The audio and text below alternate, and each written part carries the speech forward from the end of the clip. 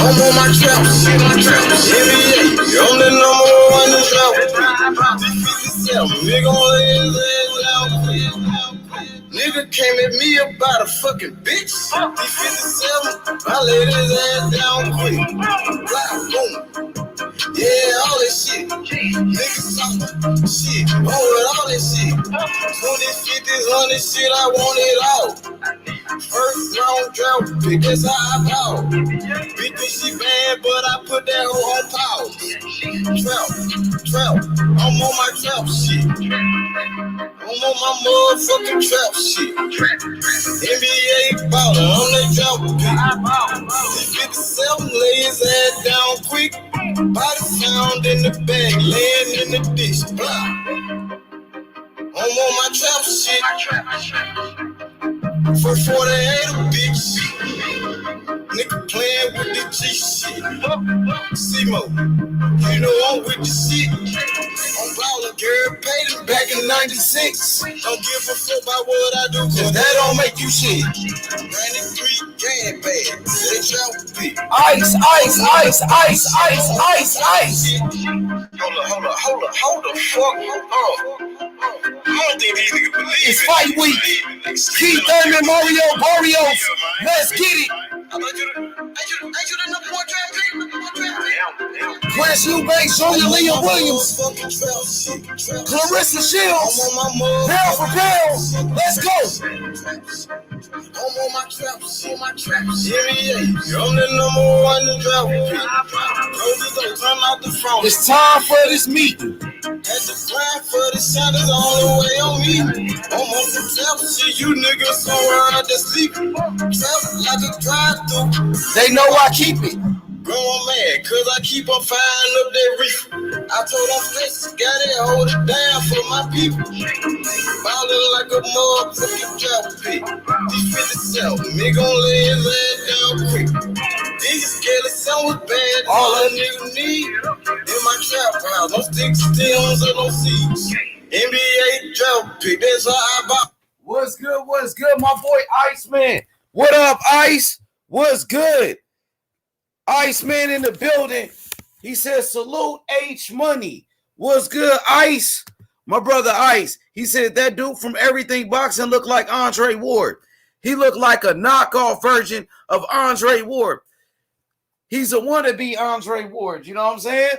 Andre Ward, SOG, undefeated champion, first ballot Hall of Famer, Olympic gold medalist, one of the best fighters to ever do it, Ice.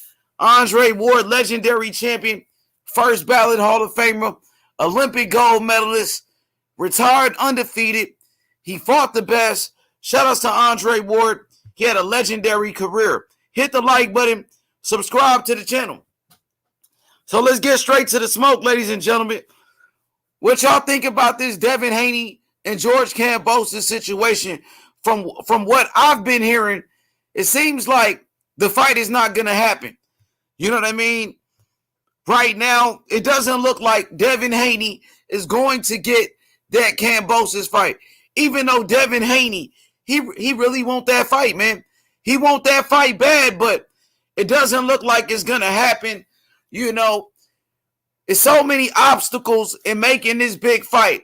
You know, George Kambosos, he's under the impression that he's the undisputed champion.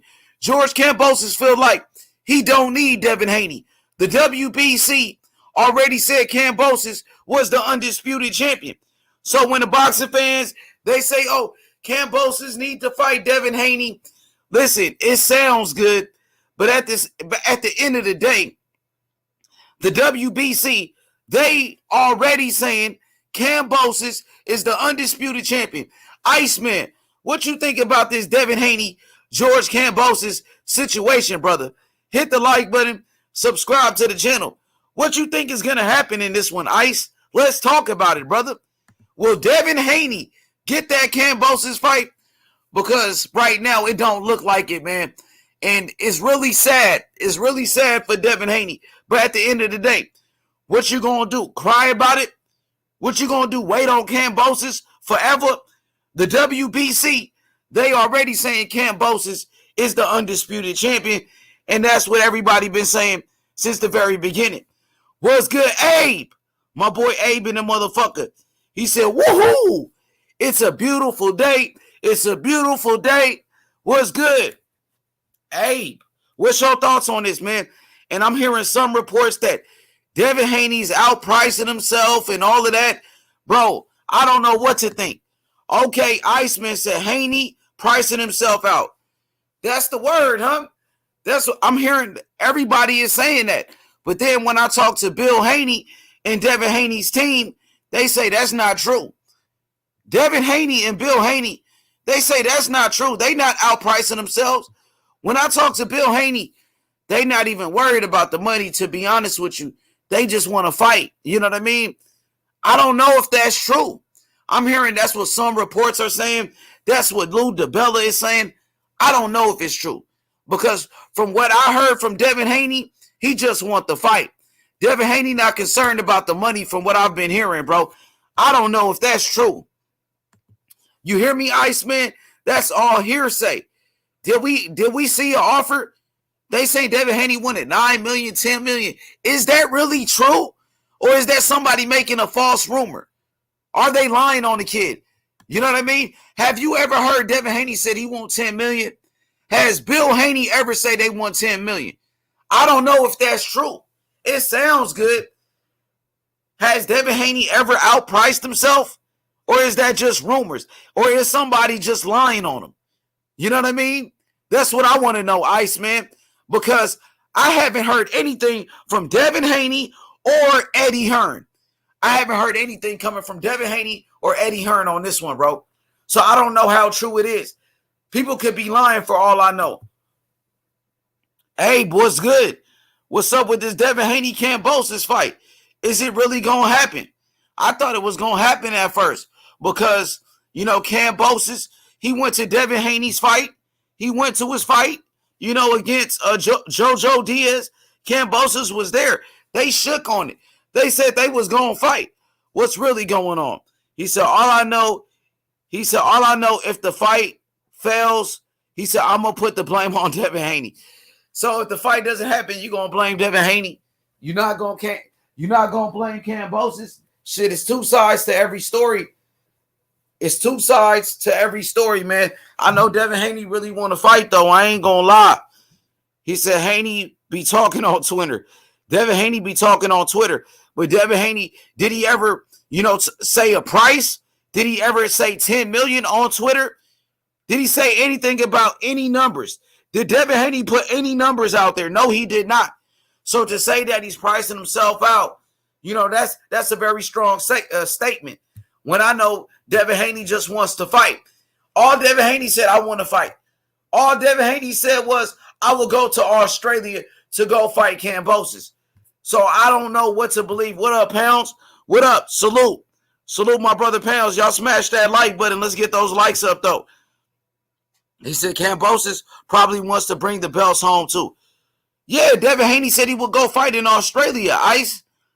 Devin Haney said he will fight Kambosos on Jupiter for anything. So, listen, for whatever reason, if the fight doesn't happen, what is Devin Haney going to do?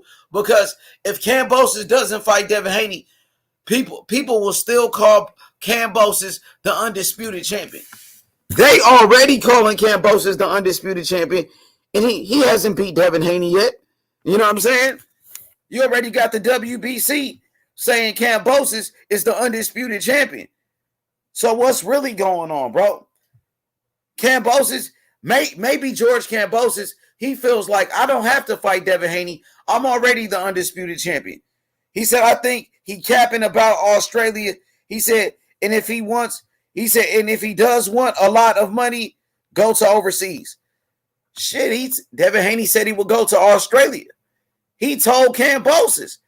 He told Kambosos to Kambosos' face, I will fight you anywhere. I will fight you on Jupiter. You know what I'm saying? So I can't say that. I can't say that, bro.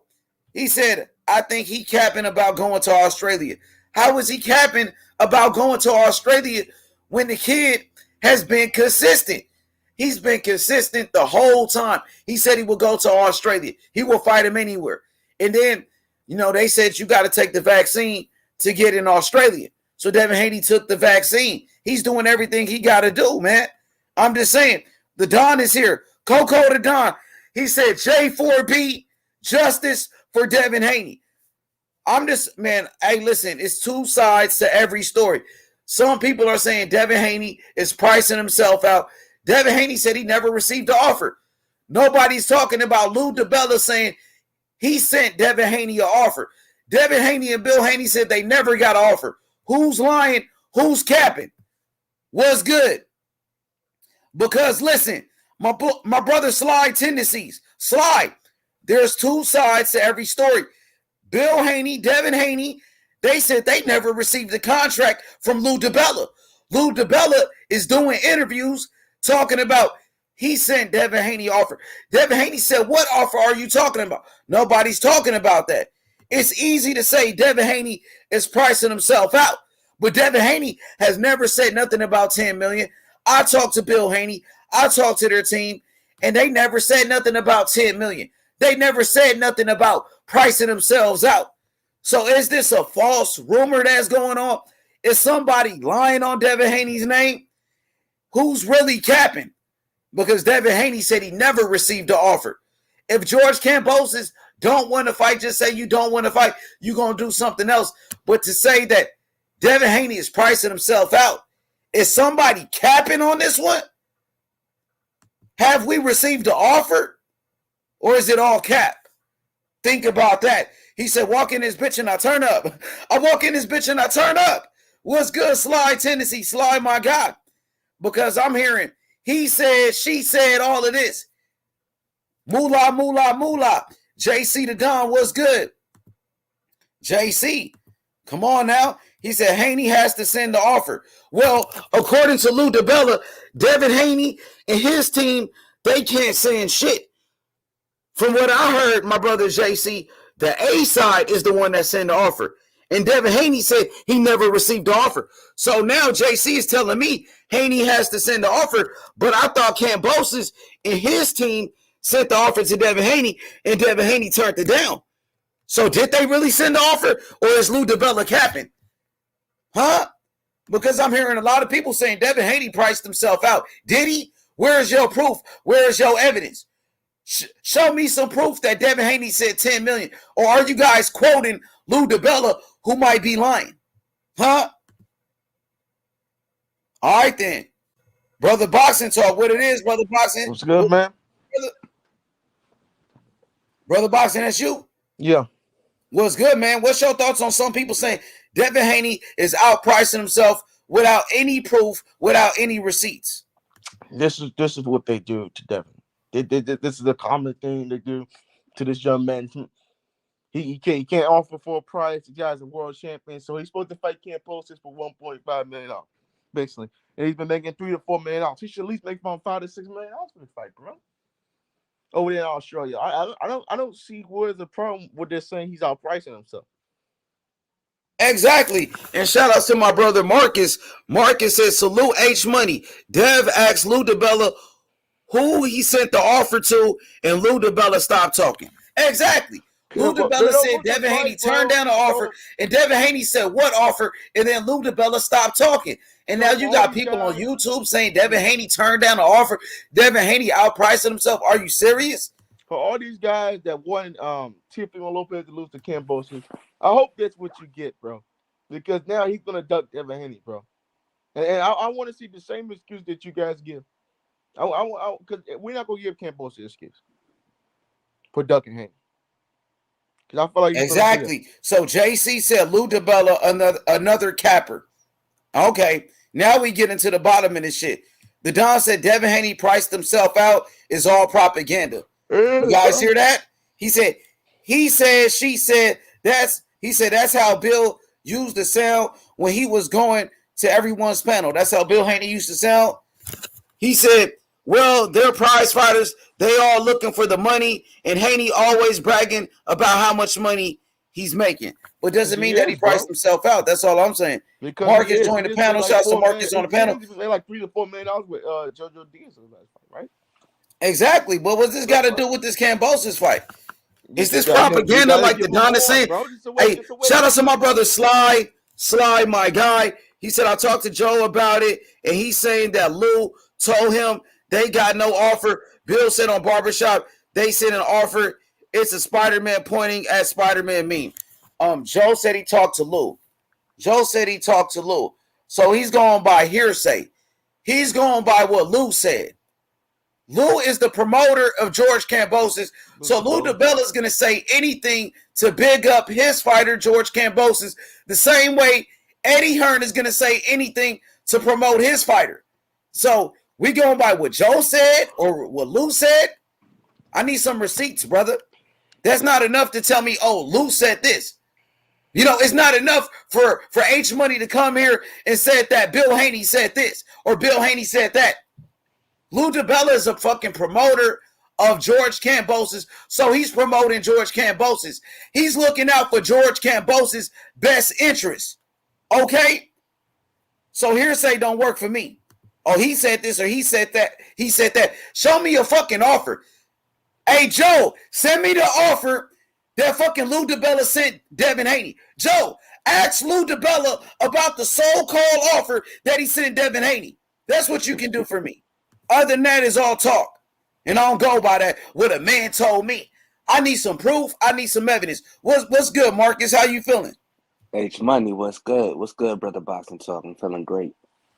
Man, what's your thoughts on this? People are saying Devin Haney outpriced himself. Lou DiBella he's the same guy that said he sent Devin Haney an offer, and when Devin Haney asked about the offer, what offer did you send me? Lou DiBella got quiet like a church mouse. So, Joe, ask Lou DiBella about that so-called offer before we start saying this and that. Hey, go ahead, Marcus. Touch on it. It's Cap 19. It's still a pandemic, man.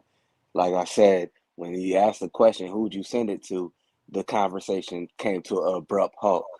Yeah, Joe. Hey, Joe, since Joe, you're talking to Lou DiBella, why don't you go ask Lou DiBella about this so-called offer that Lou DiBella sent Devin Haney? Because when Devin Haney asked Lou DiBella about that offer, Lou DiBella got quiet like a church mouse. So ask him about that. Ask the real fucking questions. Go ahead, brother. I mean, we said it all, you know what I mean? The conversation came to an abrupt stop. Now they're pulling out numbers that we never heard of, 8 or 10 million. Devin Haney never made half of that in the fight from what I recall. So, and he know the market better than these other fighters because he actually makes the money. So why would he request that much money when he knows that the pot is only so big for a fight with George Kambosos? And who's to say that this man Kambosos can actually bring 80,000 people to a stadium? Now, I know he's looking like a rock star. I've seen the videos on social media, but has he ever put more than 10,000 people in one spot before? I know he Exactly. fought the man. But where's the proof? Where's the numbers? Because last time I checked, I asked Joe, what was the numbers for Manny Pacquiao and Jeff Horn? They didn't even do 40,000. So what makes him think that he's bigger than Manny Pacquiao and Jeff Horn in Australia? Exactly. That's what I'm saying. Just because this guy on this channel said this and said that, don't mean that it's true. You know what I'm saying? He quoting what Lou DiBella said. I need some evidence. I need some proof, man. This is 2022. I just don't go by what somebody told me. Lou DiBella is the same guy that said he sent Devin Haney an offer. Where's the fucking offer? Ask Lou DiBella about the offer that he sent Devin Haney. Did he really send the offer, or did he cap and lie about that before we start going around taking what Lou DiBella said and act like it's law? What Lou DiBella said goes. What Lou DiBella says is the truth. All he is the promoter for motherfucking George Kambosos. Fuck out of here. The H Money was good, Justin Trouble. Go ahead, Marcus Cook. The promoter without a network or a stadium. Lou DiBella. So who's he sending offers for on behalf of? Because last time I checked, he don't have a network. Exactly. People, they quoting Lou DiBella, George Kambosos' promoter, like what he say is the law. What he said goes. Well, Lou DiBella said this, so this mean, bro, Eddie Hearn say dumb shit all the time. Bob Arum say dumb shit all the time. All he is a fucking promoter. He gonna say whatever it is to make his fighter look good. Come on, bro. Stop with the bullshit, and then you go around and spread it like this is the fucking truth. Bill Haney said something different. Come on now. Let's go. Shout out to JC. He said, H, remember when you did the Horn Fight stream from Australia? You had 5,000 people in the chat. They turned up in Australia all the time. Hit the like button, subscribe to the channel. All the time. He said, if I remember right, Devin said Eddie Hearn would give George Kambosos whatever he wanted. He said, and I know that's true. Yeah, we don't, you know what I'm saying? We don't know what's going on at this point. It's all he said, she said. That's all it is. Salute my brother Bruce. What's good? Hit the like button, subscribe. The Don is here. Wilder fires Blue for a reason, H Money. It is what it is, man. Devin Haney is a duck. William Boxing. What you think about that, Marcus? William saying Devin Haney is a duck. Hey, man, they can say whatever they want, but last time I checked, Devin Haney is the one getting vaccinated, calling people out, trying to do whatever it takes to make the big fights. The last time I checked, he had to trap his mandatory just to get them in the ring. I don't see nobody else having them type of issues getting people in the ring. Absolutely, absolutely. What you think about this narrative, though, that people are pushing this propaganda that Devin Haney is outpricing himself? Do you believe it, or do you think it's just, it's just cap? They capping on the kid and they lying on his name. Listen, man, like I said, I feel like it's all cap. This is the second time they threw out a $10 million price tag attached to Devin Haney's name. The last time it was, 6 months ago with Rolly Romero, saying that, he wanted $10 million to fight Rolly. Come on, man. And then they try to lie and say Devin Haney was outpricing himself with Lomachenko. They try to lie that Devin Haney was outpricing himself with Teofimo Lopez. Shit is lies, bro. You know what I'm saying? If George Kambosos don't want to fight Devin Haney, he wants to do something else, just say that. He gonna do something else. He about to go fight Loma for whatever reason. But don't lie and say this is the reason why they not fighting, because Devin Haney asked for $10 million. Devin Haney ain't never said nothing about $10 million. Show me one interview when Devin Haney said he want $10 million. Show me a receipt. You can't do it. This shit is all cap. And they quick to lie, bro. You know what I'm saying? Let's go. You already know, Aries. We're gonna keep it a buck over here, bro. Because I see a lot of lies going on. I don't know what to believe. If George Kambosos want to fight Lomachenko, for whatever reason, go ahead and fight him. But to say this is the reason why Devin Haney ain't going to get the fight, Devin Haney is not getting the fight because of this and that, I don't believe that shit. I don't believe that shit, bro. I talk to the Haneys all the time. They just want the fight.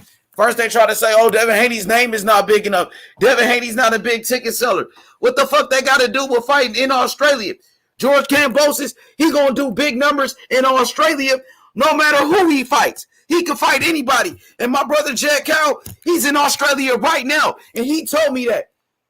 So I know people in Australia that say Devin Haney is a big name. Stop lying on Devin Haney, bro. That's all I got to say, bro. You know what I'm saying? If Kambosos want to fight Loma, go ahead, fight Loma. But don't lie. That's all I got to say. I got you. I'm loading up my computer right now. I'm finna go to it.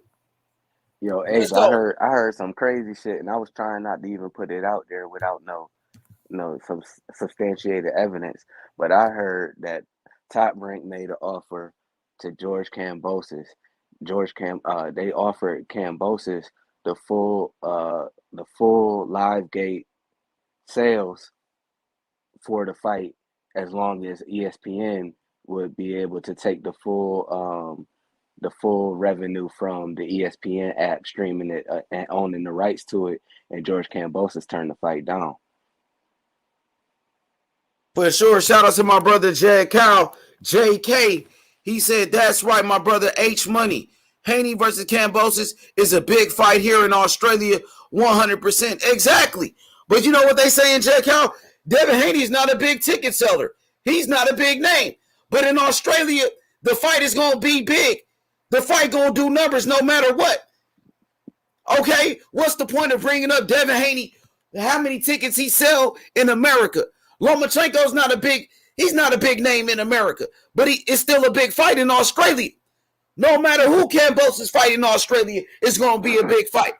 Kambosos, he could fight against Tevin Farmer in Australia. It's going to be a huge fight.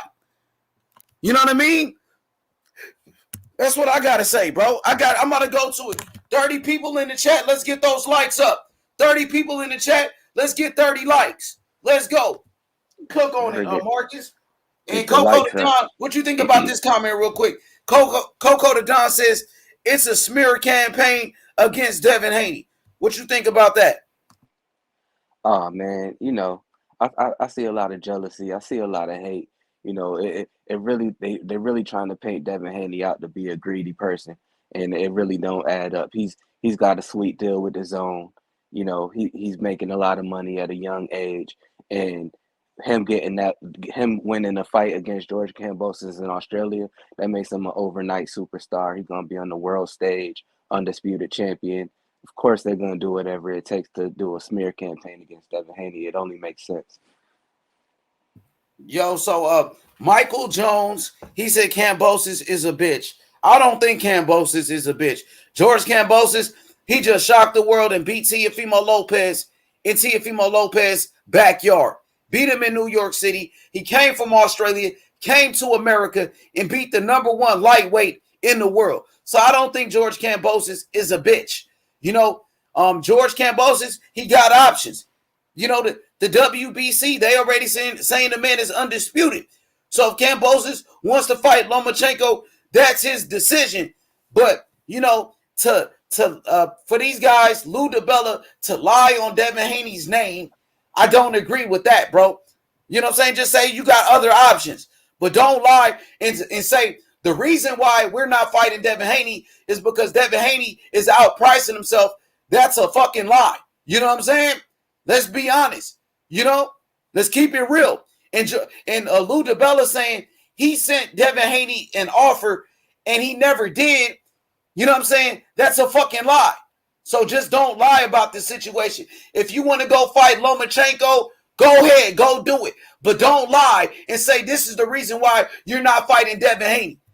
Don't lie about it. That's all I got to say, bro. Go ahead, Marcus, touch on that.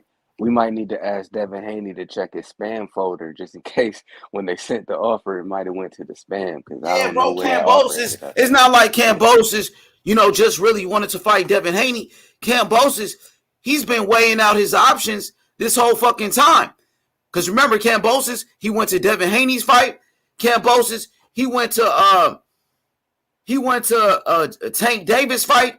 He talking about fighting Lomachenko. He's been weighing out his options. And even on Twitter, George Kambosos, he put out a poll. He asked the fans, who do you want me to fight next? Loma, Devin Haney, Ryan Garcia, Tank Davis. So he's been talking about fighting other guys this whole fucking time. So come on, man. Let's just be honest. That's all I'm saying. Kambosos, he's been looking at his options.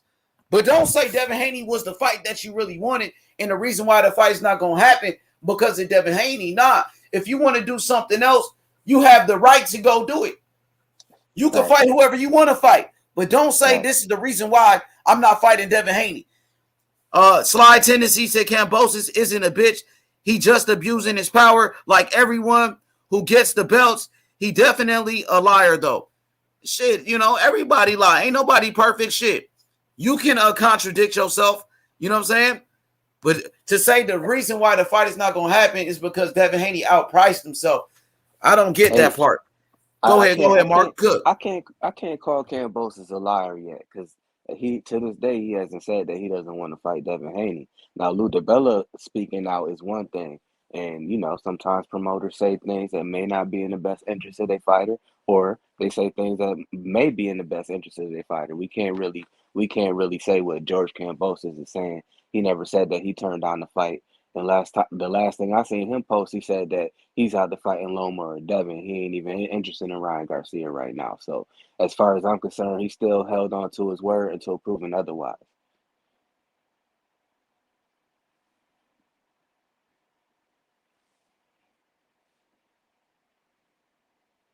Sly, yep, he's a great cut. Hey, man, you can't disrespect Kambosos yet, man, because what if he signed on the dotted line today?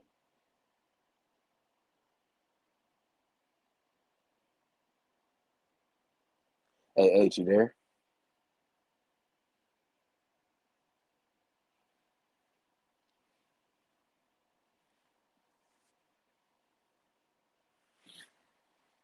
H, I don't know if your mic went out, but I can't hear you, bro. Oh, you can hear me now? Yeah, I can hear you now. Yo, so what I'm saying is, what has Ryan Garcia did to deserve a fight with George Kambosos? What has he done? Who has he beat? Ryan Garcia, he hasn't even fought in over a year. Ryan Garcia has never even beat a former champion. And there's no disrespect to Ryan Garcia, but George Kambosos, he said it himself. He said, Ryan Garcia, I got real business to take care of. You got to get back in line. Did you see when George Kambosos said that? And what did you think about that? Yeah, I saw that, man. You know, I like the way George Kambosos is talking. You know, he definitely big dog Ryan Garcia right there.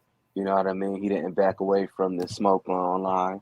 And at the end of the day, he went in the ring and he earned his belts against the number one guy in the division, Teofimo. So Ryan Garcia is we don't talk about it often enough, but Ryan Garcia is still Devin Haney's mandatory. So it would make no sense for George Kambosos to go around the WBC champion Devin Haney to fight Devin Haney's mandatory who hasn't fought in over a year. That's crazy. Absolutely, man. It's two sides to every story. So that's why, we got to cover everything. We got to keep it 100. You know what I'm saying? A shout out to my brother, Anthony Evans. What's good, Anthony? He said Tank is the best out of all of them. What you think, Prime Time? Do you feel like Tank is the best out of Loma, Devin Haney, Ryan? Is Tank the best guy for Kambosos? Yeah, I think so, bro. I think that's gonna be one of the biggest draws. Because Loma, he's getting a little older. You know what I'm saying? I don't see that. So Kambosos and Tank, bro, that's gonna be it. That's something that I know a lot of my people, a lot of friends I know, a lot of people will go out and purchase. You know what I mean? Opposed to trying to stream it or say it's not a good fight. It's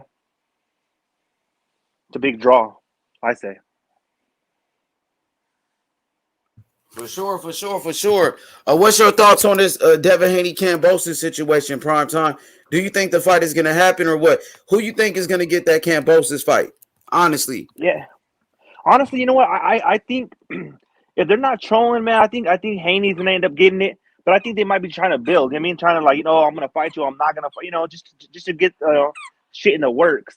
But I don't know if it's not Haney, bro. I was thinking about that earlier. I can't call it. I don't know who or I don't know what will make the most sense. But like I said, Tank will make the most sense, as far as, that bag. But I don't know, bro. That's a good question. It's a real good question. But go ahead. Yeah, do you think Tank will take that fight if it was offered to him, the Kambosos fight, or you think Tank is just doing his own thing? Man, I can't see him passing it up. You know what I mean? I can't see. Unless his team advises him against it, it's not good for you right now. But I doubt that, because if they put that out there, that energy in the air, Tank, he seems like he's pretty, on the square. So I think he'll take it, But like I said, it all adds up. It all has to add up. The dollars have to add up. That's the pushing factor. If the dollars add up, then he's gonna fight. You know what I mean?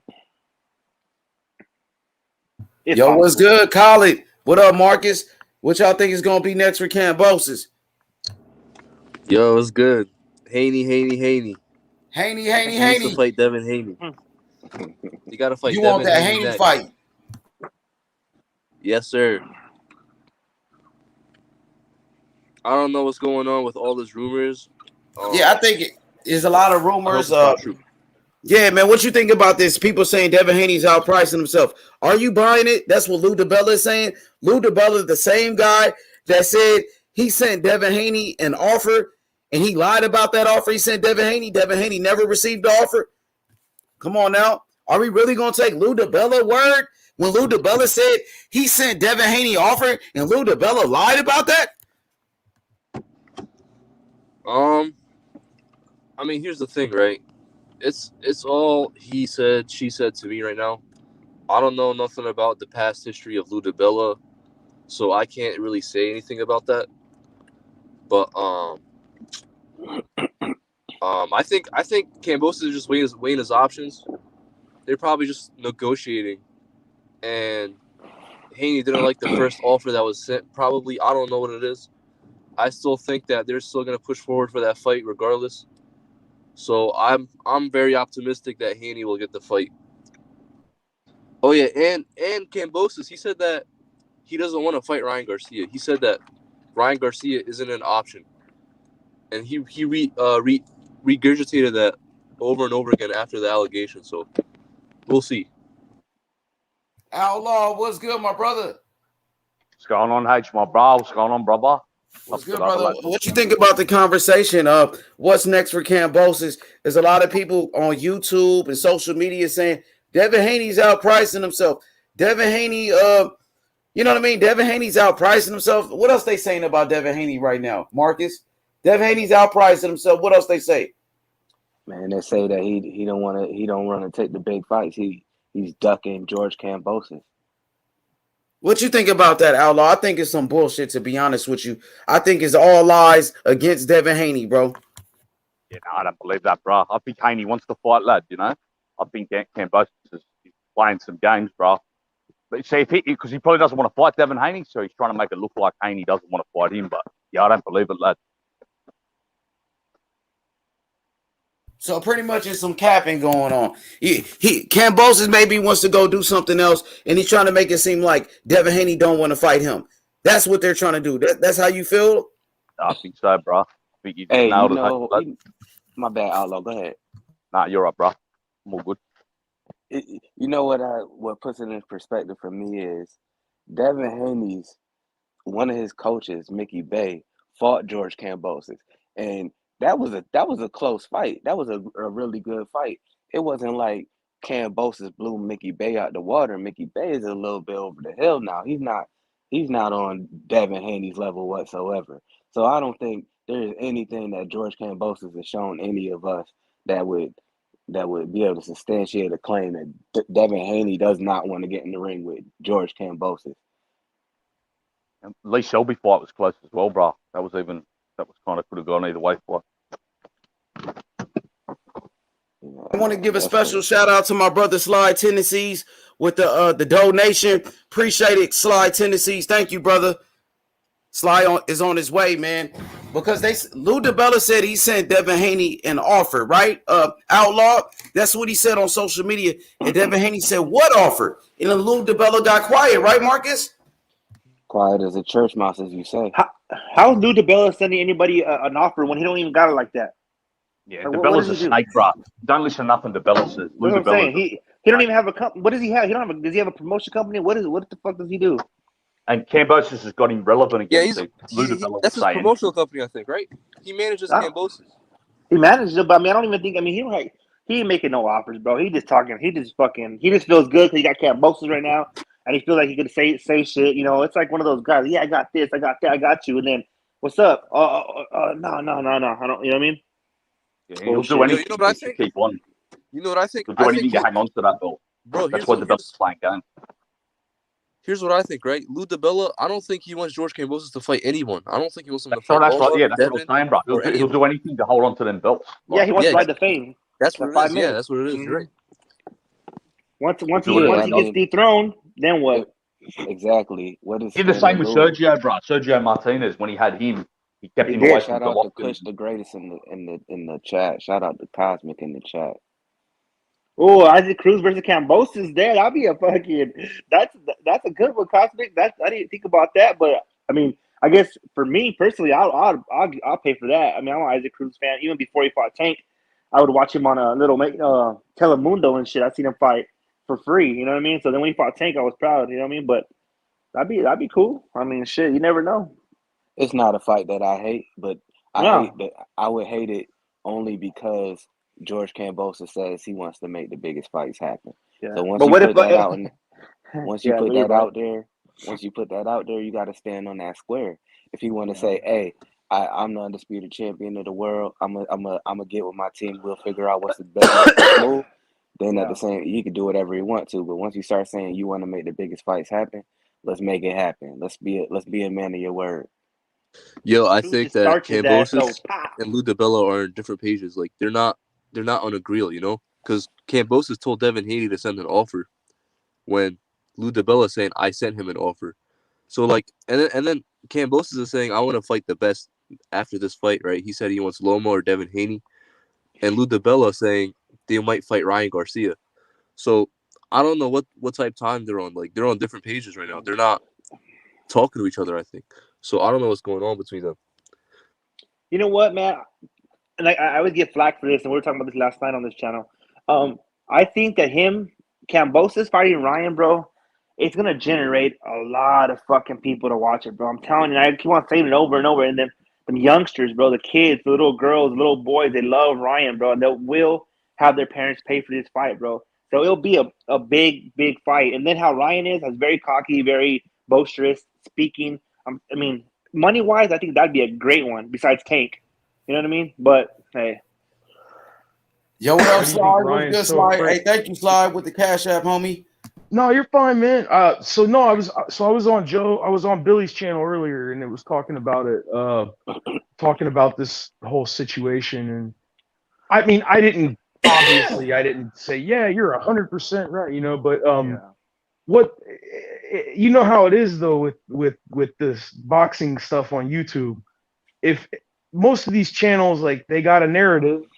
And if 3 or 4 people of prominence say something that they like, it's the truth, no matter what. And I like Joe was saying, and the whole time I'm thinking, like, because he talked to Bill, but it's just like you said earlier, like he'll say that he didn't make an offer, and then he'll say he didn't make an offer. You know what I mean? So it's like, that's why I said it's like the Spider-Man pointing at Spider-Man meme. It's like, you know, like, and I don't know. I don't think, like, there's a few people sent me something saying that, hold on, I was going to read that shit to you. They sent me this thing, Eddie Hearn on Kambosos versus Haney. I guess he did an interview with IFL, and he said, Devin, the kid's smart. He's made a lot of money. If you believe you can win this fight with Kambosos, don't price yourself out. Generally, he laughs at other promoters and outbids them. But here he's asking Devin not to price himself out. Looks like Bob Arum has put in a serious offer in front of Lou DiBella for Kambosos. I think what it is it's not that he's pricing himself out. Obviously, he's going to be – I think Devin, he's already made a lot of money. I think he wants to make the belts. Not make the belts. I think he wants the belts. I think he wants the belts, but at the same time, though, I think that Kambosos, like, he's just trying to get as much money as he can, and it's like, you're going to get a stadium, you're going to get pay-per-view. So I don't know why, and he's the one who talked all this shit about Tio not being undisputed. And if Mauricio Suleiman says that the franchise belt is more important than the WBC, than the regular belt, well, if that's the truth, then that would make Devin Haney the #1 contender in the WBC, right? Wouldn't it make him the mandatory? I don't know if the franchise got mandatories. Remember they were saying that the franchise. I'm just being sarcastic. I mean, I got you. But yeah, in reality, in reality, that's what you're saying. Like, Haney should be the #1 guy because he got that belt. Mandatory. How many of you guys really believe, like, honest question, like, that people, the fighters are doing this, like, you know, to fight, right? Opposed to the bag. Like, which one? I can't name one person who in their heart was like, you know what, I want to fight the best fights, even if I don't get, you know, paid what I think I should. That's slim to none, bro. You know what I mean? And that's the way it's gonna be from here on out. And that's why we can't get the fans, what we feel we should get. Because I think everybody kind of skips over that part that inside of us all, as humanity for the most part, it's that greed, bro. And it's not even the evil greed. It's just I need the most I can get, right? And, you know, that's just the way it is, bro. I mean, I can't foresee, no matter who Kambosos fights, he's gonna make the most money. He's the A side no matter what, because he's in his own home country. 70,000, 80,000 seats, exclusive pay-per-view rights in Australia. He's gonna get the most. So I don't know why. Like I think these guys are trying to do it Canelo purse. You know what I'm saying? And I think I'm gonna say this: if Haney is outpricing himself, like these guys are reported and shit, it's not good. That's not good at all. You know what I mean? Say that that shit is true. That's not good, bro. You should do whatever it takes to get this fight. Now, I seen Aki TV was saying some shit about Devin Haney being the A side over Kambosos. Oh, no way. Yeah, I seen that. Come on. Well, I think Aki was like, Devin Haney doesn't worry about being the B side or some shit. But if they arguing who's the A side, Kambosos, Haney, Kambosos is the A side. Now, if you know what I mean, if that's the problem on who's being the A side, well, Haney said he'll go to Australia, so Kambosos got to be the A side. If Haney said he'll go there, because Bill Haney wouldn't even say that his son's the A side in this one because he knows that he needs if they want to get undisputed, like he knows that. Aki though, man, he's just a fucking dick writer. He'll say anything. Straight up, dude. This guy, like, I mean, look at what he did. Look at the Wilder shit, man. He was like, don't get me started on that fucking guy. Aki. Yeah, I'm just saying it like he had a videos. He was talking about how Haney really should be the A side, and I'm thinking like, bro, you shouldn't even worry about who's the A side. Fuck it, take the B side. Don't even worry about A side, B side. I don't get that part. But shit. Go ahead, bro. I think that like how do I say it, bro? Like perspectively, right? I think he's talking more or less like Devin Haney should be the A side because you know what, Devin Haney's coming up. He's a great name. He's probably gonna be an A side after Kambosos. He more likely probably can be Kambosos, and then he'll be the A side from here on out. But I think that he's speaking a little bit too prematurely. But I feel like, like I said, it's always about feeling, right? Like, I'm the A side, But it's not. You got to go off facts. Right now, Kambosos has unified or quote unquote, whatever he is, and has a belt. So take the belts, and then that's it. You're A side. You know what I mean? But, it only matters until it doesn't matter. Exactly. To add exactly. some context to what's being said, I think that we can all agree that Devin Haney should do what it takes to secure the belts. The belts are for sale right now. It's going to the highest bidder. Is Kambosos a true A-side champion? No. You can't say that. He has no data to prove that. I would have to say only in Australia. At this point, he definitely got to be the A-side. He just beat the man that beat the man. The man is a rock star in Australia. He got all the fucking belts. He could put 80,000 people in a stadium. Can't nobody else do that in the lightweight division. He got to be, bro. But can he actually do that, H? Yeah, he can. But can he actually fill Hell yes, bro. Australia, without a doubt. Hell yeah, bro. You didn't see him at the Australian Open. The dude couldn't even walk around. He was fucking like Michael Jackson. Yeah, he couldn't even go to the fucking. He couldn't even get a goddamn Slurpee, dude. He got mobbed by like 50 people. Exactly. He was like, Jesus. People are fainting for this. When they see Kambosos, they're fainting, bro. There hasn't been a sporting event since COVID in Australia. So what do you think's going to happen when they get that fight? Did you guys even hear that he had? I guess he had somebody that like dressed the same as him. I don't know if this is a cap or not. Oh, they got a clone. They got a George. They had a guy dressed like him and shit, kind of like trying to like if he's to leave first type shit. I guess people were following him and they found out it was Cap. He's got some swag on him too, man. He's got some swag on him. Hell yeah, that boy be dripping. He dripped like a motherfucker. You see his clothes?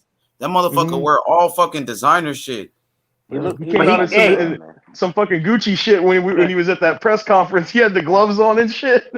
Hey, but you know what though? He has to win though, bro. Because that fame, that clout, it go as fast as it came, as fast as it'll leave too. You know what I'm saying? Well, Kambosos can milk it if he wants to. He can fight anybody. He could fight Tevin Farmer in Australia, put 40,000 people in the arena. You know what I mean? So you got to remember too. Look at Danny Green, the guy who former champion. Who knocked out Roy Jones. The guy who knocked out Roy Jones. Look at Danny Green from Australia. Guess what? He sold out stadiums until he retired. Just off of that one fight, and he lost after that. Fuck it, Kambosos should say fuck it. Yeah, should say fuck it and go fight Gary Russell. Just beat his ass real quick. Fuck it. Go. I'll tell you what. If Haney don't get this fight, if for any reason, I don't even want to say it because it makes me sad, but if he don't get this fight, he's got to fight Gary Russell before he goes to 140. Gary Russell Jr. or Gary Russell's brother? Gary Russell Jr. Okay. You think he gonna get credit for that after Gary Russell just got his ass whooped by Maxwell? True. I just think they just on the shit talk alone though, like them fighting, them whooping on Twitter and shit, and sending videos, and I'm gonna kill you and all this shit. I want to see that shit. So you feel like if Devin Haney don't get that Kambosos fight, you would like to see the Gary Russell fight, or who else could he fight? Like, what would Devin Haney do if it's no Kambosos fight? What's next for Devin Haney? You just can't get these people to fucking say like the Ryan Garcia shit. How is Ryan Garcia in any universe gonna get a shot at the title when he fucking said to Devin's face, I'll fight you next on the mandatory. And then as soon as he left the building, I ain't fighting him. Hey, bro. Like, come Hey, on, bro. man. But mark my words, bro. That somehow, some way, if Garcia really wants to pull the trigger, bro, they're gonna give him any fight, bro. He just has that, bro. For some reason, he's like De La Hoya. Like even though he can't, De La Hoya has had hands, he could fight. But for some reason, just how his marketability, his looks, they're gonna give him some shit, bro. It just That's what makes even me. it. No, I'm not Yeah. saying it's true, but it Yeah. doesn't make it right though. It doesn't make it right, Like, but like sociology, bro, of it, of like how you look and how you fucking get all that shit, bro. It comes into play in reality, and it it sucks, does, bro. People are like, "Oh, you Ross, you're crazy," or you're Money trying to say talks some and bullshit walks. Yeah, exactly, Hey, bro. Way to go. Prime, you said the way somebody looks like. You mean what you mean by that? Basically, bro, like me, right? I'm 6 foot, brown, dark skin, tattooed guy, right? Obviously, my marketability in the masses is gonna be like, no, not too much. Ryan Garcia, bro, lighter skin, handsome, you know what I mean? TikToker, He's Instagram. marketable. Exactly, bro, and it sucks, bro, because But it Devin takes Haney's away. got all that too, though, Yeah, in my opinion. and Haney does too, He actually does. But the only thing about And it's Haney, I not. think I'm not just saying that either to cap for him, but I mean he really no, does. He's a young he does. dude. He's got He's a the handsome only dude, difference yeah. between him and Ryan is that he just doesn't have the knockout power. But he's That- got way better skills though. No, but that and Haney doesn't do what Ryan does as far as the cap goes, right? Ryan Yeah, will go that's on true. fucking with Mike Tyson, but I'm gonna knock tag out and go. I mean, so that even though it's not right, and a lot of people don't like it, especially if you're over 30, you're kind of like, okay, shut up, kid. But a lot of the Yeah. youngsters, a lot of the youngsters, they love it, bro. And I know people are like Ross or Prime, yeah, that's not right. But yeah, He's got a point. He's got a point, H, because the biggest pay-per-view last year wasn't a. You know what the biggest pay-per-view of the whole year last year was? Jake Paul. Jake Paul. Exactly, Marketability, versus bro. Ben Askren. I'm telling you. And it's sucks, and a Bobby but that's the Yoda, truth. we're not ready men. I'm just calling a spade a spade. I'm comfortable in my sexuality. I'm just saying it is. You got to see it for what it is. You can't be blind. I mean, you can't be blind. It's like when I used to see a motherfucker get all kinds of girls and like, oh, why does he get all the girls? Well, look at that motherfucker. He looks like he came out of a goddamn I know. magazine. It just still. I get it. I get all the psychology of it, but it still ain't right, man. And this is the chance for Undisputed. It's a chance to finally put all the belts in one place. And this punk ass motherfucker's already. But you got to remember too, like H, we watched all them videos and all them interviews. Yeah, Tiafimo, he doesn't have the real belts. He's he's not the undisputed champion. He's going to talk to Devin Haney, and now he's all like, well, we'll get to him when we can. Hey, you think he was doing that to get in T.O.'s head to fuck with T.O.'s psyche and shit? yeah. Because we know that bothered T.O. When people said T.O. was not the real undisputed, it will fuck with him. And you remember because Kambosos at first called Devin Haney the email champion months ago, 9 months ago, and said that Devin Haney, he's a fake champion and all of that. But then when it came closer to the fight with T.O., then he started saying T.O. was a fake champion, the fake undisputed, I think, to just fuck with him mentally. Because if you look on Kambosos on all of his social media platforms, it says undisputed champion. And he exactly undisputed. Hey, that too. And then he probably also had to realize he may potentially have to do business with Devin Haney. If he That's smart. See, that's what I'm saying. Some people see the truth. That's you got to play the game, man. That's why Haney, like Haney was talking shit about Gary Russell Jr., but he's not going to come out and call Kambosos a bitch and all that stuff. No. Because he knows he's got to do business with him eventually. It's like fucking anybody having a regular job, bro. You might say, fuck my boss, he's supposed to bitch. And then when he comes around, like, oh, yeah, what's up? I can work the 2 hours. Let's get it. You know what I mean? Let's get it. You're a good guy. I mean, but sometimes you have to. People are like, no, I'm a boss. I don't let nobody tell me nothing. I'm a player. Yeah. Oh, what's up, boss? Yeah. Exactly, bro. I mean, there's only a few people in this world that actually don't get it the way they live it. You know what I'm saying? Like, as far as don't listen to nobody. Look at when Donaire, what's his name, told Donaire's wife to suck his. Oh yeah. I mean, look what happened though. He lost the fight, Casemiro. Exactly. He said, "Fuck you, then. You ain't fighting me, punk. You want to talk shit?" Well, that's the way it is. And Casemiro got sick, and now he's still keeping his belt, but it is what it is, man. Men and women do it to each other. Dangle the carrot. You know what I mean? Oh, you want this? Okay, how great am I? You know what I mean? That just sucks, bro. But speaking of narratives, though, H, there's a lot of shit going around about Joshua and Fury too, like trying to say that Fury's fucking. It's so stupid, man. All this, like, because Kush, that's weird. Frank Warren won the purse bids. Like, I guess somehow that was actually a victory for Eddie Hearn. Like, what are you talking about, man? Like, these people are smoking rocks. Yeah. I don't know. I love boxing though, man. You know what's crazy, bro? I was thinking the other day that if all the fights we wanted to see as fans were being made and everything was going just the way it should, you think there'd be a platform for us to be out here and debating it? It would be kind of like, oh well, you know, it was a good fight, and we debated fights. Of course, there would. You know, yeah. Mhm. So we'll be debating the fights, and that'd be great. But then I think a lot of the bullshit, it's like the reality TV. A lot of the bullshit gets, you know, there's more talk about it. There's more like anger, like, you know what I mean. Negativity goes faster than, you know. I mean, in my point of view, I'm just saying, Absolutely. A lot more cap on the internet. what's that? I said there's a lot more cap on the internet. Yeah, that's what I'm saying. So everybody has channels now. Everybody, you know, and good or bad channels, they still have channels, and everybody's like, well, this guy did this and this guy did that, you know. So I don't know. It's what makes it sell too, though, man. Like, think of all the animosity and all the buildup for Wilder Fury 3. Like, it wasn't going to happen. Then the arbitration, they won the arbitration. Then we finally got a great fight and shit. But thinking about all I mean, that's how I found H's channel when he went on Barbershop and fucking wiped the floor with him. But you went on Barbershop, I mean, H Money? Hell yeah. Hey, I was If you notice, I roast the fuck out them boys. I used to go roast the shit out of them. He was on there burning them to the ground, dude. What's that light skinned dude's name? The light skinned dude there is hosted with the Barbershop dude? And the nigga with the big ass teeth. Yeah, hey, bro, I got on him one time so hard, bro. He tried to play the song on me. You know that song he plays, like if he's trying to get you off the show. And I was just getting on him, bro. Even his little co-host was dying laughing, bro. I even have it recorded. I should put it up one day. But yeah, that shit was funny, bro. Hey, we got somebody named Frank J on the panel. Frank J, you there? Yeah, I'm there, man. What's good? How you feeling? I'm doing good, man. I just feel like, man, I think Canelo the best fighter right now, man. Canelo, you the best fighter, man. Canelo number one pound for pound? Yes, sir. Preach. I will make you talk about Canelo though. You came in cooking on Canelo.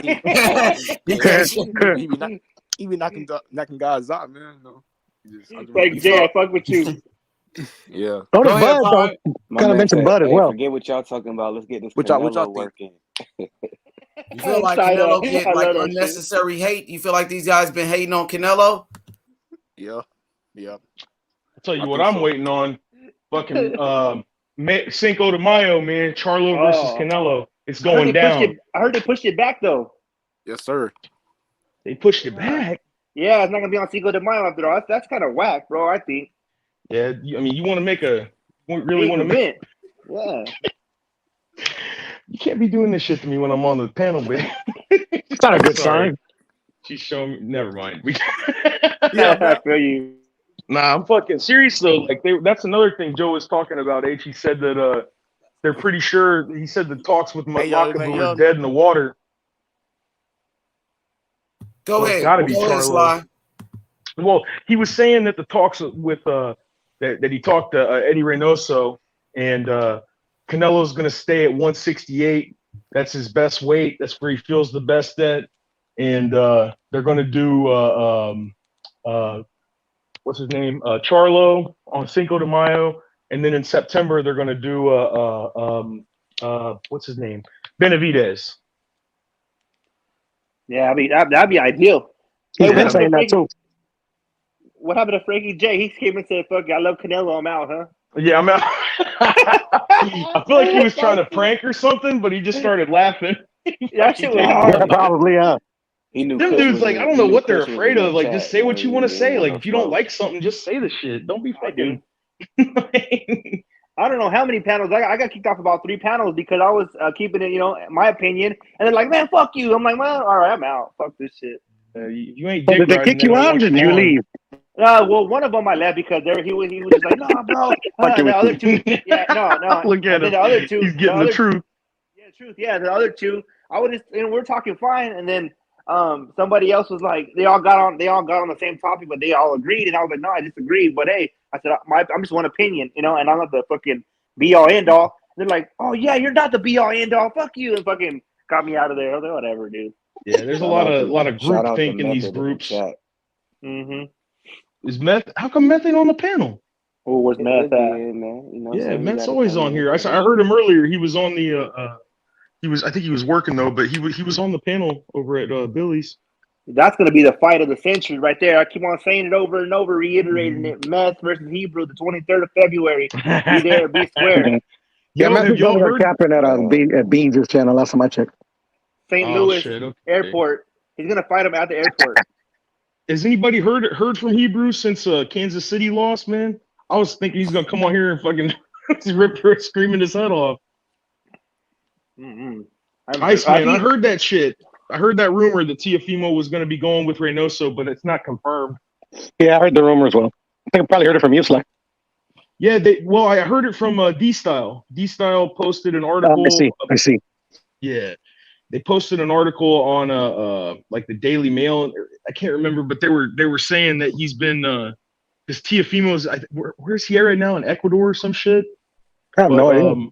When it's his home country, Honduras. I can't remember. Oh, he's in Honduras. Oh, I see. Yeah, he's in Honduras, and he got to meet the president and shit. He just put that on his social media. But when he gets, yeah, it was cool.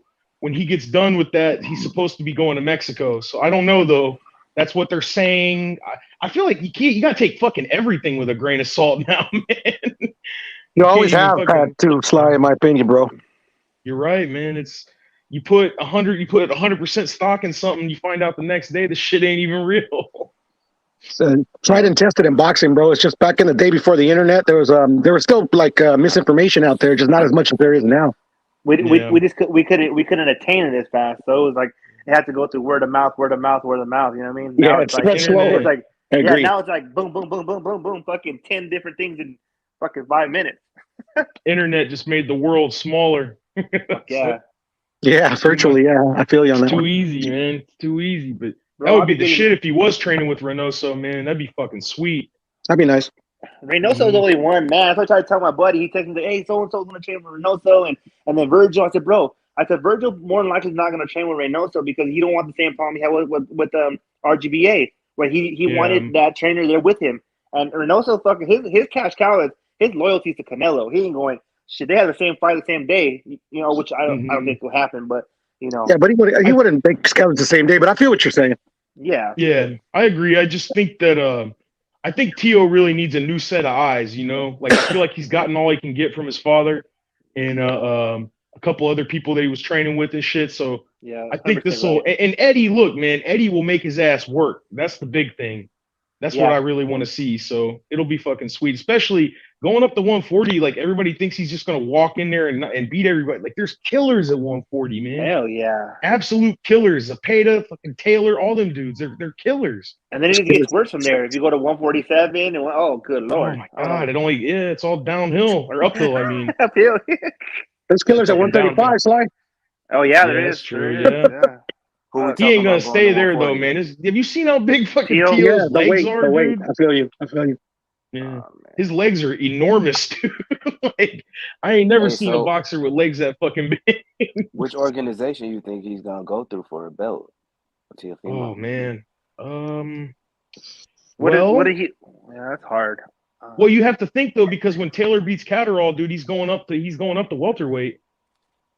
That's why I'm asking who you. What route do you think a good point. WBC would be the easiest, I would assume. Yeah, WBC would work with him.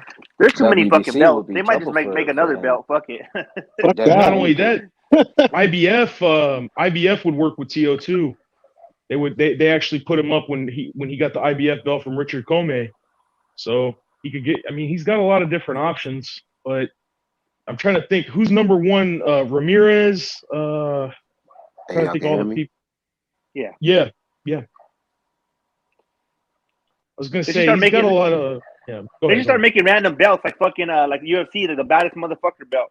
Fuck it. The BMF. Yeah, fuck it. I want them to run that one back too. I feel like they. I mean, he was fucking Nate up, but I feel like Nate. You know, he kicks it in later. You know what I mean? Nate turned it on right when George was getting tired, and they stopped the fight. No, absolutely. I was like, fuck. I mean, I'll be real though. I mean, I thought that George was definitely beating the shit out of him. Oh, fuck yeah, he was. But definitely. But how many times that's we the see thing. fights It's like Nate. that? Yeah, it's Nate though. Yeah. That's his style. He'll take damage to. Yeah.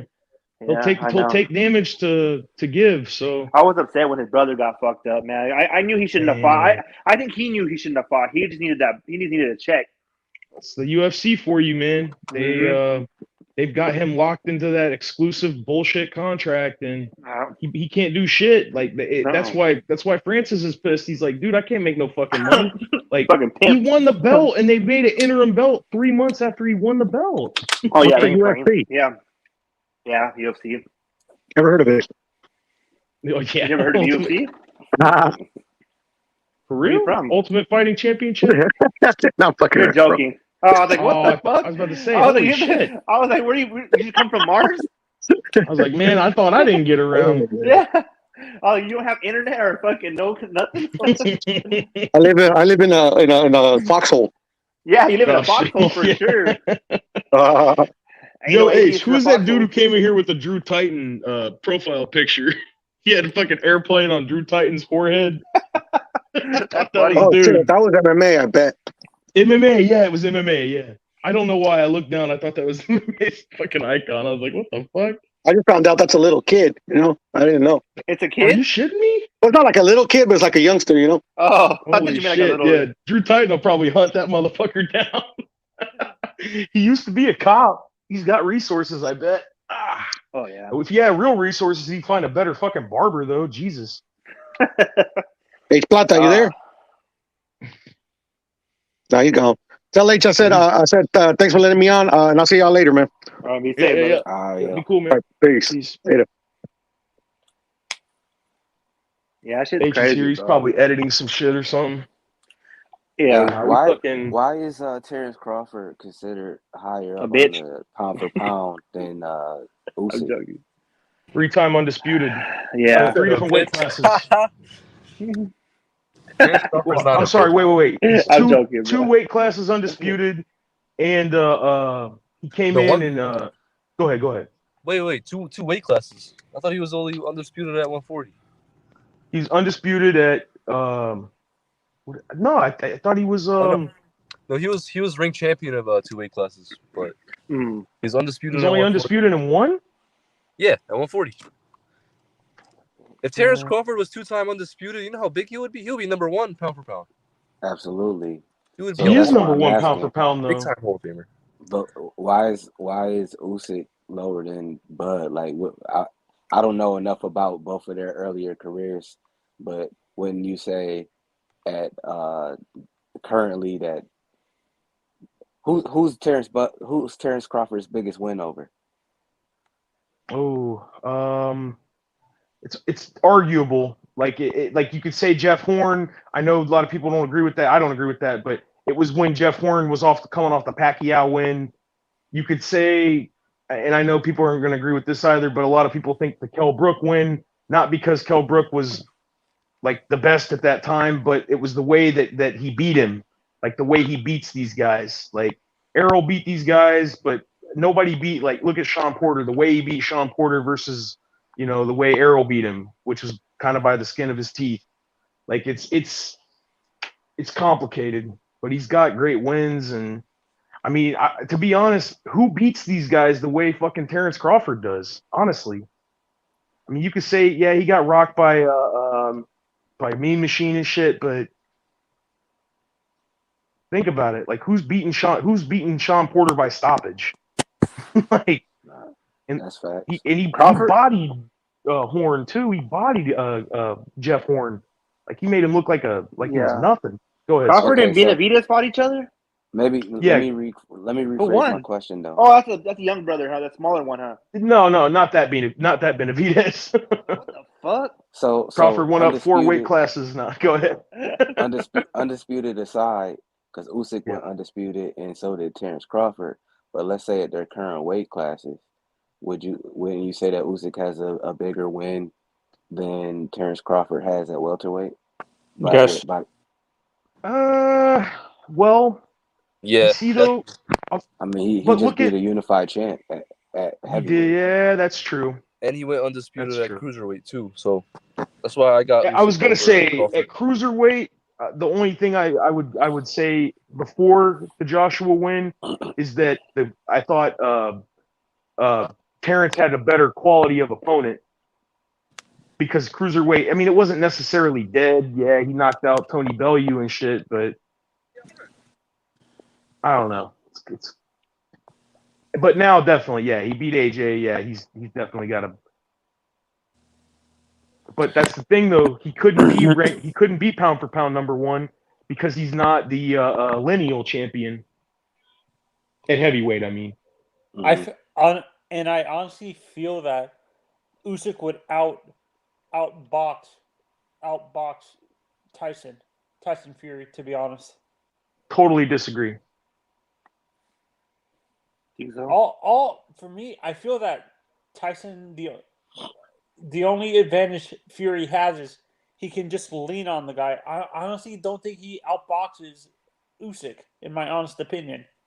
Mm-hmm. I hear that a lot.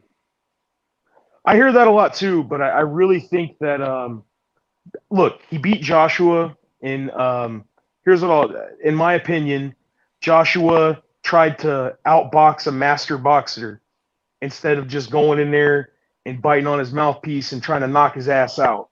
He tried to outbox with him and like stand in the pocket and all that shit. That was a stupid ass game plan. Rob McCracken was in there telling him, "You're boxing beautifully," like getting rocked every round and shit. He shouldn't have fought him like that. He should have came out there and fought him the way Chisora did. But the problem with that fighting him like that is that you can burn out real quick. Fury though, man, look, dude, this dude's got fucking footwork. He's got head movement, the best head movement I've ever seen on a heavyweight, dude. I ain't never seen, and it doesn't appear that way because of the way he's been fighting Wilder. But I think the reason that he's leaving himself open for Wilder is because he knows that he's got to lean on Wilder to tire him out. I don't think he's got to lean on Usyk like that, man. I think he can hang back and they can go fucking blow for blow. Usyk, I mean, he's dominant. You know, he's very good, but I think Usyk has underrated power. Don't you agree, Sly? No, he does. Yeah, he rocked. I think honestly, yeah, he did rock Joshua, but I thought that had a lot more to do with Joshua being tired because it was at the very end of it was in the middle of the 12th round. But and you don't think that he can get Fury tired? I don't think so. Fury. When's the last time Fury was tired? Like, be real with me. Like, even in the Wilder 1 fight. He don't carry a lot of muscle. Wilder has no footwork. That's the problem. Wilder. Yeah, but he knocked him down twice by then, and he still wasn't tired. No, like he knocked him down in the 12th, and he got up. I honestly think Usyk's footwork would tire him out because absolutely because with Usyk specifically, I think he's not going to let Tyson do all that crazy stuff he's doing, like he did with Wilder. Do you guys agree? Yeah, I agree that he's more sound, like more technical than Wilder, of course. But I mean, there's different attributes that each one has. As far as like Wilder having a lot of fucking power, and like I said, knocked down Tyson Fury. I thought the second time I thought he was dead, but he resurrected. And don't forget, Usyk, for me, I think Usyk in general has the better overall footwork because when I look at Tyson, when I look at Fury, he kind of looks like, I'm not saying he's lead foot or heavy footed, but sometimes with all the weight he carries, it feels like that doesn't seem healthy. He's like close to 300 pounds. That doesn't seem a lot good for him. It doesn't seem that way, but it's because he's 6'8". Look, you gotta. There's a few things that we're not. We're kind of used to seeing a guy that at heavyweight or at cruiserweight or whatever that looks kind of aesthetically pleasing where he's got definition and shit. But what y'all are missing though with Fury is that he's when it comes to footwork, the reason I think his footwork gets way more credit than it deserves, in my opinion, is because he makes big guys look like they're kind of lumbering. What's the last dude that fought Joshua that had the best footwork? I mean, he kind of bounces around a little bit. No. What I'm saying is, think about the last person that fought Joshua that had fantastic footwork. Nobody. Nobody. Um, So when maybe Usyk Andy comes Ruiz out had a and little fights bit. him, it looks like he's got the best footwork in the world. Maybe Like, Andy Ruiz. Andy Ruiz had a little bit, yeah. Andy can Ruiz we has just more say, hand hold speed up, than can we footwork. just say, hold up, Too. can we just say that AJ's a robot and he doesn't have really great athleticism to Absolutely. keep up? Yeah, No exactly. fluidity at all. And people just don't want to admit this shit, bro. And he fights That's- little. He fights small. I don't know why that he does that. He fights instead of being fighting 6'6" or 6'7", whatever he is. He doesn't know how crouches to down. fight with range. Tell me a fight with AJ ever kept range. Yeah, he doesn't know how to do it. I don't understand that shit.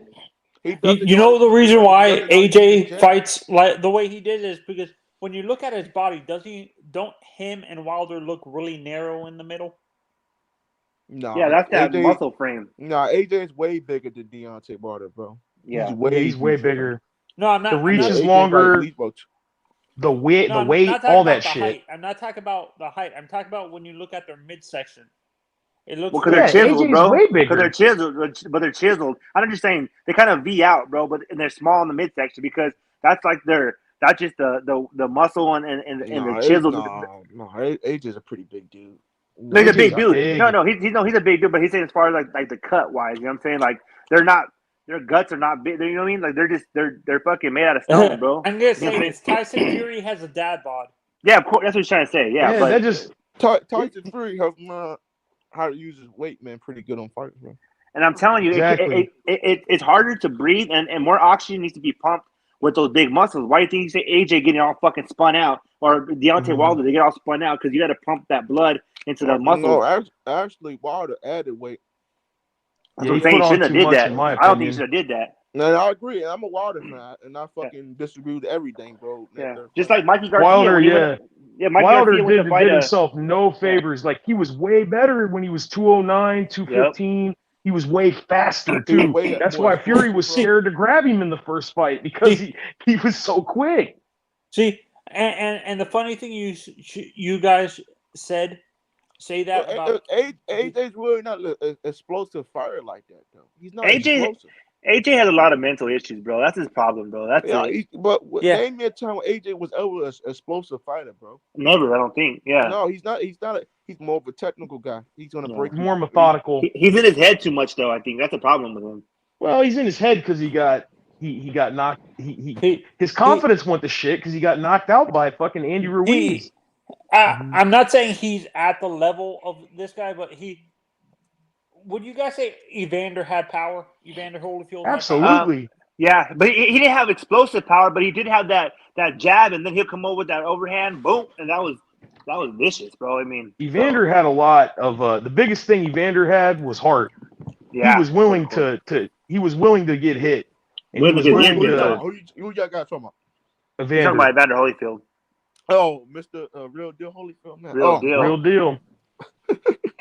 I put that on a plate. Man, please let's don't talk about these old heavyweights, bro. We talking about AJ and them niggas, man. You know what's crazy, bro? These heavyweights nowadays, you always bro, doing that shit. Yeah, he's right though. Let's keep it current. I think AJ was overhyped, bro. Okay. I really do believe that AJ was overhyped, though, bro. You guys were saying something about because AJ lost to two dudes that he didn't supposed to lose to, bro.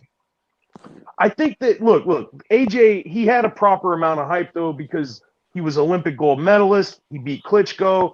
He knocked out Charles Martin in one round. So he beat Klitschko after Klitschko was sitting on the couch, man. It wasn't he was sitting on the couch. He was in his 40s though. Bro, but that's coming off a 2-year layoff. That's true. Yeah, he was coming off a 2 years. I thought Klitschko looked good though. He came in good shape. He looked good, but AJ should have demolished him though, bro. Yeah, AJ played with him way too long. Sly. Man. And then he was gassed out. And this is my problem with AJ. AJ should have finished a guy like Klitschko. Klitschko was 41 years old. He was sitting on the couch for 2 years. Come on, man. That you gotta take advantage of that, bro. Yeah, that's you true. Are a younger, fresher fighter. I want to look at both Deontay and AJ specifically. Did both of them fight Stavern, or was it just AJ that fought? Was it just Wilder fought Stavern? You talking about Brazil? No, Wilder fought Dominic. He's saying did both of them fight Stavern? No, only Wilder fought the Stavern.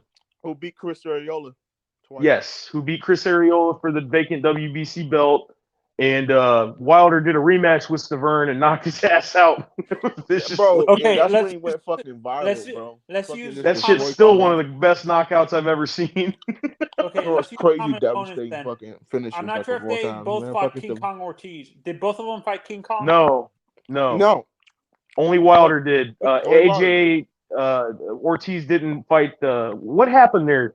Okay, so Go ahead. Yeah, go ahead. Luis Ortiz was signed with Eddie Hearn, and he was supposed to get the winner of Klitschko versus AJ, because he was the mandatory for the WBA. Yeah. He didn't. Okay. Go ahead. Did AJ and did both of them fight Andy Ruiz, or was it just AJ? Just AJ. But Andy was a late replacement fighter though. He wasn't. Yeah, Andy wasn't mandatory or anything. He had just coming off of a loss of Joseph Parker, but I think a lot of other people Andy think was he a late won that replacement Joseph Parker fighter, fight. Remember, guys, he was a late replacement fighter because Jermall Miller fought dirty. Yep, that's true. He was, and you got to remember too, Andy was in shape for that fight because he just came off a fight with the PBC, his debut. Yep, he came off that Joseph Parker shit. Yeah. What common opponents do Deontay and AJ have in terms of guys? A guy that AJ struggled with, but Deontay dominated, or vice versa. They both knocked out. Yeah, they both knocked out Brazil though. He knocked out Brazil.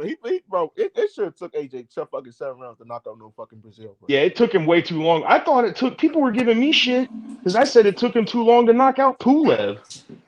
Bro, that's what I'm trying to say. They try to overhype these heavyweights, man. They're not really all that good. I don't say Usyk, Wilder, maybe AJ. These dudes are really not all that good, bro. They're really not all that good, man. Can you guys blame like the decline of the heavyweight because of the era of the Klitschko? Yo, I have a question. I got a question for you guys. Who do you guys think would win in a fight today, AJ or Deontay Wilder? Who can win? I think Wilder would win. Yo, someone's like making a lot of noise. But what you guys say? Who do you guys think? Somebody taking a piss or something. Yeah, I don't know what's going on. You said who would win against Wilder or AJ? Yeah, Wilder or AJ. Wilder. Who would win? I pick Wilder. 215. I don't know how AJ beats that, bro, because he's gonna be too explosive for AJ. Actually, I see AJ because he's more technical. Winning that AJ fight. don't got no head mover. You see people how to beat AJ. Exactly. Head mover. You gotta get out the way. And AJ doesn't have that head mover to keep up. Listen, Tony, the reason AJ got knocked out in the fucking Ruiz fight is because every time he throws hooks, his head is always in the exact same spot. Watch that shit. That's how Andy Ruiz caught him, because he knew as soon as he threw his hook, if he parried, he'd go right over the top of it. Yep. Rob McCracken said the same shit. That's how he got rocked against fucking Usyk, because he leaves his head up and his chin up every time, dude. All you gotta do is go right down the middle. He doesn't have head movement on, man. That's why Fury always calls him a big stiff bodybuilder. Yeah, and for me, this is why I say AJ needs. I think for me, AJ would benefit going to Ronnie Shields. Yeah. Well, he needs to go somebody to teach him how to fucking roll with a punch. It's the mental part, bro. Yeah. The mental, man. 100% mental part. It's going to have to take a lot to beat Usyk, like a lot of them, because it's going to take mental. He hurt Usyk going to the body, but that's the thing, though, man. Like, he can't come in there with. AJ does stuff in spurts, bro. He doesn't have the muscle memory to repeat that, because that's not his style. Okay. I'm gonna ask you guys a question about the super middleweight division real quick. Do you guys think Caleb? Do you guys think? Hold up, bro. Somebody's off mute. Mike, bro. Yo, prime time. I think that's you, bro. Yo, hold on. Put yourself on mute, brother. No, I did not put in my 2 weeks notice. Yo. Okay. So put yourself on mute. But I confirmed my start date with the other place for February 22nd. Okay. You know, he's going to be singing, man. So, Jimmy, what do you think that AJ has to improve in his boxing fights, man? First of all, I want to address Brother Boxing, bro. You're 100% right. Yeah. I have to pretend Like, what the fuck? What's up, Jimbo? Yo, mute your mic, bro. Mute it. Mute your How mic, was bro. work today? No. No, 84 I can hear bro. your conversation. Yo, fuck your bitch on your own time. 84, fuck your bitch. God damn. I can hear No, everything I you think say. they're Like, goddamn, bro. I don't want to hear some shit sex, man. Fuck you know. I was gonna say H can mute him. Is H in the chat? Oh no, H ain't in the chat. If it's that, bro, you know damn well we can't play no. Listen, brother Boxing. Brother Boxing, I agree with you 100%, bro. No, brother Boxing, you making a really, really good point, bro. You said that apparently Deontay Wilder took 9 rounds to get rid of Eric Molina. Joshua knocked him out in 1 round. I agree with you, bro. Wilder took Eric Molina. I think Joshua knocked him out in 1 round. This guy, I'm agreeing with you, bro. Look at No, I'm agreeing. I'm just trying Wait, to AJ, right? That's what you guys are talking about, isn't it? You said, how the fuck did Deontay Wilder go? Jimmy's gonna keep 9 him on us with a bomb. No, with a bomb in and Eric Molina. Cook me, bro, on this one, Hey, man. Jimmy. Jimmy, Deontay Wilder's a Hall of Famer, man. He's a Hall of Famer. Sure, in Alabama, innit? In the IHOP. Yeah, I agree. Jimmy, here's something you can't argue. They put a statue of Wilder in front of a YMCA. What you got to say about that? I say, it's a fucked up world, innit? And there's a lot of scary things out there. No, serious question, Jim. How does AJ improve for this Usyk fight, bro? Serious question. I'll be honest, Wilder, the fact that Wilder was allowed to fight for Vitaly Klitschko. No, I'm gonna be honest. I'm saying it's the fact that Deontay Wilder was allowed to fight for Vitaly Klitschko's vacant belt was one of the biggest crimes in the history of combat sports. Well, he never fought for the vacant belt. What are you talking about? What is this guy talking about, bro? No, he's actually. I agree with him because. But then again, it's not really like it's not his fault that they picked him. Meaning, you know, Vitaly didn't have a lot of competition in the WBC. That's the problem, you know. Like Wilder never wants to step up though. Isn't that crazy? Wilder never wants to fight Vitaly though. It's crazy. Wilder got the belt, and Shelley Finkel said they're not letting him fight Vladimir because he's not ready for that. And I'm like, he's the champion. What do you mean he's not ready for it? But you gotta remember that Tyson Fury was the mandatory for the WBO belt. Because he fought Tyson before Wilder, but Wilder and him never had opportunity to fight. No, Wilder wasn't even the champion when Fury fought against Klitschko. He was the champion. What are you talking about? He was. He won. No, he'd already beaten Klitschko. No. Fury Wilder was the champion before Fury. Because Vitaly retired in 2013, I think, or 2014, and Wilder won the belt in 2015, January. No, I'm asking you. I'm asking you. Why didn't he fight any of the Klitschkos for the belts? Because he could have fought Vitaly. He had 30 fights. Bro, what are you talking about, bro? What are you talking about, bro? I don't know if that's right. I'm pretty sure that. I was talking about because Vitaly Klitschko retired before Wilder even had an opportunity to get him. No. But as soon as Vitaly Klitschko retired, Stavern beat a bomb for the belt, and Wilder became mandatory automatically. It was overnight. They were rushing in there. Oh fuck, Vitaly's out of the boxing. Let's get the fucking belt. Yo, hey, how, bro, Jimmy? It didn't look suspicious, though, innit? Jimmy. Let's be honest. It didn't look suspicious, innit? No, as soon as Vitaly retired, Wilder became mandatory for the belt. Look, brother Boxing, be honest. It is suspicious. As soon as Vitaly retired, Wilder became mandatory for the belt. I mean, it's a bit. I don't know. I was gonna say, Jimmy, the WBC they pulled more strings for Wilder than they did Adonis Stevenson. Yeah. They wouldn't let Dylan White his mandatory fight him. They ducked Klitschko. I mean, he's just a high How was Dylan White ever mandatory? You never showed me the papers. I said prove the papers. I didn't show you the papers. Dylan White was a number one mandatory 2 times. Yeah, twice. For 3 years. He was a mandatory when Brazil got promoted because of the supposed drug test that they said he failed that he actually didn't. The first time he ever fought for a mandatory position was Oscar Rivas. No, he didn't. No, that's not true. That's not true. As soon as he got the silver belt. That's not true. No. When he got the silver belt, he became the number 1 contender in the division, bro. It doesn't make the number 1 contender. It does matter, bro. The number 1 contender becomes the mandatory after a certain amount of time. The WBC protected Wilder, bro. He was scared of Dylan White. Dylan White would beat the fuck out of Wilder. Just like AJ was protected. AJ was never protected. Wilder. Look. I'm definitely a Fury fan, but I don't think AJ was protected, man. He's fought for. He's gotten 3 belts. Like I can't take that away from him. I'm not gonna take nothing away, bro. Wilder never had the heart to unify, bro. Wilder doesn't want to fight champions, and when he finally did, we saw what happened, didn't it? He got drugged up and down that ring, bro. Bam, over and over again. Dillian White, he's been mandatory for over 1,000 days. Yeah. That's why he's suing the WBC. Does anybody have the paperwork to say that though? Anybody has the proof? Well, that's why he's suing the WBC. I need some proof of that. Look, okay, hold on. Come on.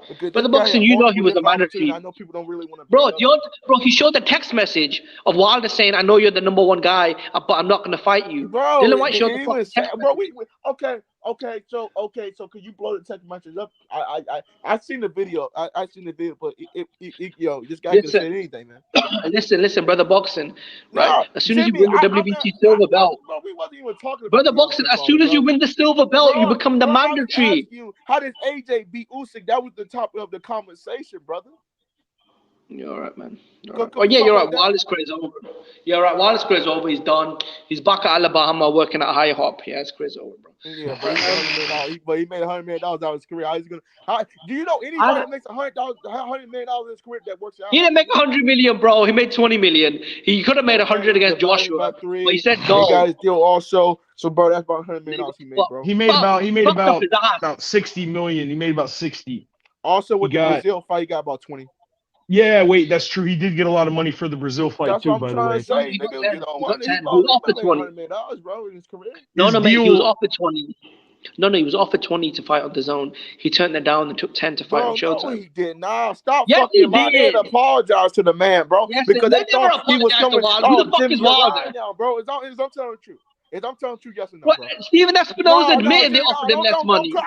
Don't you he said, "I don't want money. I want loyalty." No, man. And then Showtime spat in his face. You want to get they fucking spat in his face the next time. They didn't even want to pay for Wilder Ortiz too. Okay. I asked you a question, Jimmy. What is AJ needs to improve for this Usyk fight? And you're trying to avoid the question. Listen, what he needs to do, is he needs to realize, that he came back from defeat twice, Once in the amateurs, he lost to Dylan White, came back and beat him, right? He did it against Ruiz. He's not a Deontay Wilder. He can avenge his losses. Okay. But Wilder, that's it. He's fucking done. One loss, boom, fuck, his career's over, bro. You know what I mean? He's damaged goods. With AJ, he can come back, bro. Go ahead, Jim. Go ahead, man. Also, Wilder's gay.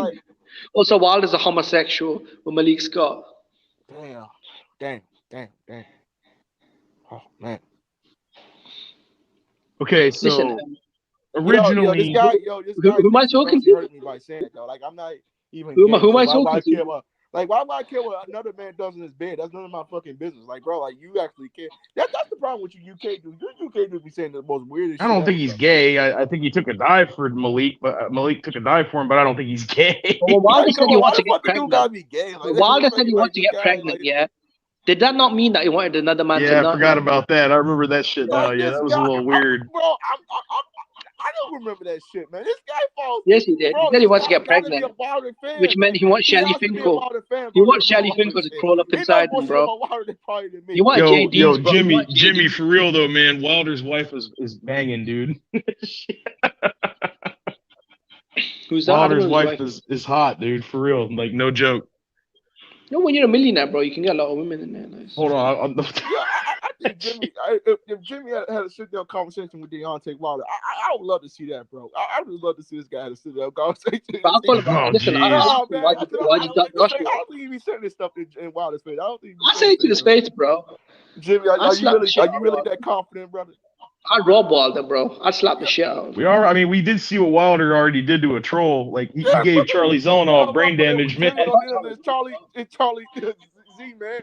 Bro, no, at least Charlie Z got rocked with headgear on. Look here, bro. I don't think Jimmy gonna show up to the gym.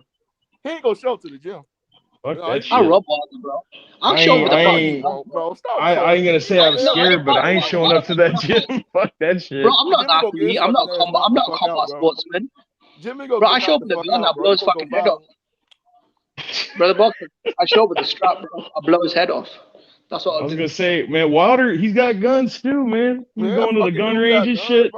I seen him down there in Alabama, man. He's strapped up like a little. A golden fucking pistol, bro. No, I'd fuck Wilder's bitch, bro. I'd make him twerk for me. I don't know. She probably fights you too, dude. She tried to fight Tyson Fury on the fucking stage. What you thought about Wilder twerking though? Was that suspect when he was shaking his ass? That was sus. Yeah, that was sus.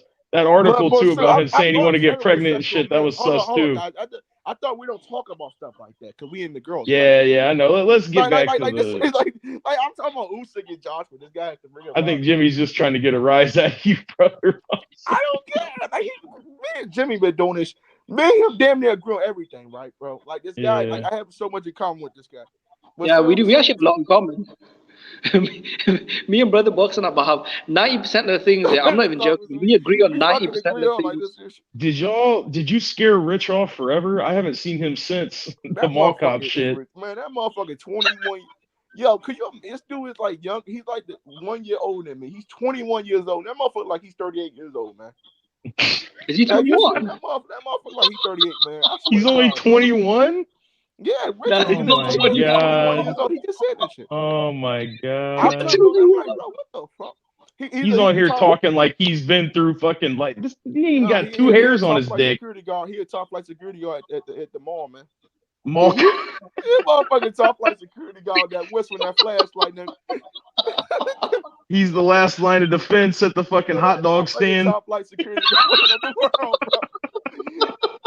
That motherfucker, bro, Riz, bro. Come on, bro. Where you at, bro? Yo, I think they made that bro. He's top flight security. Yeah, he's fucking what's his name? A mall cop, man. He's fucking trying to make fun of me. He rolled up on a fucking Segway. It's crazy, bro. I work as a photographer, and Rich was making fun of me, yeah. And I told him, like, even IB told him, like, I'd rather have $1,000 camera than a flashlight and a whistle. I was about to... Yeah, he's got a fucking Segway. All I know is Rich be at that motherfucking security. He work at the Holy Moly Donut shop, though, man. That motherfucker really don't work at the big mall. Oh my god! Wait, who just came in? Rich is as fat as a pig. Damn, bro. Rich is fat as a pig, man. Oh my god! Damn, y'all really cooking him. That's crazy. I asked him. I said I haven't seen Rich since y'all was baking him for being a mall cop.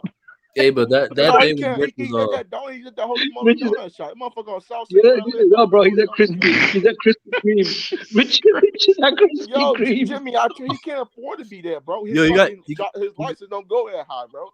Bro, you guys seen the troll yesterday in the comments? He was like, I'll be your security detail, Joseph. Bro, that should have me crying. Oh my god. You know, Khalid, there's a troll that's faking to be rich. You're in your early 20s, bro. What's up? You sound like you're in your early 20s, bro. Yeah, I'm in my early 20s. See, everybody. Yeah, he's not trying to hide it though. Rich, I was surprised Rich told me he was in his early 20s. I'm like, what? This motherfucker. Hey man, this drunk guy's in the bathroom again. Get him out of here. Hey Rich. Oh shit, Rich, the toilet's clogged up. Can you fix it? Oh shit. He ran down the hood Santa Claus on Christmas. He stole the donuts out the fucking Holy Moly Donut shop.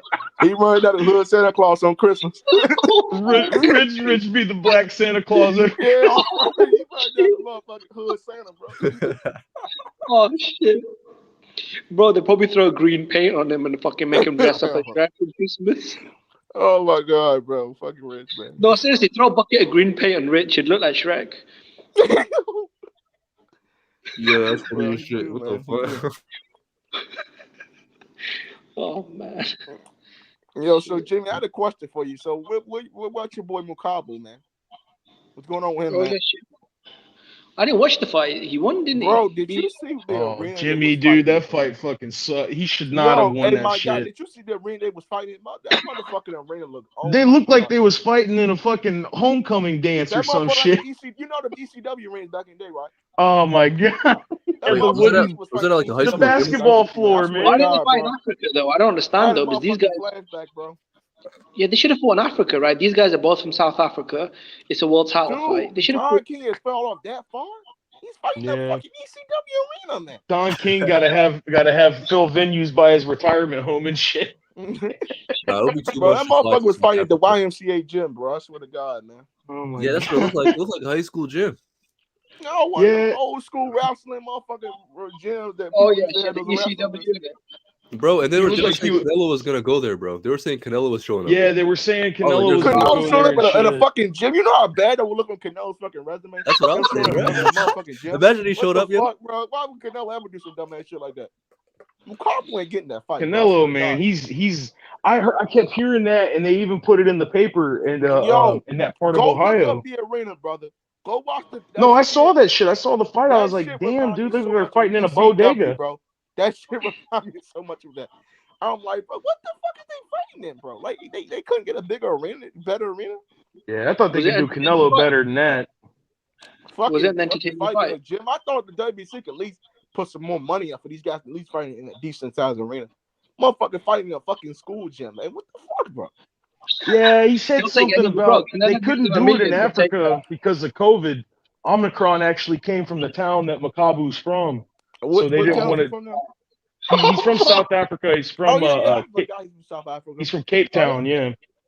Okay. He's from the town where Omicron what city they fought in? It's called I can't remember the fucking name. It's like a weird. Hang on, I gotta fucking Google it. It's a weird ass name though. They fought in the States or outside the country. They fought in Ohio. They fought in right below Akron. Yeah. It was they fought in Ohio. Not Muhammad. What's his name? Don King's hometown. Yeah. It's in the middle of nowhere in Ohio. Bro, I swear to God, because that's what I was trying to see. I'm like, ain't no motherfucking way this ain't no like no Cleveland Cavaliers arena. This ain't no fucking way that looking good. Because ain't no motherfucking way WBC championship ever fighting the fucking gym. Oh, he's Congolese. He's from Kananga, Democratic Republic of Congo. The Congo, yeah. Makabu's a big guy, bro. Oh shit. Do you think Canelo beats him though? Makabu's a big guy, man. Oh, come on. He's too skilled, man. Don't do this, bro. If Makabu fights like that with Canelo, Canelo's gonna knock his ass out. Yeah, man. Canelo like dead ass. I feel sorry for Makabu, man. Yeah, Makabu, did you see? You didn't get to see that fight, Jimmy. Go watch that fight, man. Go watch the fight, bro. Yeah. You're gonna think to yourself. You wouldn't even ask that question if you saw that fight, man. Don't watch the fight. It's a waste of time, bro. Just watch a couple highlights. Just watch the highlights, and you'll look how terrible he looked, man. He looked like shit. He did, bro. He looked gassed out after like round 3, and it was just, man. I thought the other dude, they should at least gave him a draw. Yeah, other dude was trying at least. But do you think Canelo was could do throwing that? more punches, but Do you think Canelo could do that? They'll knock out. I think so. That'd be some crazy shit, bro. No, I mean, he knocked out fucking Kovalev, man. He wasn't a cruiserweight, but he was big. Like he was way bigger than fucking. Hey, but if he knocks this guy out, if he knocks out Makabu, I wouldn't think much of it, to be honest with you. I wouldn't. Yeah, after seeing that fight, man, no way. Yeah, hell yeah. Bro, Makabu's a small heavyweight. Canelo's a middleweight. Middleweight knocking out heavyweight. Makabu don't got no skills though. I thought skills was the thing. Jimmy, I'm telling you, dude. Like I've never been more certain about this in my life. Go watch that fight and then come back and tell me that shit. This is Rocky Fielding all over again. Dude, this is it's way worse. Bro, it's crazy. You think Rocky Fielding more skilled? Yes. Yeah, probably got more skill. By a mile. Remember when fucking Danny Garcia fought Rod Salka? Yeah. Look, on paper, Makabu is the number 2 cruiserweight in the world. He's a champion. He's a big power puncher. You can't be a number 1 cruiserweight in the world fighting in a high school gym, brother. Number two. That motherfucker He's greatness is number 1. I'm disappointed. Yeah, that did not make any sense to me. How is he fighting in a high school gym? Could not get them like a decent sized arena or a decent looking arena. Yeah. Wait, did you see that shit, man? They was fighting in a fucking bingo hall, bro. I swear to God, man. Hey, bro. Oh, come on, it wasn't that bad, was it? It was that bad, dude. It was that bad. They're throwing down in a fucking bingo hall and shit on Senior Sunday. At the senior home, they fighting at the senior home. Yeah, it's fucking. You get everybody there got fucking a gold Buckeye discount and shit. Yep. They probably let them use it if Makabu got to clean the toilets and that fucking hell. Oh man, it's fucked. But it's true, probably. Shit. It was just embarrassing, man. Like Don King, he fell way off. After the fight, bro. After the fight is probably had to put the fucking chairs away, bro. WBC World Champion actually fighting a fucking arena like that? Why did WBC World Champion fight in an arena like that? Brother Boxing. Do you remember the beginning of Rocky 3 when he fights the wrestler? Remember when he fights that dude? After the fight, I think both of the fighters had to fucking get changed, come back in, and help clean the hole, bro. Yeah, they were working the concession stand. Man, man, like I don't mean to do Makabu like that, but dude, it was bad. Like it's like why y'all couldn't make him like a challenge? Like at least put him back in a big time arena. Bro, who the fuck's gonna buy the tickets, bro? Like the motherfuckers tickets like sold for $3 and a hot dog and a soda. Mm-hmm. Like, it was bad, man. It was bad, bro, Jimmy, and it was no hate. Like it was an entertaining fight, but these dudes like bro, it's like it was like an arena, but it was like it had like what was the interest? Did it really even have an interest? What was the interest kind of like set up? It was basically two dudes walking out from behind a curtain. Some ECW shit, bro. Yeah, it was that was it, man. Oh my god. ECW, bro. I like ECW, bro. That was good, bro. Ron Van Dam. You said, damn, they fought in the ECW arena back in the day, bro. Yeah, like they did him dirty. Like Don King, man, he probably did that shit so he could get more of the first one. Never fight in the EC fucking W arena, man. He's the WBC World Champion, man. The fuck he tried to say they did that too because it was because they couldn't find a lot of venues for COVID and all this shit. And it was like, man, dude, just be honest, man. Like knows his connections, man.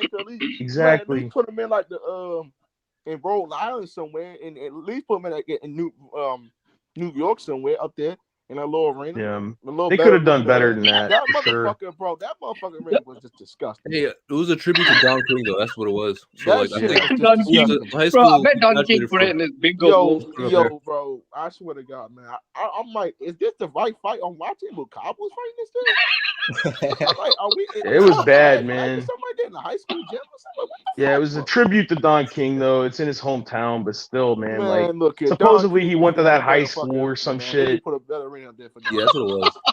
It was dirty though, man. That was bad. They could have done it better than that. Who's he fighting though? Is he fighting Charlo or is he fighting Makabu? You know, I He's think gonna fight Charlo, man. Hey, I heard earlier someone said that they moved the Charlo fight. Who said that? Who said that? Somebody, yeah, he said they moved the date. He's out of here now. He was in here a minute ago, a little bit ago. I don't think they moved the fucking Cinco de Mayo date. Yo, Charlo should fight Makabu then, bro. He can fight Cinco de Mayo because I mean that's his Mexican holiday, isn't it? Like, yeah, Charlo could beat Makabu. Yeah, probably. I don't know, bro. I mean, Charlo did no bad against Montiel. I mean, dude, Montiel would knock out.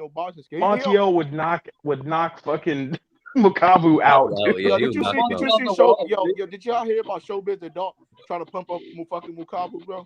Yeah, that shit was cool. I'm like, bro, come on, Showbiz the dog. You know skills, bro.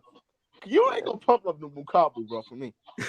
Like, it's not even like it's just like it's not even close, man. If he fights like that against fucking Canelo, Canelo will eat him alive, dude. He's got way better. Like the dude's got no head movement. He just sat in the pocket with him and just slung. He didn't even hit him like. I'm telling you, really no good combinations like that. Really Jimmy, just go watch it. Like watch the highlights, dude. It was so bad. I think I bro, Don King is saying that Makabu's the A side because he's a champion. Oh my god, bro! Dude, I'm gonna smack the shit out them in real like they say that. No shit, dude. He's smoking rocks, dude. There ain't no way in a ham sandwich he's fucking A side. He ain't even the fucking B side, dude. Are you an A side fighting in the high school gym, bro? That doesn't make sense. What the fuck? On Philadelphia Avenue, nigga. He's the A side fighting in a fucking. He's in the A side fighting in a fucking ECW fucking gym. Abandoned fucking Target. How the fuck you gonna be fighting? Bro, he had 200 people in attendance. Canelo fighting these big time arenas like AT&T Stadium and shit like that with Jerry Jones. Las Vegas in the MGM. Yeah, this dude's fighting. This dude's fighting in a fucking Indian casino. Bro, it's not with the Dude. Indian casino, but fucking hell. Indian casino would do better than that. Yeah, the Hard Rock Cafe look way better than down there in Miami. Yeah, why did they put it in there, bro? The Hard Rock Cafe. Why put in this fucking shit? Always be having good fights down there, bro. Yeah. Yeah, that shit would have been way more lit. Yeah, it was corny though, man. It was like it was just bad. But yeah, Jimmy, check that shit out. I'll try to link it in the chat. I'll see if I can find some highlights on YouTube or something. Yo, what was the fight? They didn't even have what was it like? What was it scheduled at? Was it on an app? What was it at, man? I watched. It was on. Fight It was TV. yeah, Fight So TV Fight TV. and Don King DK TV, and it was fucking $50 too. That was crazy. $50? Yeah, 50, dude. Bro, it was $50. What the fuck, man? It was $49.95. Like I was gonna buy it, and I was like, man, fuck this shit. Don King still trying to rip people off, man. $49 on what? $80,000 on what though? I'm telling you right now, dude. H was trying his hardest to like make it interesting and shit. Yeah, I heard H try to make it. I'm like, bro, yo, H, you cannot make this fight interesting for anybody that's trying to. He was trying. I mean, he did it. Like I was into it and shit, but once I watched it, I was like, damn. Like, I'm just I watched the fucking football game, man. I ain't fucking even paid. Y'all remember Rocky 3 when? Can't believe I'm telling y'all. They find that in McDonald's car park, man. Dude, Rocky 3. Remember when they're fighting in that like smoke motel and shit? He's fighting Thunder Lips. That's what it looked like. It's dirty as fuck. Bro, that arena looked bigger, bro. Yeah, even that arena looked better than that shit. But that motherfucker like arena didn't even look all that clean. It looked like unsanitary. Yeah, it looked nasty. Fucking like an old dirty ass, like abandoned high school fucking arena, man. Yeah. Bro, you know what it is? I think when the high school closed down, Don King snuck a few cameras in, bro. Yeah, he told him like, hey man, I need to borrow this shit. Hey, he's gonna have to pay a site fee. That's what I'm sure. Bro, I'm looking at the quality. Did Don King fucking shoot this from his phone, bro? What the fuck? Bro, it wasn't even no fucking great camera lighting in there. Fucking on dark and shit, Jimmy. You see that, right? That's what I'm saying, bro. Yeah, here we go, Jimmy. I got this dude's got, I'll put it in the chat. It says every clean shot of the Makabu fight. Hold on. Yo, yeah, you're right. It was a warehouse. The motherfuckers fought in a warehouse. The motherfuckers fought at fucking Sam's Club. Costco warehouse, man. They fought at fucking Sam's Club. No, that motherfucker, Sam's Club warehouse way clean, that motherfucker. Yeah, it's just, yeah, Sam's Club's clean. That's sad, bro. Here we go. Man, he fell off that fucking far, man. I remember Don King. There you go, Jimmy. Man, check that shit out when you get a chance, dude. Just keep your it's fucking a laughter, laughter bro. down. You'll laugh every single time, man. That's a laughter fight. It's ridiculous, man. It's like supposedly all the clean shots in the fight, but it just Canelo would eat supposed this. to be fighting this dude next. This guy worse than Alvini. He worse than Alvini, bro. Think of the most biggest Canelo hater, Jimmy, the dude that talks the most shit about Canelo. Like even they would be like, look, I won't judge Dante Box Nation for shitting on Canelo if he takes this fight, bro. I won't judge the guy because, bro, come on. Yeah, exactly. Even Dante was like, nah, dude, he ain't gonna win this fight. Makabu better stop. Don King said that this is a legacy fight. Don King was saying that this is a legacy fight. Man, that's Don King being Don King, man. So you think Canelo could be fighting in the gym? No, fuck no, bro. Canelo should never fight a dude that was fighting in the gym. He should never do that. That's on his standards, man. Canelo, I think Canelo kind of realized. Well, I heard that it's like rumor, but I heard that Canelo, he's definitely not fighting Makabu. Are you watching the fight? Bro, I just read a comment. This is so fucked up. Someone goes, Makabu just robbed a bomb in a bingo hole. Oh my God. Jesus Christ. It's the truth though, man. It's what it is. H is probably like, man, what are they talking about? Nah, man, we talking about the Makabu. You know what? I'm a big Canelo fan. These guys are motherfucking bums, yo. Yeah, I'm telling you, dude. It's bum squad, man. There ain't no good. Maris Bradis is the best one at cruiserweight right now, and he's trying to fight fucking Jake Paul. Lawrence Okolie's pretty decent. Lawrence Okolie. Well, that's the thing. He won't fight Okolie. He wants to fight fucking Jake Paul. He's such a dork, dude. Maris Bradis got a fucking Jake Paul tattoo. This guy's a moron, man. But see, Jake might pay him for a dive, though, you know? Yeah, that's the point. The dives are pretty good, man, for Jake. They're paying off, man. It just makes me mad to think about that because Lawrence Okoli deserves a shot, man. Yeah, Mukabu versus Jake Paul. Set it up, man. Bro, there aren't even any sponsors on this ring. It just says Don King everywhere. Dude, Jake Paul would fucking knock out Mukabu, man. Yeah, yo, I said that yesterday. He would knock him out, bro. I say Jake Paul versus Mukabu at 205. Let's do it, man. That's a good fight. Yep. Let's go, man. Jesus I Christ, think Jake Paul can actually beat the shot this dude, man. I'm telling you, like I went in there with an open mind and shit too. I'm gonna laugh my motherfucking ass off, bro. I went in there with an open mind and shit too, Jimmy. Like I was like, man, I'm gonna watch this shit because I heard a little bit about Mukabu. I watched a couple of highlight videos, man. I saw that shit. I was like, what the fuck? Where are the people? This is garbage. No one's even here, bro. Bro, it was like 100 people in the venue, bro. Well, it's not even a venue. Ring sides were $500. People in that motherfucking grandkids, man. They grandsons. Bro, you can actually see the doors of people coming in and out. You can actually see the doors of people that are coming in and out. Yeah, they probably had to get changed in the car park. Mukabu had to probably get warmed up in the car park. Yeah, I felt bad, man. They did Mukabu dirty, like. Yeah, but he got on after the fight. After the fight, they don't let him take a shower, bro.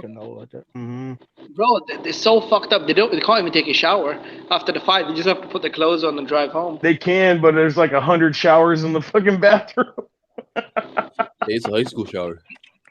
Exactly. He's going into a high school shower. There's like 100 showers. I don't understand why would Don King do Mukabu just bad though. Man, dude, that's what I said. Like he's a champion. Like he's still a WBC champion. He did him dirty though, man. Well, the WBC should have stepped in and try to help and get him. Yo, imagine being a stranger and walking into the gym and then they tell you that that's a WBC championship fight. Like shit. I would not believe that shit, bro. Man, I could. Look, there's no way. Why didn't you tell me? I would have got you saw. Bro, there are literally no sponsors. Like, you know, in every boxing match, they have a sponsor. There are no sponsors, just as Don King's name. Don King's winning. Don King can't afford for that no more. Don King can't afford for it. He didn't get no sponsors at all? Shit, man. Him got no sponsors. He didn't even get fucking, he didn't even get fucking Doritos or nothing? Damn, WBC didn't sponsor that shit. No, bro. WBC is like... Why'd he put his name everywhere? This is the only time Suleiman's like, yeah, I don't know this guy. Bro, it's this is awful, dude. We're burning this poor dude down. He's a champion. Bro, Don King's name is everywhere, bro. Now, why did they waste that much money on the fucking logos, bro? The event didn't even break even. Oh, my God. That's so bad. Bro, so bad. I wonder what the purses were, bro. I think maybe it was like 5,000 each. Maybe. Oh my goodness! They gave him a fucking plane ride home for winning. Bro, how the fuck are they gonna pay the sanctioning fee, bro? Jesus Christ! Crazy, man. Yo, what's this? I'm hearing that Teofimo is training with Eddie Reynoso. Is that true? It's a rumor right now. So Teofimo's in Honduras right now, and they were saying it a few months ago. He said it's big news or whatever, and somebody asked him about it. And but it's not confirmed. There's been like a couple articles saying that he is, but you know how the fucking boxing world is, man. You gotta wait to. I think it could be true though. I think it makes sense. Was Trevor Bryan on this card? Yes, co-main event. See, that's a good fight for Wilder to come back. Fight Trevor Bryan, knock him out, get the regular belt.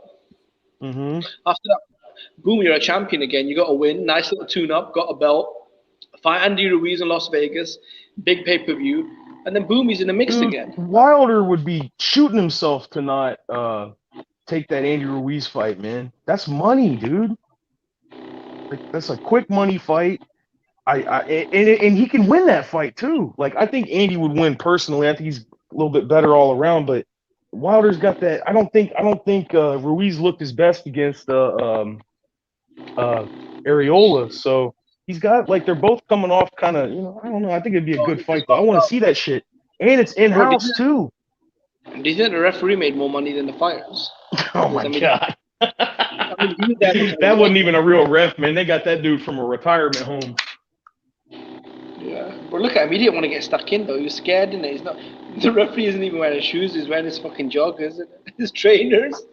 Yeah, he's got fucking trainers on his shit. He looks like he's got a tablecloth on. Fucking hell. Refs don't be wearing green like that.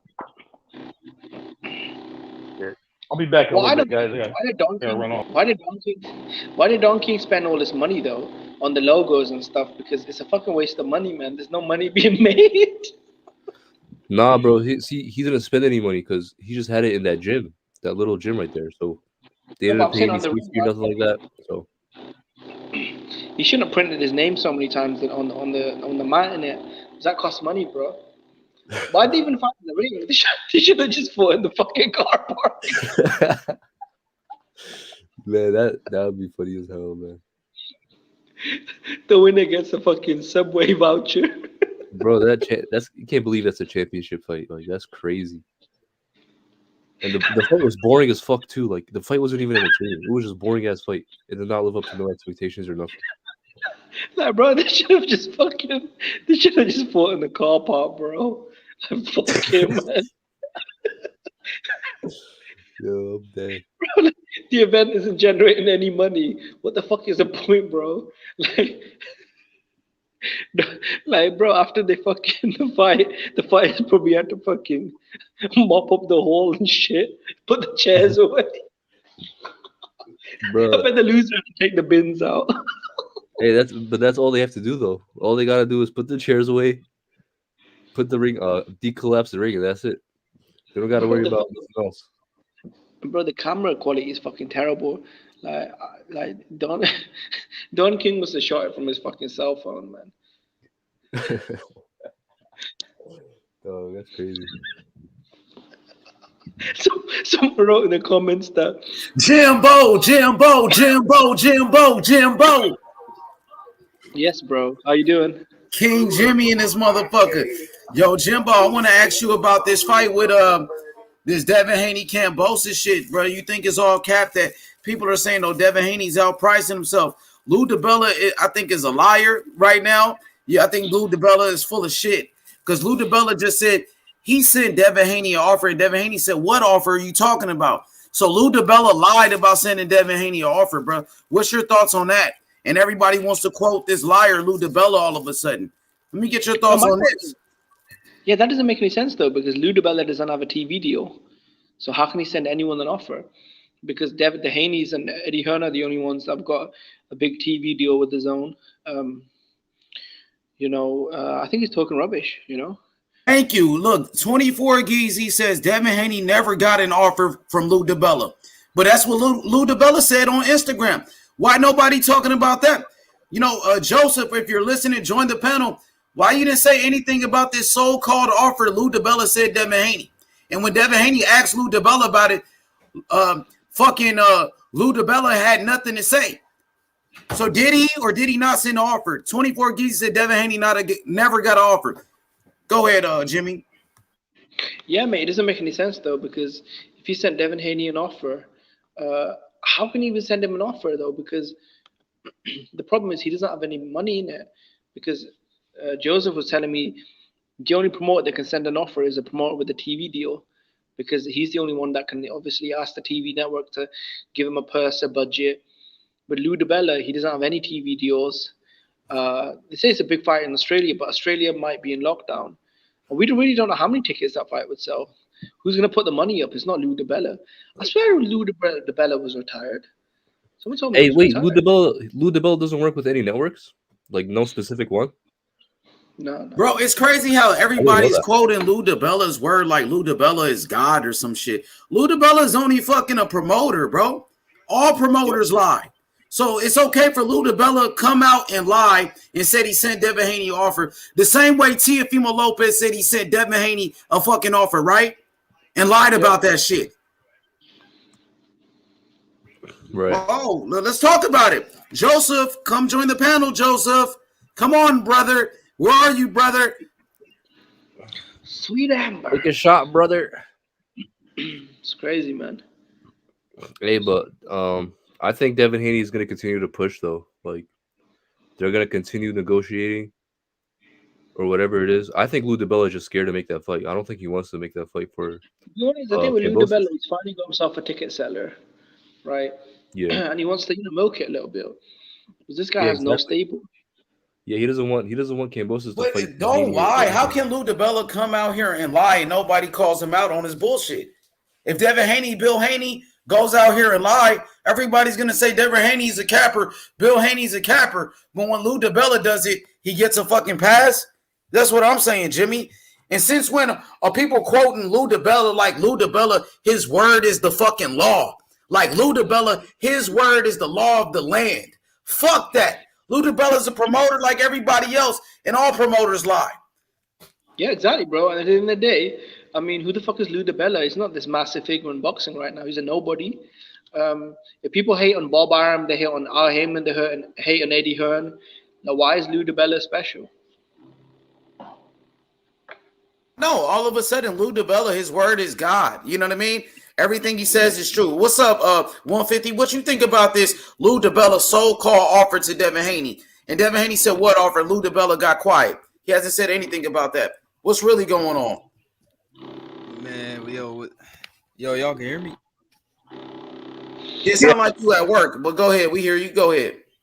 Oh, yeah. Nah, with the Lou DiBella and Devin Haney shit, man, we're on the street. What I'm hearing, they're saying Devin Haney overpriced himself and asked for $9 to $8 million. Who's saying that? And where's the proof? Where's the evidence at? Where's the receipts? That's what Joseph. This is from Joseph. Joseph is a YouTuber just like me that makes YouTube Who the videos. fuck is that dude, man? Come on, bro. Let's stop, bro. Stop. Hey, listen. Much respect to everybody on the panel, but Joseph, I heard you call me, H, brother. Joseph. I heard you call me, brother. You talk about this shit, brother. I've been in the business for 20 years, brother. No, I don't want to talk about somebody when they're not here, so that's why I invited you. I don't talk behind nobody back. So I know the business, brother. Yeah, let's stop quoting. Listen, let me say this. Let's stop quoting. Or this YouTuber said this and this YouTuber said that. Nah, let's go by what the fuck Lou DiBella said. Lou DiBella is just a promoter. Let me say this. Since when Lou DiBella, everything he says is the truth. Lou DiBella just said he sent Devin Haney an offer. Where's the fucking offer at? Devin Haney said what offer? So let's talk about that. Nobody want to talk about that. How T.O. was saying, I sent Devin Haney an offer, and Devin Haney never got an offer from T.O. So Lou DiBella's doing the same shit as T.O. out here, capping. Yeah. About sending offers. And then people quoting Lou DiBella. Lou DiBella said this. Lou DiBella said that. Who gives a fuck what Lou DiBella said? He's a fucking promoter like Eddie Hearn. Yeah. It's two sides to every story. Now, did Devin Haney receive an offer from Lou DiBella? Yes or no? Did Lou DiBella send Devin Haney a real offer? That's what I want to know. Go ahead, YB. Cook on it. Somebody cook. Go ahead. Who want to cook? Hey, hold on. You said cook on it. Did DiBella send him a real offer? See, that's the thing. I don't know what he really got. I just know what I've been told by Joe and people like that. So I don't really know. So I'm speculating Joe's opinion, though. Joe is telling us what Lou DiBella, Kambosos' promoter, said. That's Kambosos' promoter. He's gonna say anything to make Kambosos look good. Okay. Of course he will. That's his promoter. You got to make exactly. That's what I'm saying. So it's two sides to every story. When I talked to Bill Haney, all Bill Haney said they want to fight. Bill Haney ain't never said nothing about no $9 million to me. You know what I'm saying? Bill Haney ain't never even said nothing about money. They just talk about fighting for the belts for the undisputed. Devin Haney said he would go to Australia. Yeah, no, but how much money he wants? That's not Lou DiBella's problem, though, because Eddie Hearn is the one. Who knows how much Devin Haney wants? Nobody knows. Yeah. Because Lou DiBella doesn't have any money. He doesn't have a TV deal. Where's he going to get the money from? It's all in Eddie Hearn, then it's to scrape up the money. He's the one with his own deal, the sponsors, all that stuff. Lou DiBella is just, I don't know. Crazy, man. I think we'll have to wait, man. It's too early, to be honest to say. I think there's a lot how can we say that Devin Haney's outpricing himself and we don't even know? We don't even know what the fuck is going on. We just going by what Lou DiBella said, and he's the promoter of George Kambosos. So he gonna say whatever he can to make George Kambosos look good and make Devin Haney look bad. But all we heard from Devin Haney is that he want to fight Kambosos. That's all we know. Devin Haney ain't said shit about no money. We don't know what the fuck Devin Haney said about the money. But we going to take what Lou DiBella said and act like this shit is gold. Everything Lou DiBella says is the truth. Fuck out of here, bro. Come on, my nigga. My mama ain't raised no fool, nigga. I'm street smart, nigga. I'm from the fucking streets. Can't tell me anything. Just because Lou DiBella said it, I'm supposed to believe it. Lou DiBella said he sent Devin Haney an offer. Let's talk about that. Where's that offer at? How much he send him? Did he send him anything, or is it all cap? How much did he send him? How much did he send him? Or did he send him anything? He didn't send him anything. Devin Haney said he never got anything. Right. Matter of fact, I'm gonna call Bill Haney. I'm gonna find out about this shit. Yeah, because I know this shit is I've cap. seen them go back and forth. But they quick to say Devin Haney is a capper and Bill Haney's a capper, the black man though, right? Good to call the black man a liar and a capper, but when Lou DiBella lies about sending Devin Haney an offer, yo, motherfucker, quiet about that. You know what I'm saying? Yeah. What the black man say don't mean shit. Bill Haney, Devin Haney. You know what I'm saying? Yep. Yeah. Go ahead, Jimmy. Cook on it. Yeah, but there's a lot of bias out there. I mean, Lou DiBella just speaks, and we're all just supposed to say, okay, that's all good. I mean, they will wait for the Haney side as well. I mean, they're negotiating. There's two teams. You got Bill Haney, you got Eddie Hearn, you got, Lou. I mean, there's a lot of people involved in the pot. So, and how can Lou DiBella send an offer though? Because Lou DiBella doesn't even have a fucking TV deal. So Lou DiBella lied about the offer then, basically. I think so. So he lied about sending Devin Haney offer. Is that correct? Is that what it is, Jimmy? Yeah, because look at what Devin Haney did though. He aired him out. He said, "What offer? What the fuck are you talking about?" And then Lou DiBella went quiet. Thank you, brother. Lou DiBella didn't respond. Yeah, he went quiet. Quiet, didn't say shit about that. But we let that slide. But we'll go around here and start saying Devin Haney's outpriced himself, but we don't talk about the lie from Lou DiBella and the cap coming from that side. Yeah, bro.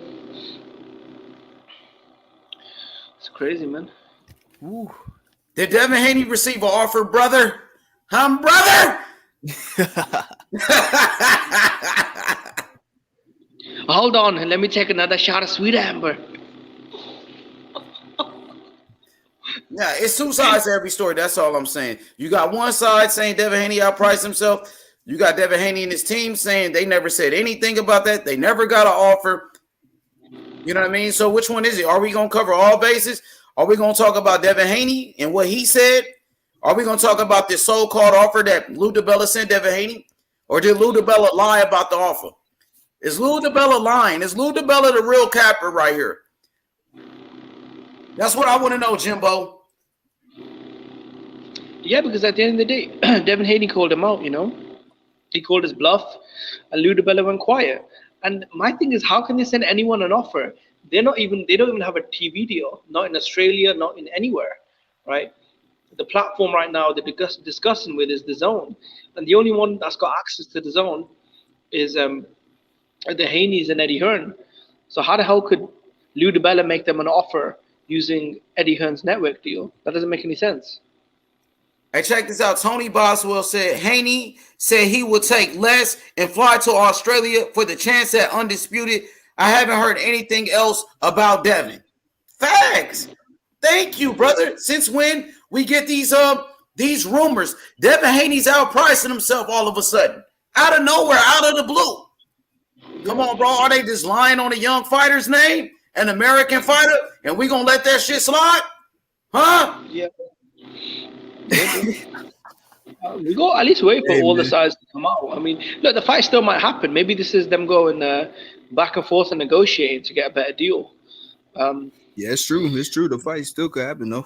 Yeah, it can still happen. But to say Devin Haney's outpricing himself and to say that Devin Haney received the offer from Lou DiBella is straight lies and it's straight cap.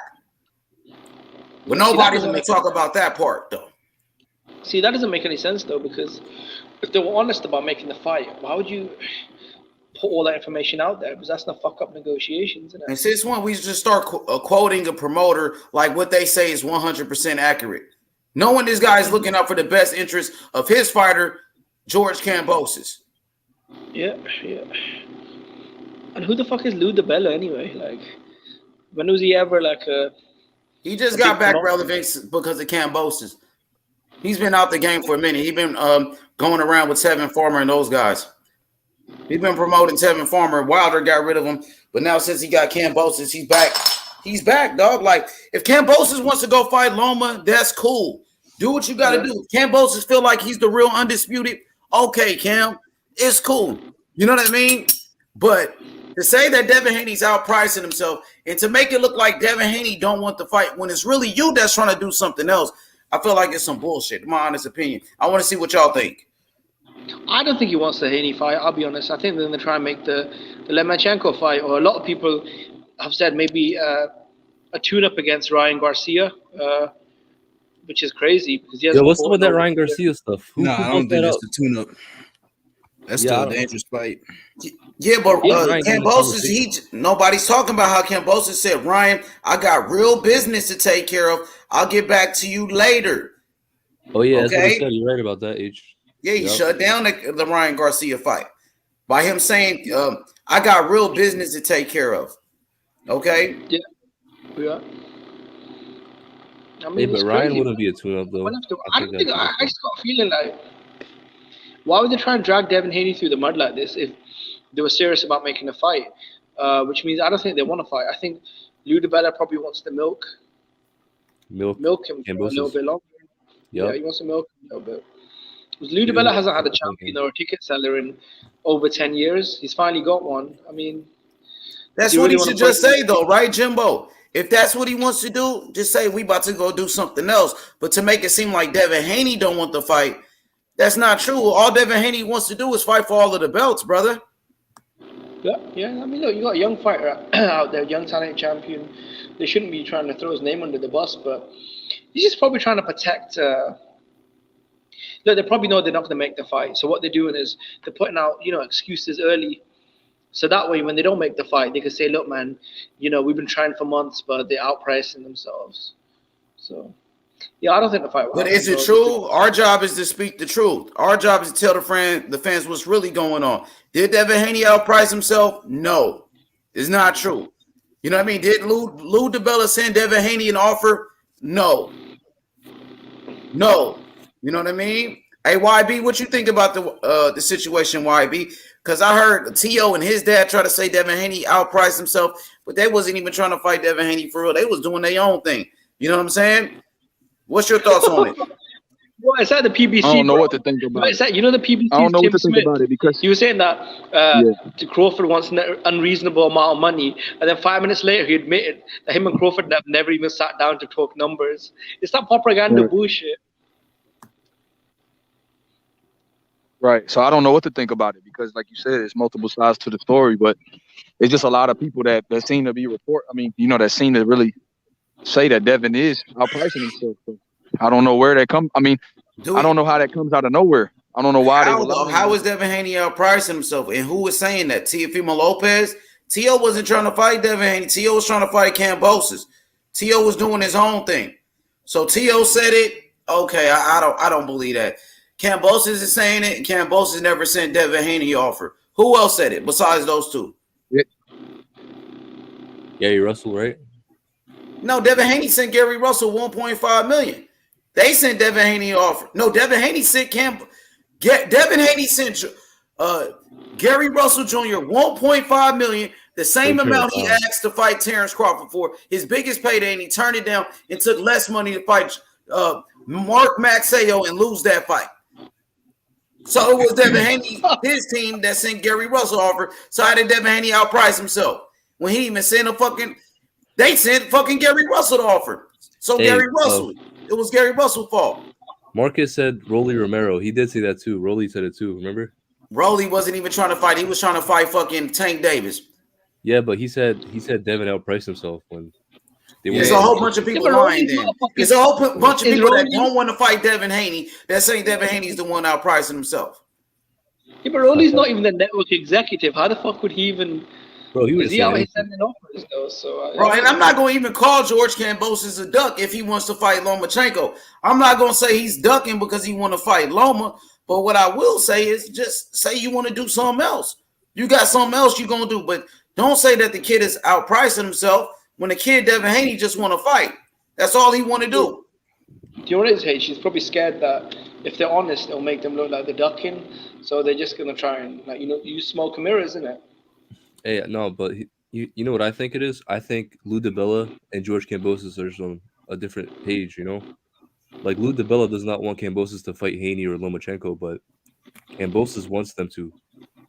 So Not I even think Loma. You don't think you they're want to not- fight they're not on Loma? the same page. No, I think Kambosos wants to fight Loma, but Lou DiBella doesn't want him to fight Loma. So you Yeah, I think don't think he Lou don't wants want him to fight Loma? He doesn't want him to fight any of the top guys right now. I don't know, That's what it man. is. So you want him to take like a tune-up fight? You think Lou wants him to have like a comeback fight, easy fight, Yep. pretty much defend Yeah. his titles, homecoming? Yep. Yeah, That's exactly yeah. what he wants. So y'all don't think Cam gonna fight Loma or next, or not a big name? You don't think he's gonna fight a big name next? I mean, he No, said he wants to. I think he will. He said he wants to, but Lou DiBella does not want him to. And it's up to Lou DiBella at the end of the day, right? Okay. Let's see So what I don't YB know. thinks. I really don't know. I think he's gonna fight somebody next. H. I think he's gonna fight either Haney or Loma. Real talk. I think it's gonna be one of them two. I'm thinking it's gonna be Loma, bro, because Loma's name been consistent throughout this whole process, homie. You know what I'm saying? And like Devin Haney, they said the talks with Devin Haney has stalled right now. They're not talking no more, and he's still talking to Loma. Loma's still in the mix, and you see ESPN, they throwing money everywhere. They just bidded fucking what? How much for Tyson Fury Dylan White? 55 million or something? How much was it? 42 mil. 42 mil for that fight. So ESPN, they really got that bag right now. And if they want that Loma Kambosos fight, they gonna get it, and you gonna make your money back because it's gonna be a lot of people that show up to that fight, dog. That shit gonna be a huge fight. It will for sure. And that's why I think it could be. That's why I think it could be Devin. I think it could be Devin versus Yeah, I mean, I think it could be Loma versus Kambosos, and I was hearing that ESPN was talking about a 2-fight deal with Loma Kambo for a rematch. Yeah, and if that fight happened, YB, I won't be mad at Cam. Cam go fight Loma, that's cool. You know they still gonna call it an undisputed fight, so I'm not even tripping about that whole undisputed shit. You know what I'm saying? I already said how I felt about that. The WBC said Kambosos is the undisputed champion, homie. They've been consistent the whole time. I know a lot of people don't agree with it, but it is what it is. You know what I'm saying? You've been saying that shit too.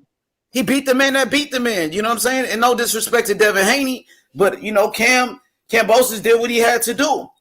You know what I'm saying? Yeah. I mean, this is what it is, isn't it? I mean, at the end of the day, they shouldn't be dragging him through the mud. If they don't want to fight him, fuck it, don't fight him, move on. You know. But just like I said before, now maybe they're scared that if they come out honest and say they don't want to fight Devin Haney, they look like duckers, so they think, you know what, let's just throw him under the bus. Yeah, that's what Lou DiBella's probably doing. I don't know, Daddy bro. Daddy the Great said H Money. He said, "Let me get a Haney."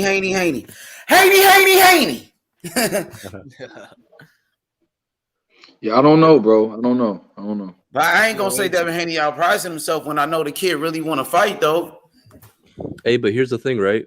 Marcus in the comments, he said Bob Arum is not a fan of rematch clauses. I think that Kambosos wants a rematch clause with either opponent, right?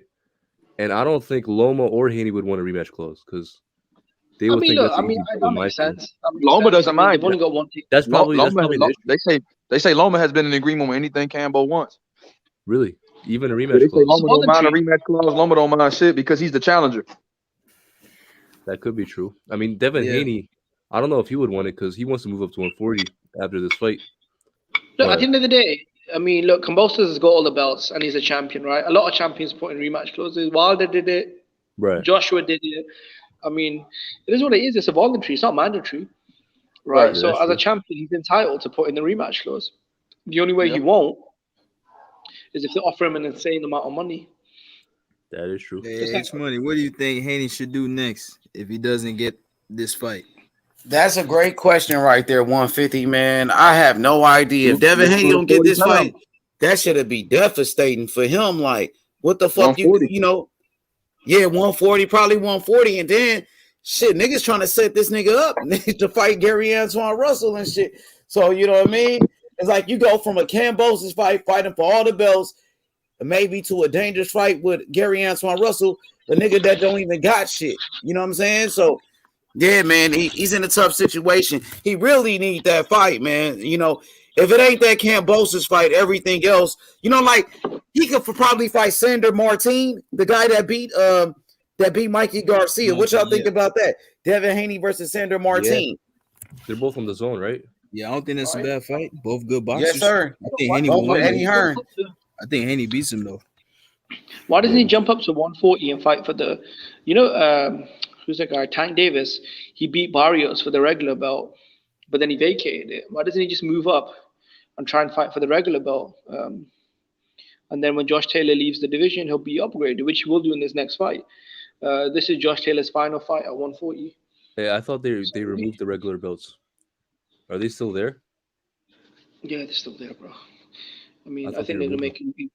Hey, homie, I'm not mad at Kambosos. I fuck with Kambosos. I fuck with his trainer, Javier Centeno from Puerto Rico. I fuck with these guys. Kambosos deserve all the credit, bro. You know, to me, to be honest, me personally, I look at Kambosos like the undisputed champion. I always said that. I thought T.O. was the undisputed. I still feel like Kambosos is the undisputed champion. The WBC, they said the shit they damn self. So if he want to fight Loma, they going to call it an undisputed fight. For those that don't think he's undisputed, of course they want him to fight Devin Haney, bro. You know what I'm saying? And it is what it is. To me, Kambosos is the undisputed champion, homie.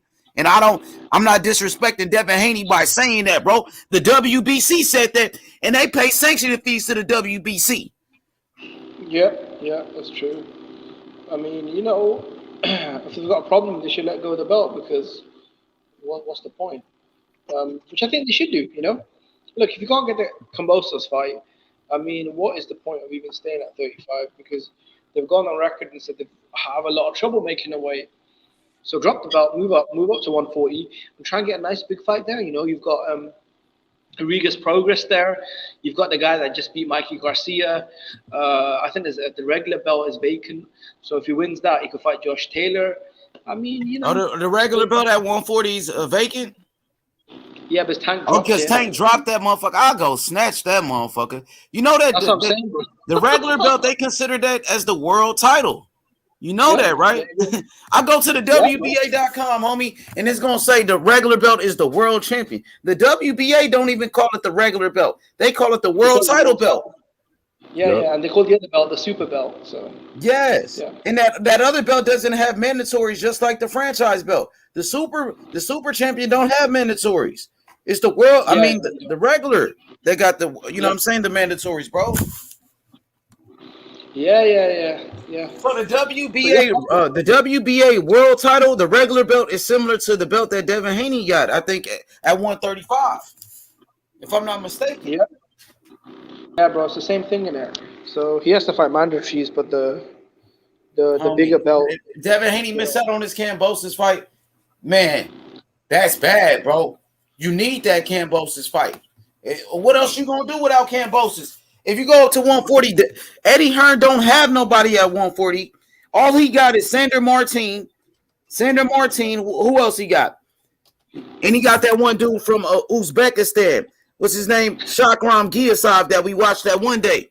You remember that day we watched him fight YB? Shakram, the silver medalist. Yeah, I remember that shit. Yeah, they had. That's all Eddie got for him. That's all Eddie got.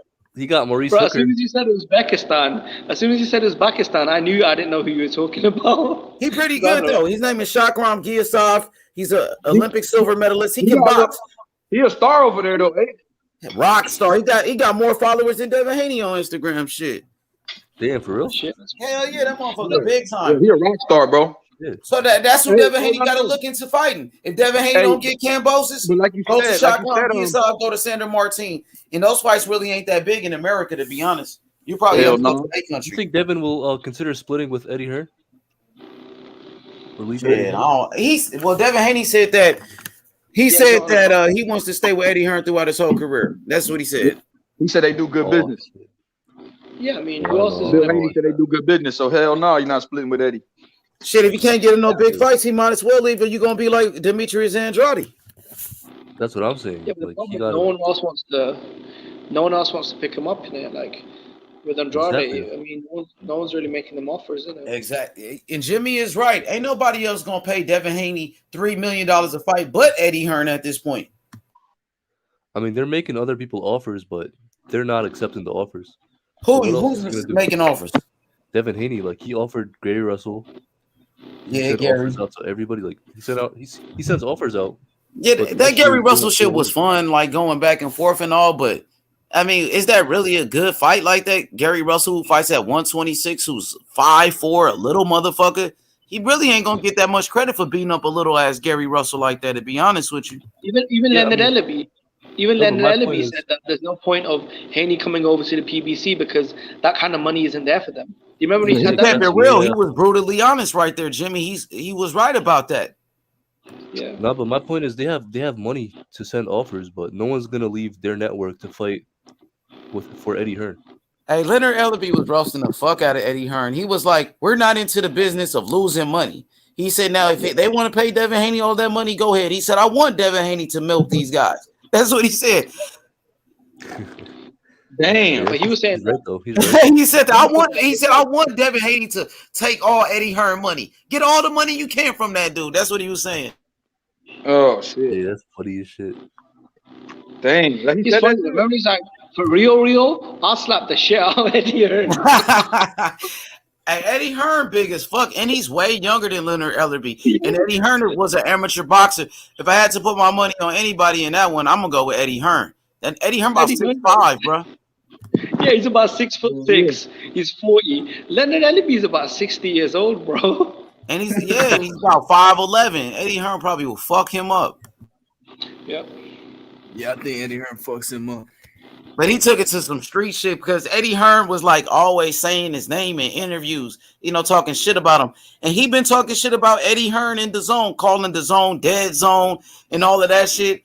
So Leonard Ellaby pretty much try to punk him. And I think it kind of worked.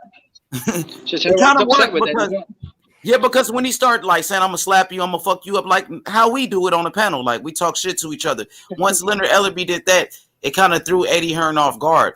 I don't think Eddie Hearn knew how to respond. Eddie Hearn should have said, "Man, I'll whoop his old ass." You know what I'm saying? That's what he should have said. Yeah. Yeah, he should have said that. It's weird. Eddie Hearn's just a businessman, isn't it? Like, what do you do when, instead of sending a counter offer, the other guy threatens to slap you? Yeah, I feel like Eddie Hearn don't care, man. I feel like he know Ellaby ain't gonna touch him, man. You know Look, it's very simple, yeah. The reason why Leonard Ellaby is pissed off at Eddie Hearn is because Eddie Hearn is obviously putting pressure on Leonard Ellaby, He's saying, look, we'll pay Tank Davis $7 million to fight Tevin Farmer. Then TMT, they have to come up with the money somewhere. That's why they keep putting Tank on pay-per-view in it, because obviously Tank's going to say, look, this guy's offering me $5 million to fight. Like, where the fuck is my money? And then they'll be like, look, stay on Showtime. We'll give you $5 million. Fight, whoever is fighting, either Cruz. So just stupid, man. And like, what is the point, man? Just make the fights happen, man. Like, the sport ain't even fucking that big, bro. Like, you guys are trying to milk all this money out of a sport that's not even that big.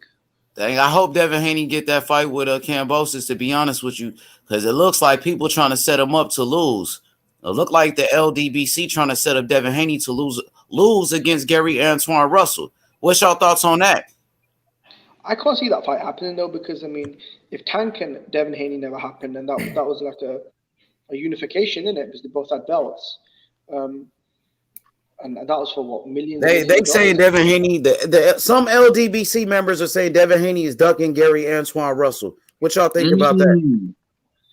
They pushing the narrative that Devin Haney's ducking Gary Antoine. LDBC talking about my boy. The LDBC talking about Devin Haney. The fuck? Yeah. Because, they fuck with Gary Russell, and Devin Haney was talking shit about Gary Russell.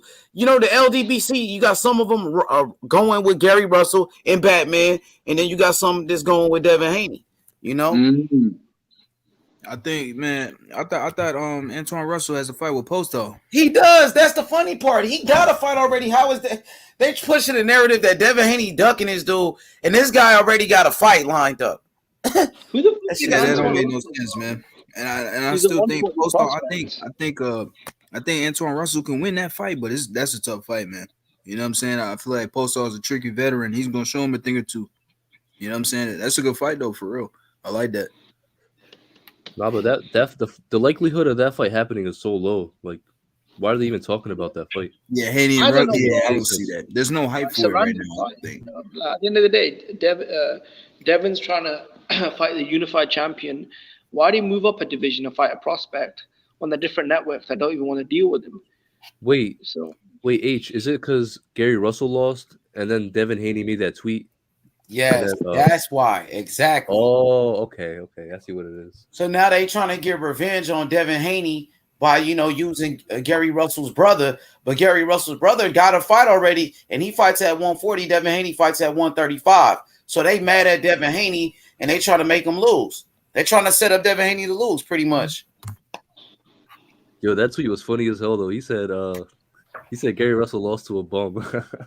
Yeah, that shit was funny. It's funny as shit. Yeah, he did say that.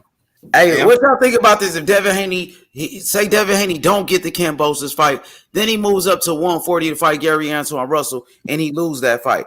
What y'all think about that? Shit, that's I'd give him respect because that's a tough ass fight. That's a really bad position because, I mean, if he drops his belt and then moves up and then loses, well, he wasn't getting the big fights when he was an undefeated champion, right? So if he loses, I mean, how would he get big fights then? Yeah, I feel like if he loses, man, yeah, I'm with Jimmy, man. I think he can be in a tough spot, but I think he can bounce back. Oh yeah, Haney has that skill set. He's a very good fighter, man. You know what I'm saying? I think if he was to lose, he could possibly bounce back, but it would be tough to get bigger fights. I think for sure if he was to lose. Yeah. My man said then we can get Tio versus Haney. Finally, bro. Yeah, I still want that. I still want that fight. I don't care that Tio lost. I still want that fight. Me too. I don't give a damn that Tio lost. That shit like Wilder Joshua to me, bro. I don't give a fuck. Yeah, man. I still want to see it. That's still a good fight. After they had the altercation, man, I've been wanting to see that fight for so long, man.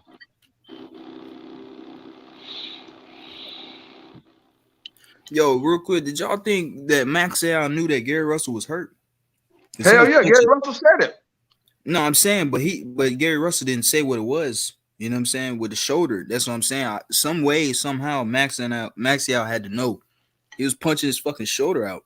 I seen that shit. Maxwell hit Gary Russell in the shoulder like 3 times. And then it just gave out. Yep. Gary Russell, man. Because at first, when I seen Gary Russell, when y'all remember the round when he hurt his hand, he hurt his shoulder, and I thought he landed a punch. He didn't even land a punch. Maxwell hit him, and that's when it gave out. I thought it was accidental. I didn't think he knew his shoulder was hurt. I don't know, man. He was landing for that. He was going for that shit, man. I feel like he knew somehow. How would he know? I don't know, man. That's my question. That's what I'm saying. He probably seen something then in the ring. It could be a coincidence. It could be a coincidence. You never know. I'm just saying. I just want to know what y'all thought about that. No, but that was good though. I think some people are saying he hit him in the arm. Yeah, he did. Yeah, he did. He did. I seen the replays, zoomed up and all. Man, he did. He was hitting right on that shoulder. You could tell by Gary Russell's face expression. Yeah, that shit was hurting. Wow, shit. I'm reading on Twitter, apparently, Canelo might move up to heavyweight and fight some guy called Trevor Bryan. Yeah, for the WBA what the fuck? Heavyweight. Yeah, for the WBA heavyweight title. Yeah, Trevor Bryan does have a WBA title. Nah, I don't see that at all. What the fuck? Canelo's a heavyweight. Why would he do that? Hey, I heard, speaking of news, I heard Artur Beterbiev and Joe Smith are about to fight in the summer. Yeah. That shit is true, see. That's one thing. That's one thing your boy was right about. You know, like they discussing that fight since they lost. Yeah, they're discussing that fight. That's what I'm saying. Canelo's not gonna move up to 2023. Look, this is what's gonna happen. Better Beeve and Joe Smith gonna unify. Bivol's gonna fight Zerto Ramirez this year, and now that 175 division is gonna heat up where they have a lot of eyeballs on it because they're making the big matchups. And the winner of Joe Smith Beterbiev will have 3 belts, and then the winner of that will probably fight Anthony Yard because he's the WBO mandatory. Right. Then you got a UK crossover fight with either Joe Smith versus Yard or Beterbiev versus Yard. Then you got Bivol waiting in, and Bivol versus Beterbiev will be for undisputed if they do fight. Whoever wins those fights, and then you can have Canelo come to the 175 division and fight the winner of that fight and fight for undisputed in the second division. Sheesh. No, I think with Bivol, That's what's going to happen this year, though. They're going to get real close to having an undisputed guy because Beterbiev, if he wins, he'll have 3 belts. Or Joe Smith wins, he'll have 3 belts. Beterbiev got 2. Like Bivol should do something though. Bivol should either fight Azurdo Ramirez. I just said Bivol. Yeah, they're trying to make that fight. Yeah, they're trying to make it, Jimmy. Zurdo and He should Bivol. fight Zurdo, man. He can't just be sitting out here fighting bombs. If he don't get Canelo, the next fight is Zurdo. Bivol's gonna fight Zurdo while Joe Smith fights Beterbiev. Yeah. Who do you Hey think will man, win, I've been watching Bivol recently, man. That dude is hella good, man. I ain't gonna lie. A lot of people, I feel like people be shitting on him, bro. I think he's good, bro. It's because he been having layoffs and he looked bad against. He didn't look like his normal self against Craig Richards. Yeah, but against Craig Richards, yeah. Yeah, that was a 20-month layoff. So that's what it is, 150. But he's a good fighter. Do you guys think you know he'll what, be Zurdo? bro? I have to keep it real. I think with Bivol's career over the last few years, it's not really done much. Like, you know, I've been more interested in Benavidez. Like, he destroyed Vodzik, who was undefeated, unified the belts. You know, destroyed Marcus Brown recently. You know, is about to unify again. I'm like, what's Bivol really doing in it? Like, I feel like Benavidez is the only one that's actually. He's had less fights as well. He's the only one that's actually getting up and doing shit. You know what I mean? Hey, Jimmy, I'm with you, man. I think Beterbiev is the best, and he's my favorite at 75. I think he's one of my favorites in that division. But Bivol is tough, though, man. You know, and him and Beterbiev, that's the best fight in the division, I think. Those two together. Yeah, Bivol already beat the champion. He beat Joe Smith, and he beat Joe Smith easy. Yeah, exactly. Yeah, he outboxed Joe Smith. You know what I'm saying? So, and Joe Smith, you know, in my opinion, he didn't win the fight against Vlasov. He shouldn't even be the WBO champ. You know what I'm saying? So, but it is what it is, though. But Bivol is tough, though. I didn't watch that fight. I heard it was controversial, but you know. Or what was controversial? What you heard was controversial. Okay, Canelo should fight Jake Paul. How many pay-per-views would Canelo versus Jake Paul do? I think I could do over 2 million buys, bro. Why are we talking about Jake Paul, man? Yeah, why you bring that up, bro? Yeah. But I ain't gonna lie. Like, if Canelo was to fight for undisputed at 75 against Beterbiev or Bivol winner, or you know whoever comes out of that little tournament, because they having a mini tournament basically. They Zurdo and Bivol gonna fight probably in the spring, probably in May. Around the same time that Beterbiev and Joe Smith fight, and that is gonna lead to undisputed this year. So one of them guys, they're gonna have a chance at undisputed at 175 this year if the promoters actually want to do it. Yeah, for sure. That's crazy, honestly, because we've been waiting for what this the fuck for a is while. that pussy David Benavidez is gonna fight? Yeah, I'm Morrell. loving the 75 division right now, man. I love that division, man. That's a very good division. Yeah, bro. Like you got dark horses like Callum Smith, Yard, Buatsi. You got some good fighters at 75 that's still there. You know, it's a dark. Wait, is Buatsi's fighting Yard now? No. I don't think Buatsi's fighting Yard. I just say Buatsi's there. I know. Yeah, Yard finna fight Joe Smith. Yep, but no, Joe Smith about to fight Beterbiev H. For real unification? Unification in May. Let's go! Yeah, 3-belt fight. Three belt title fight, bro. That's what I'm saying. Nigga, that shit gonna be sick as fuck, sir, nigga. Somebody get it knocked out, nigga. Hey, that's what I'm saying. That fight is not going the distance, bro. Oh yeah, that fight's not going the distance, not at all. I got Beterbiev, but I can see Beterbiev getting dropped by Joe Smith. I can see it though. He could. Yeah, Joe Smith got power, homie. Yeah, Joe Smith got power, but he got dropped by Callum Johnson. Why wouldn't he? Exactly. Why Callum Johnson dropped him? Yeah. And really, Joe Smith got problems with those slick boxers that can move like Bivol, but Beterbiev can't move like that. He's older. He's more flat-footed, so it's gonna be fire with fire with that one. 37 years old, bro. Yeah, so that's what I'm saying. But Canelo gonna let this shit. Canelo's smart. He gonna let this 175 shit play out, and he gonna fight. He gonna fight Charlo Benavidez this year, and then go to 75. Watch. And 2023 he'll go to 75 and fight for undisputed after these dudes clear each other out and see who makes a name for themselves. Because right now he's looking for big money opponents, and whoever makes a name for themselves at 75, they'll turn out to get a buzz enough for Canelo to fight him. But Bivol and them just don't make sense right now. It's not that Bivol ain't a good I fight. It's just don't think Canelo's really a 175 guy, though. I mean, this guy, he wasn't even the biggest middleweight, you know? Yeah, he's Guys not. like Danny Jacobs. Bro, Top Rank really making those fights happen, bro. They making the unifications. They going for the undisputed fights. You got Shakur Oscar Valdez, Baturviev, Joe Smith Jr. Bro, 2 unifications. Come on now. Yep. They making the fights, bro. They making the fights happen over there. That's why I said Top Rank always the best. I always said that, man. Top Rank the best, man, in my opinion. And they was pushing for Johnny Beck Andre. They was pushing for Johnny Beck versus Andre. Yeah. They're making the Anui Daenerys rematch. That's unification. WBC, WBA, IBF. Yep. That Anui Daenerys rematch April 6th. Well, I don't know when it's gonna be, but it's supposed to be in Japan in April. Man. Yeah. So there's another that's supposed to be in Japan too. And even the Loma Kambosos fight, another fight they trying to do. Tyson Fury with Dylan White, another big fight.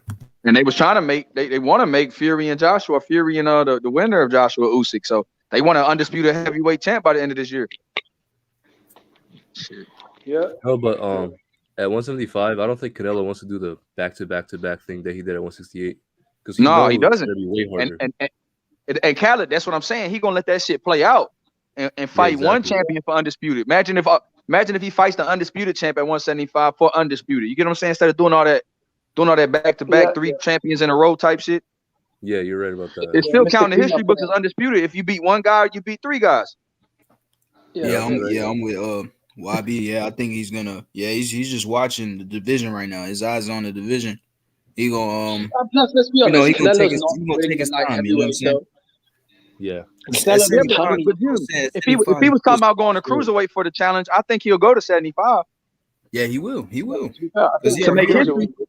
He's the first undisputed Mexican in the 4-belt era at 168. Imagine if he did it at 75.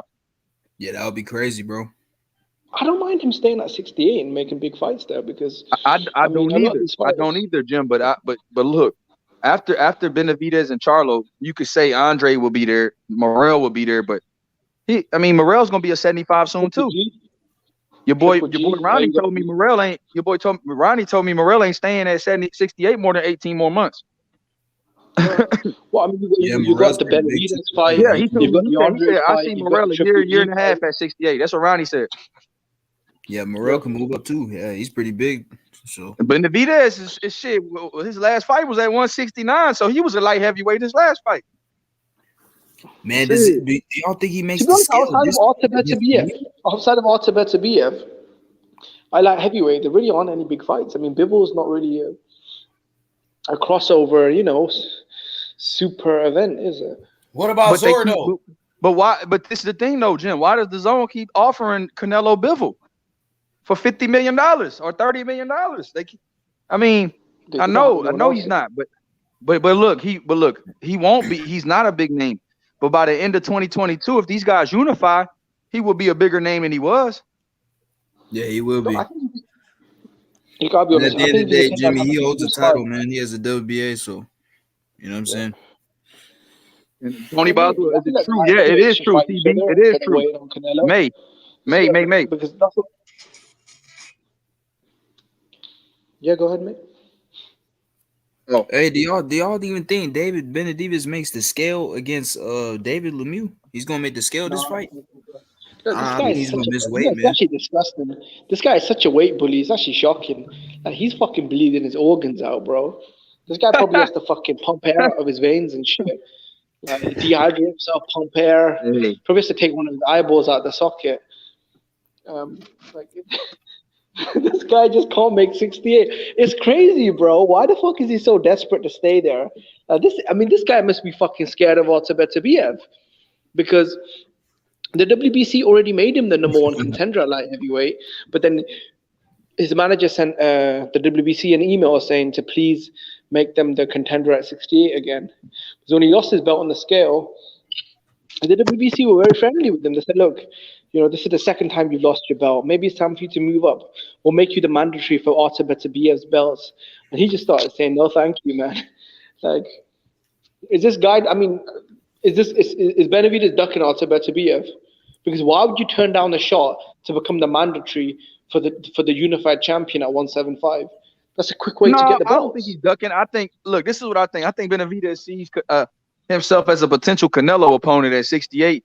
So if he has to, do whatever he can to make 68, why not? And because most of them guys at 75 are not under PBC. So I think they're trying to get a big fight with Canelo and keep it moving. He's still young, so why not make the weight if you still can and then go up?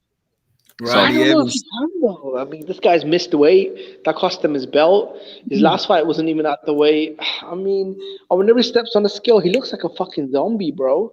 Like, his face is all drawn in. His stomach looks soft and dehydrated. It's just, honestly, man, he looks like a sack of shit on the scale.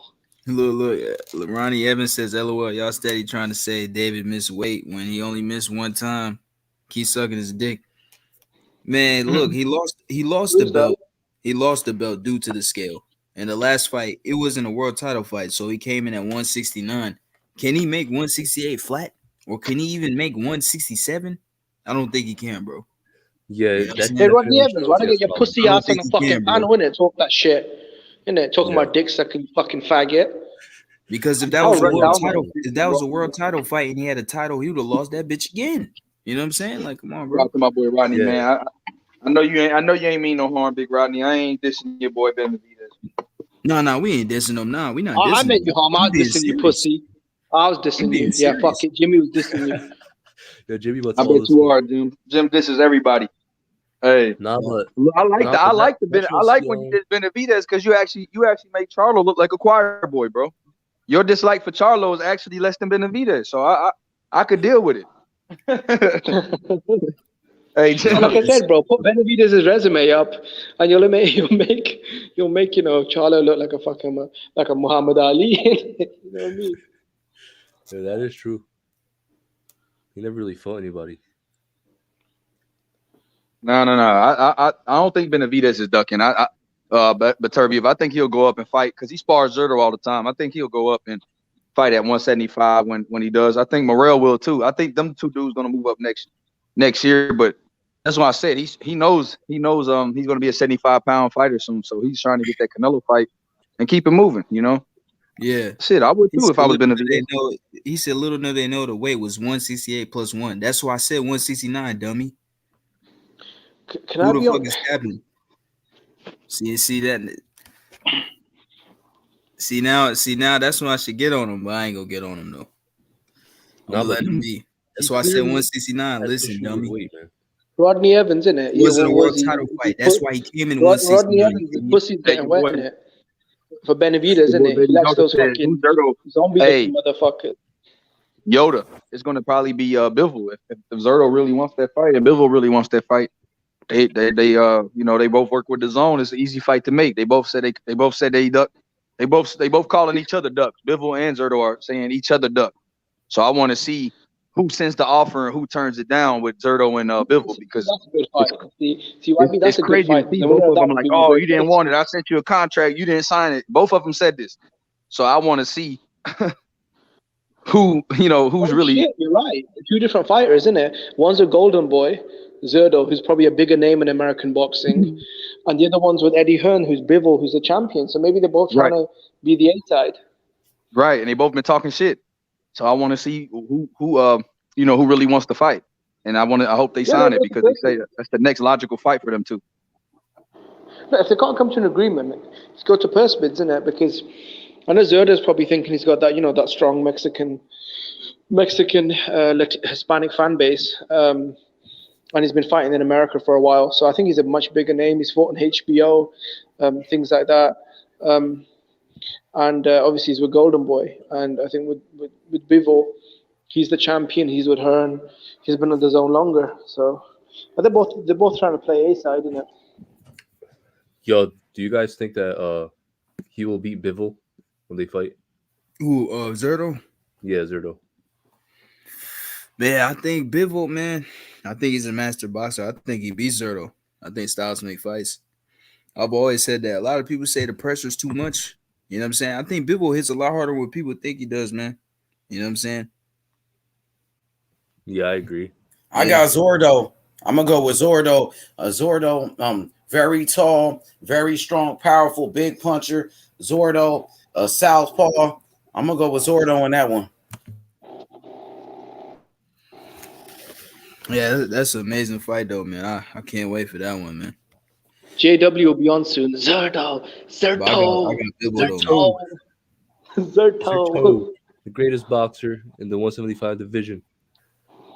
Zerto. He's so big, Zerto. His shoulders are so thick. Bro, he said he'll beat Canelo. I mean, Zerto? Hey, I've been hearing some people say that. Jonathan said.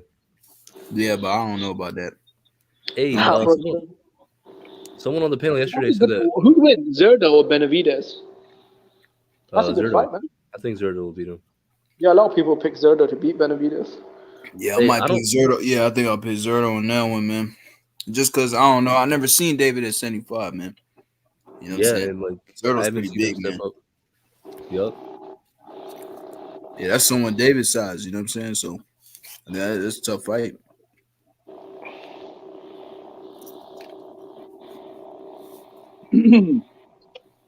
Zordo, bro. Zordo, too much pressure for Bivol. Zordo, very good jab. Southpaw, too strong for Bivol, dog. I think there's a reason why Bivol been staying away from Zordo. That's the fight that needs to happen on the zone, nigga. When they gonna fight each other? When they gonna fight Zordo and fucking Bivol? What's up with that fight? That's what they keep talking about. That's what they keep talking about. That's what I'm saying. That's the logical fight to make right now. Yep. Yeah, we need that fight, man, for boxing, man. Bro, when is the zone gonna give us some real fights? Like Anthony Joshua and Usyk, that's a good fight. But besides that, which fight on the zone's calendar? Okay, Julio Cesar Martinez versus Chocolatito is a good fight. Besides those two fights, which fight are you guys looking forward to seeing? Demetrius Andrade versus Zach Parker. Woo! Oh, what the fuck? Should have been Andrade and Johnny back. It's money. I told you, man. I was 10 toes all the way through. I told you Boo Boo was gonna drop the title, man.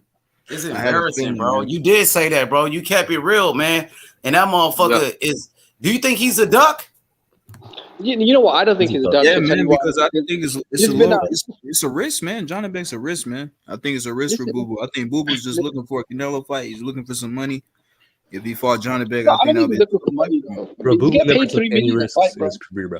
No risk. Listen, man. He's been at middleweight 3 years. So no matter whose fault it was, even if it was Andrade's fault, it doesn't matter. Like, at the end of the day, he didn't get the Golovkin unification, and he was on the zone, and he didn't get the Charlo unification, even though he was willing to go to Showtime, etc. But it didn't happen, bro. So there's nothing there at middleweight. Even his mandatory in Munguia, his real mandatory in Munguia, doesn't want to fight him. He just fought his last mandatory, Liam Smith, 6 months ago?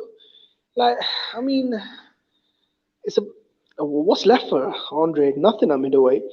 Now, have a fresh start at super middleweight. And I'll be honest, Zach Parker is a big, strong, power punching switcher, Olympic background, undefeated. He's a really tough fight as well. That's not an easy out for Andre. I think he's just as tough as Johnny Beck. He's bigger, stronger, he can switch it. He's also got Olympic pedigree. So that's a tough fight, man. Now, that's a very dangerous fight for Andrade.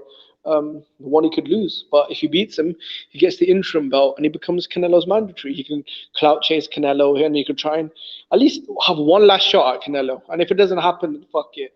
You know what? Retire then, bro, because you didn't get any of the big fights at 160 in Golovkin or Charlo.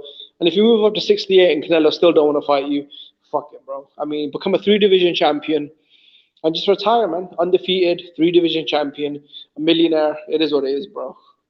Because if Andrade can't get a big fight at 68, fuck it, bro. He might as well retire because what's the point?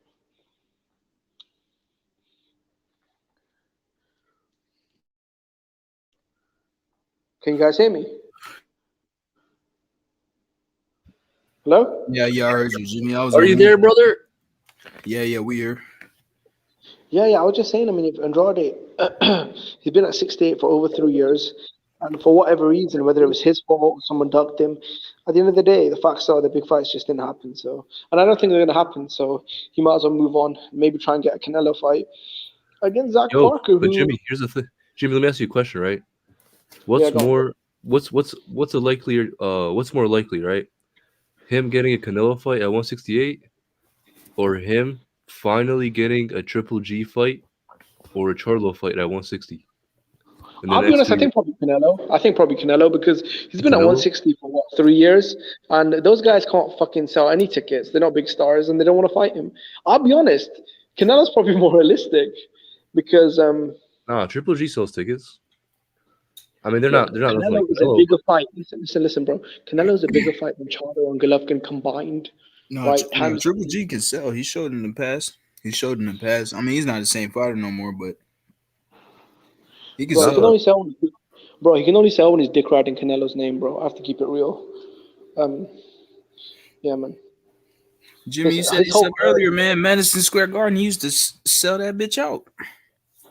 Not anymore, though, bro. Yeah, that's what I'm saying. Not no more. Yeah, not no more. Back in the day, Yeah, when he fought David Lemieux, sold out the Garden. When he fought Danny Jacobs, he sold out the Garden. That's 2 pay-per-view fights, and he used to, have a lot of buzz back then. But it's just not the same. I think when he fights Murata, that's still a big fight over there because I know people. Yeah, I know people say, "Oh, you should wait on Golovkin." Another 3 years for Golovkin, a dude that's almost 40. Like, that's a bit. I don't know, man. Murata's a superstar in Japan, and also Triple G's he has Asian descent as well, so I feel like that plays a Is it role not as weird well. though? Is it not weird though that the WBO are asking him to fight is mandatory twice in 9 months? That is a little strange. I've actually never seen that happen. Yeah. I think they were just. I think Eddie Hearn probably just said to him, "Look, the Zone don't want the Johnny Beck fight because it's not a big fight. I mean, the Charlo fight's not going to happen because he's probably going to fight Canelo, so that's done. Golovkin, he's maybe going to fight one more time against Murata and then have one final fight in Kazakhstan and retire if he doesn't get the third Canelo fight. Like, let's just bounce in it. Middleweight's done. We've been here for 3 years, right? It is what it is. Move up to 68. You got a fresh start there. Fight Zach Parker, become the interim champion. Then maybe have, I don't know, a stay busy fight against someone like a Billy Joe, a Gabe Rosado, etc. And then maybe, you'll be in a position where you can fight Canelo, have one last shot at Canelo. And if not, then fuck it. Become elevated to full champion and retire. You'll be a 3-division champion.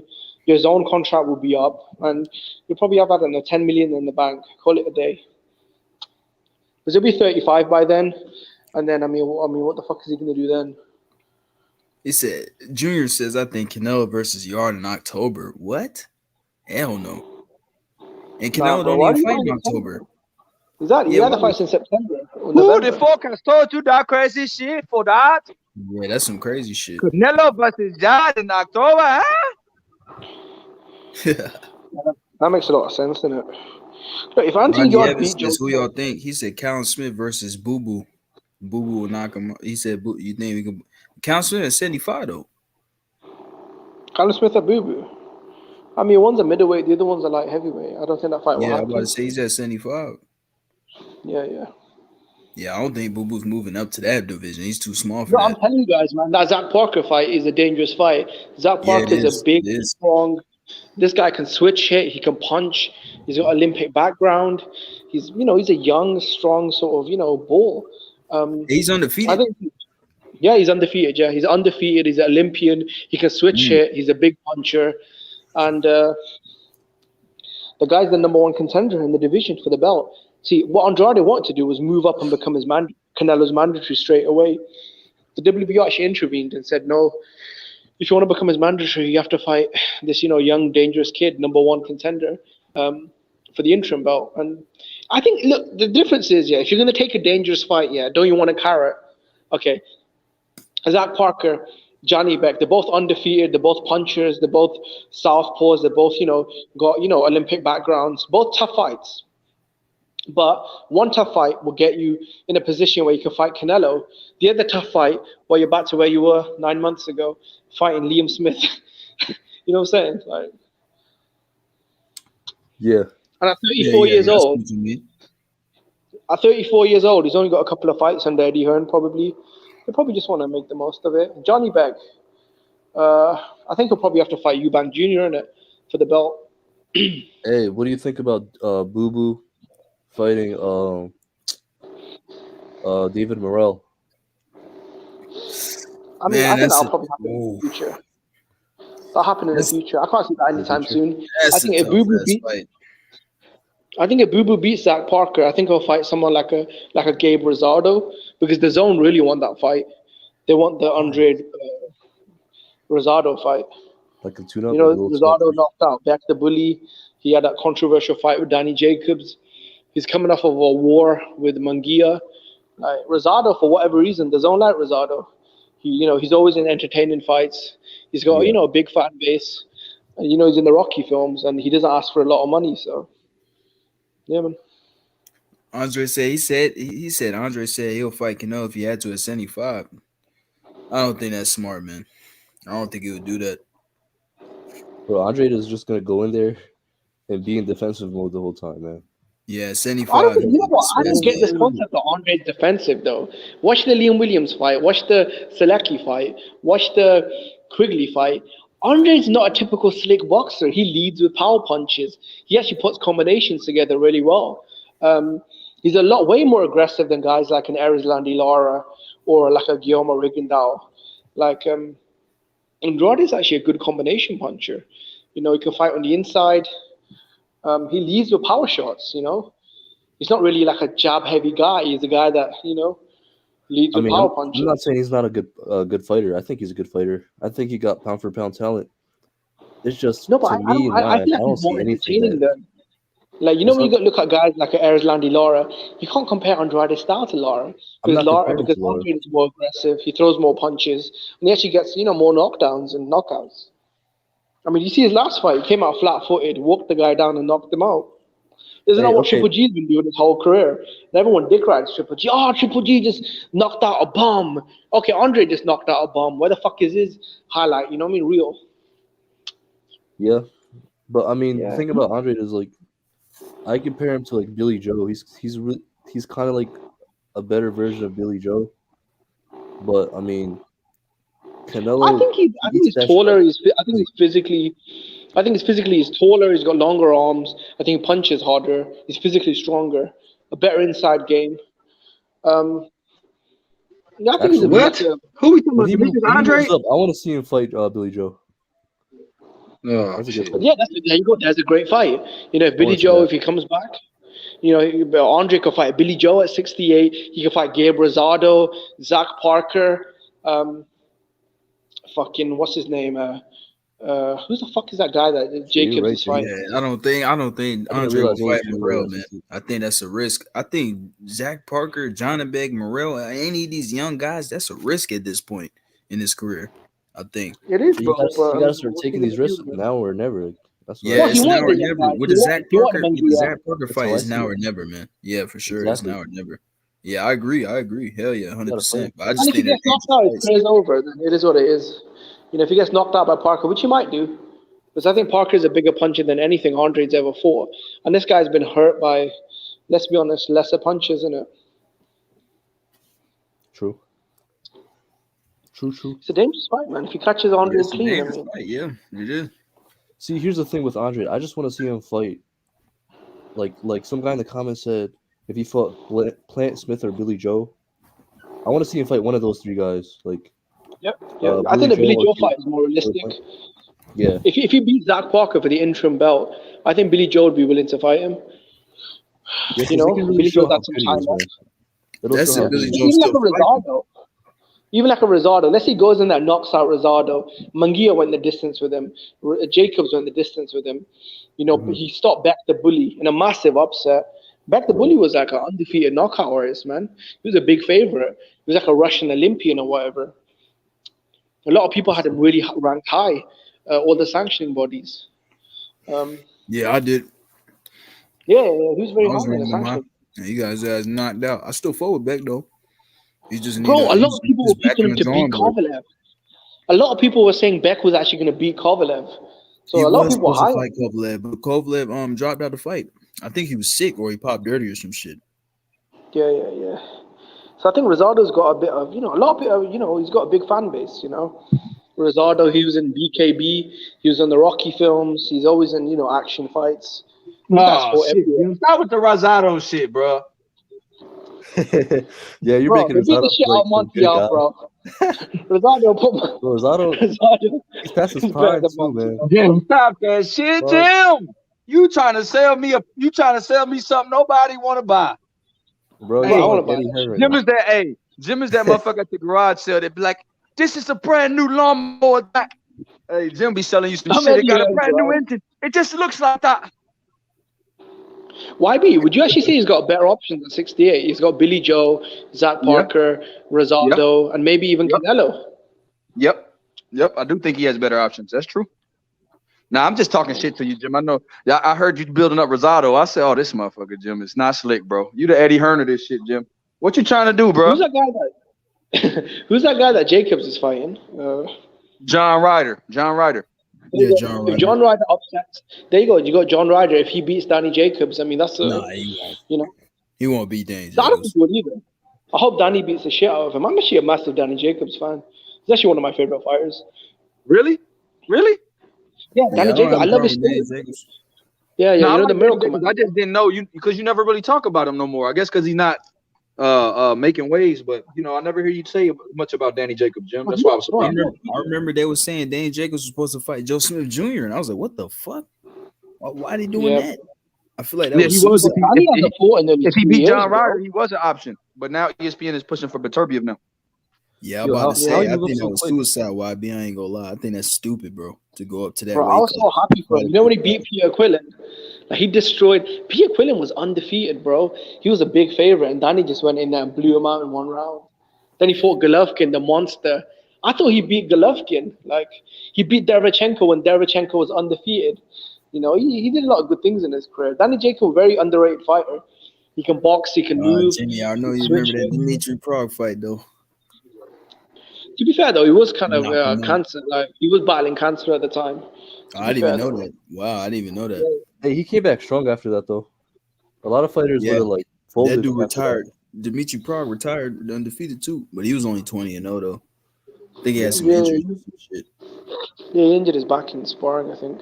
No, not sparring, weight training. You got to be careful with weight training, bro. Look at Bruce Lee. He was in a wheelchair for 3 years. Yeah, weight training is dangerous. Yeah, hell yeah. You messed up one little disc in your back, you're fucked. Bro, how did Danny Jacobs go to 175 so quickly? Like, he went from 160 to 175, right? To be fair, Danny Jacobs has been out the ring for nearly 2 years. So this is like a more comfortable weight. Yeah, he did not look good. I'll be honest, man. He looked actually on the decline. In the Rosado fight, he looked like he was on the decline. He looked gun shy. He looked tired. That shit was sad to see, bro. Yeah, right. He went from giving Triple G a good fight to not even like looking good against Rosado. It's a lot of wars, bro. I mean, the Golovkin fight tough, the Canelo fight tough, Derevchenko tough, Selecki tough, Quillen. Even though it was a quick fight, it must have been a tough training camp. Yeah, like. True. It's cancer, man. It's a lot, bro. It's a lot. It's 35 as well. I mean, it's pretty old. Like, I know a lot of us fans are used to fighters going on until they're 40, but historically speaking, once a fighter hits 35, they usually go on the decline. Yeah, that's true. That's crazy. That's when B-Hop beat Trinidad. He was 35. Ain't that some shit? Yeah, B-Hop was one of those guys, man. Special, bro. You beat a motherfucking Trinidad at 35, 36, bro. That's crazy. Bro, he destroyed Antonio Tarver at 40, bro, for the light heavyweight titles. That shit was crazy. Yo, you guys think Jumped Terence up 2 weight Crawford? classes as well.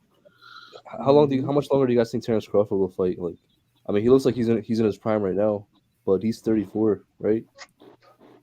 Bomac said he wants to retire at 36. But Bud is 34, bro. Wait, what did you say, Jimmy? Two more fights. Two more years. Sure, I just hope like in his next fight he doesn't like something isn't off about him. You know, I have to be honest, in the Sean Porter fight, his legs did look slower. I have to be honest. Really? Because when he's fighting guys like Victor Postal, even like a Jeff Horn, he had way more like speed to him. Way more bounce in his thing, right, Jim? His legs do look different.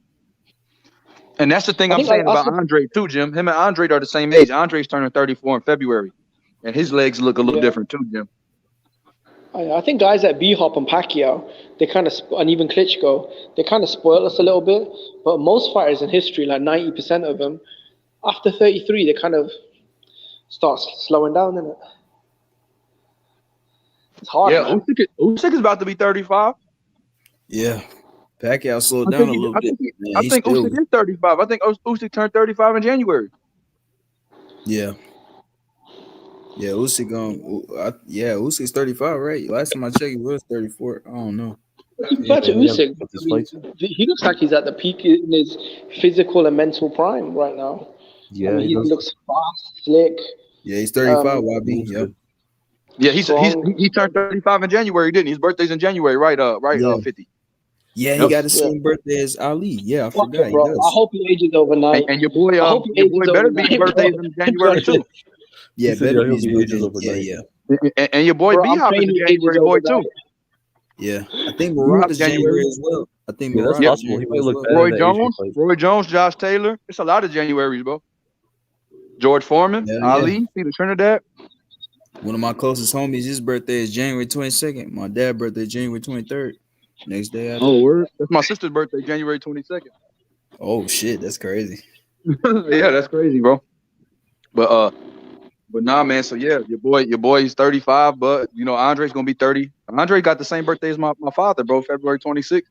He's turning 34 that day. You get what I'm saying, Jim? And and then he gonna add more weight to him, Jim. His legs might be even more shot at 68.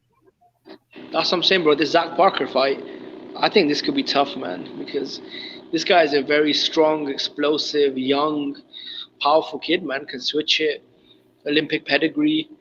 It's gonna be tough, bro. I'd say he's a lot better than Liam Williams, and I'll be honest, Liam Williams actually gave Andre the tough fight. So and this guy's a lot better than Liam Williams. So I mean, it's gonna be tough, man. There's no easy. And that's why I wanted to see Johnny Beck, because I felt like Johnny Beck was.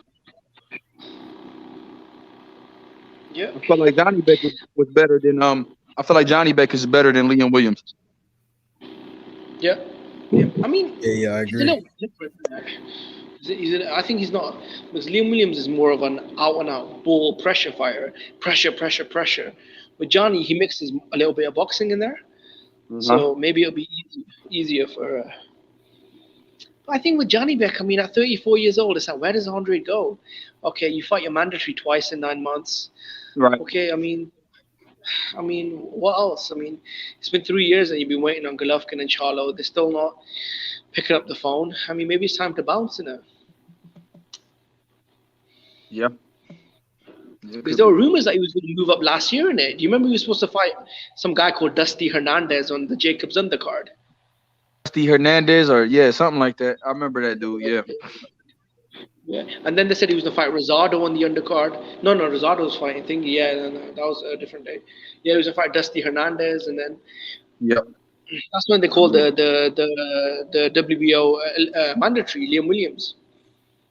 Yep. And then Eddie Hunt tried to make the Golovkin fight. It didn't happen. And now we're back here again. Another mandatory. And Eddie Hunt is trying to make the Golovkin. I think they're just kind of, done with this. Like. Yeah, I think they are too, Jim. I kind of feel for Andre a little bit. And I think if he moves up to 68, at least he'll have someone like a Billy Joe, a Rosado, maybe even a Canelo, hopefully. And if not, then just win a belt and just, I guess, retire in it. I mean, what else is he going to do? That'd be fucked up, man. That'd be one of the biggest wastes of potential that I've actually ever seen as far as Andrade. If he doesn't get any of the big fights at 60 or 68, that'd be a massive waste of potential. Yeah, that'd probably be worse than Gary Russell. Yeah, but at least Gary Russell got some big fights. He got Lomachenko. He got who did he fight? He fought Jojo Diaz, and he got a couple of good fights. King Tug. Yeah, I mean that's true. He was just really inactive. But I think King Tug. Speaking of him, I think he lost his last fight against that last replacement dude. You talking about Lucas? Lucas? That African dude. That dude was beating his ass, man. That dude dropped him too, man. They hold him up there in that knockdown. The ref is retarded. He was talking about some. Oh, I didn't see him land a punch, dude. He clearly hit him on the chin, bro, and he fell. Bro, I've never seen an interview on the ref after a fight like that. That's funny as hell. Yeah, that dude was. I feel like he was just trolling, man. Yeah, man. And I like King Talk too, man. You know what I'm saying? I don't think he did that bad against Chris Colbert, but he just don't let his hands go enough, man. That's my problem with him. He's just too gun shy. Yo, shout out to my boy Sly Tendencies. He said Morrell all fucking day. We coming for Benavidez. Benavidez, he's starting to feel the pressure, man. You know, today Benavidez finally responds to David Morrell Jr. He said he will fight Morrell Jr. So now you better keep your word now, Benavidez. You better keep your word because you said you're going to fight him. Now you got to do it. You know what I'm saying? He fell into a trap. Benavidez fell into the trap, bro. Now he must fight Morrell. It's over with, nigga. We lured your ass in. We lured him in this time, buddy. Got him. Hey, listen, Morrell only got 6 fights, and Benavidez already going back and forth with him. He fell into the trap. Now you got to fight Morrell now, bro. You said you're going to do it. Now you got to be a man of your word. Because, hey, man, you don't want to be like Kambosos out here. Say you're going to fight somebody. Now people calling you a bitch and all of that. You know what I'm saying? And I don't think Kambosos is a bitch. You know what I'm saying? For the record. But, you know what I'm saying? It is what it is. You said you're going to fight him. Now you must fight him. They watching the videos. Benavidez and his dad, they see it. You know what I'm saying? So, yeah, that's what I want. We want this fight. So Benavidez said he going to fight Morrell. Yes. Got it. You know what I'm saying? Let's do it. Window. Put a date on it, nigga. We ready tomorrow. Let's go. You got to get ready. We stay ready. You try to fight David Lemieux. Come on now. Come on now. We can do this shit next, nigga. Y'all talk about 5 more fights and all of that, man. Get the fuck out of here. We ready right now with only 6 fights, nigga. And if you run, if you run to 175, we gonna follow you over there. That's what we gonna do. Yeah. Hey, YB, fucking Jonathan Beck said he'll chase Boo Boo to 68 too. Now he said that too. I heard him. He said he ain't gonna let him run. He said he'll still move up and fight his ass. Damn. I never heard nobody talk to Andre like he was running, bro. That shit just bothers me, bro. Like, I never heard nobody. We keep saying Boo Boo gets ducked, and this dude, somebody said, don't run from me. That's like unprecedented in Boo Boo's career to get called out like that. Shit, the fight can still happen, man, but I don't know. I don't think Boo Boo wants to fight him, man. I really don't think he does. No, but I think Joseph was saying that the zone just aren't interested in that fight. They want to try and lure Canelo over to the zone, and if Boo Boo's is mandatory, at least they could maybe try and make the fight. I mean, I'd say Andrade is still a much bigger name in American boxing than someone like a Dimitri Bivol. You know what I'm saying?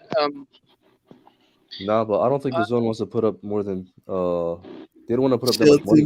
My man OG Shelton said Andre stopped Johnny Beck 150. Mr. Moore. He gonna stop Johnny Beck.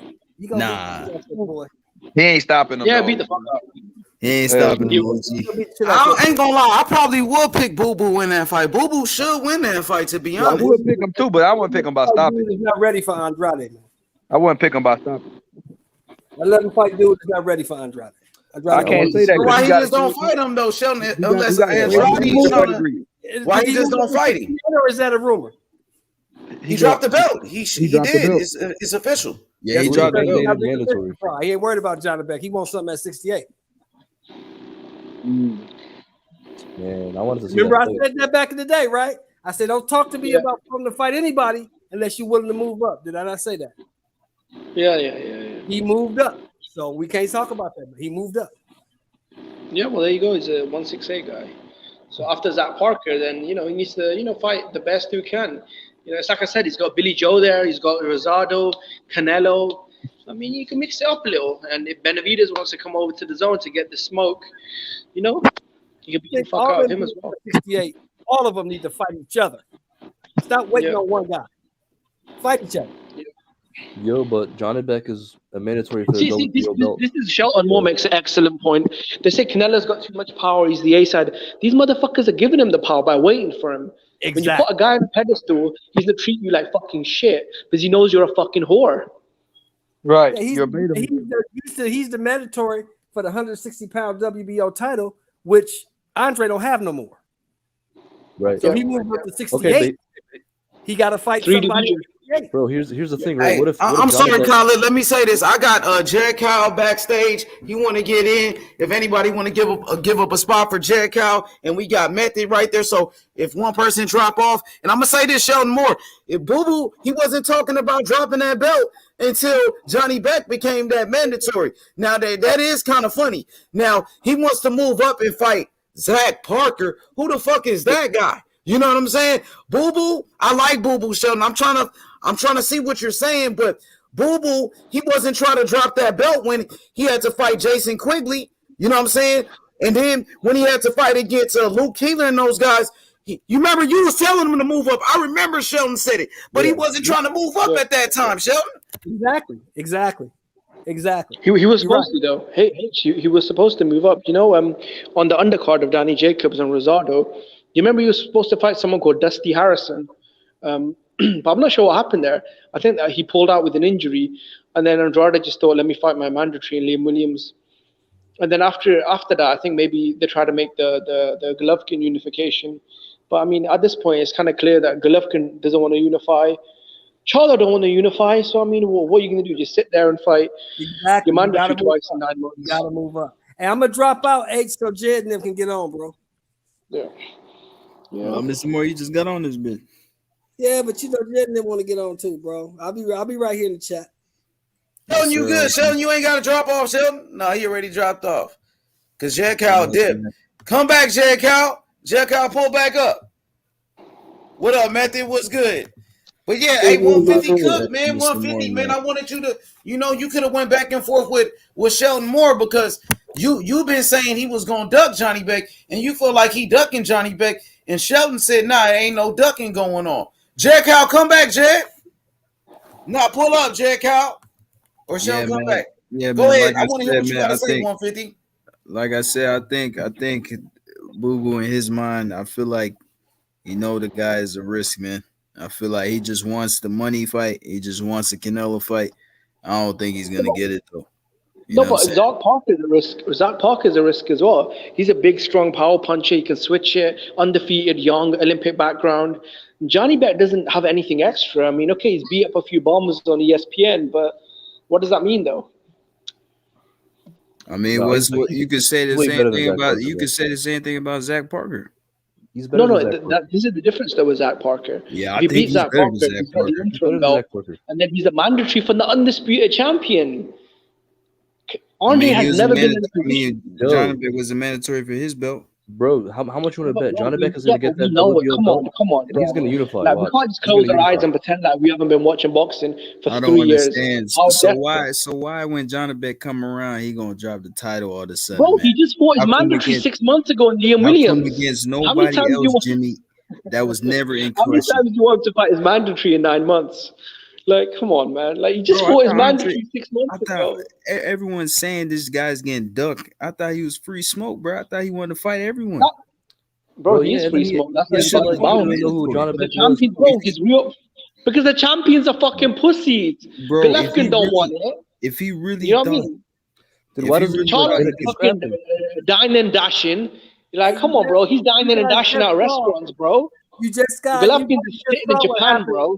When you put an unseasoned guy in with a seasoned guy, they put a 7-fight fighter in with motherfucking Gabe Rosado. You saw what happened. So, bro, 150 you want to the booty all over it. Fight guy in with motherfucking Demetrius Andre. I'm gonna tell you what's gonna happen. Put his ass in there. I'm gonna tell you. Andre would not sleep Johnny Beck like no Beck. Beat the shit out of it. I wish Andre had that confidence though. I wish he was like, that's what I'm saying. Y'all. Oh my god, you guys are building up Johnny Beck like he's worth a fucking damn. Bro, we know Andre's been waiting 3 years. He acted like he don't know who Johnny Beck was. Come on, man. Is he worth staying in the division for?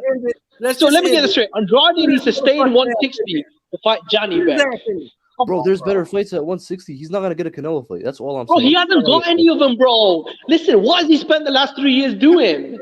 You talk about fights like Jimmy, and he once he moves up, he's gonna be in the same boat again. Y'all No realize better that, shit. right? He's not It's gonna money fight fight. fucking It's a Canelo. money fight 68 for got better Paul, man. options. No, see, this is what you're saying. You're saying the big fights at 60, but he's never going to get the big fights. So what does he do? If he goes up to 68, he'll have lesser fights. Well, there'll be the fights he can get. He can get a Billy Joe fight. He can get a Gabriel Rosado fight.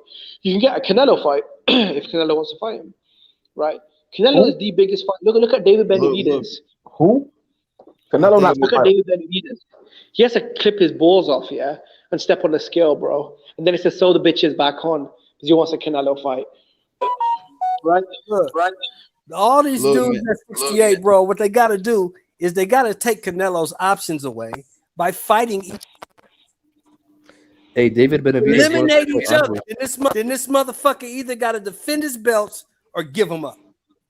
Yeah. That's true. Retire, Yeah, I agree with that, Defend man. your belts or give them up. Because I done beat the rest of these bitches. Now I'm coming for you.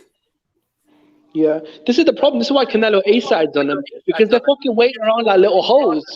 Like, sir, give me a payday. Sir, where's my handout? This is why Canelo can flex on a dude like Charlo. He's sitting there for 5 years. Sir Canelo, Mr. Canelo, where's my handout? That's how Canelo can flex on a bitch. No, you're going to fucking wait as long as I tell you to wait. He's not rushing up to 175 because them dudes at 75 are not in awe of him. Yeah, those are all tough The fights. for him. Turbiev ain't at all of him. They say, bring your ass up here so I can serve you. That's what they say.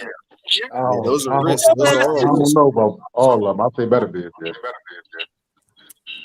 Better be. Never going to show that belt. I think Zerto Ramirez might fuck his motherfucking ass. Hey, you think Zerto beats Canelo? No. Beat his motherfucking ass. No, he don't. No. Bro, he's not gonna beat Canelo. He's crazy. No way. Hey, Mr. Moore, you've been saying that for a while. You have. I think Viterbia beats Canelo, but I don't know about Zerto. This is what I say. Put Cinnamon's ass in there. Let's see what he got. Yeah, I'll be good at beats Bivol. Because people say Andrade is boring. If Andrade is boring, what the fuck is Bivol? Bivol got problems of his own right now. Bivol got a mandatory that he has to fight or be stripped. You know who that is, right? Remember it. Hey, I think he'll fight him. He don't have a choice. He has a choice, but his options ain't too good. Either fight him or be stripped. What do you want? I know he's not gonna move up though. He's gonna fight his mandatory. Yeah, I think Zerto versus Bivol. I think Styles wins fights, man. I think Bivol beat him. Bivol up. He gonna beat Styles up. What the I fuck? got Bivol. Somebody listen to the Wu-Tang shit. He gonna beat the shit out of Bivol. That's a good fight though. 50-50 fight. Hey Jimmy, hey, with the Andrade shit, man, with the 160, I agree with you. There's no fights over there because those guys are not making their fights. They're not fighting their damn self. But I'm saying if he moves up to 68, he's gonna be in the same boat again. I don't think he's gonna get another fight. I think, look, he'll be in a better boat because I think at 68, What guys else? like And name me another big money fight in that division for Andre. There is none. The biggest Exactly, Mr. Moore. Exactly. Canelo Alvarez. This motherfucker go walk around with another vacant title, bro. Yeah, that's what he's gonna do. the biggest bag at Billy Joe Saunders. Bro, he's a mandatory to the undisputed champion. Canelo Alvarez. But Canelo ain't at 160. Look at Benavidez, bro. He's bomb bashing for peanuts, and he doesn't want to go up to fight Artur Beterbiev because he wants the Canelo handout. At least Andre's moving up and fighting in the eliminator. David Benavidez don't got him. Bro, this guy's killing himself to make 168, right? He's always missing weight because the guy wants the Canelo handout. That's why he's ducking Artur Beterbiev, right? I mean, the WBC made him mandatory to Beterbiev before Marcus Brown. They said, look, do you want a shot at the light heavyweight belts? He said, no, thank you. Let me keep fucking killing myself to make 68 because Mr. Canelo might give me a handout. That's what he said. Man. I'm talking about his interview. This is the problem. If these fighters don't mix it up, yeah, they don't have any fucking bargaining power leverage. They haven't built a legacy or a star power. Then Canelo can flex on them because they're fucking hoes. When you act like a hoe, a pin, check you. Plus, you gotta look at this. He's just sitting there licking his chops. Because if I've been fighting 3 to 4 times a year, and you've only fought 1 time in a year and a half, I'm gonna beat your motherfucking ass because you ain't sharp enough to fight me. I think Charlo. When do y'all think Andre beats even David Benavidez? I don't think he even beats him. I don't know. Who's up? I don't know. Neither one of them motherfuckers is too active. I don't know. Exactly. They're not fighting each other. I might take Boo Boo in that fight. You might take Boo Boo in that? that? Boo Boo beat the fuck out of David Benavidez, man. This ain't no fucking Ronald Graville, bro. Who the fuck is David Benavidez? I'm so tired of this fucking hype job, man. No, but Benavidez cocaine and jelly donuts. If it's not a bag of coke, it's a bag of jelly donuts. Right? Bro, Benavidez gonna fight him. He ducked Artur Beterbiev. Method, you want to talk about ducking Artur Beterbiev? So WBC made Benavidez the number 1 contender for Beterbiev. He turned it down and said, I want to stay at 68. And then his next fight, he was fucking a pound over the weight. I don't give a fuck about WBC. Bro, he's out here hiding, bro. Ducking Artur Beterbiev, fighting 1 on that left, waiting for Mr. Canelo to give him a hand. This is why Canelo flexes on him. No. Only Canelo fought at 175. Canelo the only one that's ducking the beat. No. When he missed the weight, when he shit the bed on the scale, the WBC stripped him of his belt and his fucking manhood. They said to him, look, you're a light heavyweight. Stop fucking about. Move up. They told him, stop being a weight bully. Stop wasting everyone's time. We're tired of you losing your belt over and over again. Get your bitch ass up at 75. You're the number 1 contender. Him and his daddy started crying to the WBC. Jimmy, for one of them fighters pull up on you, Jimmy. Hey, slide tendencies. Murata is like Method, Michael Jordan. Method, unlike you, I'm not a bitch. If a fight ever pulls up on me, I'll blow his fucking head off. At 160 pounds, Murata's the Method, biggest bag. fuck Baltimore. He's more famous than all them dudes in Japan. That's why Triple G's mad, because Triple G just missed out on about $12 to $14 million fighting Murata. No, that's still gonna happen. It's just postponed. So that shit gonna be canceled. Triple G gonna be about 40 comebacks. They're not gonna get that bag in America. This is why Canelo is flexing on Charlo. Charlo should sit down and wait for Canelo to make the decision. Right, These guys didn't build legacies. Because Canelo could fucking front on them, treat them like fucking hoes. Charlo gonna beat Canelo ass. Charlo's a fucking quit already. Charlo's a fucking quit. Charlo's a quit like Yildirim. Nobody. This isn't Montiel, bro. This is a whole different animal. Charlo's a fucking quit. Like a bitch. Come on, Jimmy. He ain't no damn Yildirim. Come on, man. Man, Charlo will never quit, bro. You got Jimmy. Montiel, Yildirim, Charlo, they're all chumps. Charlo ain't gonna quit. Charlo's a dog, but he just ain't ready for Canelo because he ain't active. Yeah, I'm not even a Charlo fan, but calling him a Yildirim, come on, Jimmy. Canelo gonna be the guy. He ain't no damn Yildirim. Come on, man. This is why Canelo's flexing Charlo. Charlo's sitting there. Oh, is Mr. Canelo gonna pick me? Is he gonna pick me? Like that, you know those bitches from the Bachelor, when all the girls they're getting their pussies wet. Oh, is he gonna pick me? Is he gonna pick me? That's Charlo. He's getting his pussy wet. Oh, is Mr. Canelo gonna pick me? No, I'll say. Is he gonna put a ring on my finger? Is he gonna pop my cherry? No, I'd say that's the DAZN model. That's the DAZN model. That's not that shit, bro. That's the DAZN model. The zone, they get down like that over the zone. Eddie said all his 168 champions, and now they fighting bums. One of them died, the other one fighting bums, and who else? Well, okay. Well, Canelo ran through the division. What's the point? You want him to fight Montiel? Method. What are we doing here? You want him to fight Montiel? Method. You want him to fight Mario Barrios? Well, what are we doing? Isaac Cruz. No, what are your favorite fighters doing, Method? I've actually wanted to teach you want him to fight? You want him to fight an Isaac Cruz, a Montiel? Because that's what your favorite fighters are doing, Method. I've been wanting to see Triple G Charlo for years, but Eddie Hearn been bullshit, huh? Well, he didn't want to fight Andre, Method. Andre wanted to fight. He said, no, thank you. If Charlo ducked him, Andre lined up. I thought Charlo was about that fucking life. I never mentioned Andre, right? Exactly, but you're a pussy. But you're a bitch as well. That's why you like Charlo and Tank. You can relate to pussy. Yo, this nigga Jimmy crazy. No, you're not crazy, retarded. No. I'm crazy in Method's wife's mouth. Okay. You're doing too much now. Come on now with the bullshit. Stop that. You being way disrespectful. Don't do that. Well, let's go back to Boston, man. Jimmy, chill, bro. Damn, nigga. No, I'm talking to him. He in the UK. Jimmy stays involved. Me in the UK. Jimmy not. Exactly. I know, man. Exactly. I'm just saying, bro. I'm talking reckless online method. What the fuck you gonna do about it? I can say what the fuck I want in the comfort of my home and get away with it. Woo! It feels good to be a keyboard warrior. It's unnecessary. That's child. Oh my god. Yo. I think Charlo gonna beat Canelo. Nah. Based on what, man? Based on what? Yeah, why? Wear and tear will favor Canelo. I think Canelo gonna go in on the side. He looked a little slow in his last fight. He didn't look like his that youthful Canelo. He was like a little friend. He moved. He was a step behind a little bit. Man, that's crazy, I know.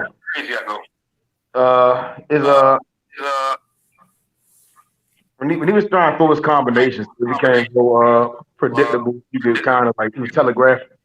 I think Charlo should capitalize, have his life sight. He's going to try to press the issues, but his combinations aren't fast enough. And I think Canelo would try to approach that fight the same way he fought Cotto. That's why I keep mentioning he's going to try to fight like he fought Cotto.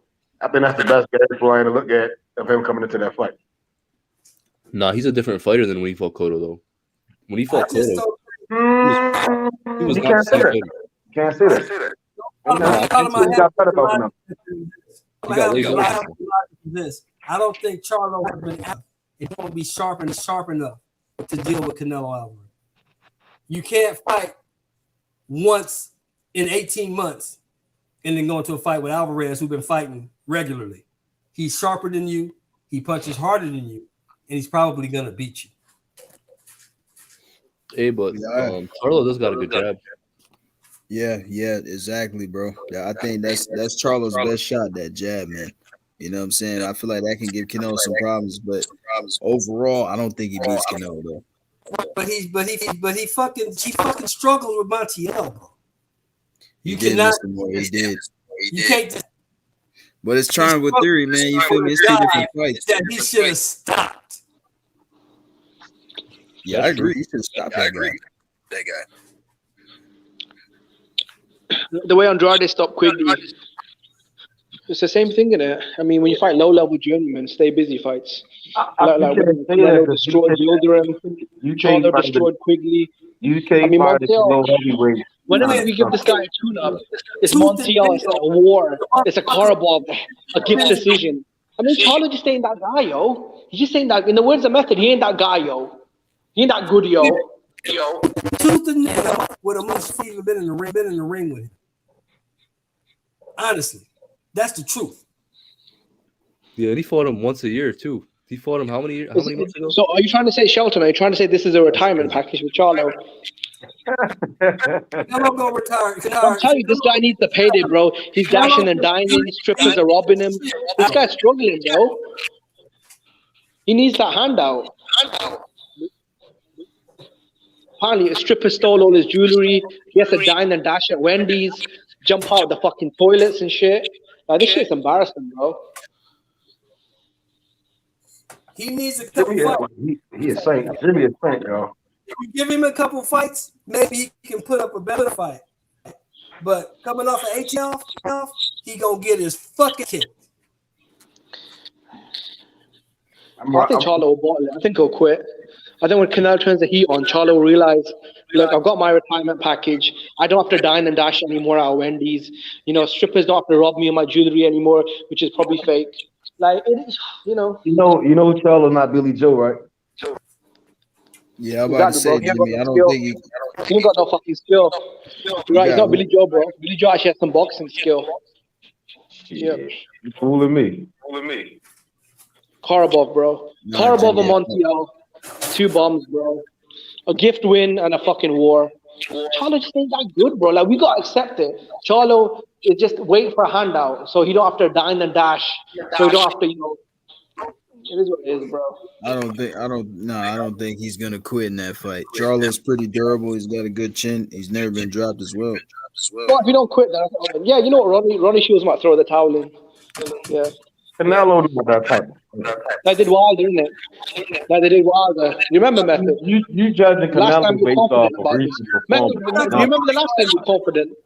Remember the last time you were making a bold prediction? You're judging Canelo based off of the second time, it was nightmare. Rockabye baby, where's the baby blanket? But see, he's not gonna quit. Charlo's not a bitch. But upside ass whooping. Like you want any boxer the method likes. The thing is, any boxer the method likes, by default he becomes a bitch. Okay, Joe. So I got right now. I got Charlo. Majority decisions. Let's bet then, Method $1,000. Jimmy, you don't got $2 in your pocket. All him the excuses. The fucking excuses. You ain't got $2 in your pocket. Exactly, bro. That's what when Hebrew pulled up on him.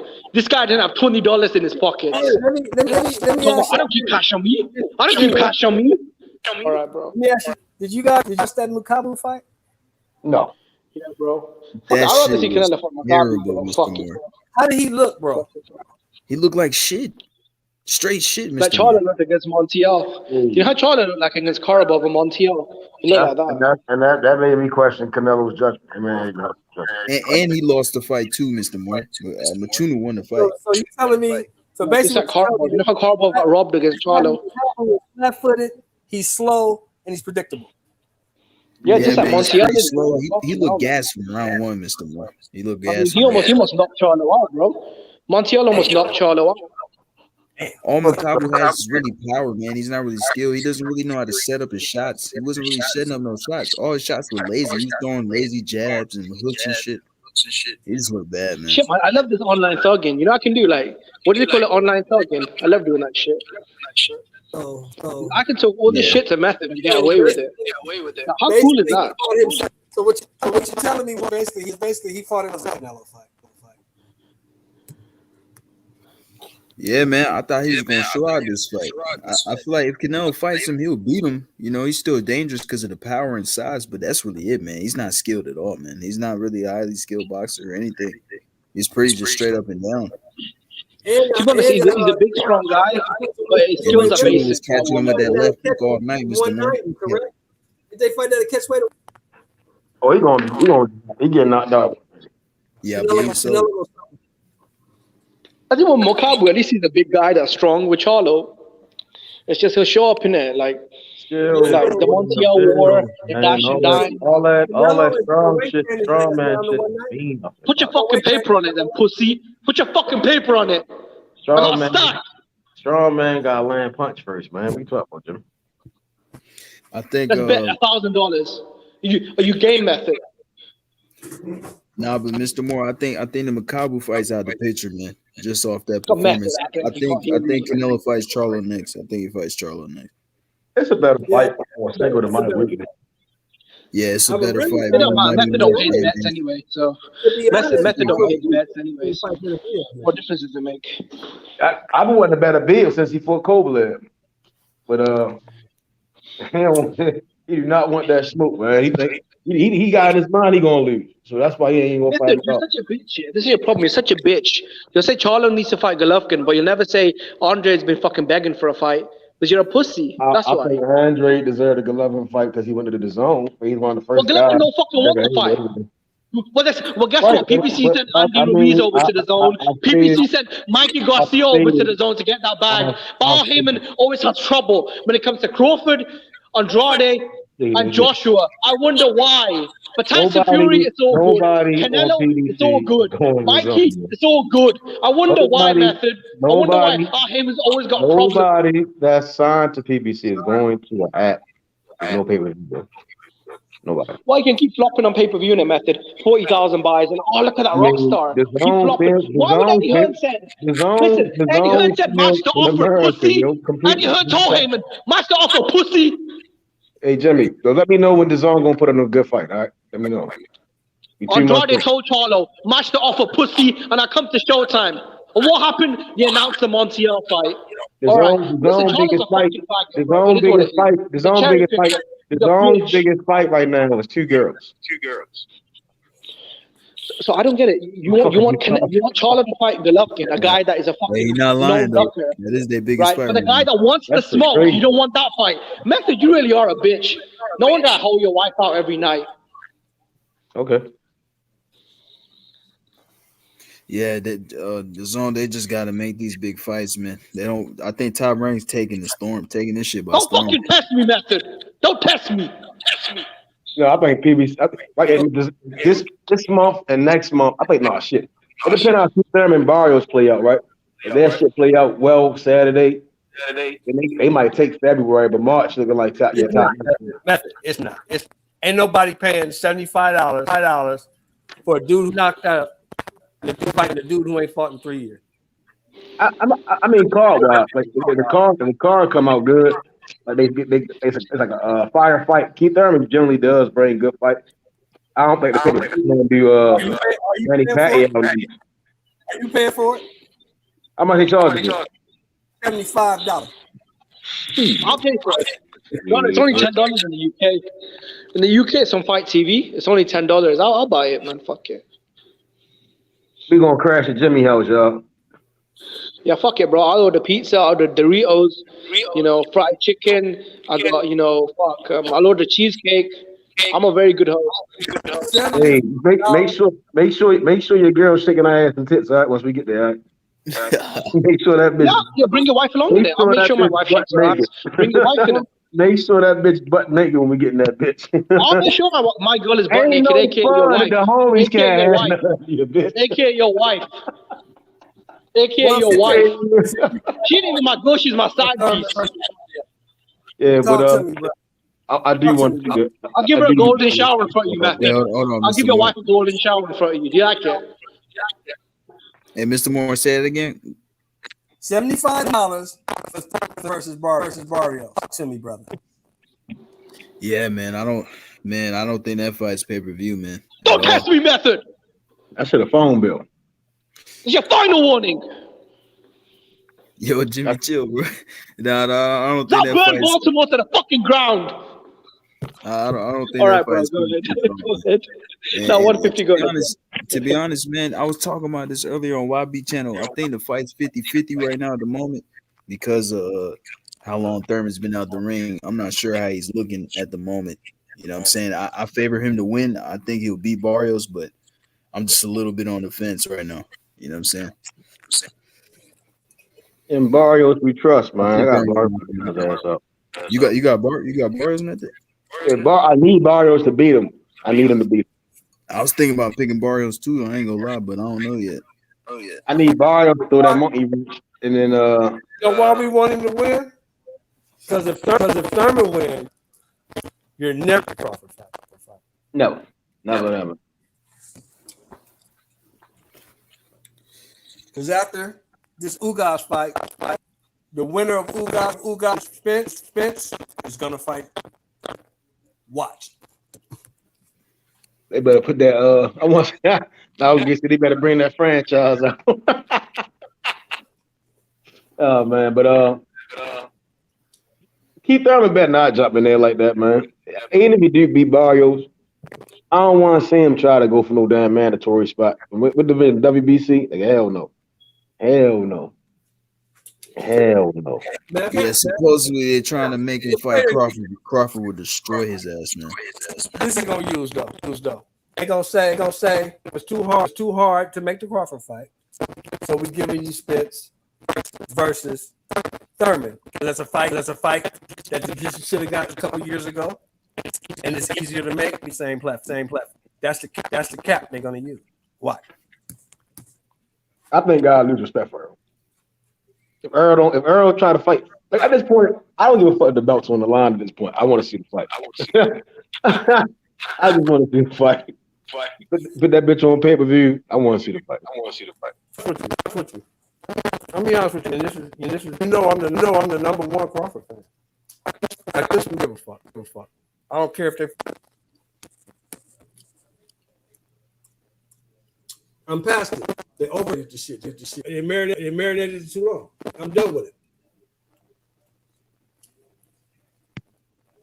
Oh, you actually done with the fight? I'm done with it. I don't give a fuck if they fight or not. I don't care.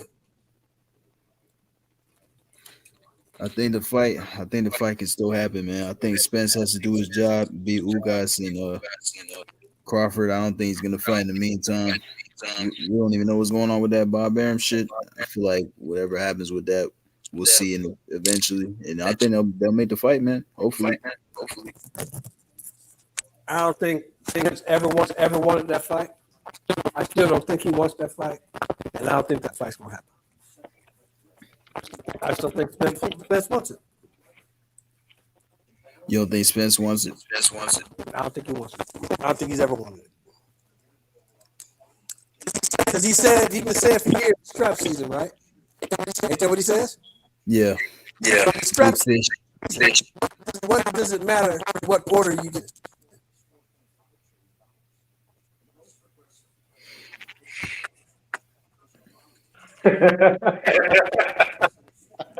What does it matter what order you get the straps in? You said what? It doesn't matter. You can get any No, strap. no, it doesn't. Yeah, it doesn't matter. There's no specific order. But he made it that way. I gotta clean up my side of the street. Why would I fight you when I could take the easy route and knock out Sean Porter? Did he not say that? Yeah. He did say that. Fight. He's never wanted to fight, and we not gonna. So basically, he said, "I can't knock you out." I can't. He openly admitted that he can't beat him. You get what I'm saying? Yeah, I feel you. That's basically what he said.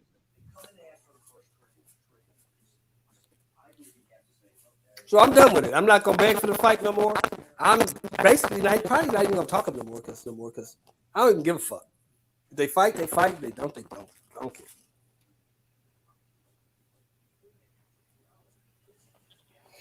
I still want to see the fight, man.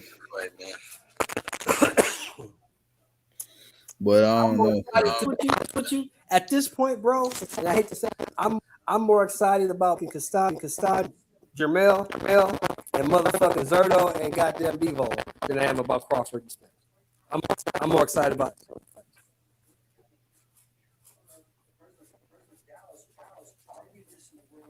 Yeah, those are still some good fights. Hell yeah. I don't give a fuck about that fight anymore because they waited too long. What do you think about Spence Ugas? Who you got, Mr. Moore? You got Ugas or Spence?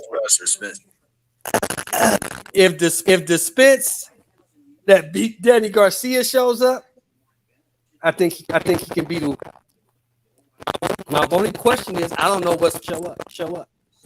You got a car accident, you got a detention, you got a damn near 2-year layoff. I don't know what Spence is going to show up. But anything less than Spence that fought Danny Garcia, he gets his ass whooped. Ooh. He got to be at least what showed up against Danny Garcia to beat Ugas. You got to be at least that. And I don't know back to that. Hey, Method, what you think? Who you got in that fight?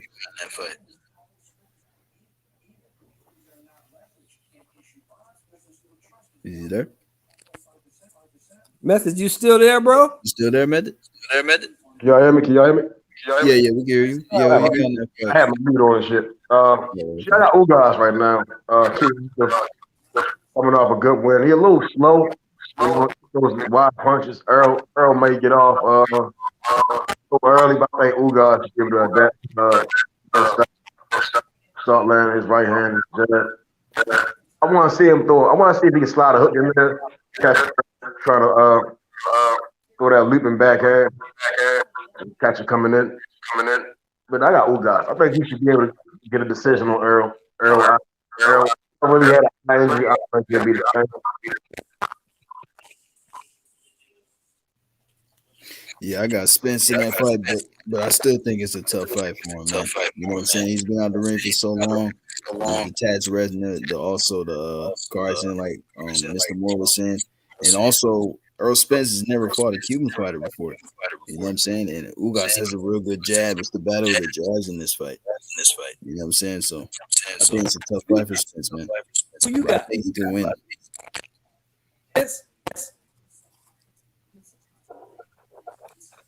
You said what, Mr. Moore? You got Spence?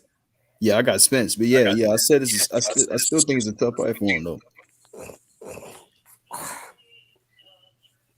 Yeah, I'm leaning.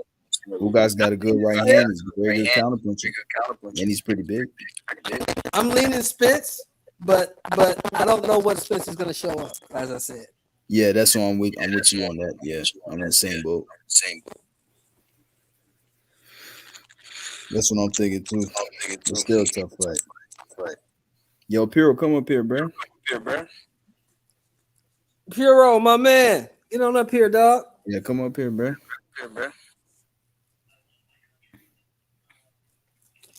So, give me y'all's thoughts on this new this 35 situation we got going on. What you think this guy gonna do, bro? Man, there's so much shit going on, Mr. Moore. They're saying he's fighting Ryan, he's fighting Loma. They saying Devin Haney overpricing himself and shit. They're asking for $8 million, $9 million and shit. They're saying Kambosos never sent a contract. They saying Haney never sent a contract. It's so much shit, man. I don't even know anymore. Ryan even being considered. Yeah, and I'm hearing now that they're saying Haney and Kambosos not in negotiations no more. They're not even talking no more. So I think it might be Loma. I think Loma's the next pick. And I don't think Ryan. I think Ryan's out the picture. I don't even know why he was in the picture in the first place. Right, Ryan's a boxer. He hasn't fought in 2 years. Yeah, he needs a tune-up or some shit. I don't think he should. He doesn't deserve to go straight to Kambosos. Nah. I think the play has always been. I don't think Kambosos ever wanted to fight Devin. He started, bro. I was one of the last come on board with it, and say it. We start to see motherfuckers don't want to fight Devin. They don't. It's hard to not.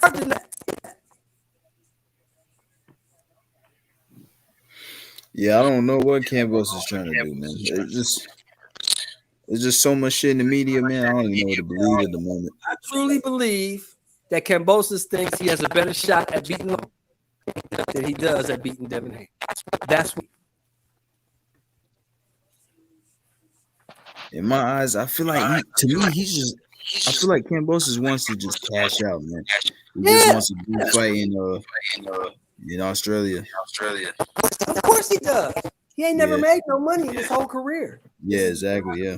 Every time he has a chance to make real good money, big money, he wants to get the biggest bag possible. I think Haney is that bad, but some might say Loma is that bad. I don't see it because I don't know. I don't think Loma has that damn basis. Except too, bro. I feel like Loma. I feel like Loma got a good fan base. I feel like it would translate over there in Australia. Maybe. I don't know how big he is in Australia. In America, Loma's not popular. Nobody knows fuck he is. Nobody knows him. That's a fact.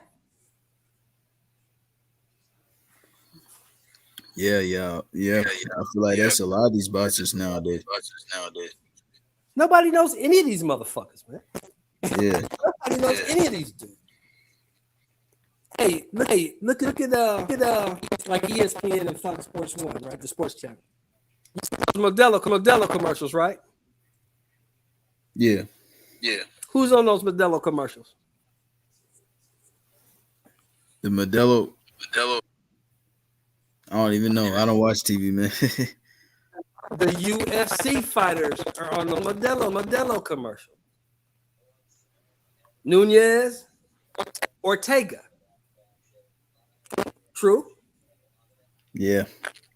It's not like how it used to be back in the day with the boxers being on. 150. has any commercial anywhere. No, man, I don't even know, man. Like I haven't seen none of these boxes. It's not like back in the day. You know what I'm saying? None. These guys don't even have like name brand logos on their shorts. You know what I'm saying? Like the other fighters did back in the day. Because, like I was saying, bro, it's the sad truth. Spence, Crawford, you can eat Canelo, the biggest star right now besides Joshua in boxing. Nobody knows who the fuck are. Nobody cares. Right or wrong? No, you're right. Yeah, 100%. 100%. These guys aren't fighting each other, man. Nobody fuck. Beckham got a commercial. Fucking Brady Bryard, he got commercial. Basketball commercial. Knows who the fuck these dudes are. They don't matter, bro. They can't sell. Nobody knows them. Yeah, that's true. Yeah, 100%. 100%.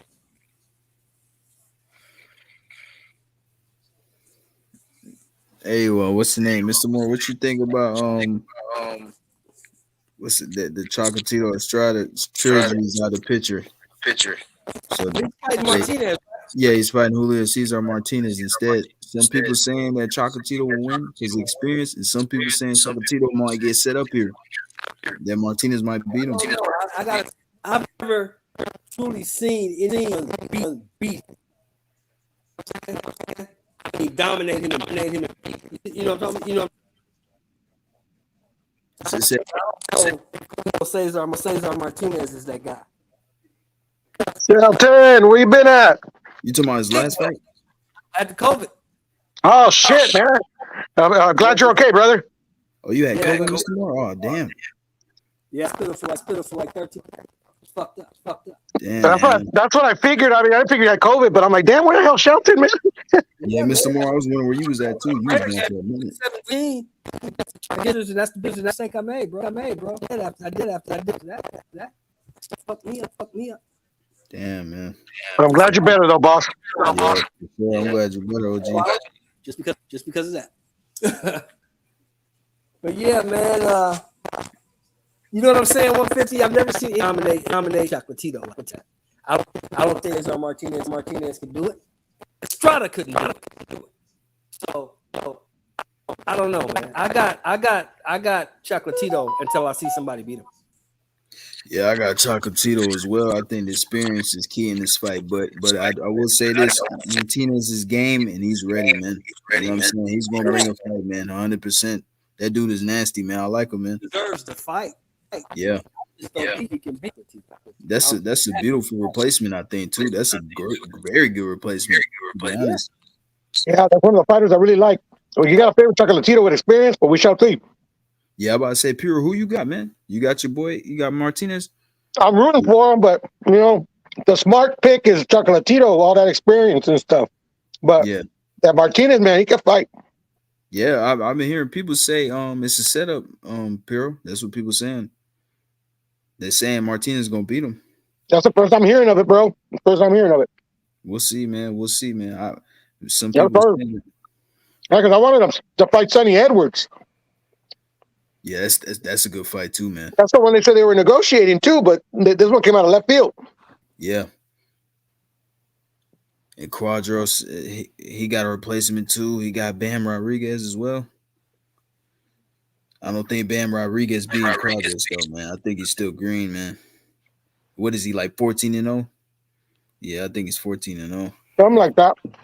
Yeah, I don't think. What y'all think of Antoine Russell running up to fight Postal? Yeah, that's a damn good fight, bro. That's another tough fight. I think Antoine could pull it off, but I still think that's a tough fight for him. I think Postal is a tricky veteran, man. He can show him some things, man. I think Russell will beat him, bro, but that'll be a good test at this stage of his career. Yeah, I'm looking forward to that one. Good test. You're right, Jed. What's up, Shelton, as well, bro? I haven't seen you for a while, brother. What's going on, lad? So this fight this weekend. Glad to hear from you, brother. You doing, my bro? The fight this weekend is Keith Thurman versus Barrios, though. Nobody gives a shit about fuck that fight, bro. Fuck that fight. Fucking fight is like amazing. I'm hoping and praying that Barrios beats him because I know for a fact. You think you're gonna send Keith Thurman back to retirement with that Jerry curl? I know for a fact if Thurman fight, put him in with Spence next. I know. All I'm gonna say is if he wins, I feel like we might get Terrence Crawford versus Keith Thurman. If he loses, we will. If he wins, we won't. Yeah, because I think Keith Thurman wants big names on his resume now. If he wins this fight against Barrios, he fights or Ugas next. Guaranteed. I really don't give a shit about this fight. Yeah, this is a fight should not be on pay-per-view. This fight at least cost at least about $75. Hey, brother, I don't know if this fight should ever be on TV, brother boxing. I don't even know if it should be on TV. Period. You call that? Did you see the Mukabu fight? Fight be on the app. It should be on that. Yo, Sean, did you see the Mukabu fight, bro? Yeah, I saw that, bro. Oh my God! Did y'all see the arena, bro? They was fighting there. Bro. Oh yeah, Mr. Moore, I didn't even tell you about the arena. These motherfuckers was playing in the fucking high school gym. They was fighting in the high school gym. No, bro, they was fighting in the ECW arena, bro. Fucking W shit, bro. That shit looked like a fucking high school gym, bro. Yeah, they probably was Don King. Yo, that was Don King's hometown. hometown. No lights in there at all, bro. No freaking good lights in there. It was so fucking dark in there. Did y'all guys see it, bro? Wow. Yeah, man. Bro, even the camera was terrible. The instant replays looked terrible. The setup, everything looked bad. Bro, it like a fucking amateur fight. Yeah, it looked like an amateur fight, literally. Brian look. Oh my God. I didn't even watch that fight. I gotta go watch the replay. I know he won. There's probably more people at amateur fight, lad, than there was that fight. Bro, I swear to God, ain't no way a WBC World Championship fight should be in no goddamn gym. It's done. It's Don King, bro. Don King probably stole a lot of money. They couldn't pay the site fee. Nope. It wasn't even like not even a great app. It wasn't even on a great app. Well, I'll tell you what, man. I tell you what. I'm not paying $75 for a guy coming off a knockout loss, fighting a guy. And a 3-year layoff. I'm not paying. No, but they want us. They expect us to pay it for no fucking reason, man. They expect us to pay this shit. Yeah, I'm not paying for that shit. I'm not even wasting my time straight. I'll be watching TV. I'm my time on that. Yo, if Canelo fights Mukabu, this shit's gonna be like crazy. I don't think he will. I think Makabu's out of the picture, man. I think he's fighting Charlo. Yeah, I heard that performance terrible. There's Canelo could even just. No, the performance was terrible. How did you score that fight? I had Machunu winning like 9 rounds, bro. Yo, I watched that fight on YouTube. Yeah, but I just like plugged in like, okay, Mukabu versus this guy on YouTube. The whole fight was on YouTube. So, Jed, you think the Mukabu fight can be justified? I don't know, bro. They look good after last weekend, bro. That shit's worse than the Albini fight, bro.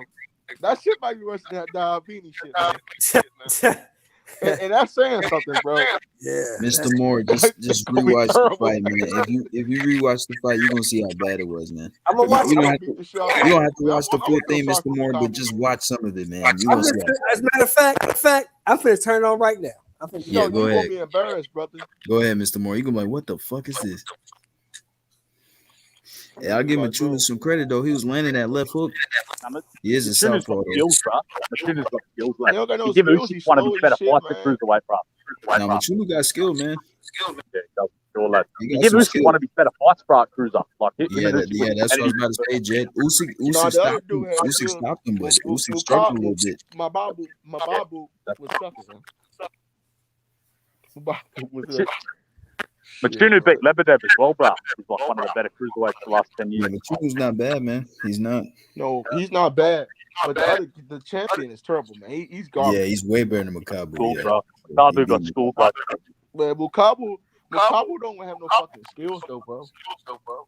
Bro, someone's got an echo. That's Shelton. He has echo. Might have been me, bro. Is it still there? No, Yeah. that's not you, Jet. It's gone now.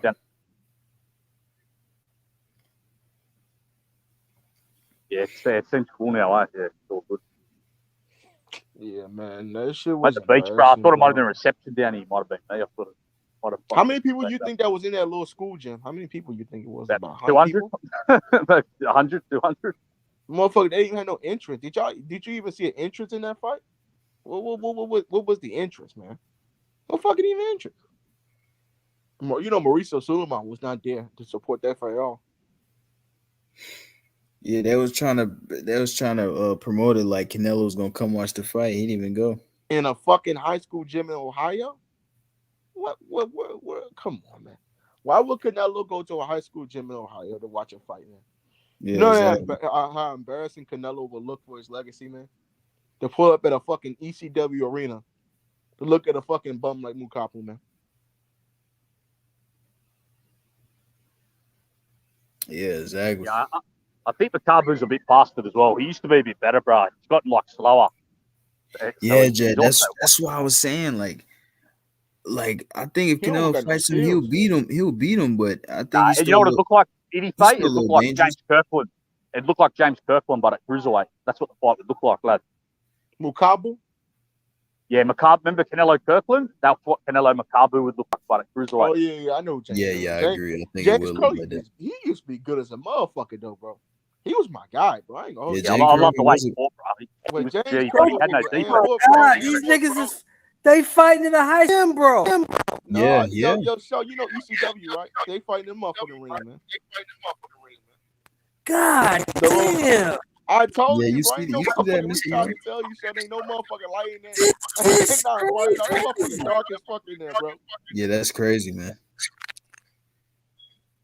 Yeah, Jed, I agree with you. I think he's past it, man. He looked so bad, man. He looked really bad, man. That looks terrible. He's washed up, lad. He's washed up, bro. He's way Yeah, better. he's washed up.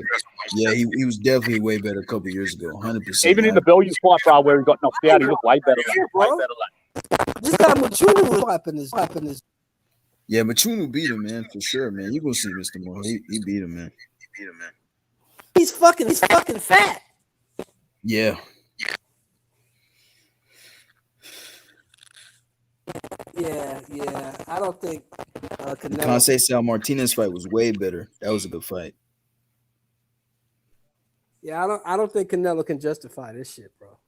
Yeah, I can't believe they really said that. Bro, was if gonna somebody fight him. justify that, you're not really a boxing fan, man. You're just like a dick Yeah, fighter at this that's point. why I think that fight's out of the picture, man. I think Canelo's just looking for money fights, man. At this point, that's why I'm saying the Charlo fight's the best option. That's still a big fight. Bro, I'd rather see Canelo versus Machunu. Yeah, Mr. Moore, for real. Canelo won't fight Machunu, though, bro. He's way too dangerous. Yeah, Machunu Machunu is dangerous for him. My issue is how did we promote Mukabu, but he's fighting in a fucking gym? That's my issue. You can't promote a dude that's fighting in a gym. Don King did that. Classic Don King. And then Don King, classic Don King, he robbed Machunu. No, it looked like a fucking party room they was fighting. You know, Yeah, he robbed how you Machunu rent those bad, fucking yeah. party rooms, He guys? did, bro. He robbed Machunu bad, bro. You know, you like rent those party rooms. That's what it looked like. A fucking party room, man. They rent for this fucking fight. He can't even afford for it.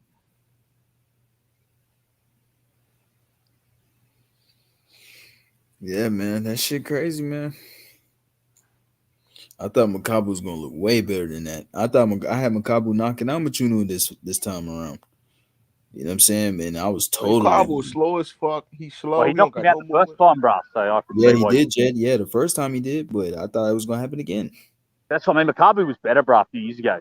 He was, yeah. I think he's way past it. Yeah, I think he's past it at this point because he looked really bad, man. He looked gassed from round one to all the way to the end of the fight, man. He looked pretty gassed.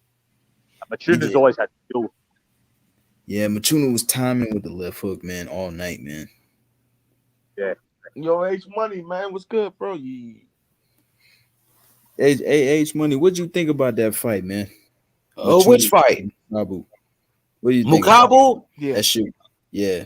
Man, it was a good fight. You know what I mean? Yo, I felt like it was a can't good fight though. It was an entertaining fight. It was a competitive fight. You know what I'm saying? That's all. And I felt like Mukabu,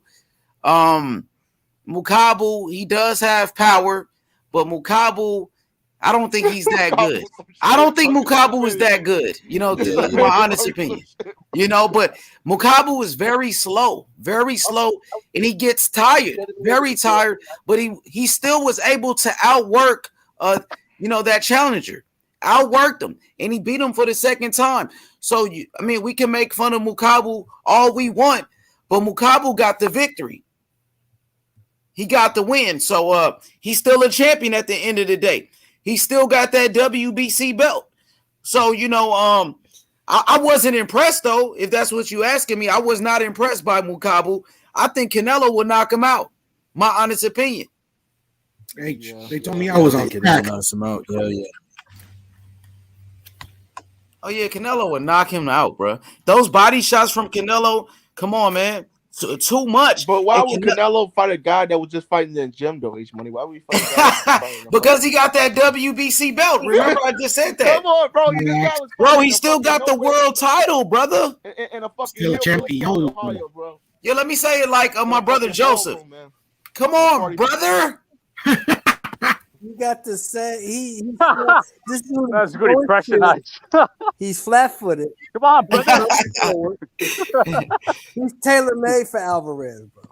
He telling me. To be honest, both of them are pretty crappy. This might be Canelo's easiest fight in his career, man.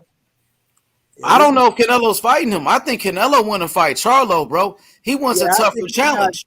I think this guy fought himself out of a Canelo fight with this performance.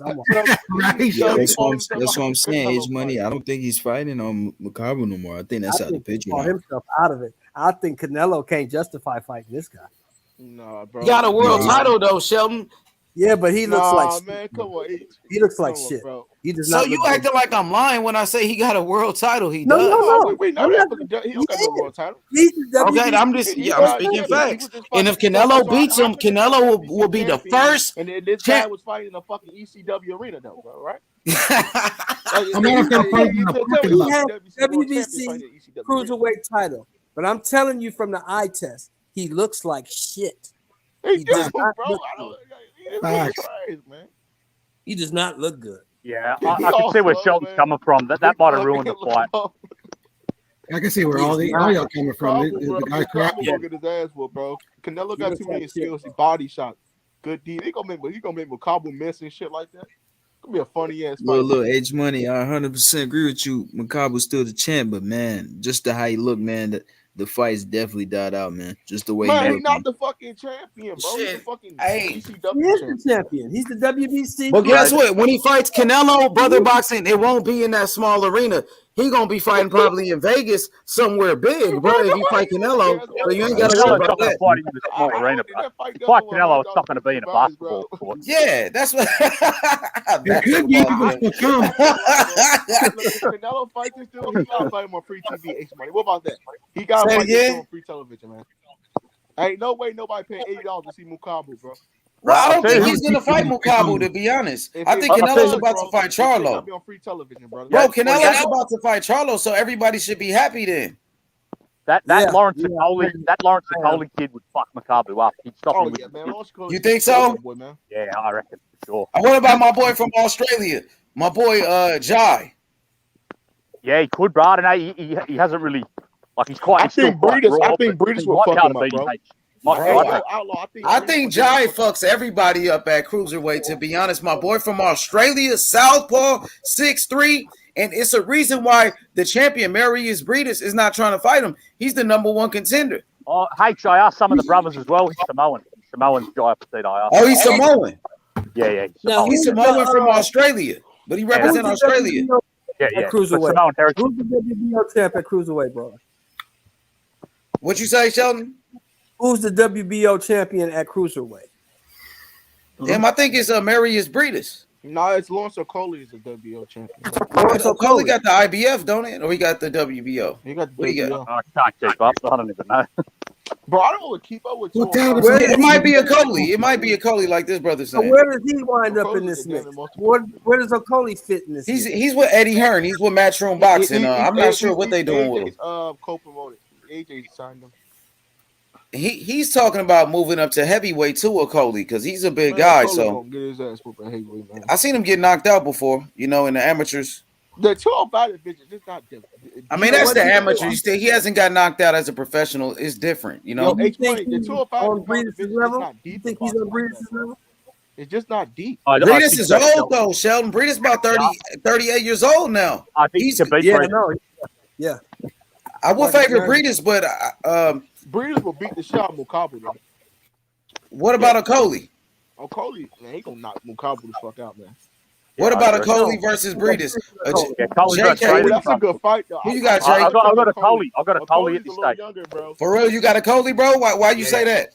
I think he's too young, and like I said, I think he's a problem at that weight. He's an awkward boxer to box. I think he could probably pull a decision off against Breidis at this stage.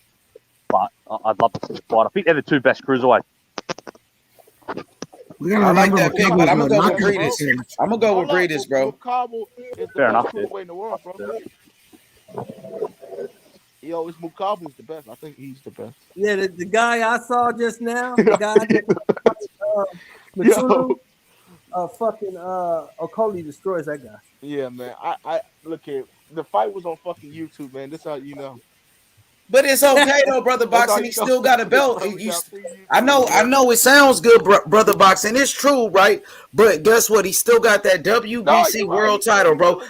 Hey, look, guess what? And people call that WBC the most prestige belt in boxing. That's what Wilder said, right? Deontay Wilder said it was the most prestige belt in boxing.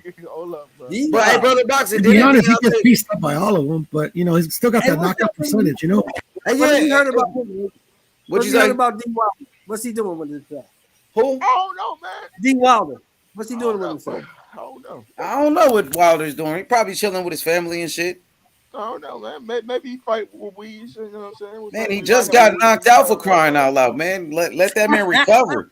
Shit. Let him live that down, ain't you? Nah, really, I want my Cuban brother Frank Sanchez to fight Wilder. I am kind of selfish on that one. I want Frank Sanchez to fight Wilder, and I got Sanchez. Okay, I'd be up for that, bro. That'd be cool. Bro, that's a good fight. That's a good fight, man. I don't think, honestly, I don't think Wilder would be the same as the top heavyweight. What about Sanchez? Wilder and Sanchez. Hey, yo, Sean, bro, Sanchez. Hold up, bro. So you don't think he beat? I think Sanchez beats. You don't think Wilder beat? Hey, styles make fights, man. Yeah, I might take Sanchez, man. We need to start talking about that fight, Wilder and Frank Sanchez, and start getting some of them LDBC fanboys over here and start cooking their ass on that fight. I think he can beat Andy Ruiz, but I'm not sure. I don't know about that one. I think he can beat Ruiz. He could be a man. I think he could be Ruiz. Yeah. Well, Weeds is a top heavyweight, right? Yeah. I would say he is. I would say. Man, we can't keep on saying Wilder will lose to everybody because he just lost to Fury, man. Maybe Fury's the best heavyweight in the world. No, it's not even that he just lost. I feel like he just at this point. I think that motherfucker from the Ukraine is. He's damaged goods, man. I think Wilder's damaged goods now. Hey, Sheldon, what you say, Sheldon? I think that motherfucker from the Ukraine is the best heavyweight in the world right now. Oh, let's go, Sheldon. I don't think let's so, go. I would agree. Yeah, I agree. Yeah, I'm even still saying that. At this moment, oh yeah. So, who's your number one pound for pound, Sheldon? He fucks Fury up. He fucks Joshua up. Can't nobody deal with number one pound for Hey, pound. Sheldon, is Usyk your number one pound for pound right now? He's my number one. My number one pound for pound, even though I hate to say it, right now has to be Alvarez. Right now for me is Usyk. I got Usyk number one. I got Usyk. I agree with Shelton. I got Canelo. I'm old school. I got Canelo number two. Usyk number one for me. You can't put a heavyweight at pound for pound. I mean, he wasn't a heavyweight. He's a cruiserweight that moved up to heavyweight. So he moved up in weight. No, you're right. Yeah, so 150. Who you got? I got Usyk 150. You got Canelo or Usyk number one? No, I or got Crawford? Usyk. Hey, me and Jet Kyle, we've been saying this shit for months. We had Usyk Yeah, I got number one Usyk. for I'm the with y'all, longest. bro. Y'all was right, bro. For That's the what I'm trying to longest. tell you guys, bro. We had Usyk for the I longest got number Crawford, one. nigga. I got And heavyweights have been pound for pound number one because Mike Tyson was number one on the ring in 1988 or 89. But Tyson was bro, ranked number one pound for pound I thought the pound on Ring pound list magazine. changed now, bro. Bro, I got Canelo, Canelo, my but favorite fight. I ain't gonna Canelo, one of my favorite fighters, bro. Before what Usyk did, I gotta go with Usyk being the underdog, beating Joshua like that, and everybody said Joshua was the next Muhammad Ali, and all of this crazy stuff about Joshua. And Usyk, the way he beat him, Was that Jimmy? Was that Jimmy? yeah. That dumbass shit, bro? That shit. Come on, bro. Man, but Canelo right there, man. Listen, if somebody say Canelo was number one, I understand. Or even Crawford. But Canelo a great fighter, but I like Usyk because Usyk, man, he beat Joshua.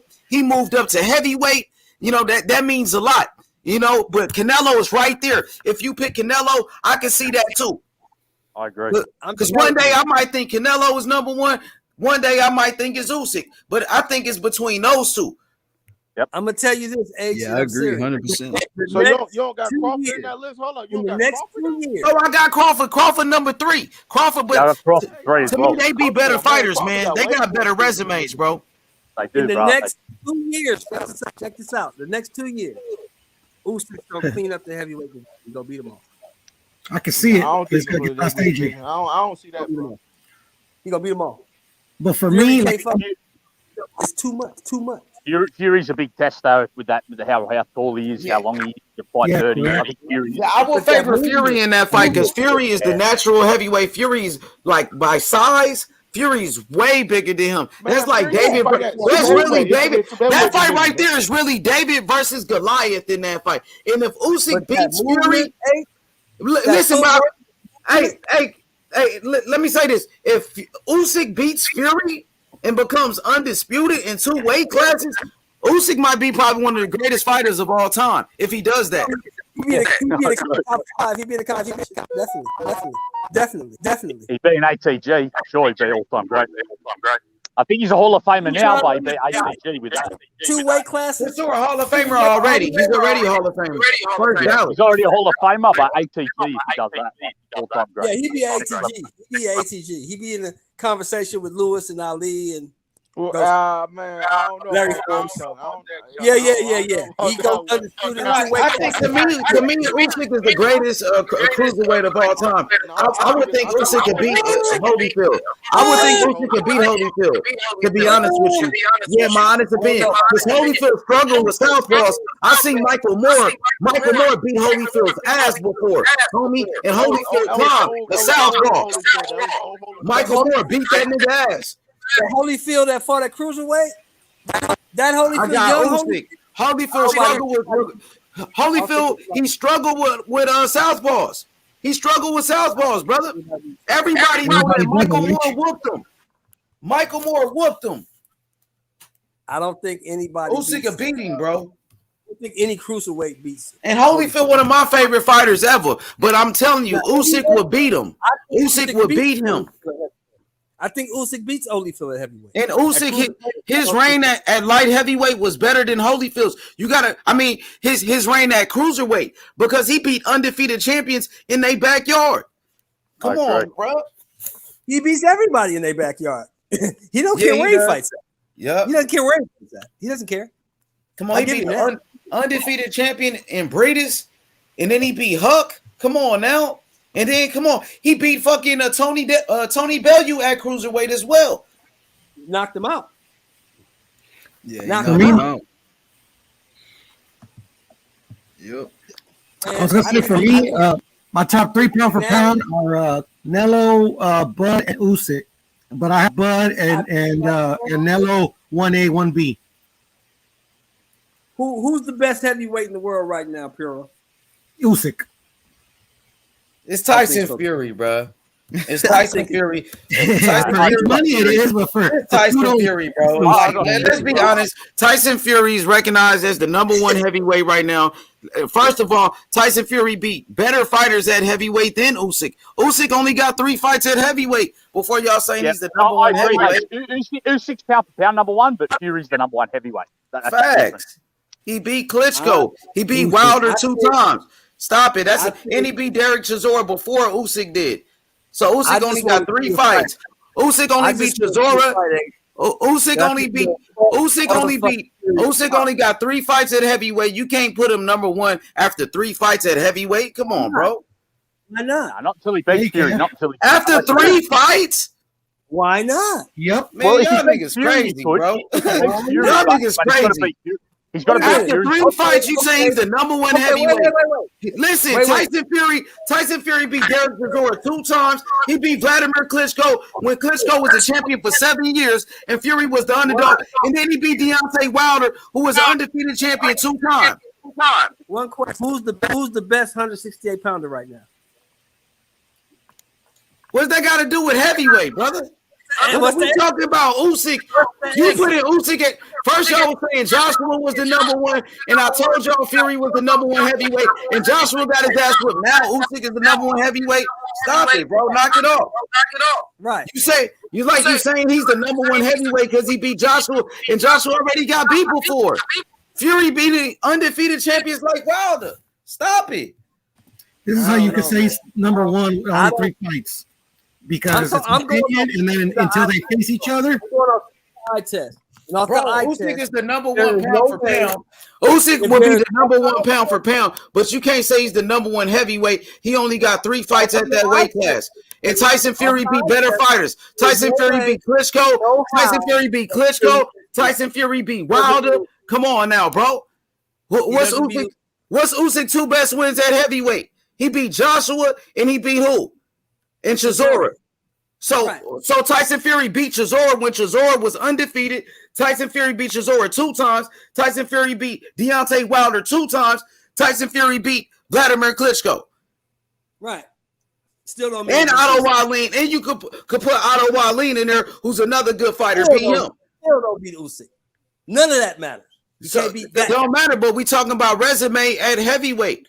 That's why, listen, that's why ESPN, Ring Magazine, they got Fury as the number one heavyweight. Everybody do. But it's cool. I respect your opinion. Yeah, I was going to say, I don't care. I respect it, though. Because I'm a Usyk fan, too, though. So, shit, I'm not mad at it. I'm not a Usyk fan. Everybody had, I mean, recent history. I'm a Usyk fan. I'm a big Usyk fan. Yeah, I'm full Usyk number one pound for pound.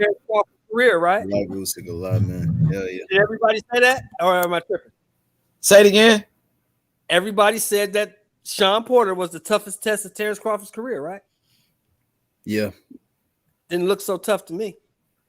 But what that got to do with Usyk fighting Fury?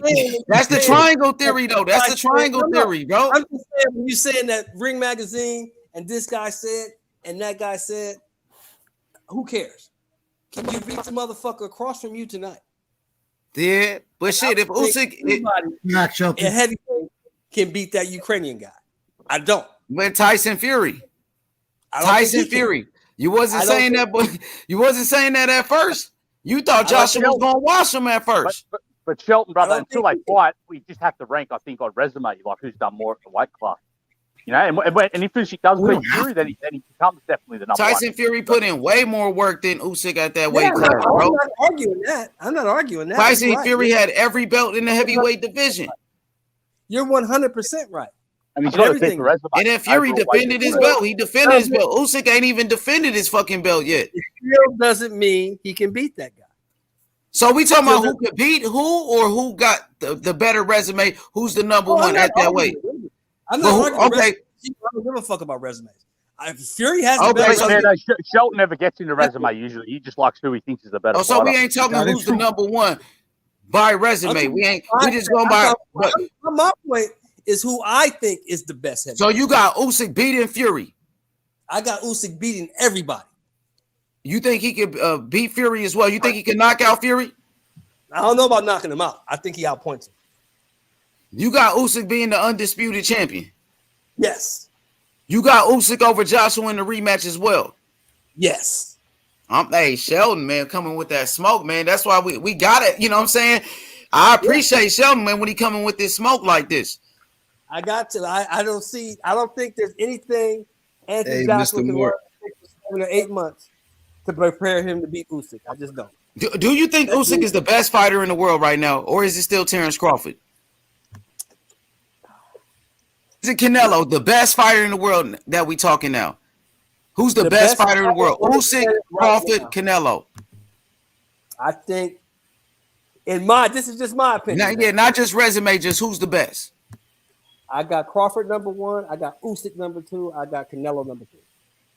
All right, for sure. Can't get mad at that. Crawford's a bad motherfucker, no doubt. It sure is. Bad motherfucker, man. You just named 3 badass motherfuckers. Yeah, they are. So for me, like not by resume or anything, I would say Usyk number 1, Canelo number 2, Crawford number 3 for me. And I can't argue with that because you can't argue with that. All 3 of them motherfuckers is damn near ATGs. They on their way to be an ATG. All 3. And I think Josh Taylor's like just on the outside as well. I'd have him like top 5. How you got it ranked up? How you got it ranked on your rankings? That's the fight I want to see. That's the fight I want to see. Now you talk about being excited for a fight. That's the fight I want. Josh Taylor, Bud Crawford. I want that fight. Yeah, I've got Usyk 1, Canelo 2, Crawford 3, Estrada 4, and Taylor 5. I was going to have the winner of Chocolito Estrada at number 4, but I guess because Estrada got the win. Hey Jed, do you think Josh is gonna keep his word if he beats Catterall? Yeah, I think he's definitely on a 47. I don't know with Crawford's situation with Top Rank. I don't know how easy that fight will be to make now. But they're both still advised by Kinahan, so I guess it could still be easy to make. But I thought they were for sure going to fight this year, but now I'm not so sure with the thing with Aaron.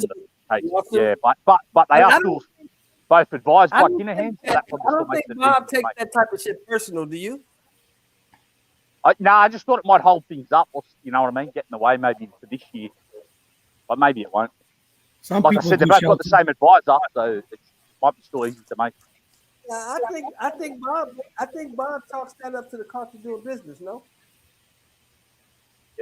Yeah, no, I think Taylor Crawford will happen anyway at some stage, no doubt. They'll fight each other for sure. I don't know if it'll be this year, but they definitely will cross each other. Because in my opinion, right, what he's suing Bob for, he has a case. You promised me Pacquiao. You promised me Spence. You didn't make Spence happen. And you said out of your own mouth, you blocked the Pacquiao fight because you didn't want your friend Manny to get hurt. So Crawford has a case, no? Sounds like it.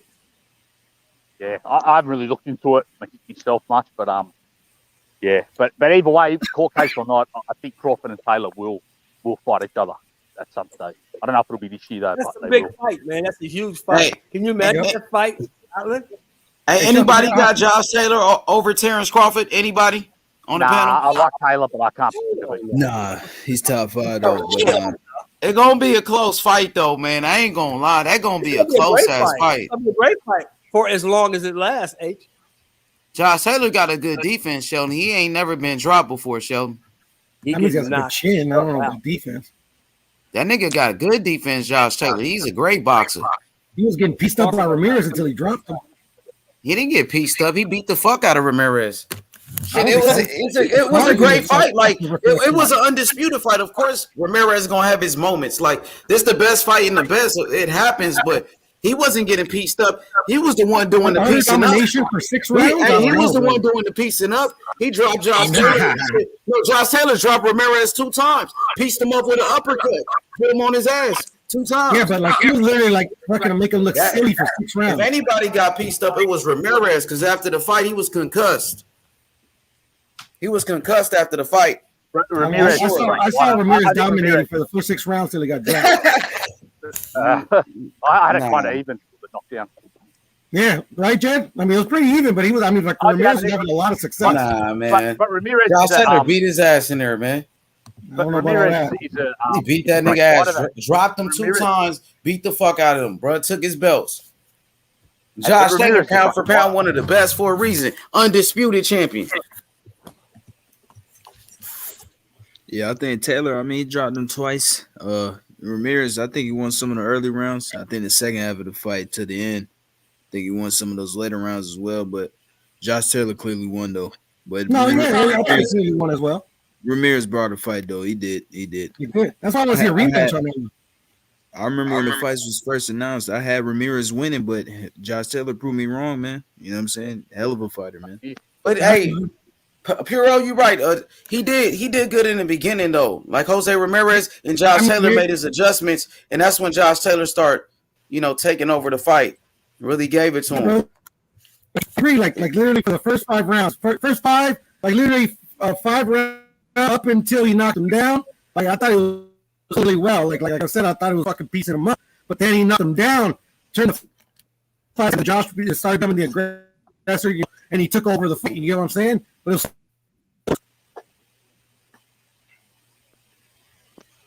Hey, Puro, you cut out, brother. Mark, what's good? Yo, Mark, what's good, Mark? Hold on, Mark. Yo, what's up? Hey, I put down the crack pipe today, bro. So I'm back. I'm back to my senses. You're back on it, bro. If you think that Ramirez Taylor fight was close, get the fuck out of here.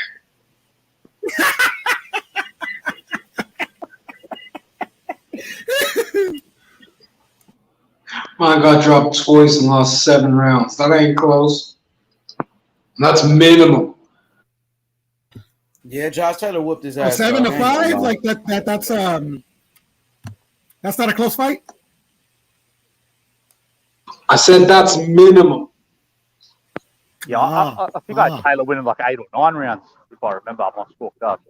Yeah, bro, that's one fight I didn't rewatch. I might have to rewatch that shit. Damn, you gotta watch that EV fight. That's a mad fight, bro. You know which fight I rewatched last night? Conceição versus Valdez. Hey, Puro, I didn't change my score at all, man. I had the same score again. Conceição's nice, bro. He's got some skills, lad. I like Dude, the way that lad. Conceição was underrated, bro. I was arguing with some people because they kept saying Conceição was ass, and I'm like, man, I don't think he's ass. Bro, he's the fight, bro. That lad's got skills, guys, bro. Come on, 50-50. Come on now, you being dishonest about that. Nobody said Conceição was ass. They said he slaps. Yeah, they said he slaps. Yeah, that's what he does slap. He does slap, but he don't all the he doesn't slap every punch. I feel like it's a lot of them though. Like he does have like a Joe Calzaghe. You know what I'm saying? Yeah. No, it's full punch technique, man. He does have full punch technique. He hits a lot with his wrist. To be honest, there's a lot of blows that he landed on Valdez that weren't scoring blows because he didn't turn over the knuckle. Yeah. Yeah, he's a bit of a slapper, but he can definitely box. Yeah, he can move and he can box. Slick, but if he just turned over that knuckle, he'd be devastated. 100%. Yeah, I can see that. I remember from the amateurs, I thought he was just a real amateur fighter that wouldn't do anything in the pros, but he's impressed me them last 2 fights against solid opponents.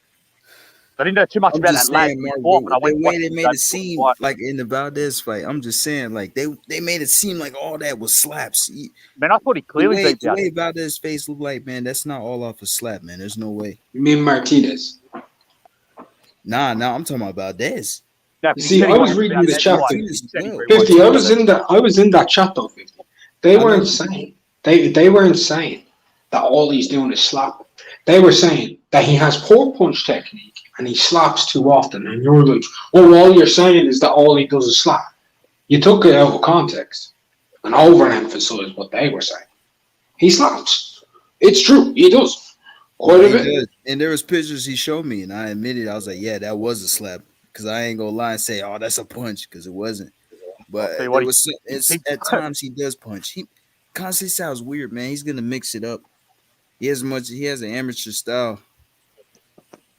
I'll tell you what, he slapped Valdez that lad around all night. He slapped Valdez around all night. That other lad. I think he's underrated. I think he's very underrated. I think he hits him. I think he does have a punch though, because he can punch, man. I think he got a punch. Valdez wouldn't look like he looked if he had just slapped. Valdez said he hits hard as hell. Valdez said he hits hard. Hero, how did you have that fight with Valdez, bro? Valdez in the Valdez. I don't remember my exact score, but I just had him edging it out. So maybe by the minimum.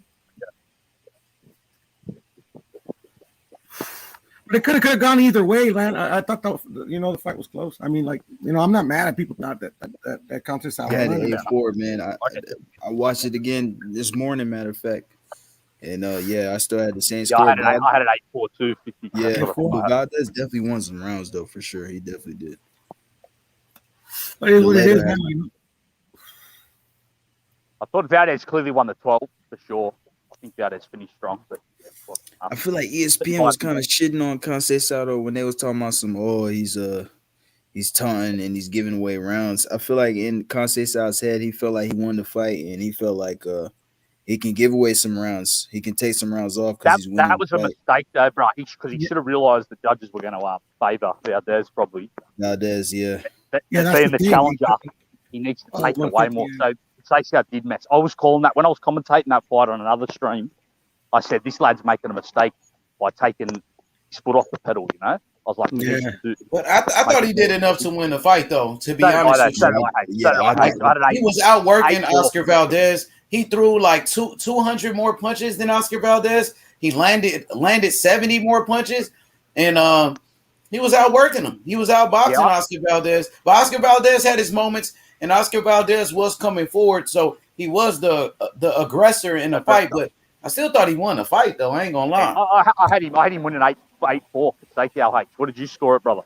Yes, around the same, something like that. Maybe a little bit closer. It could have been a little closer. I gotta go. I had a 115-1 toward the end.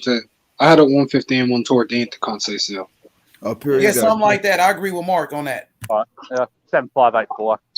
Yeah, I had an 8-4, man.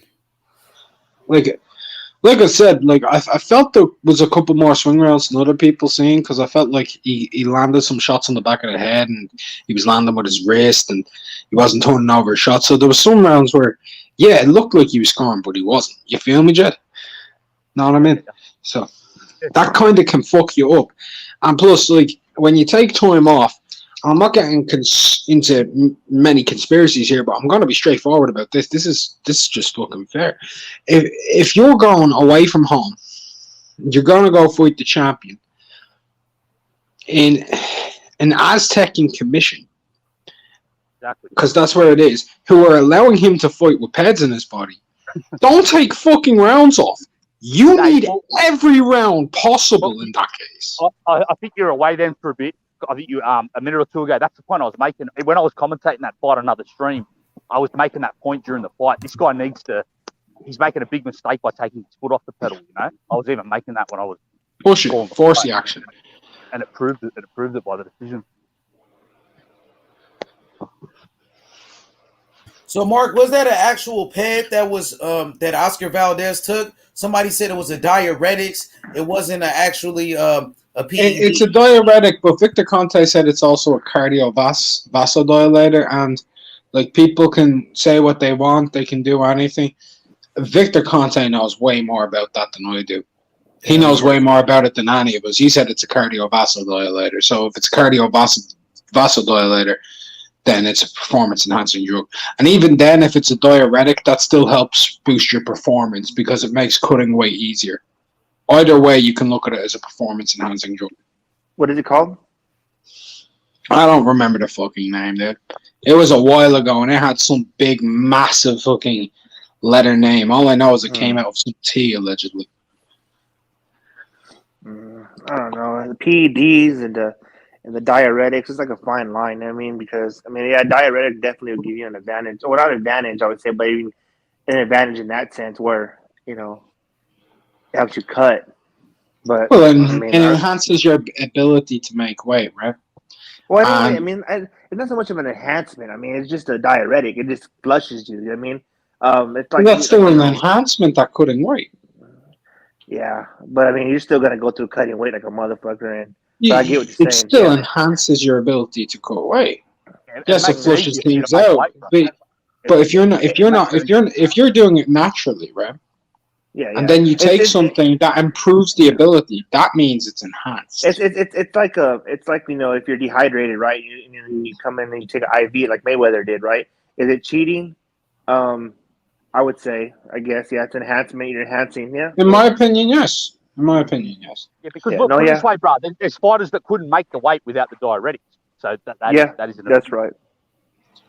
Yeah. I mean, for example, look at Billy Joe Saunders. He took Xylophrene, right? That's only banned inside competition, and there was a fine line there. There was a very fine line there. Is training in competition or not? That was the fine line. In some places, yes. In some places, no. Yeah. Do you get what I mean? So yeah. It's still cheating. It's still an enhancement. That one specifically is a huge enhancement, though, because if you get a lot of Xylophrene in your system, it completely mimics EPO. Oh yeah, and I've heard of that. EPO is like the god. It's like the god of like stamina enhancement. If you want to like turn into a fucking cardio god and work like a motherfucker, get yourself on EPO like Alexander Usyk. And that's like what? That's like a steroid or what? I think I'm not sure if it is or it's a stimulant. It might actually be. It might be a steroid. Because I know like a lot of like the steroids that have a lot of the stamina effects, and there's steroids that don't have the effects like a trenbolone will kill your cardio. You won't even be able to breathe. Some testosterones, you know what I mean. So I gotta look that one up. The EPO. Yeah, that's right. PED doesn't mean steroid. It means performance enhancing drug. Diuretics help cut weight. Yeah, exactly. Yeah, PEDs aren't steroids, but PEDs definitely, like you said, performance enhancing drugs. So it's still enhancing. Anything that's enhancing, anything that isn't natural to you, that's enhancing any form of your performance is a PED. There's even those. I don't know if you guys heard of them, but they're called SARMs. Of course, I've heard of SARMs. Yeah. Oh, yeah. So SARMs too. I took SARMs before, and they don't do as much as steroids do, but believe me, they do a lot. And they do. SARMs are stimulants. Mm-hmm. And one thing you need to be very careful of though with SARMs, just so you know, is glymastia. Just in general, you need to be very careful with that because it helps retain water in the chest too often, and it can lead to that hormone imbalance. So you need to be careful with that. Oh no, but I took cycles of testosterone with DECA and a lot of things. So yeah, no. Okay. And those have a lot more. So you got the titties and the tight balls. No, not no. Luckily I kind of did it properly, as far as weaning off and keeping my estrogen lower and stuff like that. I mean, as good as I possibly could. I have buddies who kind of just got off of it and didn't give a shit. You know what I mean? So EPO is a peptide hormone. Okay. Yeah, there's so many different classifications and see why it's even more of a PED in this day and age. Weight cutting's become like a skill because it's not St. David's anymore. So it's become more of a skill like the last 20, 30 years. That's even more of a relevant PED now, diuretic. No, 93 octane. No, definitely not.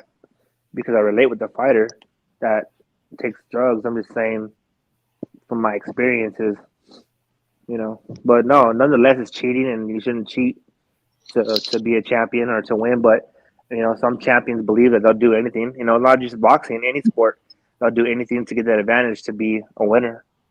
Is it right? I get it. No, I get it. It's not right. Really, not taking PEDs these days is like bringing a knife to a gunfight. You know what I mean? Yeah, exactly. So you understand that? I understand it. Yeah. That's good. Mm-hmm. But some people don't want to wrap their head around that, and that's okay. I get it. We all, some people still believe in Santa Claus. Bro, this is a family show. Come on. There could be kids watching. Yeah, I see. He's real. He's real. Some parent out there could have a kid on the lap right now watching this shit. Yeah, for sure. I hope not. Some nights get super crazy. Yeah, they'll be calling kids in the playground bitch ass motherfuckers tomorrow. Exactly. Shit gets wild out here, bro. I hope the kids didn't hear half the stuff they said on here. Man. Hey, all right, bro. But anyways, I'm no doctor, so I am just speaking out personal experiences.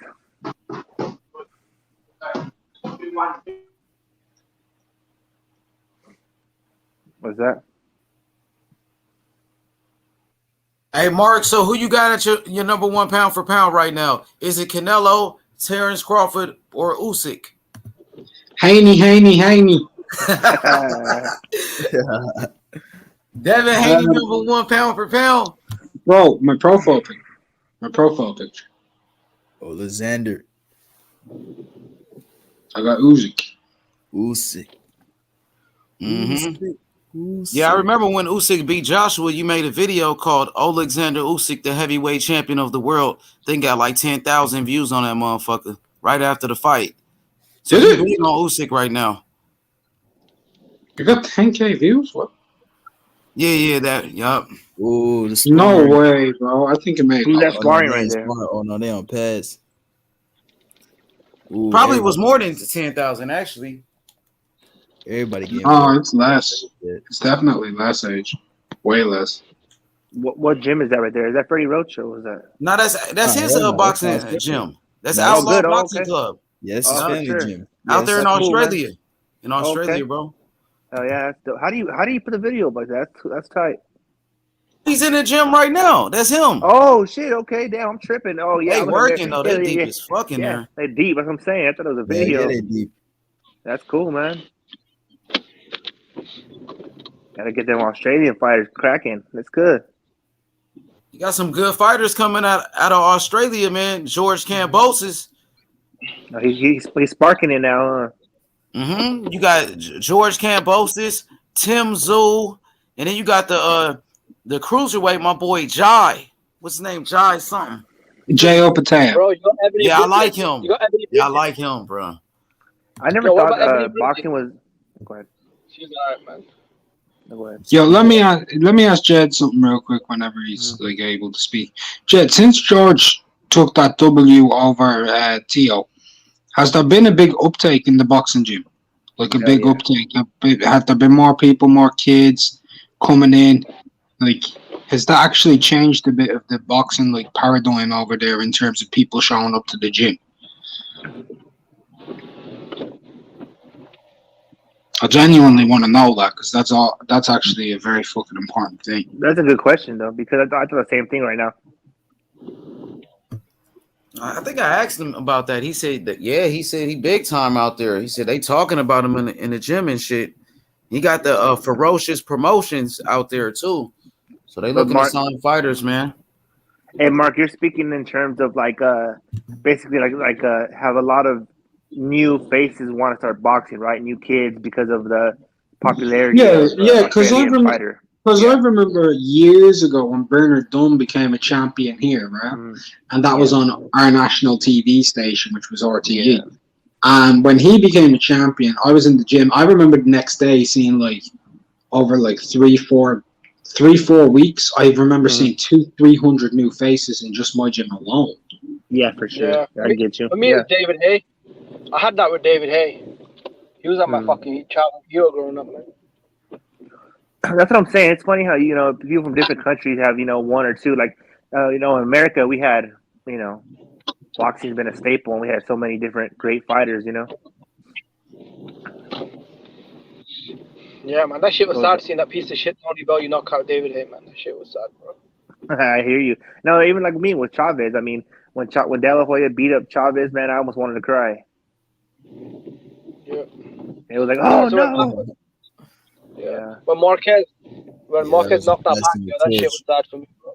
Oh yeah, that shit. I have a lot of Filipinos I know, and bro, it was they didn't want. I didn't hear from them for a while, bro. They were very devastated, man.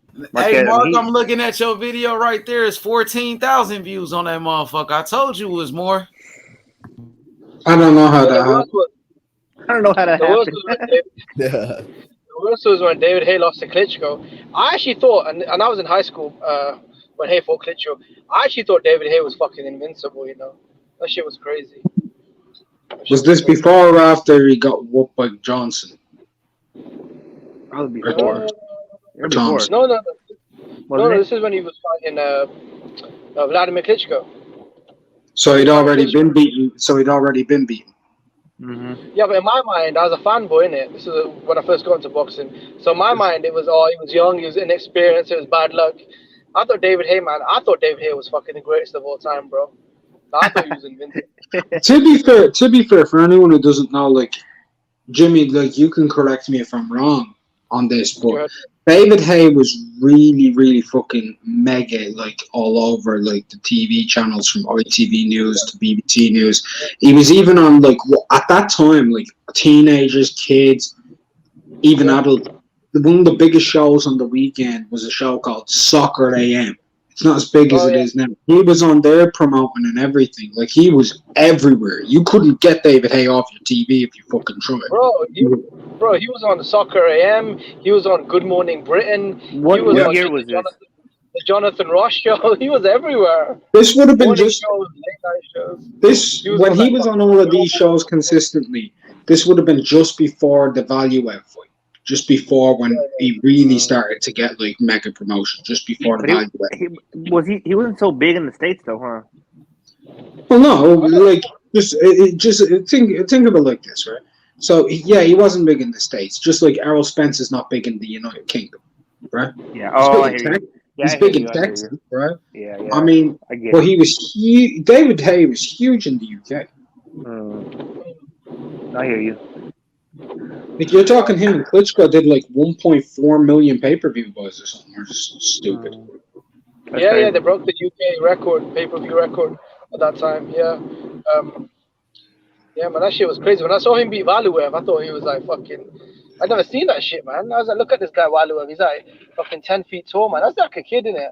Probably what, 15, 16 at How the big time? was Lennox Lewis over there? You know what? He was before my time, to be honest. I wouldn't really know. I mean, I was probably a baby when Lennox Lewis was around. Yeah. Well, how old are you, Jimbo? David Hay actually built the infrastructure for Joshua, because before David Hay, the heavyweight division in the UK was kind of like in the dark ages. Like it wasn't even that. We had like really like fucking bums in it, like John McDermott and Matt Skelton. And David Hay showed up like with some charisma, highlight knockouts. He added a bit of some flair to the division. I know his fights were shown on HBO in America, but he didn't really. I mean, yeah, he didn't. I don't know. He didn't really I remember him, but market himself to Americans. You would have to be a big time boxing fan to remember who David Hay was here. If you ask a regular casual boxing fan, they're not gonna even. Yeah, bro, that was the last time I ever became a fanboy of a fighter. Because after that shit, bro, nah, man. I actually thought this guy looked like when he was talking about like he'll move and the Klitschko's would fucking malfunction like robots. I actually believe that shit. Yeah. The Klitschko's, if I'm not mistaken, they start learning how to box from reading a boxing book. One of them, I can't remember who said it. Yeah, I think it was one of the brothers said that that's how because weren't they doctors or some shit? Oh, maybe. I think they were doctors He's like a mayor, though. Yeah, and he said he started learning how to box just from like picking up a book. You know the old books that showed you like right punch and left hook and shit like that. I think I seen it on a special one time they were talking about it.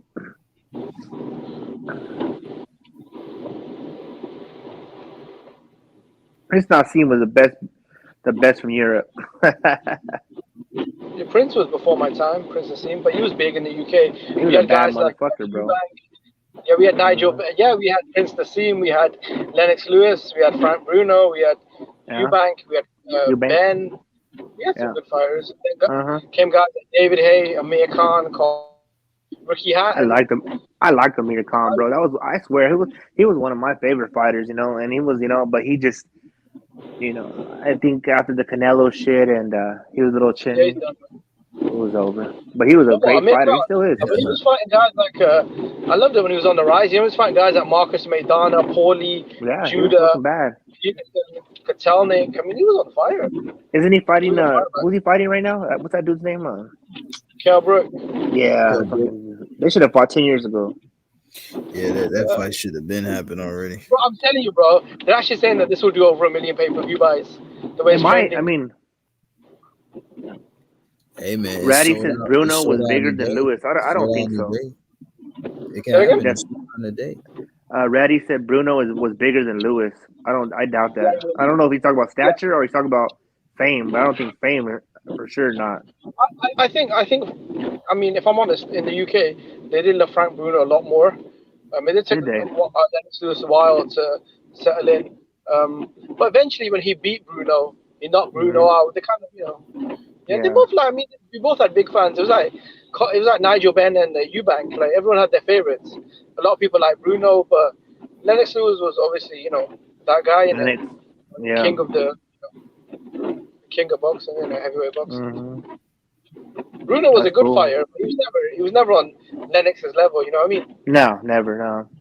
It was good. He was a good, world class fighter, a champion, dangerous puncher. But Lennox is like a legend, isn't it? And Frank was hell yeah.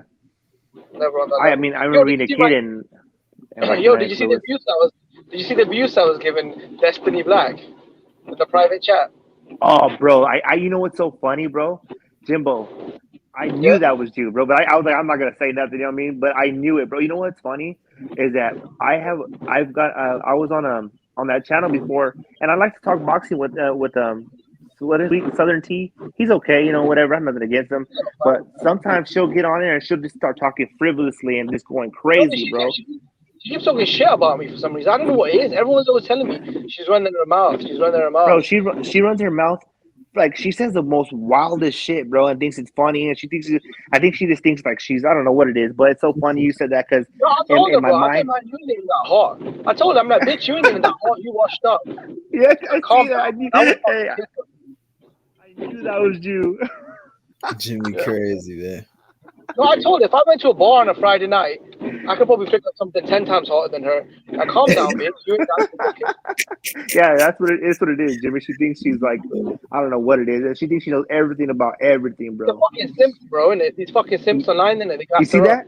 Oh, you're so hot. You're so hot. I'm like, bitch, you're 5 out of 10. Calm down. Oh, I knew that was you, Jimmy. That's so funny you brought that up right now, bro. I told her, innit?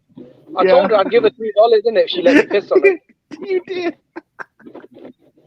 He straight said, I'll give you $5 to piss on you. That was crazy. Yeah. She's not worth more than $5. Bro, that's Money, only about £3. Do you rock with that channel or no? He's on mute. Does H Money get along with the Southern Tea, or Sweet Tea, whatever his name is? Well, sometimes. I was about to say Destiny came over here. Yeah, Destiny is a guest a few times. Yeah, he did. Yeah. Yeah, she'd be wilding the fuck out. Yeah, she do be saying crazy shit, but I don't take her serious though. Yeah, you can't, bro. Because one time, like, I was just talking boxing, and she gets on there and saying that Mexicans this and that, and I'm like, whoa. I was like, hey, who is this, man? Like, you know what I mean? And I just whatever. Yeah. It's all, internet shit. But that's funny, Jimbo. I knew that was his ass, and I was just like, I used to say nothing. I was like, that's the homie from the other channel. That was funny though.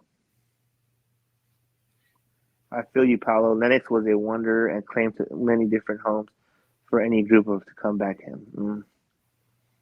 I guess so.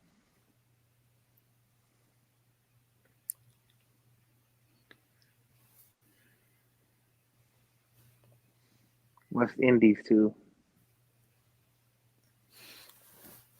Well, is there any fights this weekend? He said, "Well, Rapid Russ there." Yeah, we got Thurman Barrios this weekend. Oh, is it? What's it gonna be on Showtime or? I believe so. Yeah, I think it's on Showtime. Pay-per-view Showtime. Yeah, it's pay-per-view. Yeah, and then we got I'm gonna stream that shit. I can't pay. Quadros and Ben Rodriguez fight this weekend too.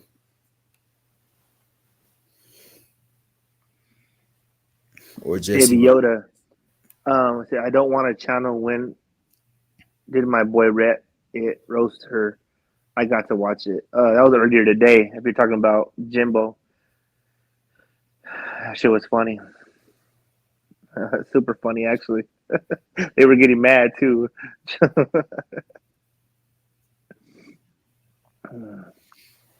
I gotta watch that. Barrios beats Thurman. It's Fox. It's Fox pay-per-view. That's what. Okay. If Barrio beats Thurman, Thurman needs to go ahead and start commentating for Showtime or Fox or somebody. It'll be done. Eubank and Thurman. Eubank fight too.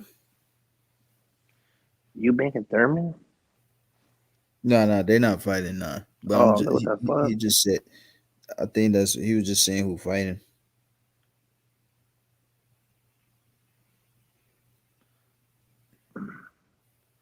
Fox paper. How much is the fight gonna be? $75? Yeah, that shit finna be hell over the price. Oh, $75. Oh, they trying to make us pay for that shit. The whole. Oh nah. Sorry, I'm about to go to crack stream. Yeah, I'm not paying for that fight, man. No Hell way. nah. They got the game all the way fucked up. Why don't they just say, you know what? I'm gonna shoot it like $35, 30, something like that. That's cool. You know what I mean? But 70 something. Oh no. For a Barrios who got folded by Tank and Thurman who hasn't fought in 2 years. Oh no. Yeah. That's crazy. They're selling us stepped on coke. In the UK, it's only, in the UK, it's on Fight TV, so it's For only free? like $15. See, Hey, Jimmy, Eubank. Who's Chris Eubank fighting? Huh? Oh, Say that again? Eubank's fighting Liam Williams. Yeah, bro, that's gonna be a really good fight. Oh, Yeah, okay, Eubank versus okay. Liam Williams, bro. Oh yeah, I'm gonna watch that too. Hell yeah, that's a good fight though. Yeah, that's a good fight, bro. I'm telling you, that's gonna be a war. You got two aggressive, explosive guys that can punch, that love slugging. That's gonna be a fucking great fight. One of the best fights. I mean, it might be fight of the year. That's gonna be a really Shit, good it's fight. You got possible. Thurman. Hey Jimmy, what's that called, Jimmy? How you watch it over there in UK? Let's go Fight TV. So So basically, what's like an app? You pay for Fight TV or what? Yeah. So what it is you can download the app. And then through the app, you can put it on your TV. So, like, say if you got a smart TV or like an Xbox, you can put it on there and just basically stream it to the big screen. Or if you've got a dongle, is that the That's zone? just UK or what? Or that everywhere? Well, you can't get it in America though because it's on Showtime pay-per-view, isn't it? No, I think it's on Fox. It's on Fox pay-per-view. Yeah. So if it's a pay-per-view over there, then they won't offer it you. It's just the international market. So a lot of your big fights, we usually get it on the zone or Fight TV. We have to pay, I don't know, maybe $10. This one's more expensive though. I checked it out. It's $15, which is it's only about £10 in English money. Yeah, nah, fuck that. I'm definitely gonna have to stream that shit somehow. Yeah, you need a good streaming site though because even with me. What? I'll be honest, man. Sometimes you need a good streaming site though because sometimes the shows they don't come on Fight TV or they don't come on these pay-per-views, man. Now with this Fury and White pay-per-view, it's like 35 quid. That's almost $60, bro. I don't know if I want to pay for that shit, man. You know, just keeping it real.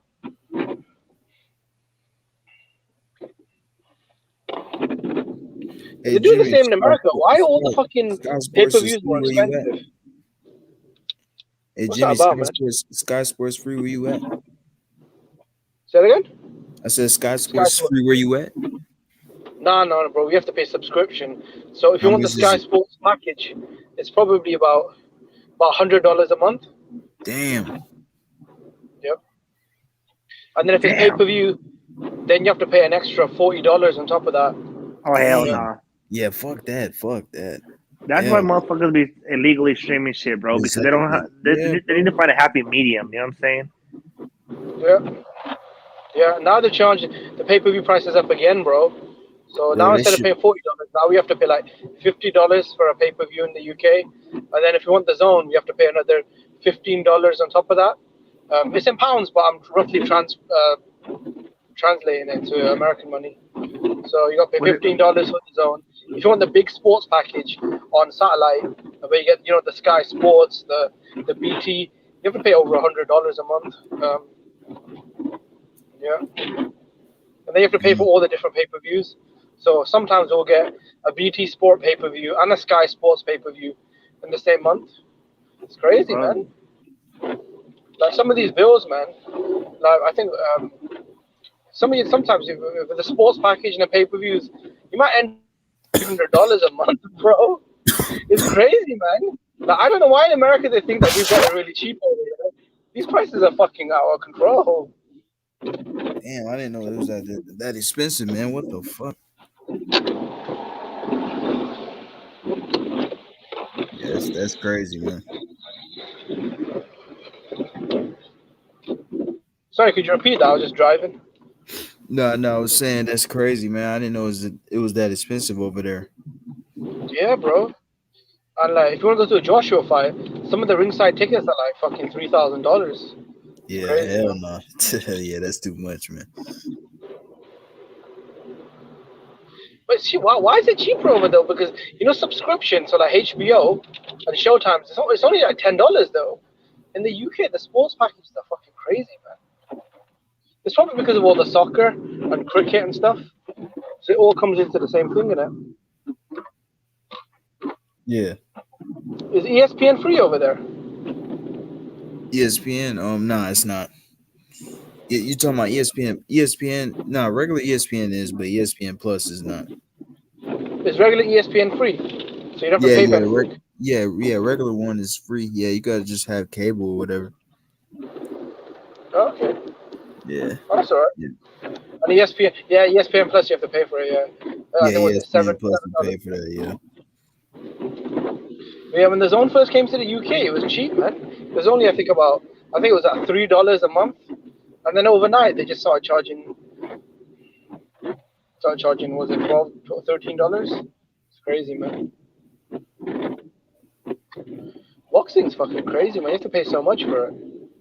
Yeah, because if you want if you want BT Sport, Sky Sport, you want the Zone in the UK, and then you'd have to buy like a couple of pay-per-views. It'll cost you about $300 a month on your cable bill or your satellite bill. It's crazy, man. It's expensive being a boxing fan, bro. That's why and then on top of that, sometimes I have to buy the Fight TV, 3Fight TV, the American cards, if it's not on the Zone or Sky. So it's like fucking $350. That's why sometimes I just go to streams, bro. That's hard. Yo, Yashir, what's good, my brother? Hey, Shma, what's the deal, bro? How you feeling? I'm good. How you feeling, brother? Man, it's all love, man. I just want to tap in with you, man. I was just, doing my normal greetings in the chat, man, and one of your moderators blocked me, bro. Like, for real, who blocked you? I don't know, man. I just, I'm gonna unblock you right now. Appreciate it. But I just want to let the moderators know, man. My hashtags is just me just coming in, greeting everybody. Source up or shut up. I'm a part of a source study group that holds a debate league. So I'm just giving some shout outs to, what I represent. I also shouted out the mob. So to get blocked by y'all, man, don't block them. Who blocked them, man? That's some bullshit right there, man. I stay supporting the mob, fam. I'm a part of the family, straight up. So just so you know who I am, Yashar Yao, bro. I'm an Israelite, but at the end of the day, I support boxing to the fullest, and I support my brother H Money and the family. So, yeah, be easy on me. Yeah, for sure. So I think somebody timed you out. Somebody might have timed you out. Yeah, it's all good. I know who it was. Don't time him out though. Don't time this brother good, man. He cool. Just probably a misunderstanding. Misunderstanding. It's all good. For sure. I appreciate that, H. For sure, my brother.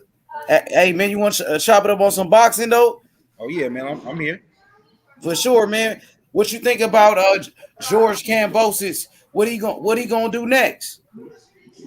Man, to be honest with you, man, I don't think he being serious about what he talking about.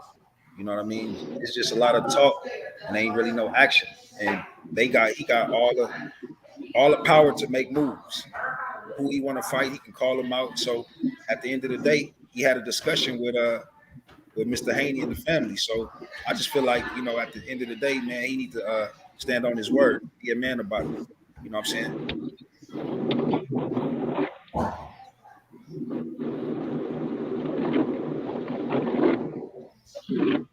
Yeah, I have mixed views on it. I like Kambosos, but he needs to fight Devin Haney, obviously. But I mean, if ESPN put up a bigger deal, a better deal, I mean, they just won the fucking purse bid over the Zone on Fury and White. So, I mean, ESPN are coming out strong. So maybe they might offer George Kambosos more money for the Lomachenko fight. And Lomachenko is a 3-division champion, unified champion. He's a mandatory, and a lot of people had him on the number 1 pound for pound a couple of years ago. So I don't mind the fight. You know, it's one of them. It is what it is. I mean, there are a lot of worse fights out there in boxing. So what you saying, Jimbo? You saying that they got the fight already set, the money already laid out? No, but the way it's looking, I don't think Devin's gonna get the fight though, because everything is just like so fucking negative, isn't it? Like the promoters, there's not really like, it don't really look like it's gonna happen, man. Fucking hell. So I think Lomachenko might get the fight. I think Lou DiBella's looking for a multi-fight deal, and I guess maybe they might offer it him on ESPN. But see, that's what I'm saying, man. Like Kambosos know he gonna destroy, you know what I'm saying, Lomachenko. So why even take that fight? Like it ain't even worth it. You know what I'm saying? Unless he just want to give his own brother, you know what I'm saying, a shot, you know what I'm saying, as far as for some money.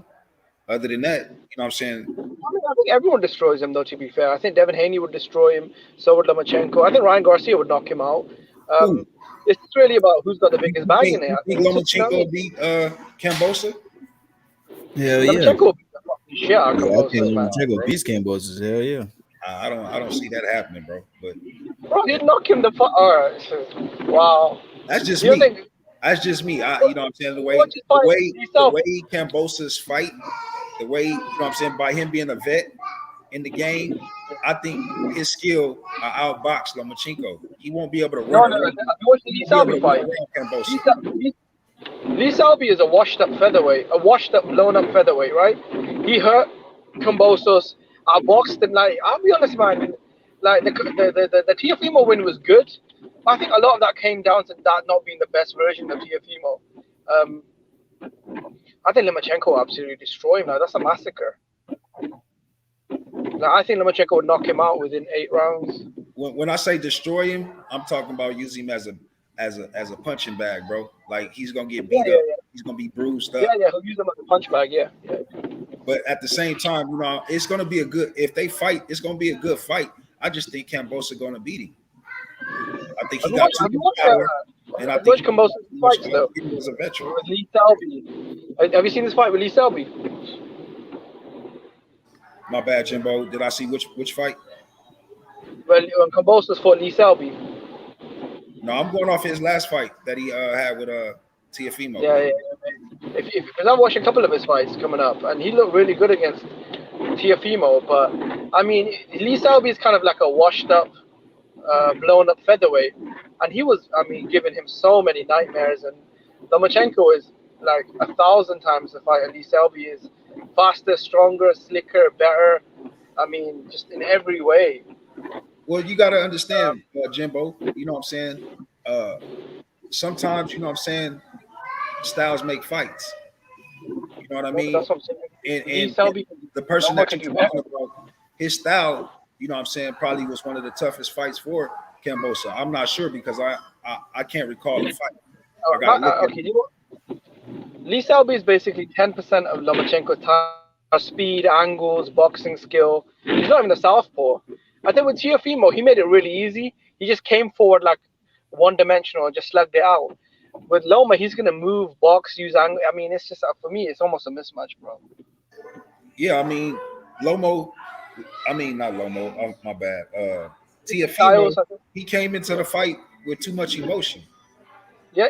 He wasn't ready to box. He was trying to fight and do all this other little weird shit that he'd never done before. So, Lomachenko is not going to stand there. With Loma, he's not going to stand there. So Loma's going to use his angles, his speed. And I'll be honest, man, I think he'll make a fucking mug out of Kambosos. I mean, for me, if that fight goes past 10 rounds, I would be very surprised. I would be very, very surprised.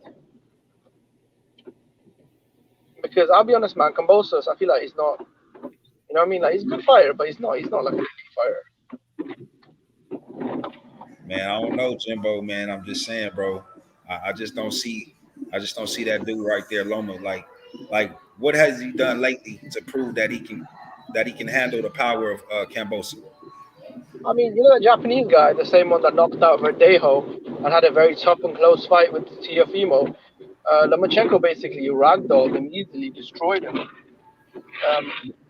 And I mean, this is Lomachenko. Look, just because you lose a fight, yeah, That does not mean you're suddenly no longer. I mean, Lomachenko has some of the best footwork in the business, angle, speed, rhythm. I mean, he's a very difficult fighter to beat. And I think Teofimo, when he fought Kambosos, that was not the best version of Teofimo. Teofimo looked weight drained. He looked ill. Mentally, he just went in there for a slugfest. Yeah, like that was a winnable fight for Teofimo, but he fucked it up.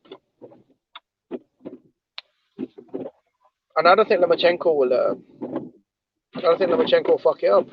I think he'll lose his speed, his angles, and I think he'll just do to him what he does to everyone. I mean, I don't think what's his name, Kambosos is a better fighter than someone like a Gary Russell or a Rigondeaux. Or I really don't think he's on Lomachenko's level. Wait, Jimbo. So you telling me if Kambosos and Gary Russell boxed, Gary Russell would win that fight? I'm talking about overall talent and skill, pound for pound. Guys like Rigondeaux, Gary Russell, even Nicholas Walters are much better fighters. Yo, that's crazy. I don't see Yo, Jimbo, I think you underestimated Kambosos and his work ethic. Let's talk about his work ethic, his dedication to the sport of boxing. This man put in over 200 rounds with Manny Pacquiao. He got the experience. In Kambosos, he got skills. He got speed, very fast hands, very good footwork. He showed it against Teofimo Lopez. He was the underdog, and he smoked Teo. Do you feel like it was a fluke? Do you feel like that fight was a fluke right there, and you don't believe in Kambosos? You're not sold on him. Hey, No, you know what, because H-Money? I followed him Jimbo, from the let me beginning. add to that real quick. You know what Kambosos did, the way that he fought that fight, it reminded me of my pound for pound, which is Bud. You feel me? Like the way that he watched Teofimo, you know what I'm saying? The way that he, you know what I'm saying, let him get off all his shit. And then when it was time for him to really close the deal, he closed that deal.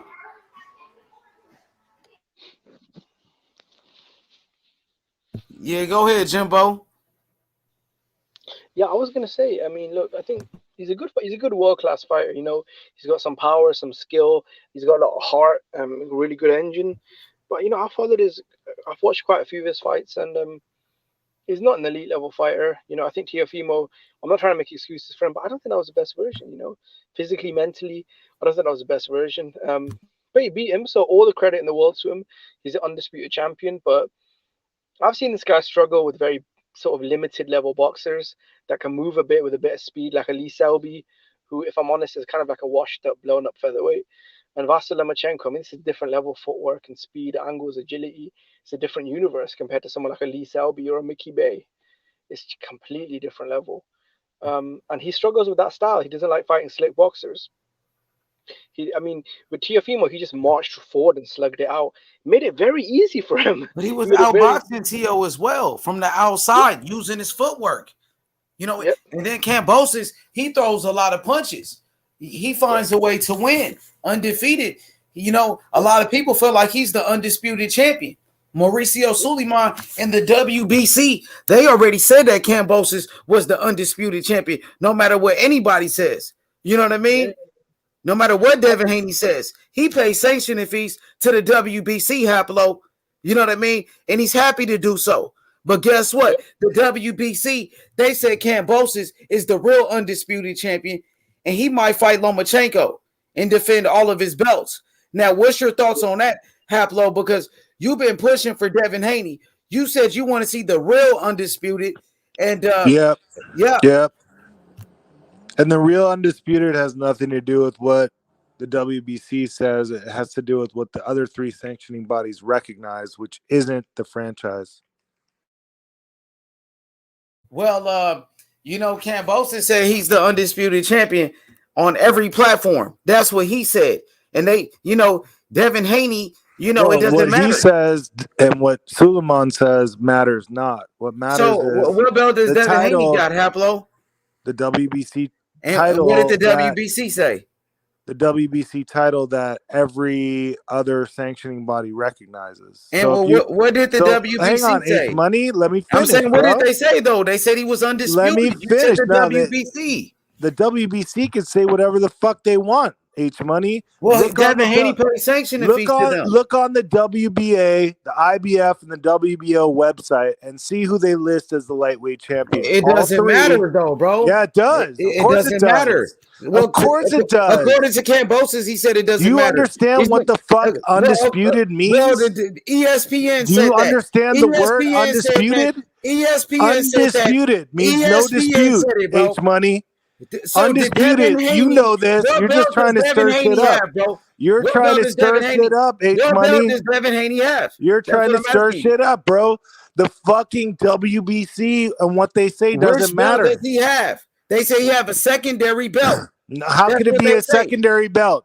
What belt does Canelo have in the WBC? Canelo he had a franchise belt too. No. What does he have right now? What does he have at 168? He has the WBC world title. Right. Just like Devin Haney. So Mauricio Suleiman said that the WBC franchise belt doesn't fucking matter what fucking Mauricio fucking gay ass Suleiman says. What matters is the belt the other three sanctioning bodies recognize. According to Bill Haney, it matters what the other three recognize, H Money. And you already know this, dude. You already know this. He was going to sue the WBC. You already know this, bro. So why he didn't sue him then? You already know this. Bill Haney and Devin Haney never sued the WBC. Why would they sue anybody and waste that money when they have the title? To the WBC. They're already recognized. That doesn't matter. Well, they're already recognized. What are they going to win? Kambosos, he's about to fight. Are they going to sue for what they already have? Kambosos, he's about to fight. Why would they sue for what they have already? Well, Lomachenko doesn't care what Devin Haney has. He said Lomachenko doesn't got shit, so it doesn't matter. So who doesn't have shit? Loma. He has nothing. Well, Kambosos has everything.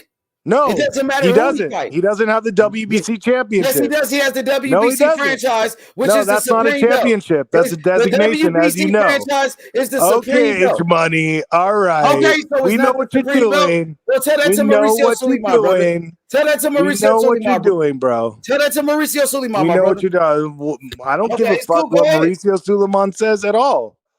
Why do I care? I'm a boxing fan. Who gives a fuck about Mauricio Suleiman? Devin Haney is paying sanctioning fees to the WBC, and you're telling Kambosos to fight for that belt. The WBC said he got the belt because he wants to be undisputed. If he wants to be undisputed, if he doesn't care, then fuck it. Don't fight Devin Haney. So, what do you think about Lou DiBella saying Devin Haney is outpricing himself? I mean, hey, Lou DiBella knows more about it than I do. What I'm saying is, in order to be undisputed, you need the real WBC title. The other three sanctioning bodies recognize the title that Haney has and not the one that Kambosos has. Well, guess what? Period. Guess what? Period. Guess what? Period, Lou DiBella guess what? Devin That's Haney, it. the email champion. Guess what? Lou DiBella There's just called Devin Haney about the Lou email DiBella. champion, brother. Why do you keep bringing up people who have nothing to fucking do with it? Why do you keep bringing up people who have nothing to do with it, dude? Said Devin Haney was Lou the DiBella email doesn't champion. matter. Well, Kambosos called Devin Haney the email champion. Does Lou DiBella work for the WBO? So guess what? Kambosos called him the email champion. What you got to say about Kambosos?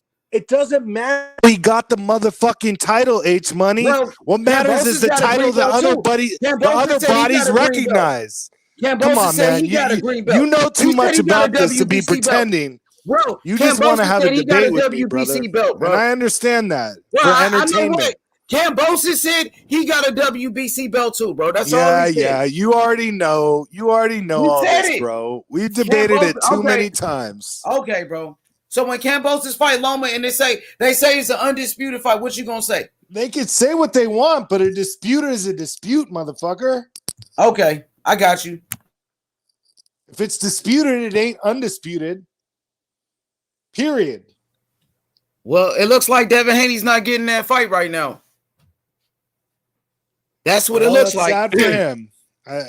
There's a tiny little violin playing for Devin I guess Kambosos will defend all four of his belts, his WBC franchise all three of his belts. No, he got four belts. The WBC franchise belt was on the line. That's a designation. He just won that belt. That's a designation. It's not a belt. Kambosos just because they make a belt that says franchise doesn't make it a fucking belt. He just won the belt against Tio.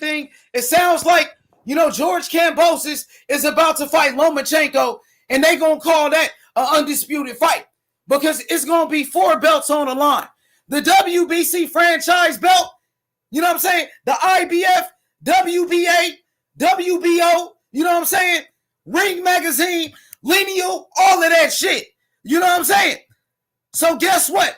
Lomachenko is going to get the fight. The president of the WBC, Mauricio Suleiman, he said it. You know what I'm saying? So it is what it is. Devin Haney accepted that. He accepted it. You know what I'm saying? It is what it is, bro. I want Devin Haney to get the fight. I want him to get the fight, bro. Because Lou DiBella, he's saying Devin Haney is overpricing himself. That's what people are saying, Haplo. That's what they're saying. Devin Haney's asking for too much money. You know what I'm saying? What's really going on, my nigga? What's really going on? Hit the like button. MOB. You ask me. H Money, you ask me. They don't want them to have the belts. It ain't got nothing to do with no money. They don't want them to have the belts, bro. Straight up. Why you say that though? I'm just saying, bro, like it's so easy because at the end of the day, you got Kambosos with all the belts. Talk to him in his face. Pops, look, let's get it right. Let's do this. Let's do that live. And then all of a sudden, now he got excuses. Now it's this and it's all that. Your boy Devin, he ready to go over. He ready to go across seas, take shots, do all this to get them belts, bro. They ain't trying to give it to him. And he hungry. Hey, Shalom, Mark. Shalom, Mark. Shalom. Hey, historian, man. What you think about the conversation? Man, I think that Devin Haney has the WBC title that Mauricio Suleiman gave him. That's what I think. And I think that they got to fight for. Look, it got to be Haney versus Kambosos for undisputed, in my opinion. You know, that's how I look at it. Now, I understand both arguments. I understand that that's what Mauricio Suleiman said, but Mauricio Suleiman contradicted himself two or three different times, man. And I look at it like this: the whole point of being this, the whole point of undisputed is that nobody can question Josh Taylor or Canelo Alvarez. They're undisputed because there's nobody else there with any other belts. There's no other champion, so there's no disputing that they are. But guess what? Haney has a WBC title. Someone has a WBC franchise title, and that's confusion. That's when we look at the word disputed, that there's a disputation there. But so regardless of how we look at it, that's how the cookie crumbles with that situation. Now, as far as Kambosos, I think Kambosos is the A side at the end of the day because he has 3 belts to 1.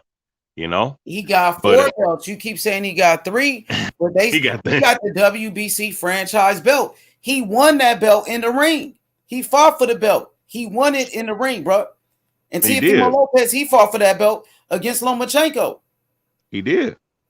But my thing is, he got 4 belts, brother. You said he got 3. He got 4 belts. Yeah, but here's the thing though: is that belt recognized by the other sanctioning body? It's recognized by the WBC. The same belt you said you want. What belt Devin Haney got? Let me ask you, which belt does Devin Haney got, bro? He has the WBC super title, or what? That's what they call it. Super title. Yeah, he got the WBC world title. So now let me ask you this: you said he got the WBC, right? Yeah. What did the WBC tell us? They said that Kambosos is the super champion. He's the supreme champion. He's the undisputed champion, right?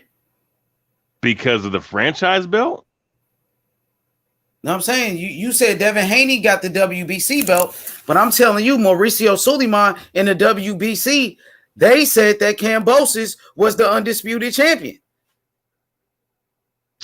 That's what they said, but exactly. But they say a lot of things. The other sanctioning bodies he recognize. Never changed on Kambosos. He never said Kambosos was undisputed and said he never was.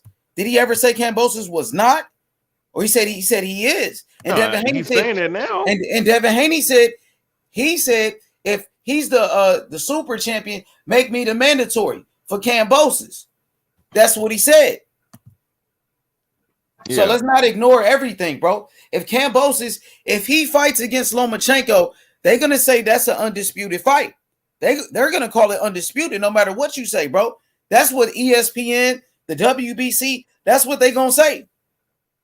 So you can't knock Kambosos if he fight Lomachenko, and they still gonna call it an undisputed fight. They calling him undisputed already. Man, but I want to see Devin Haney get the fight. You feel like Devin Haney's the real champion, brother? That's how you feel? Just tell me. I mean, look, he got four title defenses at the end. He was given the belt.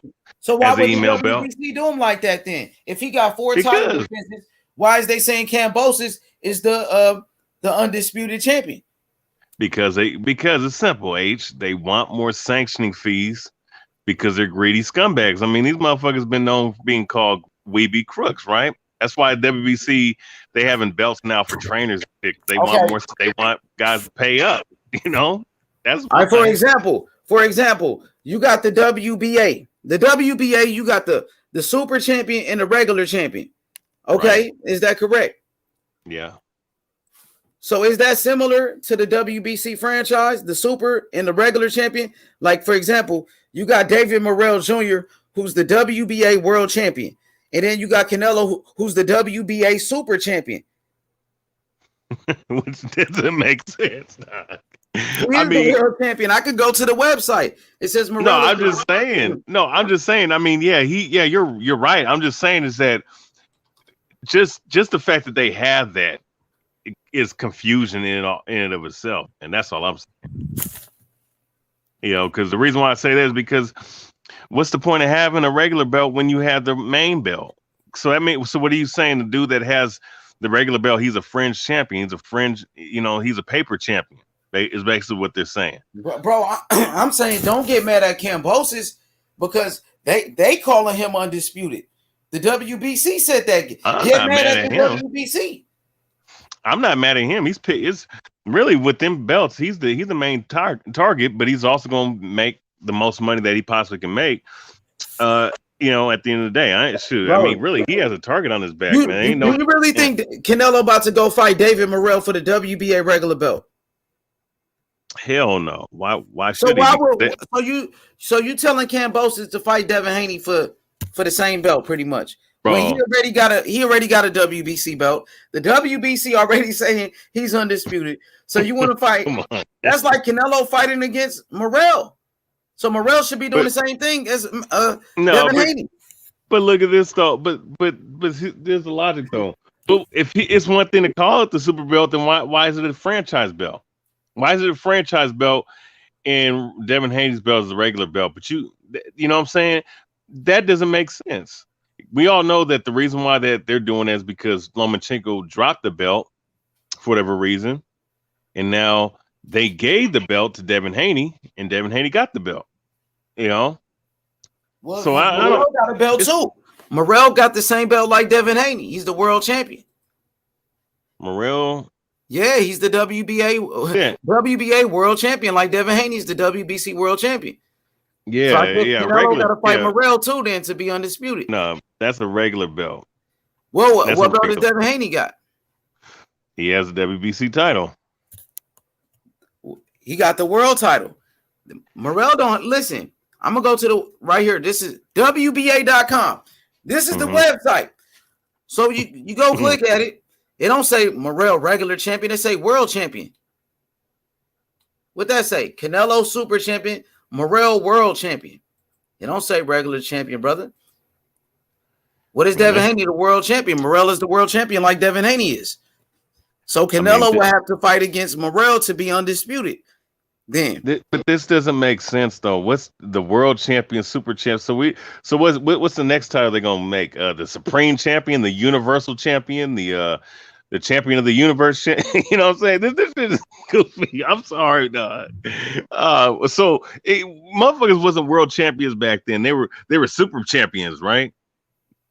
Nah, come on, man. This is confusion, man. I'm sorry, bro. I'm sorry. I can't even argue with this shit, man, because it's like they cause this fucking confusion, man, and they expect fans to play 2+2 = 4 type games or ABC 1, 2, 3 type games with this. This is garbage. See, it say Morrell is the world champion, bro. Just like Devin Haney is the world champion, and Kambosos is he's the franchise champion. Canelo is the super champion.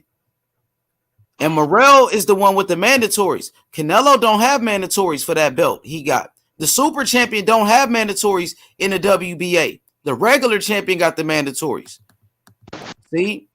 Yeah, but okay, that's WBA. WBC has what? They have the franchise champion. They have what? They don't have mandatories either. Franchise champion don't have mandatories, just like the super champion. See, what you're just talking about, H, is the reason why you're losing. Boxing is losing a ton of fans. That this is so convoluted, to be honest. In my honest opinion. Yes. Yeah. I don't know. My brain's scrambled even trying to put two and two together with this shit. There's a super champion and there's a world champion. What that don't even exactly the belt. Morrell is the world champion for real. That's what I'm telling you. You go to the website. He's the world champion. Don't say regular champion. Why it don't say regular champion? It say world champion. You know what? I have a question. You know shit, I'm the planetary. I'm the Earth champion, man. Fuck that. Motherfuckers, supers and worlds. I'm fucking Earth champion, motherfucker. Yeah, I think these super. Maybe do you guys think they actually switched the regular? Canelo was the regular champion. Then they just elevated that to a super title.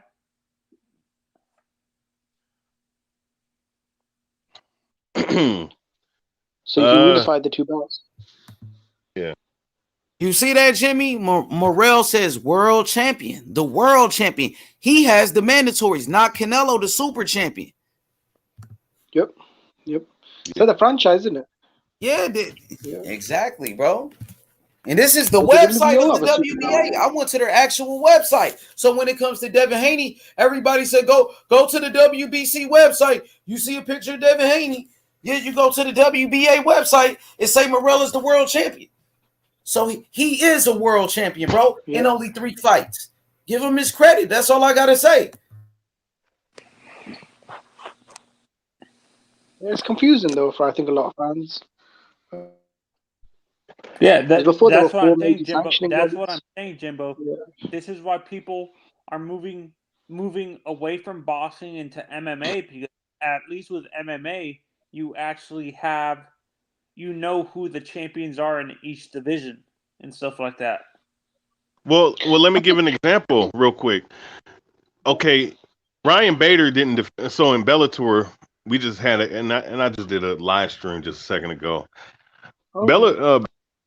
Ryan Bader. All right, he was a heavyweight champion. Now he couldn't defend his belt because of an injury, or he participated in the light heavyweight title tournament where he had to defend his light heavyweight title because he had the light heavyweight title and the heavyweight title. He lost it. So Matavosky was the next guy up, but because he couldn't fight at the time, they made an interim championship belt, right? How they used to do it. And then now they had the interim champion versus the actual champion for undisputed. And then that's how you clear this shit up. And they cleared it up this past Saturday. He's the undisputed champion of that weight class.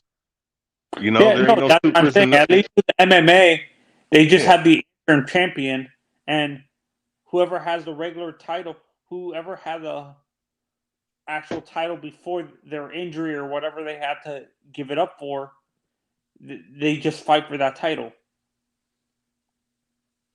Yeah, there's no regulars. There's no I mean, look. I mean, if you're gonna, let's say you do that shit, right? Don't call yourself the world champion or the super champ. Just say the title, the fringe title that one dude has is an intercontinental title, and then the other title's the world title. If you're gonna do that, don't sit up here and do the supers, and that shit don't even fucking make sense. I'm the world champion, but the other guy's a super. Come on, bro. Yeah, that's just stupid. I'm sorry. These guys sanctioning bodies are fucking stupid. I'm telling you right now, man. This shit is even. This shit was worse than. Yeah, but I feel like BH, in the WBA, a particular time they'll have an interim champion, a world champion, a super champion, and sometimes they'll have someone called like a champion in recess. It's kind of crazy, man. Yeah. Yeah, man. It to me is madness in my opinion, man. It's I mean, I'm sorry, man. Like Look, that's why it's like, man, you know what? I'm gonna be honest with you. With Mayweather's a piece of shit, but I'm gonna tell you something. He might be right though, man. I will say this. He might be right. You know, the belt don't make me. Well, shit. You know what? I can't blame him for saying that because look at all these goddamn belts they got. All this fucking confusion they done created. Supers and juniors and super junior, belt junior, silver belt, green belt. He made Tank Davis a 3-division world champion, right? When Tank there's a Davis champion, Yep. when there's an undisputed champion in the weight class, man, what kind of retard shit is that? So now we could just rewrite history. So now he's a 3-division champion now. He's a 3-division champion now, right? He's a 3-division champion off of a belt that's not even linearly a title. It's not even linearly recognized, man. What kind of shit? To be honest though, Len Delby, his response at 140 was, Tank's the champion at 140. He's the main man because no one gives a fuck about Josh Taylor. So I guess it's about marketing. Yeah, and I asked H this question. I don't think realistically this can happen, but so fans don't have this argument.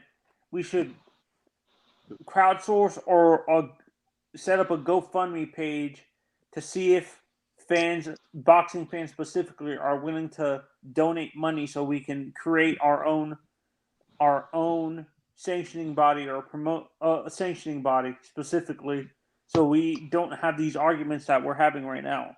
I like the IBO. You know the IBO? They've got a basic central computer ranking system, right? The ranking is based off a good computer-based ranking system. They've got 1 belt per division.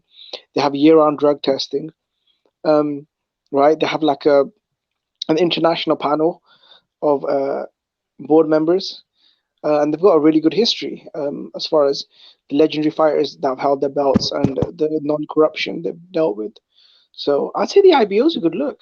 The Ring magazine have, covered the IBO quite a lot. Boxer recognized it as a belt as well. What do you think? No, that's what I'm saying. Like, do you think boxing fans would actually do something like, be willing to do something like that? I mean, that's complicated, bro. You'd have to set up an entire global ranking system. You'd have to do eliminators.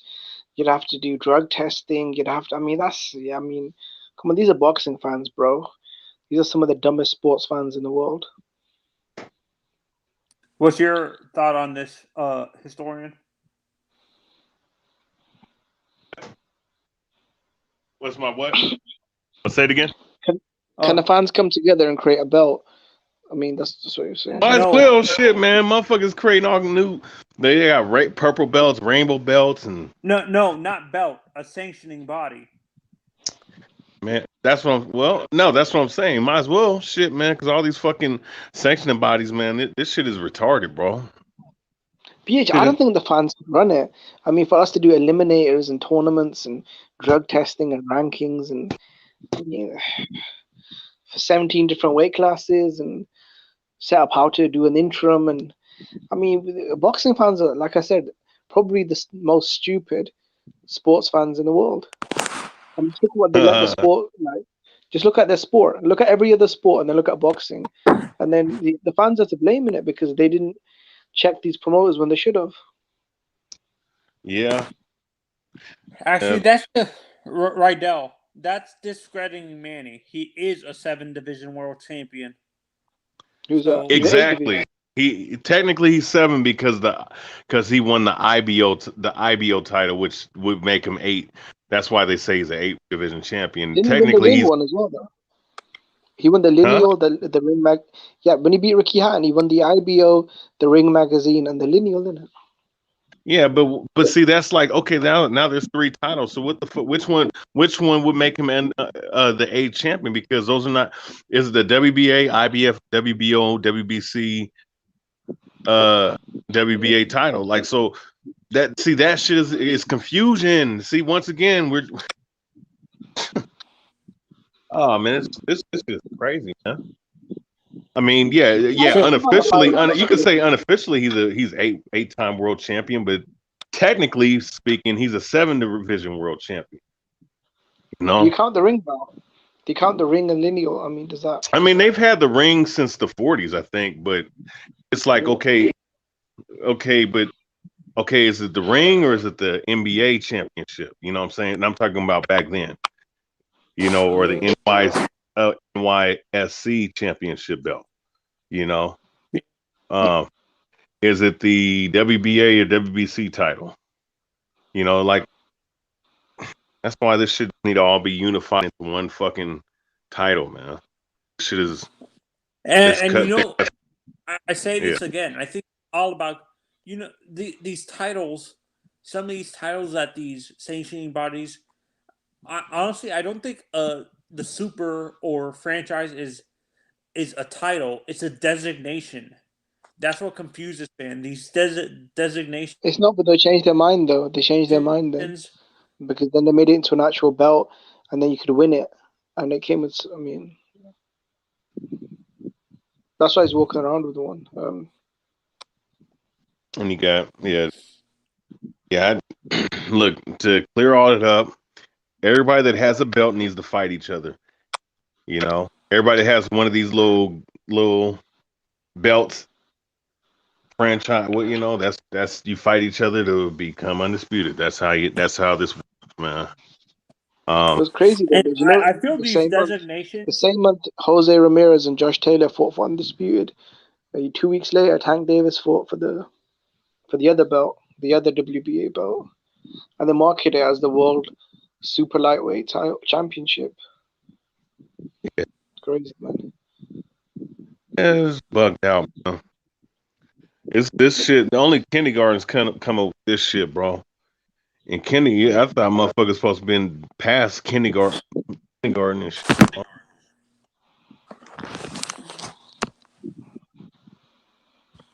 I mean, I'm just saying, like, only a kindergarten would sit up here and make multiple belts for your sanctioning body. Otherwise, the only thing you're doing is for you greedy motherfuckers pay sanctioning. That's the only other reason why you would do it. You can't. No, that's what it is. That's what you just said is a perfect summation of all this. It's all greed. Mm-hmm. They just want to create more sanctioning fees. They don't care. These sanctioning bodies don't care about the fans. Neither do the promoters. The promoters are. They got all these other weird belts, though. Like, say they've got a silver belt, but then they've got an interim silver. They've got an international, but then they've got an intercontinental. Then they've got a gold. And they just launched a new belt called the Global Belt. Isn't the World Championship? The Global Championship. No, I was just no. I was just playing. Are you serious? Yeah, bro, I'm serious. The WBO just who the fuck? No, who did that shit? It was a WBO. No, it's a WBA. Yeah, WBA. So there's a see. This is what the fuck I'm talking about. See, I didn't even know that. And I was just joking around just a second ago about the planet belt, Earth belt. What's the difference between international, global, and world? Man, hey, wait. Let me read that comment. It said, "Fact that the boxing historian 206, when a killer will be killed, but when people start pricing themselves out, then that argument is out the window. Haney is pricing himself out. He don't want the legacy. I agree with that, man. I agree with that. To me." What is he expecting? $3-4 million? Like, bro. No, he wants. Haney wants 8 to 10 million. That's what he yeah. It's not gonna happen. I don't know what the fuck he thinks. BH, if his minimum is 3 million or 2.5 million, and he gets that in Las Vegas, I guess his mindset is if I have to travel halfway across the world, set up a base camp and hotel, get vaccinated, deal with politics, I should get at least double, triple that, and for all the belts. Yeah. I mean, I can see 5 million, but he doesn't. I mean, let's keep it a buck. Who's gonna pay that much though? But for me, guys like Haney,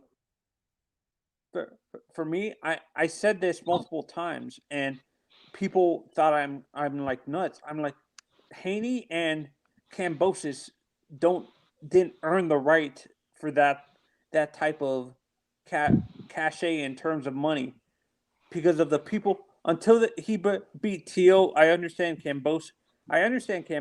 But before that, you didn't know who he was, basically. Yeah, I mean, look, they're paying Devin Haney $5 million, and Kambosos maybe $7 million. I mean, could they generate fifth what? You add in the money for the promotion and the undercard, you're looking at what? At least $15-16 million. I'm not sure if that fight could generate that kind of money. No, that's what I'm saying. I think Kambosos being the champion, he's gonna ask for 15 to 20 million when he never earned that cachet. He's not Canelo or a Tyson Fury. You got to be reasonable though. You got to be reasonable though. Like I could see him wanting 5 million because for undisputed, but same time though, let's just keep it a buck, man. Like 10 million. 10 million, bro. There ain't too many guys making 10 million fucking dollars, man. And you're not even that kind of a draw. I'm gonna be honest with you. That dude is a bore fest, man. Like, I mean, we'll watch his fights, but he is a fucking bore fest, man. And I'm not saying that to belittle him or anything. I mean, he's good. He's a really good boxer. He has technique and skill and whatnot. But you gotta understand, like, people are not paying to see you fight, bro. And that's not just him. That's a lot of fighters, you know. So that's what I'm saying. If Haney wants between 8 to 10, then Kambosos, I mean, his logic is, well, if Haney's got 1 belt and he's getting 10, I've got 4 or 5. Shouldn't I at least get 20? I don't know where they're going to find $30 million from. Yeah, no, that's what I'm saying. This is what I'm saying. Those two guys, and I can't believe I'm saying this, Bud or Earl don't deserve that. They haven't earned the cachet that Canelo has, where he can ask for that crazy amount of money, where he's getting. Even Canelo took pay cuts. You know, when he fought Mayweather, he took a pay cut. When he fought Cotto, he took a pay cut. After the pandemic, yes, he took a pay cut. When he fought Callum Smith, he didn't make 35, 40 million. I think he took something like 20 million minimum, and then made a bit of extra in the back.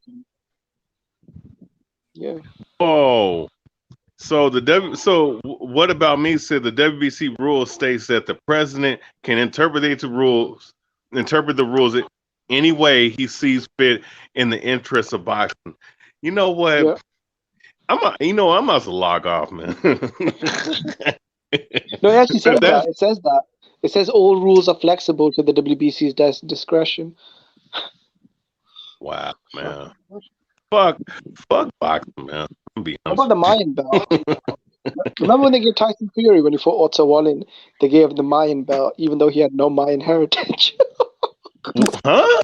No, that's what I'm saying. Like, what the fuck? What? So now we got Mayan belts now. Oh my god, dog! Get the fuck out of here. Watch the interim champion, and Fury's the normal champion. So Dylan White is even talking about how this is the battle for the undisputed WBC champion. See, man, Dylan White's a kitty. This is why I don't even see the fight with Usyk and Tyson if that happens. Usyk and Fury happening. I don't think that, even though it's going to be for undisputed or lineal, I don't see them making like even 50 million. No fighter makes that much money, because I think I can see Tyson asking for that much money, that ridiculous amount of money. Hey, what's your thoughts on this? What's the name? Yashar General Yashar, man. What's up, man? Hella quiet on here. Yeah. What's good? What's good? What's up, man? Yeah. What's up, Anthony? Hey, well, did you hear what?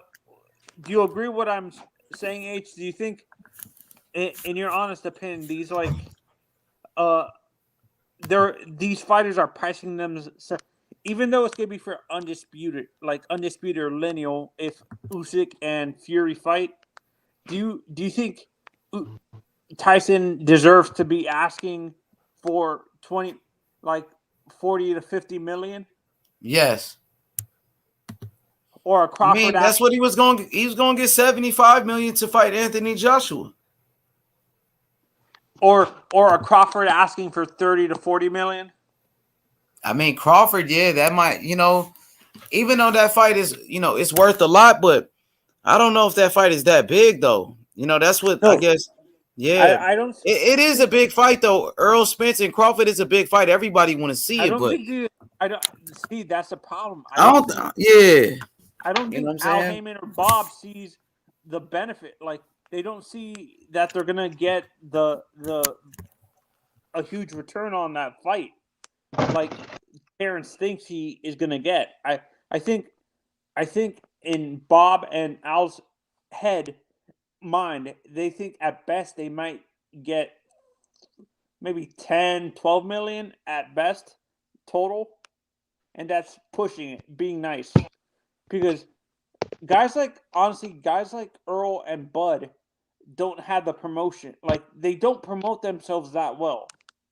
Do you agree, H and Historian? Or am I being harsh on Earl? I agree. I agree. It's not like at least with Ryan or Haney, they know how to promote themselves. But honestly, I'm getting tired of Brian talking all this crap, all this capping, and he's not. He doesn't get the fight. Like he talked all this crap, and then he backs out of a fight. Yeah, what you think about Ryan Garcia, man? Come on, man. Free smoke, man. Let me know. You disappointed in Ryan? You feel like he's pulling out of fights? Yeah. No, I'm disappointed in Ryan. That's why I'm actually putting all my focus on Virgil now. I used to like Ryan, but I'm starting to get annoyed with him. Why? Let's talk about it. What is he doing? What is annoying you? What is he doing that's pissing you off? Talking all this trash and not following through with the fights and stuff that he's calling out. I think he was calling out Loma at one point when Loma was a champion, and then Tio took that fight, and he called Tank out, didn't he? At one point. Yeah, he went to Mike Tyson his podcast and was talking plenty of shit about Tank Davis, and then Mike Tyson called Tank Davis on the phone, and Ryan was like, "I'm gonna knock you out," and all crazy, bro. He was acting crazy, Ryan. Yeah, no, that's what I'm saying. For me, that's why when I look at Virgil, I like the fact that he's humble and he's not doing all this. I understand it hurts the fact that he's not promoting himself, but he's looking at But Anthony, isn't that what you're asking Virgil to do?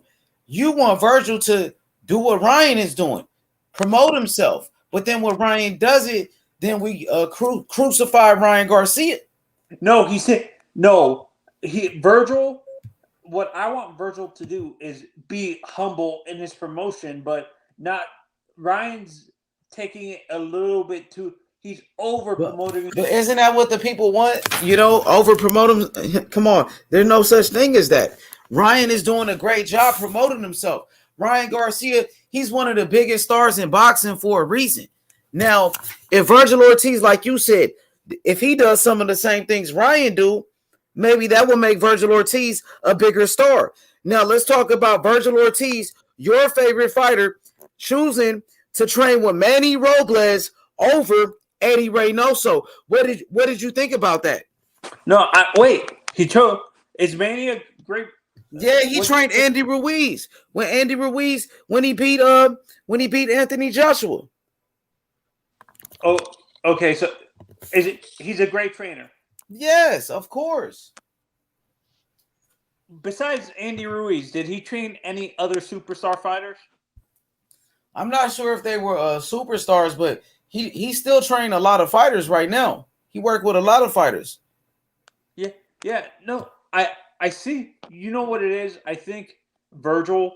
He's a good trainer, Anthony. I ain't gonna lie, bro. Yeah. No, I guess I'm not saying he didn't want the pressure of training under Canelo or Eddie Reynoso, but I fear. I think he made the smartest decision for his career. I guess he looked at the amount of fighters that Reynoso has in his camp, that he felt that he wasn't going to get the same amount of attention and stuff like that. Like, boxer, being that you box, historian, you box, right? Yeah. Would you prefer a trainer that has multiple fighters, like a huge, what is it called? A huge camp of fighters, or a trainer that has maybe 2 or 3 fighters where he's not overstressing himself and taking his time to focus on the fighters and improve them and stuff like that as a fighter? I need the one-on-one time, bro. You know. So you think Virgil actually made a smart choice going with Robles, where he can actually have the one-on-one time instead of that he made a career decision he made a decision for his career that's beneficial to him, because Robert Garcia, at the end of the day, man, and it's not to him, from what I'm looking at, from my assessment, it's not his fault.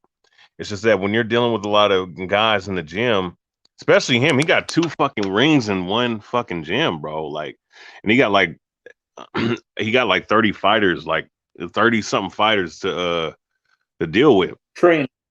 To train and whatnot. So, you're not going to get really that much attention, that much one-on-one time with Robert versus someone who doesn't have that many guys on his stable in his little camp or his gym that's part of his fight team and shit, bro. Like, in boxing, yeah, you need that, bro. You need that one guy that can really that can give you time. And look, in the gym that I'm in right now, the dude's giving me some one-on-one time and just seeing what I can do and working with me. But also he gives his time to other people within the gym. But it's enough time that I can give for myself, for my training for myself. So that's my thing is, look, I'd rather be the latter. You know what I'm saying, with what you asked. Having that guy that gives you that one-on-one time. And I think that Virgil did the right thing for his career. I mean, this is how it goes,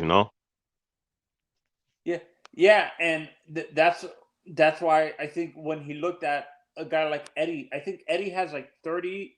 Besides Canelo, I think he has like almost 20 fighters. Correct? I think Eddie has a lot of fighters in his camp. And he has Canelo, which I bet you he's going to focus on Canelo the most over a guy like Virgil, which I think Virgil saw that he didn't want to be neglected and stuff like that. Yeah. I'm kind of surprised elite trainers don't have guys training underneath them like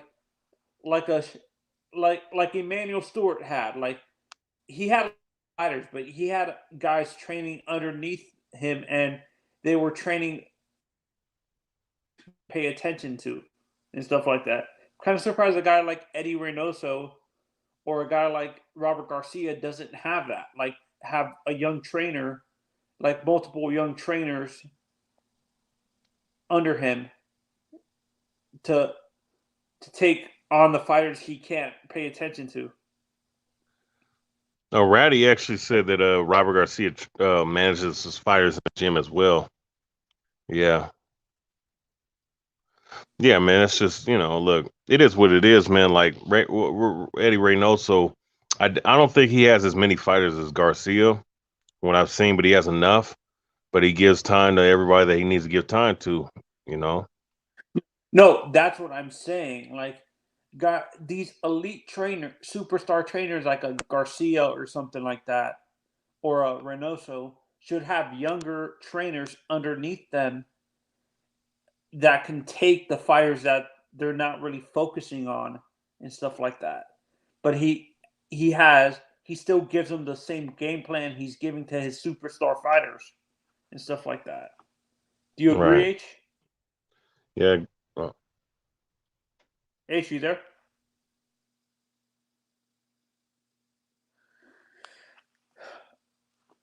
Who do you think wins between Haney and Kambosos? Historian. Hey, Yashar, you are. Are you still on or?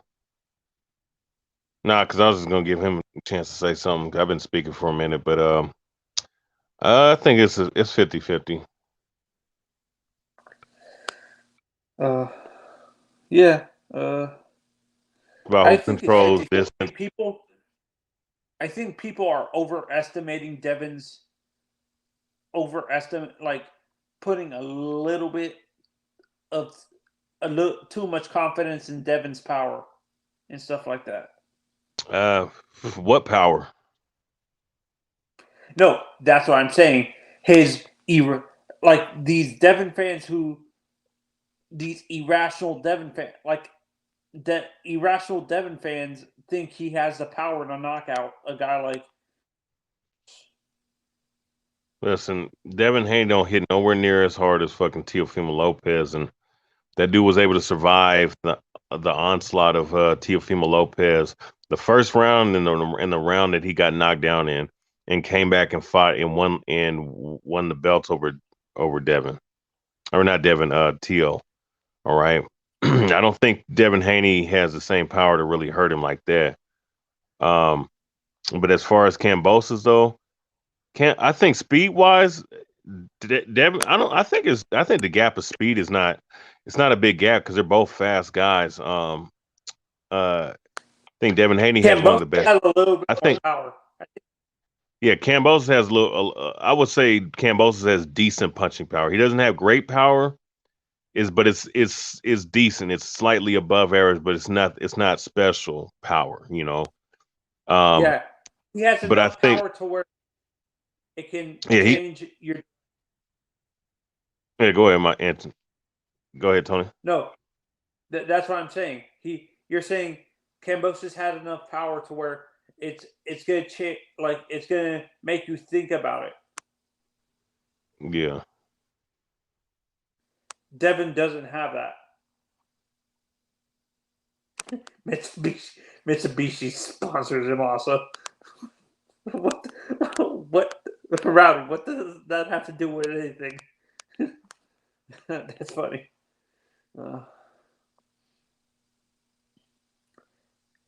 Do you think Valdez has a chance to beat Shakur? Huh? Do you think Shakur beats Valdez? Yeah. I think he beats him, but very narrowly though. Honestly, I see it the other way. I think Valdez is going to knock him out. That could happen too. I think it's very narrow. I mean, because he hasn't shown his chin hasn't been tested yet. Speaking of Shakur. Yeah, Shakur. He hasn't shown a good. Yeah, he hasn't been in that dogfight, and he hasn't fought a puncher yet. To be honest with you. Yeah, I think Shakur. That's the one. That's because they can't hit him.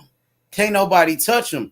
Now, Anthony, you're talking about Shakur Stevenson, a fighter that hasn't even lost one round. He's never lost a round in boxing. He dominates everybody. The best defense in boxing, brother. They can't touch him. You know what I mean? So, I mean, how you gonna hit Shakur Stevenson with that type of defense? You know what I mean? You pressure him. Pressure him, but he's too fast. Oscar Valdez, I thought he lost his last fight to Robson. Robson, the Brazilian fighter, I thought beat Oscar Valdez in that fight. Oscar Valdez is a good fighter, but that's the game plan, right? Put the pressure on him. What happens if he can't put the pressure on him? Shakur Stevenson got great footwork, great speed, fast. Yeah, but we gotta see how it plays out though, because I mean, at the end of the day, Stevenson is the favorite for a reason. Yeah, he's favored, but to me, it's very. If he gets clipped on the chin, we gotta see what he can How do. we gonna clip him if he can't touch him? And then you got you got to worry about Shakur Stevenson hitting Oscar Valdez. And Oscar Valdez, he's been dropped before by Scott Quigley. Scott Quigley dropped him. He got dropped by Adam Lopez, didn't it? Adam Lopez dropped him. So you got to worry about Shakur knocking out Oscar Valdez as well. Shakur just knocked out Jermall Charlo, and you picked Jermall Charlo to beat Shakur, and you lost a lot of money on him that day. So don't put your money against Shakur Stevenson, boxing historian. I hope you learned your lesson, brother. Well, no, I mean, I'm favoring him, but I'm like I said, it's gonna be on some one or two round type shit. Bro. Nah, hell nah. That's what you said the last time. And what Shakur do? He knocked out Jermall Charlo. He's coming off a knockout victory, and nobody thought he was gonna knock him out. Well, no, yeah, but different. You know what? I can't believe I'm saying this. I think the way to counter a guy with elite footwork like Shakur is, I can't remember. There used to be a superstar fighter that used to do this all the time. A guy who had elite footwork, he would actually put his foot purposely he wouldn't trip the fighter, but he would put his foot in between the fighter's feet. Use his heavy feet. Like, I think it was Oscar or someone. I can't remember who used to do that. Like, they would put their feet between the guys, not trip them up, but what is the term I'm trying to use? Do you know what I'm talking about? BH. You try to counter a guy with elite footwork. The guy used to put it. He would use his heavy feet. He would put it between the fighter. He wouldn't trip the fighter, but he would use it to his advantage. That the guy would be dancing around, and he would put his foot between the guys, between underneath the guy's foot. He wouldn't trip him, but it would screw up his timing and stuff like that. That's what it was. He would mess up the guy's timing by doing that. A guy with the elite footwork and stuff like that. I think it was Maidana. Maidana would do that sometimes with a guy who had better footwork than him. He would actually Hey, my boy is right with this comment. Scott Quigg broke Oscar Valdez's jaw. Broke his fucking jaw. You feel me? And dropped him. Okay. And I thought Oscar Valdez, he lost his last fight. And he was on any illegal substance. Come on, boxing historian. And he was on some shit. Let's be real. Shakur Stevenson on a different level. I'm telling you right now, Anthony. I'm telling you. Do you hear me? Shakur Stevenson is one of the best. He's one of the best, bro. I'm telling you, Southpaw, Olympian, silver medalist. Shakur Stevenson undefeated, pound for pound. You know what I'm saying? Yeah. No, but I feel that Valdez. I'm not saying I think he has a chance, but I agree with you that I think Shakur wins the fight. But what I can see, Shakur's a great fighter, bro. I'm telling you, bro. You have to admit you're underestimating Oscar a little. I'm not. Oscar Valdez, he does have some power. He's a veteran. You got to respect Oscar Valdez. I never said he was a bum. I never said that. But Shakur Stevenson, Stevenson is on a different level. I think I agree with I think Joseph Haran said this. I think the guy that gives Shakur the most problems because of his awkward angles is Navarrete and stuff like that. Yeah, I think Navarrete. That Navarrete's power and the awkward angles that he takes and that lead uppercut, man. That's something that I've never listen, his last fight, he just went life and death with Joet Gonzalez, and Shakur Stevenson beat Joet Gonzalez so easy every round. And guess what? Neverente had a very tough fight with him. And you forget, Neverente got beat already. He got a loss. You know what I mean? So, and he got to move up and wait to fight Shakur Stevenson. Stop it, bro. I don't think Shakur Stevenson is getting the credit that he deserves. No, I'm giving Shakur the credit, but what I'm saying, I think because of the awkward angles that this guy throws punches from, he's like a Maidana where Floyd said it himself. It took him until the 12th round to adjust to Maidana's awkward angles. And I got Shakur Stevenson. I got David Morrell, Shakur Stevenson, and Jerron Ennis as like my future pound for pound number one. I think these guys are the best. You know what I mean? As far as the young fighters, David Morrell, Shakur Stevenson, and Jerron Ennis. I like these guys the most. I think so. These are my future pound for pounds. Morrell, Virgil, and Munguia. What about Benavidez? No, these are my top three that I feel that are going to be fighting for the number one spot. Yeah, I got Morrell number one, but Shakur gonna be up there. Shakur and Jerron Ennis gonna be right up there with the best guys, the top guys for me. What you think, historian? Give me your top three. I got Morrell number one. Top three of what? Like future pound for pound. Will it be Shakur Stevenson? Is it going to be David Morrell, Jerron Ennis, Virgil Ortiz? Who you got? David Benavidez? Who you like? Pound for pound, David Morrell Jr. is going to be up there. Jerron Ennis is going to be up there. And I believe we're talking about the immediate future. Devin Haney? What about Devin Haney? Virgil Ortiz. Ryan Garcia, Tank Davis.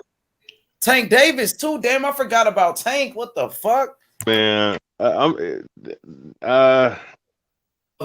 Tank. Maybe. It depends on how they play out, but I'm talking about like future. It gotta be a top five then, man. There's so many great young fighters. On a pound for pound list this year.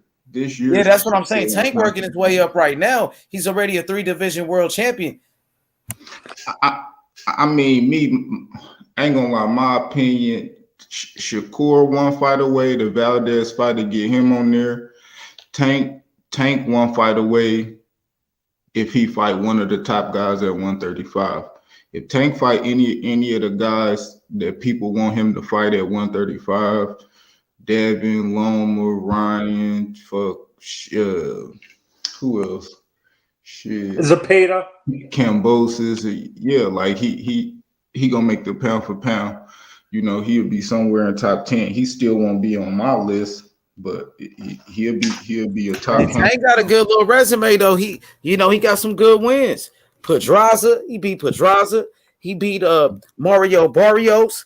He beat Isaac Cruz. You feel me? Isaac Cruz is a good fighter, bro. You got to give him respect for that win. And then he beat Leo Santa Cruz. You feel me? Tank Davis, man, it got to be a top five. Like, I'm going to give you my future top five pound for pound. So it got to be, okay, David Morrell. You got Jerron Ennis, Shakur Stevenson, Tank Davis. Dang, who gonna be number 5? Shit, who I'm missing? Devin Haney, who? Man, shit, I ain't gonna lie, probably Fulton. If Fulton can go undisputed, unified next, and then move up to 26 and get a belt, that'll be like top My 5. top 5 is Ahmed Aliev at number 5. Yeah, he good too. Yeah, he real good. Okay, yeah. I'm gonna say I might steal that pick. I might put him in my top 5 then. Munguia at number 4. Fuck no, Munguia. He like Munguia though. He like him. He was the world champion already though. He undefeated. No. I only way Munguia. Right now he got a chance. You know what I mean? if Charlo fight, Charlo go up and fight, you got Boo Boo going up and fight. That's 2 vacant belts, and I'm pretty sure he'll have his hands in on one of them. Maybe chance to unify. I'm pretty sure he'll get a chance to unify. I mean, yeah. Xander might have the chance, possibly. but he's a little bit too young. He's 19. Let's give Xander a little bit more grooming. Yeah. Give me your top 5 though, man. Cause so you said MJ, that boy MJ, right? You like him? Yeah, I have. Why you put MJ on your list? He's already a unified champion, and he did that like in 4 fights. Unified champion. No, I want him to fight the guy who just beat Gary Russell. You remember his last fight, man? It was a pretty good fight. He fought against somebody from Chile, from my boy Coco. Where Coco from Chile, bro. You know what I'm saying? That motherfucker gave MJ a tough ass fight. That motherfucker from Chile though. That nigga wasn't playing with MJ. He got on MJ ass though, low key though. Low key. What you thought about MJ last fight? You seen it, Q? That boy. Who he fight? Who he fight again? Man, he fought against somebody from Chile. Man, that motherfucker, man, came to fight. He got on MJ ass though. MJ won though. What you thought about that fight? Yeah, that was a tough ass fight. I ain't gonna lie, dude was on his ass. That's why I think. That's why I think he probably might get got. I don't know, but he won though. They said he won easy. Yeah. Gary Russell didn't put no fear in Tio or Devin. I don't know, bro. Shit. I don't know. You man, you think that nigga could beat like Stephen Fulton though? I don't know. What you think? No, MJ. I got Fulton. I got Fulton in that fight. No, I got MJ in that fight. Let me hear the debate. Let me hear y'all debate it. Okay. Shit. Man, we just seen what happened to that man in the mix. I ain't gonna lie. Fulton way more slicker than that guy that he was fighting.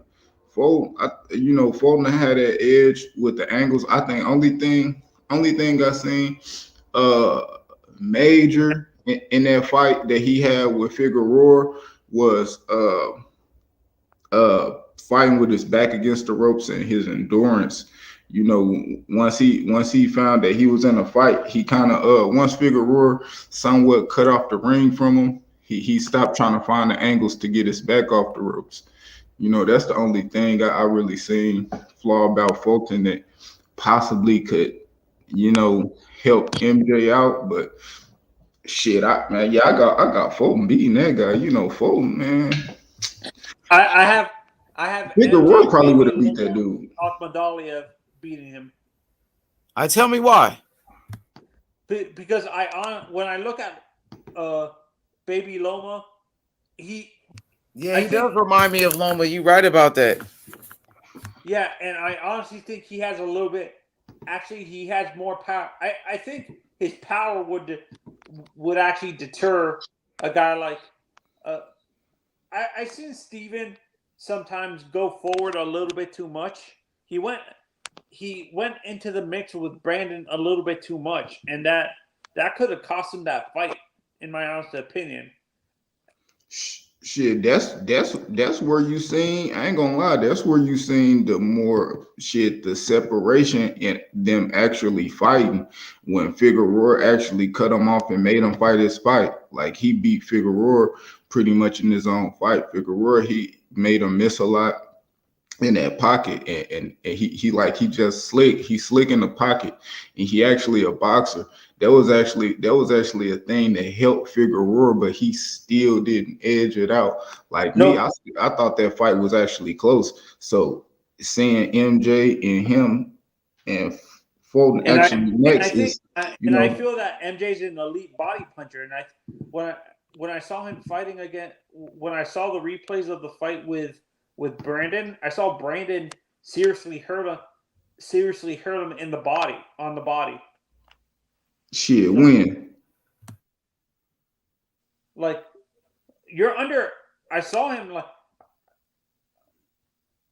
When I think it was in the 7th or 8th, they went all the way, right? Am I correct? Yeah. I saw him, heard him once in the fifth, and once in the 7th round with a body shot. I don't think he cool. He got more power. I ain't gonna lie, bro. He just more. He more. But you're underestimating. Figueroa just edge him, bro. I ain't gonna lie. He edge him. He edge him a little too much. Akadaliev. He got the power. I say it like this. I think he probably too slow. He probably too slow. Yeah. You think his footwork is a little bit too slow? Shit, not his footwork, his hands. Yeah, his footwork. He gonna show that his footwork actually faster when they actually fighting. But his hand speed not really that quick. It ain't that crazy like that. Like I'm saying, Fulton. Fulton is slick, bro. It's gonna be hard to hit him. Yeah, you know Fulton. You know Fulton. Was getting trained by Jerron and his daddy. You know what I mean? So, using their feet and being slick, that ain't, and then he a Philly fighter. Man, one thing about them Philly fighters is they fight, bro. They know how to fight. You know what I mean? You get them in the square, and they gonna fight. You back them in the corner, they gonna fight.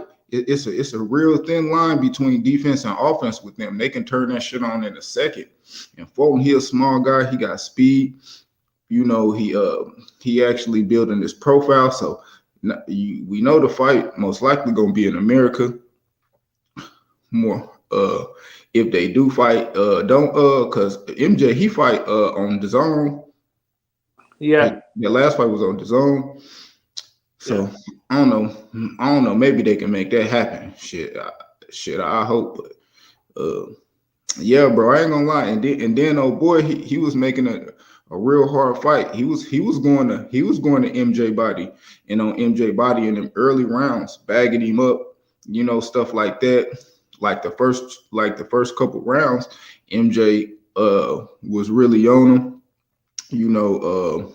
Toward the middle rounds, he was bringing the onslaught, but he wasn't able to back dude up.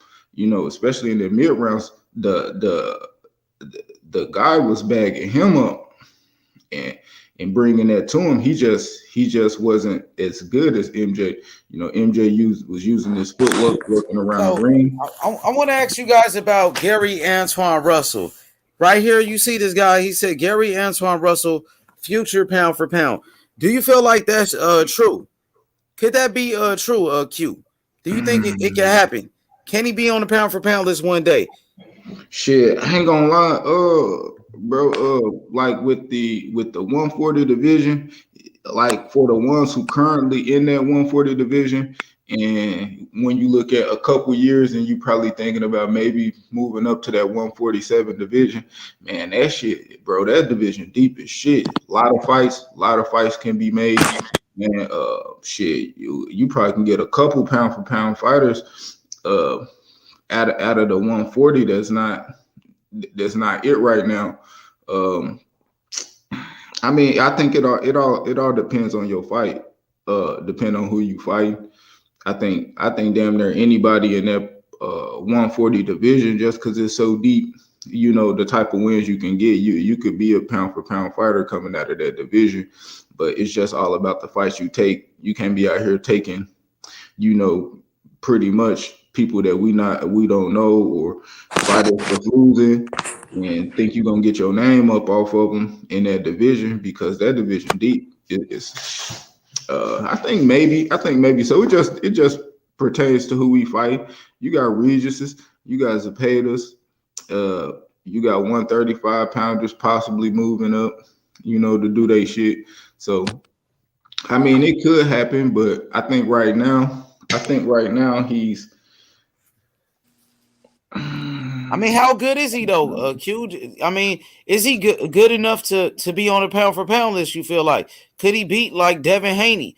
Could he beat guys like Tank Davis and could Gary Antoine Russell be one of the best fighters in boxing as far as his skills and shit? Is he that good for real? Yeah, I watched this last fight. He was pretty good, but I ain't gonna lie, bro. We got to see him. We got to see him in there with that competition. You know, that higher level. You know, he got what 20? No, he got 24 fights or 25 fights, all knockouts or some shit. So he got some power. Shit, he got, at least I know what people want to see, some knockouts. So do you think he could beat Regis? That's shit. I mean, I ain't gonna say Regis. We talk somebody else. Do you think? Say Regis. Let's say Matias. Do you think he could beat Matias? I don't think he beats Matisse. Matias, Sabril Matias from Puerto Rico, the guy we just watched him fight like last week. I gotta see that shit. I ain't gonna lie, bro. I think a lot of fools, bro. I gotta see, because man, I got Gary Antoine Russell beating him though. Like I thought Matias would beat him, but I went back. I've been watching Gary Antoine Russell. I like him. I think Gary Antoine Russell might knock him out. You know what I'm saying? Because Matias get hit a lot. His defense, you know, it's good though, but it take him a while to warm up and shit. And Gary Antoine Russell, he's a very fast starter, bro, and he got some fast ass hands. You know what I mean? I think he's just faster than him. How about Postal versus Gary? I got Gary Antoine Russell. Man, Gary Antoine about to smash that guy next month. Real facts. He fight that nigga like on the 26th or something, bro. He about to smash Postal. Like, I ain't gonna lie. I just want to see if he can knock him out or not.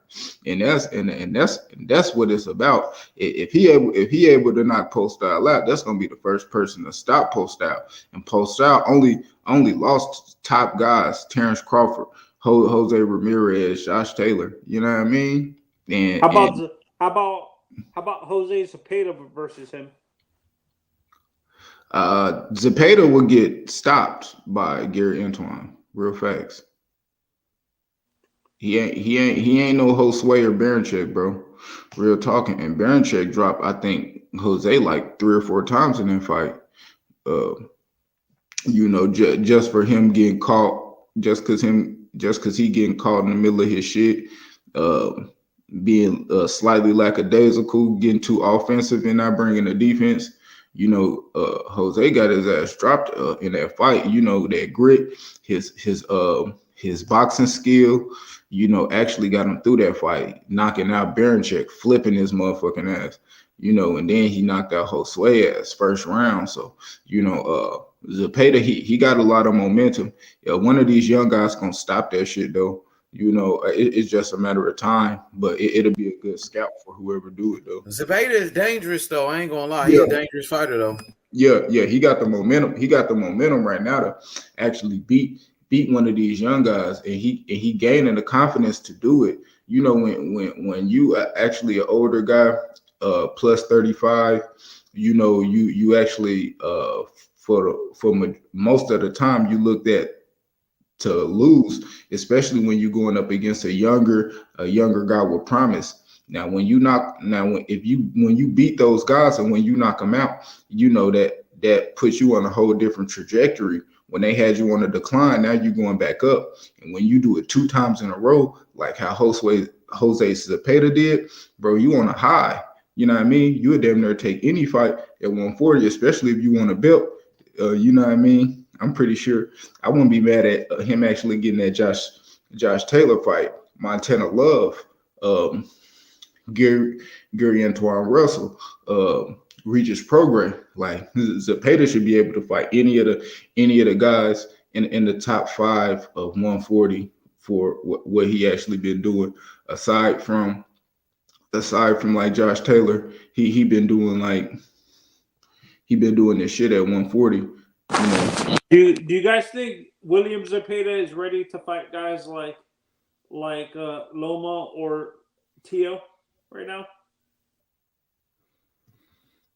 Shit, if he feel like that's what he want to do, bro. I mean, like I ain't one of them guys who really just super big off somebody lose. If it's like a disgusting loss, like you get 9-3, you know what I mean, knocked out and outboxed, then you know I'm gonna have, you know, some shit. I probably have some shit that you won't like personally, but to be honest, like a fighter losing ain't much for me. You know, I ain't gonna be like talking about he out of there, he don't need to come back. Even a young fighter, you know, I ain't that type of guy. But I want to see Michelle Rivera versus Javier Fortuna. H, what do you think about that fight? Yeah, that's a good fight right there. I like that fight. You said who versus Javier Fortuna? Michelle Rivera. They both Dominican too. They both Dominican. That'll be a good fight right there. I wonder if they will fight each other. Oh yeah, but yeah, man, I ain't gonna lie. Yeah, man, I'm over here looking at a little tape, man. I ain't gonna. Yeah, Fulton to smash that guy. Hey, y'all better watch out for my boy right here on the screen right here. Sebastian Fundora, man, come on, man. Only 24 years old. He's 6'6". He fight at 154. That dude is good, man. He talk ain't him and what you call it supposed to be fighting? Lubin, yeah. They was talking about it. I don't know, but that's a good ass fight right there, man. Yeah, that's a dangerous fight though. I like Lubin too, man. I'll pay a lot of money to watch that fight. Man, that shit gonna look ugly if he ever is to get knocked out. His tall ass ever to get knocked out. That shit. Oh, he had a draw before. That nigga had a draw. Damn. Against this guy right here, Jamonte Clark. He had a draw with him. Click on dude. What he looking like? Who knocked him out before? I don't know. Let me see. Terrell Goucher. Terrell Goucher knocked him out. Damn. And Jason Rosario beat him. So he only got 2 losses to them. I gotta go back and watch that fight to see what happened. Yeah, he got knocked out in the second round. It ain't gonna be long. I like Fundora though. Even if he got a draw though, Canelo got a draw though early in his career on his record. So it is what it is. He didn't lose the fight, so he's still undefeated. I mean, 24 years old. Yeah, draw ain't shit. And how many rounds was that draw? You know, if it was an 8-round fight or some shit like that. You know, like a 10-rounder. Dang, 10-rounder. I gotta go watch that fight. How about Sebastian versus Austin Trout? No, I got Sebastian right now. Austin Trout is old, man. What, man? Don't even mention that guy's name, man. Austin Trout was good back in the day, though. But Yeah, now he's old, man. Yeah, he old as shit, dog. That don't even come on, man. Or how about Beck the Bully versus Sebastian? Beck the Bully is that he 160, 168. He 168 or 160. Oh no, Beck the Bully like at 160 or some shit. No, he's ranked. Beck the Bully's ranked in the WBC as the actually super welterweight. I'll tell you what.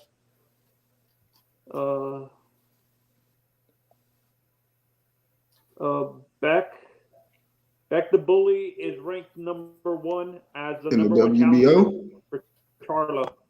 WBO? Oh, shit.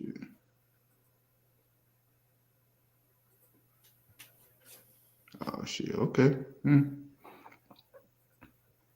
I think honestly, I think Sebastian beats Erickson, and I think he can beat Tim Tszyu.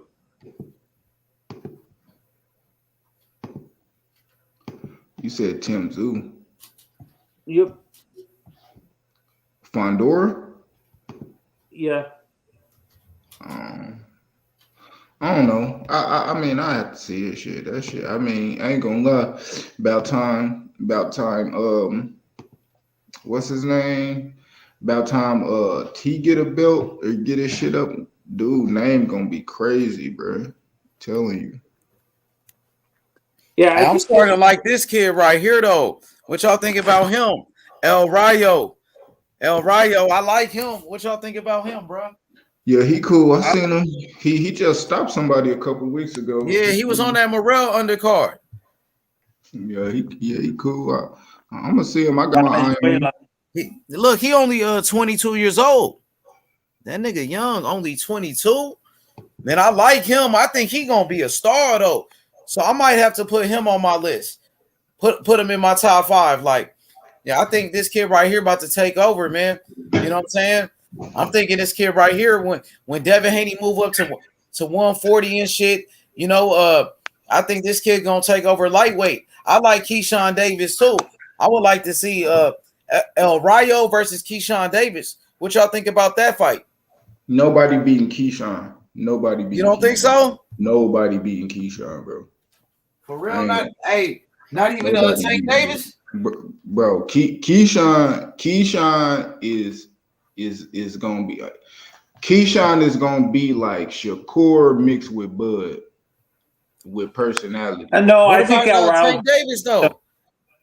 I don't know if Keyshawn gonna beat Tank Davis though, man. Tank Davis, come on. I don't think they ever gonna see each other. They might.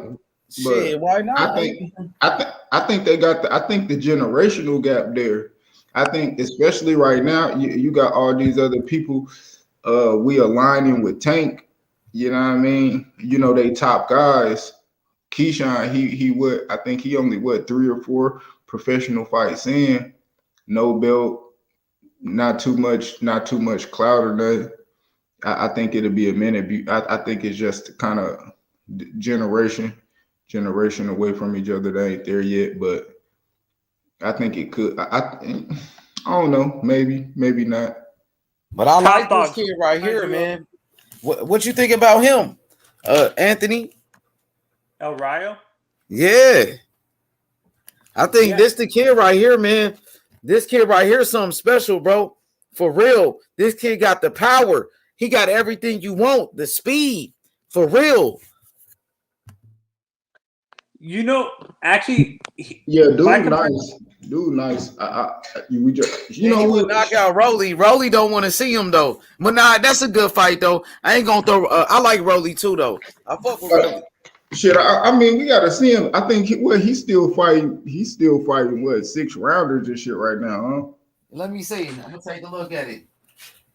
Well, when I look at his last fight was a 10 rounder. His last 2 fights was 10 rounders. Man, he damn near ready. Shit. He probably got a little bit more. Shit, you see his first 10 rounder, he went 10 rounds. The next one, he knocked that dude out in 4. I watched that fight. I didn't see the other one, but shit. When I look at I think he working his way up. You know how PBC. Nah, he good though. I'm telling you, that nigga, man, good. That kid's special though. What'd you say? Yeah. That's what I think. I fuck with him. When I look at El Rayo, he reminds me of a little bit of Cotto at the same age. Miguel. Who? He said Miguel Cotto. Who do? Him right there? Yeah, El Rayo. Nah, I ain't gonna lie, bro. He dude, Jose Valenzuela. That nigga good though. Remember they said he knocked out Tio in sparring. That's the dude that knocked out Tio. Oh, that's him. Yeah, that's him. Yeah. I need to see more. Yeah, I said when I seen him, yeah, he a little rough around the edges, but he good. He good. I ain't gonna lie, he good. I got to just see in there with a little bit more, get him thinking more. Who gonna fight him though? He calling out Rolly right now. Man, I think this kid's special. Now, the kid that not this right here is the kid that knocked out Teofimo Lopez in a sparring match. You know what I'm saying? So this kid right here, he making a lot of noise right here. And he trained with Benavidez in them. So that kid is special, dog. Top dog, who did you? Are you talking about El Rayo? Yeah, he's with Benavidez. Yeah, Benavidez. No. Yeah. He trained with Benavidez's dad. No, he was asking. He said, I'm asking who's he talking about when he says he reminds him of Triple G. Are you talking about El Rayo? Who are you talking about? Oh, he's talking about El Rayo. He's talking about El Rayo, brother. Oh, he's comparing. He reminds me. El Rayo reminds me of Triple G. Yep, that's what he said. He said he's like Triple G at 135, but his defense need work. He can box too. He's a southpaw too. Man, I like this kid, man. He cool. He work out. He I has don't know. power in both hands. I gotta see, bro. I ain't gonna lie. His defense, that's good. He said his defense because he fight out of that Philly shell style. You know, with that right hand down, that lead hand down. I don't know. That's why I gotta see more. I like Abdullah Mason too. I can't forget about Abdullah Mason. He's Get one of my favorites. Get the fuck out of here. He only 17. Abdullah Mason is like the next generation though. He coming up. He gonna take over boxing. My bad. Not Brian Norman. Brian Norman straight. I'm confusing. Yeah, Brian Norman. he said H20. How you? What you call it? Yeah, he said how you feel about Brian Norman Jr. I heard he was good. You know, that's what I heard about him. He was a good fighter. You know, he got to step it up in competition though. You know. What's your opinion so far on Nico Ali Walsh? Shit, we gonna see. I ain't gonna lie. I'm gonna keep saying Holyfield's son is better. Young Holyfield is better than him. Telling you. But Ali Walsh cool, but Evan Holyfield, he better. H, can you hear me? Yeah, I hear you. What's up with you? Yeah, can you search? Can you search? Can you search on the bar there? Can you search Evan Holyfield? Okay.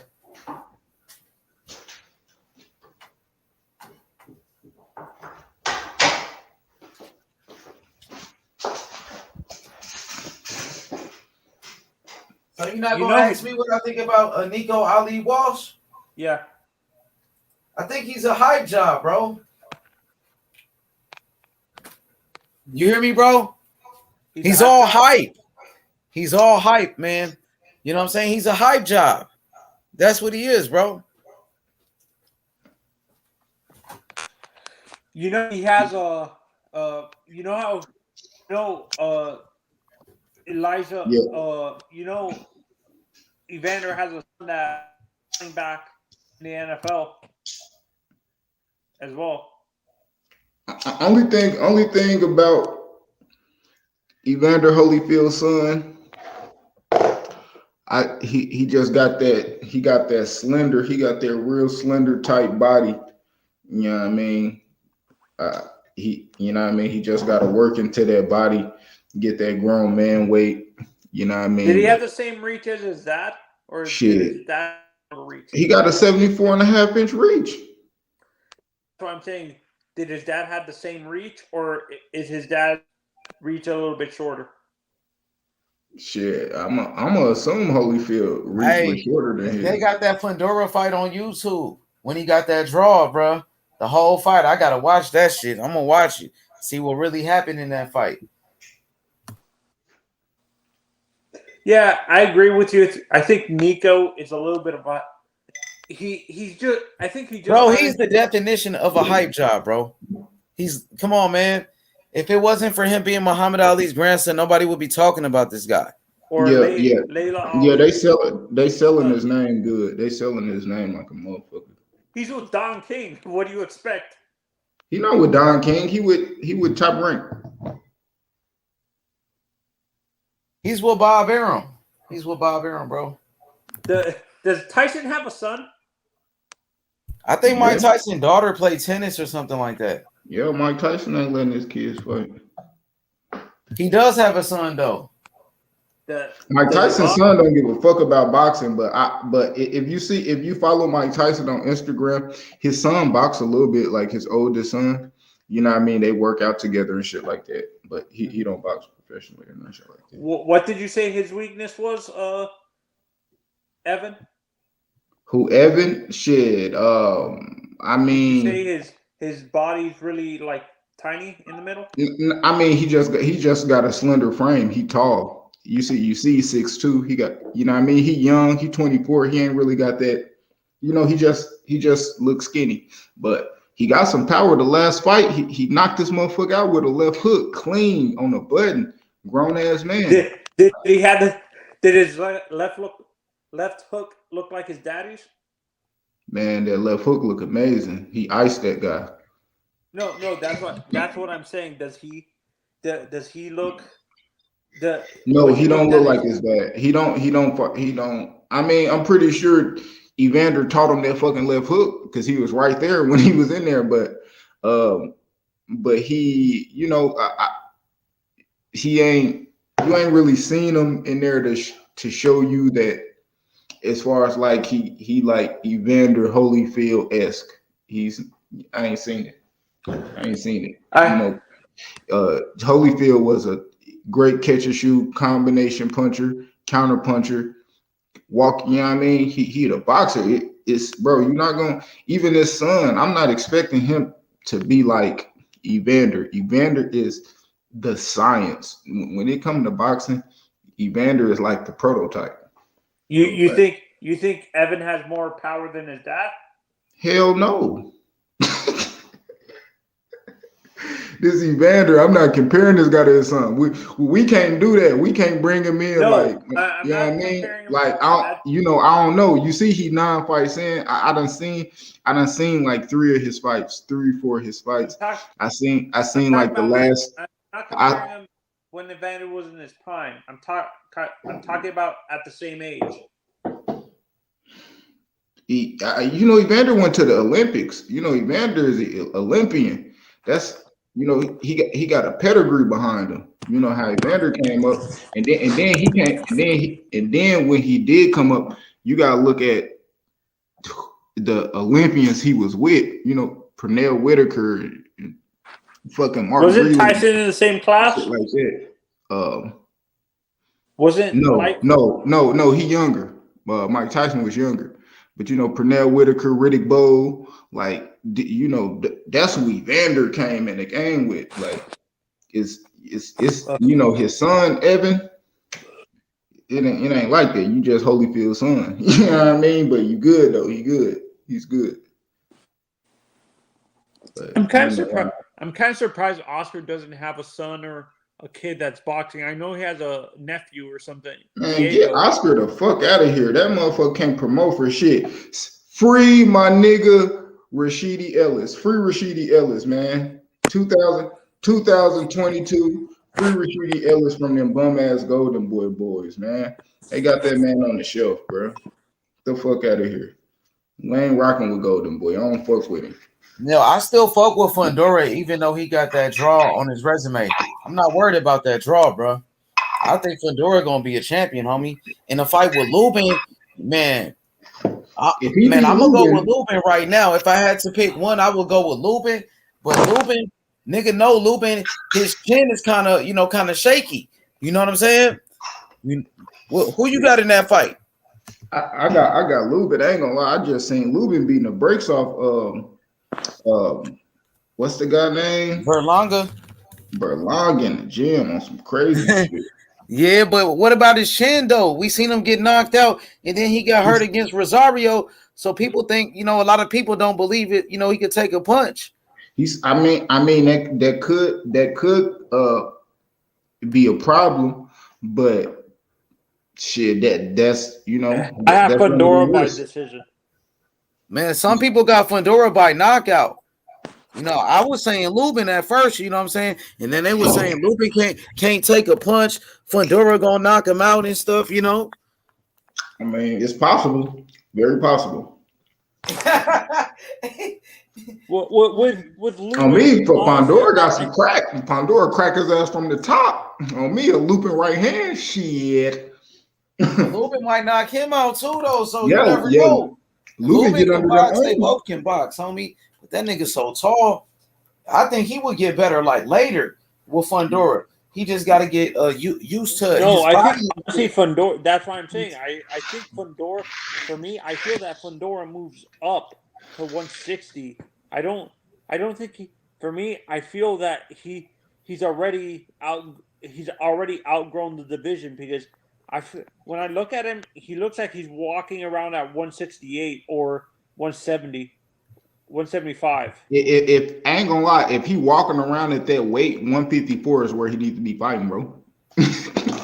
At 150 at 175. Fundora, man, that's why I think he around could at be on the pound. Look, I think he could be on the pound for pound one day because he's so damn tall. I could see him going all the way to the cruiserweight division, be a champion at 154, champion at 160, 168, 175, and then be a champion at a cruiserweight. Nigga be a 5 division champion. Yeah, exactly. He's 6'6". Yeah, he can do that. If he's, you know what I'm saying? If he's good enough, he might get better when he's older and shit. But that motherfucker got potential, man, to be on a pound for pound list. Do you think he's big enough to be like when you look at it? Go up to heavyweight. No, that's what I'm saying. He could be a 7 division champion. He could break Manny Pacquiao's record, maybe.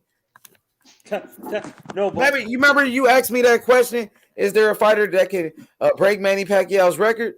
Maybe it's him. He can tie the record. Manny Pacquiao really only got 5 real championships. Yeah, exactly. See, some people feel like Manny Pacquiao only got 5, so this guy can actually do it. Yeah, why you say that though, Q? Why you feel like Manny Pacquiao he only got 5? Because he only had like the WB, what was it, the WBA belt. He didn't have like the super belt. He just had the regular.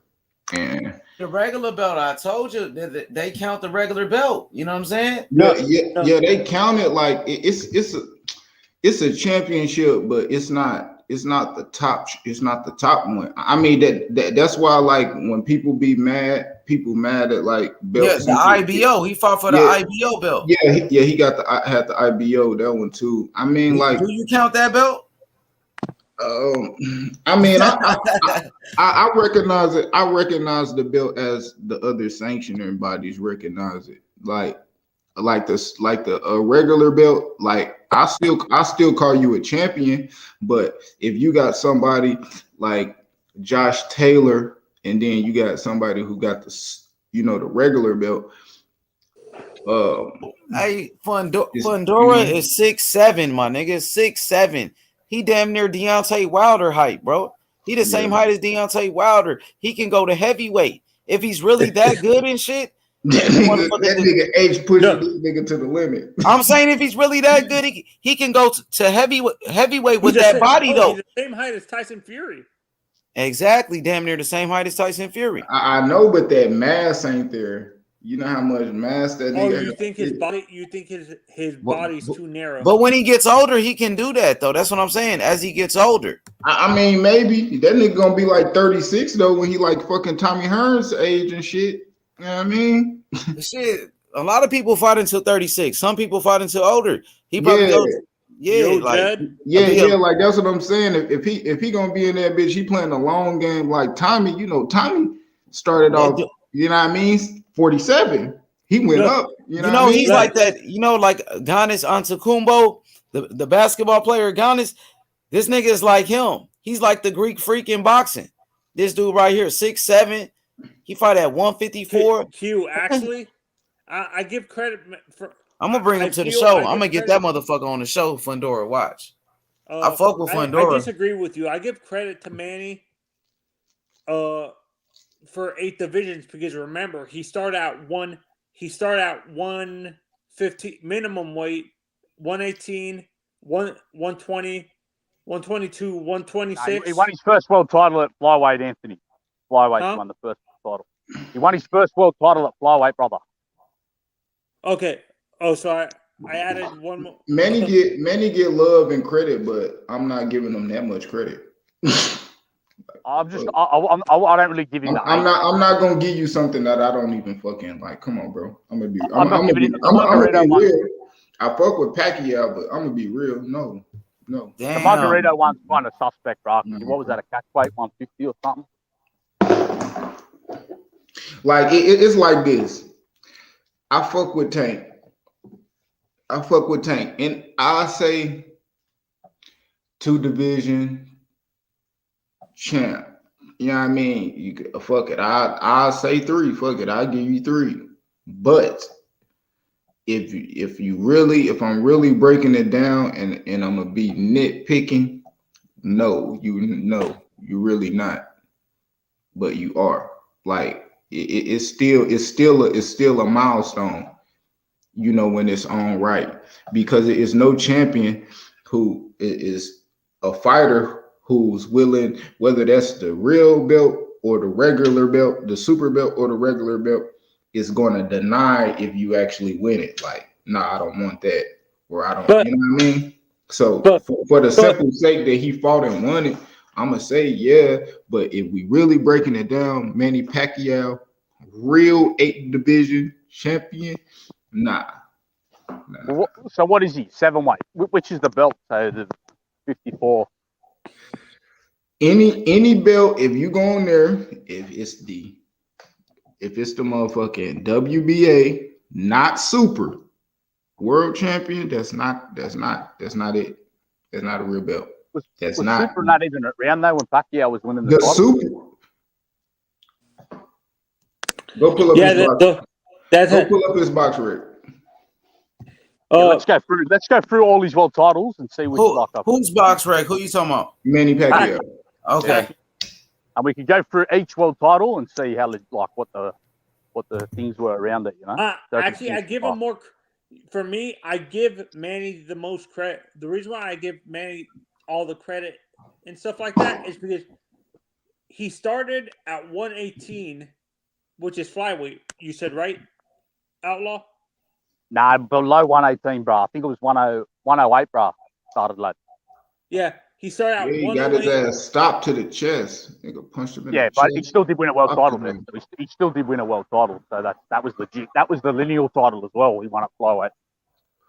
Yeah, then he won one at 118, correct? Yeah, against 122, bro, against Ladwaba, lad. I think. Remember that Ladwaba? Oh no, I was too young, so I don't know. I don't know that fight. Yeah, he beat Ladwaba, bro. South African fighter. I mean, Manny Pacquiao, he did his shit. He did his due diligence, man. He a legend. And people discredit him for cleaning out weak divisions. Can you blame him for not having enough competition? What division Manny Pacquiao clean out? He cleaned out 108. Oh, come on, man. He apparently they said he cleaned out 122, which is 122. Nah, he was legit world champion. Like I think he won the IBF belt at 22 or something like that. It was legit. It was a world title. What I'm saying. But people are taking the credit away from him for that division specifically because he cleaned it out and I think unified that division. No, he didn't. He didn't unify that division. He didn't. But he won a legitimate title at that division. But he didn't wipe out the other champions. Yeah, that's what I was gonna say. I don't know when he cleaned out a division, but I mean, then he beat Barrera at 26, but I think the ring title was on the line. Barrera vacated, but that's still he beat the best guy at 26, no doubt. Barrera was the man back. Then he beat Morales for a title, didn't he? And Marquez? Marquez at 130. Marquez at 130 was his next belt. Okay. He then fights with Morales. There was no world title on the line. He fought. It was a title on the line. It wasn't a real one. Nah, but it was just like an international. Yeah, it was just exactly. That's exactly what I'm saying.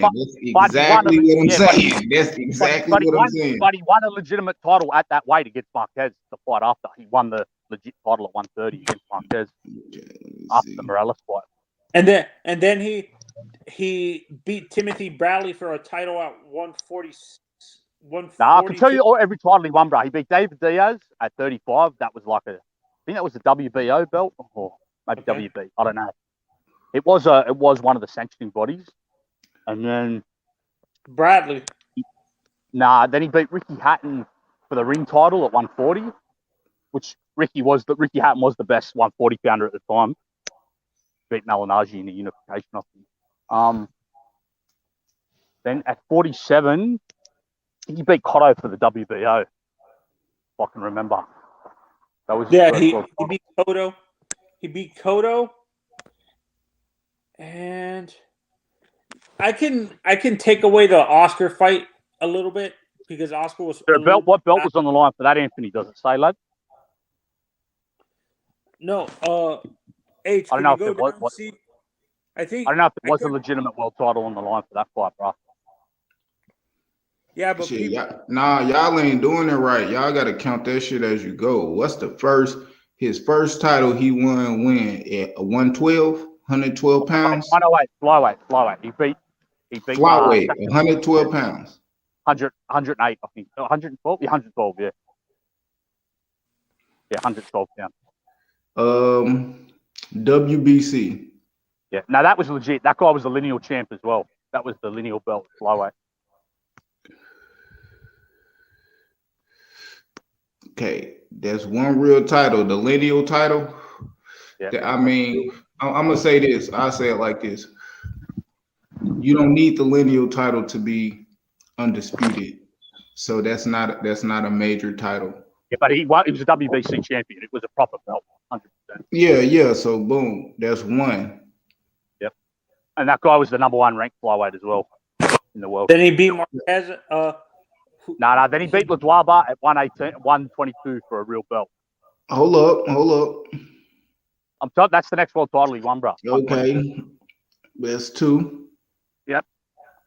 He beat Barrera at 26 at 130, right? You said no, 26 featherweight 26. 126. Hold up. Y'all going too fast. Come on, you got to keep up, lad. Got to keep up, brother. Nah, I can keep up. Nah, I mean, I'm just saying we gonna see WBA. He beat Marquez at 130, right? Yeah. IBF. Hold up. So a lot of people thought Fundora really lost that fight. I just looked it up. I watched some of the fight. Looked like a lot of people thought he lost that fight right there. I thought it was competitive. He didn't get a bet off Barrera the first fight. Nah, that was for the ring title. There was no. So I'm saying Marquez is when he won the title. So that's that was at 130 though, different weight, 130. But now Barrera. No, that's 126. No, it wasn't. Yeah, that was 126. but he beat Barrera for the ring title, bro. That was more important than any of them belts. The ring title is not no. That's not no. Nah, well, it is to me. It is to me. I don't care what anyone No, it's not. No. Barrera was the best featherweight in the world by far, bro. No, it's not. Barrera was the best. I can't. No, it's not. That's not a real sanctioned title, bro. You don't need that to be undisputed. Yeah, but to me, the ring belt was more important at that point. If you don't need it to be undisputed, that's not a real major title. Lineal, that's cool. I'm gonna give him. He get props for it, but I'm not counting that as no real title. I am. You're not. Okay. You can't win the ring magazine in the division, and I'm gonna be calling you. No, I call you the lineal champion. But you're not a real hell no. To me, you are. To me, I've always had the ring belt as more important than any other. That's not it. No, I don't. That's not to you, bro. It is to me. It is to me. That's how I've always said it. But to you, but for real. Yeah, okay. I said that to me, not to you. So we move on. But this is what we talking about. Right now, we're disputing if he really won 8. So right now, we're not counting it as a title. In 8 divisions. I do. You don't. That's just what it is. So he got 3. I mean, then with next division 130. Marquez, that was a proper. That was a. Eric Morales. That was ring and a sanctioning body. He lost. That's not the real title. So you put these corrupt sanctioning bodies over the ring magazine. I mean, I can't. I just don't see that. You don't need the ring magazine to be undisputed. Yeah, but every undisputed champ becomes Ring Magazine anyway. Okay, that's cool. That's cool. That's nice. Because Okay, can I just ask you something, bro? Who was the best featherweight in the world in 2003? What? He beat David. Who was the best featherweight in the world in 2003? It was Barrera. Yeah, Barrera. He defeated David Diaz at lightweight. You forgot that fight, Outlaw. No, I mentioned that. I said he won a sanctioned body belt in that fight. Okay. He beat Oscar at welterweight for. I think I don't know if there was a major sanctioning body on the line in that fight, bro. To be honest. He beat Hatton. You said right. You mentioned Hatton. But that was for the ring as well. So I don't know. That's once again. I don't know if there was what belts were on the line besides the ring in that fight. He beat Cotto for the WBA. The WBA. That's what he wanted. The WBA. Okay. No, WBO, bro. WBO. Okay. He beat Lottie. Yeah, that was when he was already the champion. But the next one's Margarito. That's the one I got the biggest problem with, bro, because that was at a catchweight, I think. Oh yeah, light middleweight. Yeah, that was like 149 or something, bro, or 150 or something. Yeah. And Margarito's not even a junior middleweight. Then he beat Shane Mosley for a title. We're not talking about how many times you won a title. It's the division. So if he won a title multiple times in the same division, that don't count. That's still one division. I'm not counting that. So when the weight change, boom, it's really 5, bro. I'm looking at the shit right now. It's 5 titles for real. All right. So what about the 54 against Margarito? For what title? Well, I think that was WBO. I think vacant WBO, WBC, World Super. Yeah. So you guys. All right. So by your thing, you've got him as a 6 weight. So even though he won, I give. Yeah. Fuck. Okay. I could be nice and give 6, but 8, 9. I give him 8 because I recognize the ring, but that one with Margarito, I don't know, bro. Like Margarito. The Margarito fight was suspicious, kind of. Yeah, he's under 150 weight, I think. What? How many fighters? How many fighters you know only held the Ring magazine and no other belt? Ali. When he beat Liston. I think he beat Liston. But I'm just saying there was no doubt. I think Barrera and Hatton give up belts before that fight, but there was no doubt that they were the number 1 in their divisions at the time. Man. So that boy Ali had that motherfucking WBC. Because Barrera was definitely the number 1 featherweight in 03, and Hatton was the number 1 140 pounder in 09 when he beat them. That's why they were considered the ring champions. But I ain't gonna lie, I say this, bro. You can't be a champion. And when he beat Liston, he was undisputed, bro. WBA and the WBC. And I'm gonna say again, the ring belt is like this.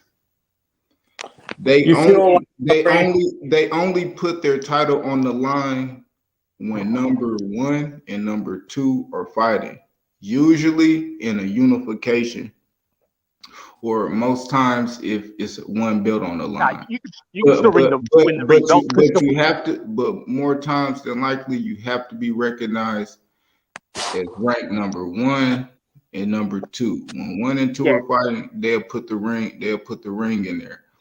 But Barrera was the right. But the ring magazine, that's a lineage. But Barrera was the rightful ring champion. You know, that's like a lineage, just like right now at 147. But you can always defend that without fighting the second, like because when Stevenson lost to Gvozdyk, he lost his WBC title, but he also lost the ring, and Gvozdyk wasn't ranked number 2 in the division. So like, because one person. No, I'm talking about they'll put it on there if it's vacant. If somebody owns the belt, if somebody has the belt, of course it's on the line. That's right. Yeah. Exactly. So that's what I'm saying. That's not us. That's not like that's not like the WBC or the WBA. That's why we just disagree. I've always put more stock in the ring than these sanctioning bodies because I don't rate these sanctioning bodies. I think they're a joke, bro. That's why I don't have any. That's why we just disagree. That's fair enough. It's just a disagreement. You put them on a pedestal. I don't. That's just what it is. Put what on a pedestal? I don't like it. No, like I'm not I'm not putting nothing on the pedestal. I'm just putting it on how it's recognized, bro. It's nothing going on the pedestal. If anything, you're putting the ring on the pedestal. Yeah, I do because ring to me. Okay, so don't say I'm putting shit on the pedestal. You're putting something on the pedestal, not me, bro. You are, bro. You put the sanctioning bodies above the ring magazine, which is fair enough. They are, bro. Not to me, they're not. I promise you. You know how many fighters, bro? I promise you this. I promise you, bro. You can have all 4 belts, and with no ring magazine, which likely will never happen, because if you got multiple belts, more times than 10, you already been awarded the ring magazine belt. But you don't need that. But you don't need it to be undisputed. I'll have the WBO, IBF, WBA, and the WBC and be undisputed. All right. Deontay Wilder had a WC belt. He was nothing more than a paper champion. He wasn't a real world champion because he was never the man of the division. Because you want to know why? Because it's somebody that has a lineage. Even if I put away with the ring title and nobody ever beats me, I'm still the lineal champ. That's Tyson Fury. Nobody ever beat him. So if you hold the ring, if you ever had the ring, that's a lineage. Yeah, it's a lineage. The number 1 in the division. To being the number 1 in the division. Okay, so bro, it's like I put it like this. I put it like this. If this how technical, if you want to be technical like that. Manny Pacquiao was the last person to hold the lineal championship at 147. Yeah, that's correct. Yeah. Okay. Even though Ugas beat him, Manny didn't have the ring at the time. So Ugas is not the lineal champ. It's nobody that's lineal. That's because Pacquiao was inactive, bro. That was because Pac was inactive. No, they didn't take that belt when he was inactive, bro. What, the ring magazine? He lost it. He lost the belt. He lost the ring when he fought Jeff Horn. They didn't give Jeff Horn the ring. Now, well, that's wrong. That's wrong. That I don't agree with that, bro. That's true. It don't matter. Okay, that's cool if you don't agree with it, but look at it. That's how it is. Yeah, but fuck how it is, bro. We say how we feel on here, not what the fuck. Bro. Right now, if you go to 147 is banking. That's why to me Crawford is the ring champion. Because Crawford beat Horn, who beat Pac. So Crawford is the ring champion. But they don't see it like that. Nobody got it. But Crawford recognized as the lineal champ at 135 and 140 though. But he should be the ring. No, it ain't what it should be, because you just talking about somebody being biased and some being so real. But right now, I just put that shit. No, it's not. But that's how it should be, bro. If you beat the guy who had the ring belt, it should pass to you because you've beat him. But they didn't do it. Okay, so why didn't they do it? I don't know, bro, but they're tripping because that's what it should be. If you beat the man in the ring, you take what's his. That's how why didn't they do it, though? Yeah, I don't know, bro, but it's not. That's not what it should be. Okay, If you beat a man, you take his so belt. who put what on? What happened? So who? And I see people in the chat, Don, Hackers Mustang. Now y'all tell me that. Y'all can say what somebody should be and should and all that shit, but okay, they not. No, hold up. Let me say this, because people can say what somebody should and should not be for what reason and what not. But I'm saying the facts. So at the end of the day, I'm saying the facts. Y'all can believe what you want to and hold this and hold that, but look at that shit right now. Anything, look at it right now. When Pacquiao beat Barrera and Hatton, were they not the number one in their division? Is that the fact or not? What that got to do with Manny fight Jeff Horn? Nah, because I'm saying that they were the number one in their divisions.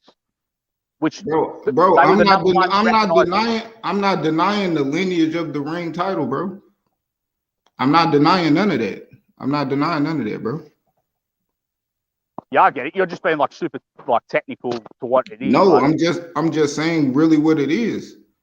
Like that's how it go. But if the 1 and 2, like I said, if 1 and 2 fight, the Ring magazine is going to be up. If you're ranked number 1 and number 2 in the ring, the title's going to be up, or 1 and 3 or whatever. Nah, really 1 and 2. Just like when Manny Pacquiao and Earl Spence were going to fight, they had the Ring magazine up for grabs.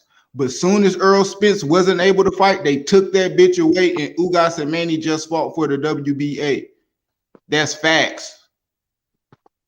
And they not gonna put it up. They not gonna put that bitch up for Earl and Ugas because Crawford is number 1. That's facts.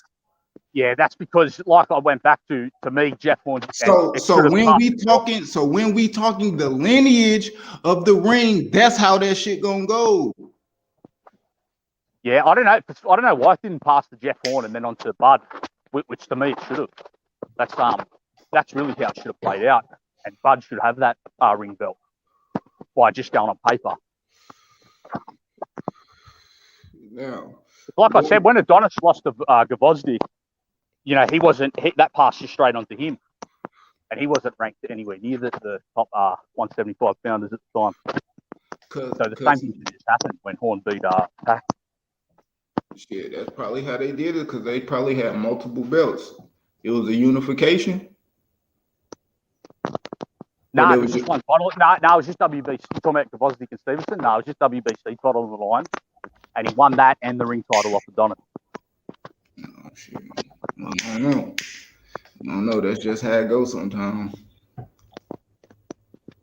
Yeah, well, I have heard Bud call himself the lineal champ, so he considers himself that. If they agree on it like that, I'm just going with how it is. Shit. If Crawford should be, I mean, he already lineal at 135 and 140, so and he ranked number 1. So at the end of the day, if anybody ever fighting or whatever, it won't go on the line unless he fight for it.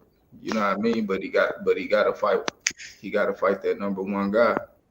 You know. Yeah, I just think the sanctioning body.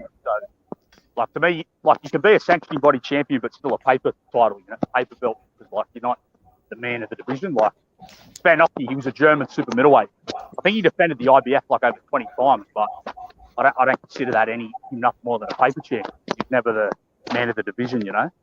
Yeah. Yes, shit. Sometimes it's all about where you put your money at. You know what I mean? And look, yeah, like Octane 93, AJ held 3 titles while Fury and Wilder fight for the WBC and Ring.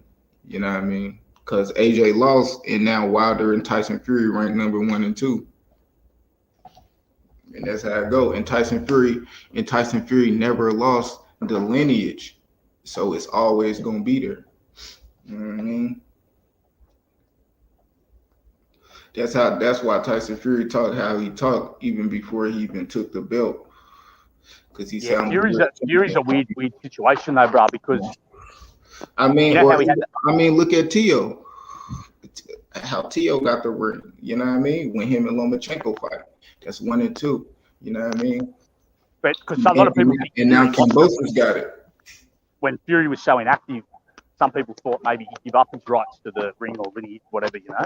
He had those 3 years off. Yeah. Which is a whole other debate. That's why some people say he should be stripped of it or whatever. Yeah. But yeah, I feel the same way about the ring. Like the ring lets you know who the man is, but that wasn't even what I was talking about. We talking about why somebody is this division champ.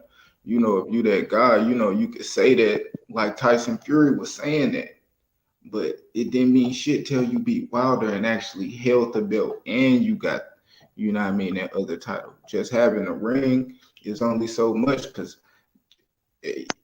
the ring is biased. Fucking Oscar De La Hoya on that shit. So what is we talking about? You know what I mean? So that shit don't none of that shit matter. You know, at the end of the day, it's still about what you got to do in the ring. That's the only way you can get it.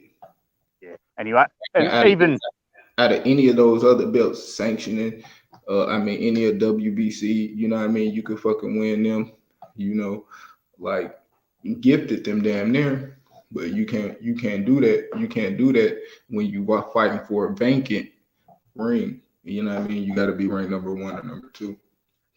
Yeah, but either way, beating Barrera in 03, whatever belts technically were on the line.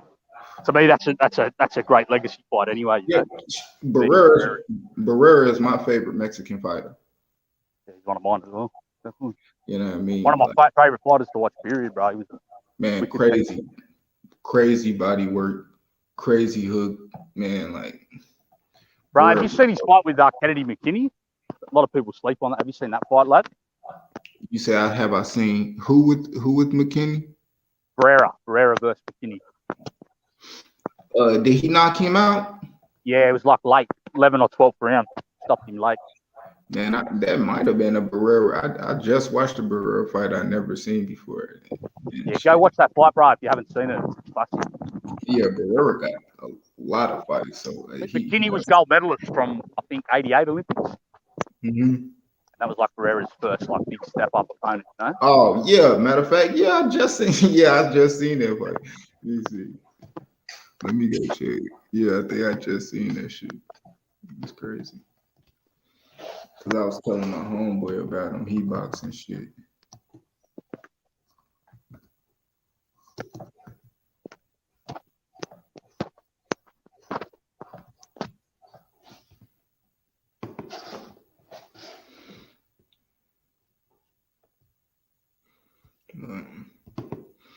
Yeah, this shit gonna be crazy, man. Who you got? Who you got in some of these bouts this weekend? Who's fighting this weekend, lad? You know, Chris Eubank. Oh yeah, Liam Smith. Yeah, Liam Williams. Is that Liam Williams? Yeah, that's a good fight, bro. I like that fight. I think Eubank will win that, but it'll be. I think they'll it'll be like an entertaining fight, you know. I think they'll both come to fight, but I got Eubank. Mm-hmm. Shit, there. What the Barrios, Thurman. Shit, man, it's gonna be a nice little weekend. It's a nice little weekend. I can't complain. You got there, bro. I still got Thurman, but I wouldn't be surprised if he lost. I would be surprised if Thurman lost. I'm not gonna lie, bro. Like, man, PBC. So since I'm telling you this now, just look at it. Just look. PBC is known for if a fighter lose, like say a champion lose, or somebody that they was seeing as good was lose, say they had like a little alphabet title or something, they lose in a big match, a title match or something like that, they usually move them guys up. They make them go up and fight somebody bigger, and they usually lose. Adrian Granados, Volantes Fox, Brandon Adams, what's his name? Dennis Hogan. Man, it's a lot of fighters. Like if you lose whatever, you got a little name, they'll move you up and make you fight somebody bigger. That's the same thing they do in the barrios. Nah, I agree 100%, bro. That's definitely the plan. I just don't know what Thurman's got left, bro. He's so inactive. I don't know. Shot or not or what. I think he can come back. Thurman the dog, bro. Like as much merit as we place on a lot of these fighters, people just mad they keep Thurman because he running his fucking mouth and he not fighting. You know what I mean? But man, that shit ain't personal. It's whatever. I got Thurman knocking dude out. Like Thurman a real dog. Thurman beat Sean Porter, who everybody say a dog, and Danny beat. I mean, Danny Garcia. Yeah, Danny. You know what I mean? He was champion. You know what I mean? He fought Pacquiao. That's his only loss. And that fight was actually close as fuck. If Pacquiao didn't bust his motherfucking ass in that later round where he hurt him to the body, shit, Thurman probably would have won because that was a split decision. You know what I mean? So yeah, no, I agree, bro. Thurman should win, but I'll be interested to see the inactivity. I just got question marks over that, but he should beat Mario. Yeah, I agree. Yeah, he got, you know what I mean? Thurman just selling this fight. I seen him when, like, one of the first training videos he had put out. It was like him bullshitting, hitting the bag. He was looking all off and slow and shit. Then you see his ass hitting the pass shit this week and he throwing the bitches, some shit's flying. You know what I mean? That shit look like it's, you know what I mean? Like it got something behind it. So I ain't gonna give up on Thurman, bro. He ain't lost to nobody but a fucking legend. Yeah.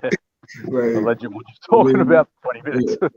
And Barrio, exactly. Exactly. You know what I mean?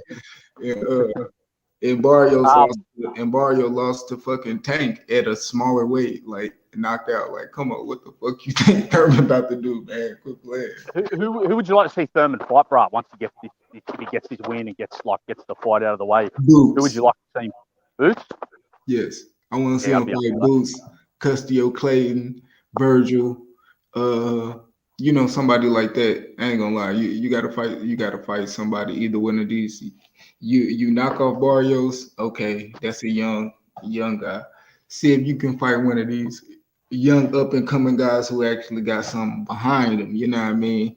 If you ain't gonna get the shot to fight, say, you know, one of these champions who gonna smash you. To be honest, I don't really got him beating nobody else. Shit, you know, but he possibly could have a chance. Better chance, seeing if he could take advantage of a younger guy. You know what I mean? Somebody not as experienced and just only thing they got on their side is youth. You know, maybe skill, but excuse me, I think Thurman got good skills as well. So.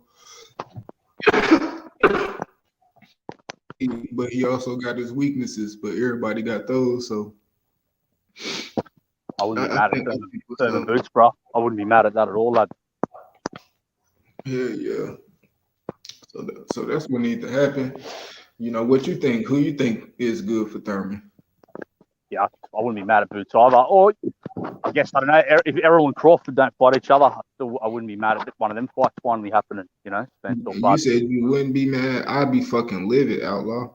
No, I'd be mad. No, I'm saying if Bud and Spence don't fight, that would be like the second. Yeah. Man, well, of course I want to see Bud and Spence, 100%. I'm just saying, if that doesn't happen, I wouldn't be They're gonna put, bro. They don't make that fight happen, man. PBC or somebody gonna have to fucking block me. No, I meant if Bud and Spence don't fight, I wouldn't be mad, but of course Bud and Spence is what I want to see. Huh? Yeah, I know, but I ain't gonna lie, bro. That fight has to be made, bro. I ain't gonna lie, like I'm sick of it, bro. This year has to be the year. Like that fight has to be made. Enough with that bullshit.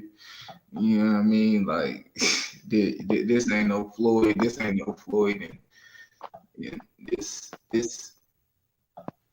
I don't know what this is. This is own little bullshit because you know what, though, bro? It's turning in, lad. It's almost as long as Pac and Floyd. Because how long has it been now? Like when Bub moved up 4 years ago. Yep. But it's like it's not that because it's not that big though. Like Floyd was huge. Pacquiao was huge. His what I mean. So there's no reason why it should be taking this long. Yeah, it's like that. Y'all ain't like huge. Y'all stars and y'all on right. You know what I mean? So let's just make the fight. You know what I mean? So is this even worse than Pac Floyd because they're not that big of stars and they're making people wait 4 years, 5 years, however long? Yeah. But they've been going on for a long time, especially in them. Even if they do make it happen and they only fight one time, man, I still feel like damn near we getting cheated because that shit like, you know what I mean? Y'all should have fought at least, you know what I mean? Shit. By now, too, fighting the second time now, if that shit really happened, you know what I mean, with just one or unified title, they could have made that shit happen. And we should have been seeing that, probably looking for a rematch. You know what I mean? Earl would have been moved up. He could have been, you know what I mean? That they both just wasting valuable years off their career, good prime years. You know what I mean? They're out here fighting pretty much people that don't even amount to their name. Shit. Crazy shit. How old's Bub this year, bro? Was he 35 this year? Man, I don't even know. 34, 35. Shit. They're gonna be I mean, I think he's still good, like, but shit, bro. That shit. It's too long, bro. Take it too long, lad. Yeah. That shit crazy. I'm like, man, y'all gotta. That's really the fucked up thing about boxing because that's what all my homeboys that's UFC fans they say about boxing. They just say, man, them motherfuckers ain't never gonna fight. Exactly. It's like, man, that's all it is. Them motherfuckers ain't never gonna fight. Yeah, that's what they always say, brother. Like we don't deal with this in UFC. You don't see this shit. Everyone just fights each other. Yeah, they like we ain't gotta. You know what I mean? They saying shit that they getting surprised big fights that they don't even know about. Like, oh shit, you know what I mean? Like that shit crazy. Said even now they about to get. Well, I ain't gonna lie, it took a long time, but Kamaru Usman about to fight Leon Edwards. You know what I mean? That's my boy Leon. I fuck with Leon. He's got skill. But they already fought each other, right? This is a rematch. Yeah, Usman barely won that wrestling shit. You know, Leon not no wrestler like that. He won by like clinching him against the cage, Mm-hmm. What I remember. Yeah, but now Usman, he doing more stand up. He got a nice ass 1-2 when he dropped Masvidal with and shit. Nice 1-2. You know, I think him and Leon have both got like proved a lot. Their first fight. Yeah, Leon just a little. I don't know. Did you watch the him and Nate fight in their last? Yeah. I knew he was going to dominate Nate. But Nate clipped his ass in like the last 30 seconds. Oh no, yeah, that was crazy. So I'm like, damn, Leon can't. Shit. He can't do that. Like, I ain't gonna lie, that 1-2 flying. And I know Kamaru 1-2, like, way more, crazier than Nate. You know what I mean? Nate of now. But I think you might have got a bit relaxed, bro, against Nate. Made a mistake, huh? Yeah, lackadaisical. Yeah. I think he's more important. Yeah, I think so. That's the question. That's what's great about UFC, though. See, Masvidal got knocked out by Usman, and now he's fighting Covington, the guy who just like he's fighting two top 5 guys back to back. Mm-hmm. You know? Hell yeah, and that's what that shit about. Like even though I was mad, even though I didn't like how they was doing Leon. He always was fighting like a top five guy. Like he was ranked like 3, and he was still getting. It wasn't like Kobe Covington or he was gonna fight Moscadov. He pulled out, but or Usman, he wasn't fighting either one of them 3, but they kept him in there with Nate Diaz, and that's the next best guy that took it. He lost, and that's what a lot of people are scared of. Oh yeah, and then oh boy, Muhammad, you remember Leon poked him in his eye and shit when they fought in the bubble. Yeah, I remember that. Yeah, that shit was crazy. You heard that dude fucking screaming out, crying and shit. I kind of was interested in that fight as well. Yeah, he dominated him in the first round before that happened in the second. Yeah. So I wish that would have played out, Yeah. Have you seen that Kemzat at that weight class? He's like a prospect. No, I ain't gonna lie. Like I watch it. I'm still a more casual, but like I always watch them cards too. Like when I'm watching boxing, I always be watching a UFC card if it's on. Like I really like O'Malley. I ain't gonna lie. A lot of people don't like him, but I like O'Malley, man. Sugar Shane or whatever, Sugar Sean. Yeah, I know talk about. Yeah, he's got some skills. Yeah. He got some of the nicest stand up that I done seen. I guess I'm gonna say at that weight class, man, he be stinging people with that. And he got nice little kicks. He nice, real slender cat. Leg up though in that fight, just so he fucked his leg up when he threw a kick. Yeah, he kind of got that. He kind of got that Anderson Silva type of swag, man. Real flamboyant fighter. You know what I mean? Yep. Like Conor McGregor when McGregor first came in, kind of similar. Yeah, I ain't gonna lie. In the UFC, that always seems to come back and bite you. Like those fighters usually always the injury is like self-inflicted some type of way. Like Anderson broke his own fucking leg kicking somebody. Cody Conor, that's a good point. Remember Conor's leg give out as well. Yeah, and it's always self-inflicted. It's crazy. Yeah, because it's such a physical sport, and they move around a lot. The body's probably breaks down, Yeah. You practice all day in the gym and stuff. Your body's probably weak for all that movement. That's a good point. I know them on the top level like that. They probably train a little bit better, But I know a lot of UFC fighters that they pretty much not too disciplined. They're not too crazy disciplined, I guess sometimes it probably just depend on the type of mixed martial art that you do, whether it's kickboxing, jiu-jitsu, wrestling, or whatever. Everybody got their own little type of shit that they do, but. Yeah. Brad Pettis had a style like that, and he got a lot of injuries as well. Anthony Pettis. Yeah, he had like a flamboyant style, a lot of movement, a lot of flash, and he got injured a bit as well. Yeah, that's crazy how it be like, but it's not so much in boxing. You know what I mean? You should, especially if you shit protecting yourself. Sometimes it can happen. It can come back and bite you in your ass. You being flamboyant and shit. But don't seem to happen as I guess I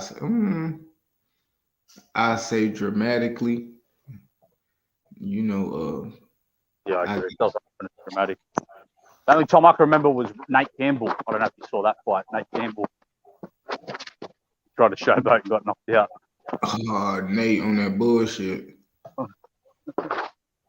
Against Robbie Peden. Nate was like, hit me. I got knocked out. What happened? He beat me. Yeah, that's what he woke up and said. I mean, it can't be bullshit and shit. That boy Nate, he'll get down though. That motherfucker get down. I done seen him get beat a lot though. Let me see. 93 Octane say Do you support fighter advocacy and fighter pay, or do you want the best fighting the best? Can't have both. I don't know I know what I want. He said, hey, best fight the best. Fuck Best it. fight the best. That's what I want, bro. Yeah. I mean, I guess people always, if they not getting the most, I guess they always gonna feel like they underpaid. But I think with these fighters, and I guess you could say, well, I don't know, I guess you could say how PBC do it. That's probably more of the route you want to go if you want to see your own money. Because again, PBC, that's a platform, and they always collaborate with the promoter, and whether that's a boxer has their own promotion or they're being promoted or both, so they get to see more of the money, meaning they have to put in, a little bit maybe to actually see that.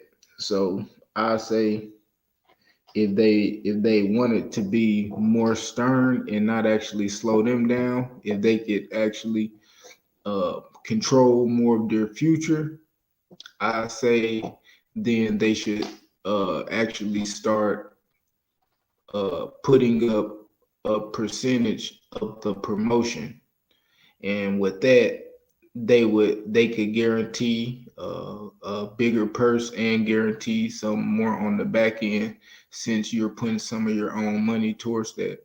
You know what I mean? Or if you lose, whether you win on that or you take a loss. But at the same time, I feel like it got to be more of that. If you want somebody to, man, just pay me all this, at the end of the day, you really can't tell somebody do all this for me and then pay me. Like what the I know I'm exploiting your fighting, but you know what I mean? Shit, that's how they could come. Like shit, I'm still using my bread, to get you out there to make money. So I think shit, they always gonna have that 50-50 pool, but boxers should start putting up their own money. That's what I think.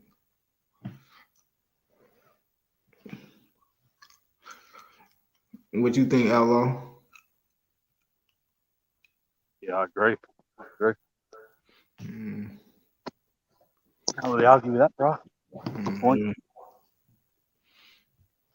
Shit. What fights that you looking to see? This year. Man, I was looking forward to Chocolate Estrada, but Charlo Castano, can't wait for that. I think that's in March? I think that's in March. Who you think gonna win? I got Charlo. Yeah, me too. How you think you're gonna get it? I think Castano. Yeah, I think Castano's going to be more aggressive. I think Charlo will catch him, bro, coming onto something. I think Castano, because he even caught Castano in that last fight, but Castano just held on. But I think Charlo will catch him maybe earlier this time. I think Castano will be more aggressive. I think Charlo will catch him and put him away. I think he'll hurt him much earlier. I think he'll probably stop Castano this time. Yeah, Charlo gotta get more. He gotta use more of his feet, pivot. If he ever, I think if he do that, can't really keep his back on the ropes because he don't fight good off the ropes. He not that type of puncher. He doesn't. He don't fight good off the ropes. He's not a good inside fighter. I think the reason why him and Castano was a good fight because both of them they fight within their range and they got around the same reach. So that proves to kind of bang it right there, but both of them are aware that they can get knocked out by each other. You know, Castano, man, he real gritty. I think Charlo got a little bit, a little bit more in this bag that he wasn't able to get, into, but I ain't gonna lie, that shit gonna be crazy. Like, I think that's gonna be a cold fight. I mean, shit, it could fuck around the end early. I want to say early stoppage, but Charlo ain't been getting like early stoppage. He'll get an early knockdown. If he knock him down early, I think Castano could fuck around and be able to hang around, and probably knocked out later. Just like Tony Harrison, dog. I ain't gonna lie, like, because Charlo not the best finisher, but it just depends. I don't know. He kind of got to like get in a mode. Charlo actually got like a mode. He actually a fighter you can see, even as intense as he fights, he can turn that shit up. You know what I mean? I think he got crazy endurance too. He got crazy endurance. He didn't even look tired. You know what I mean? When he was fighting Castano, bro, at the end of the fight, bro, he, standing up, like, that shit was crazy. Like, dude, I like, was impressed with both their stamina, Castano. huh? I was impressed with both the pace they fought at, Castano, like both their stamina. Yeah, I was at the fight, man. Man, bro, that's why it's crazy, bro. They are real similar pace fighters. You know what I mean? They put together combinations, in spurts. They kind of turn it up. Look at you, figure you out, throw that shot.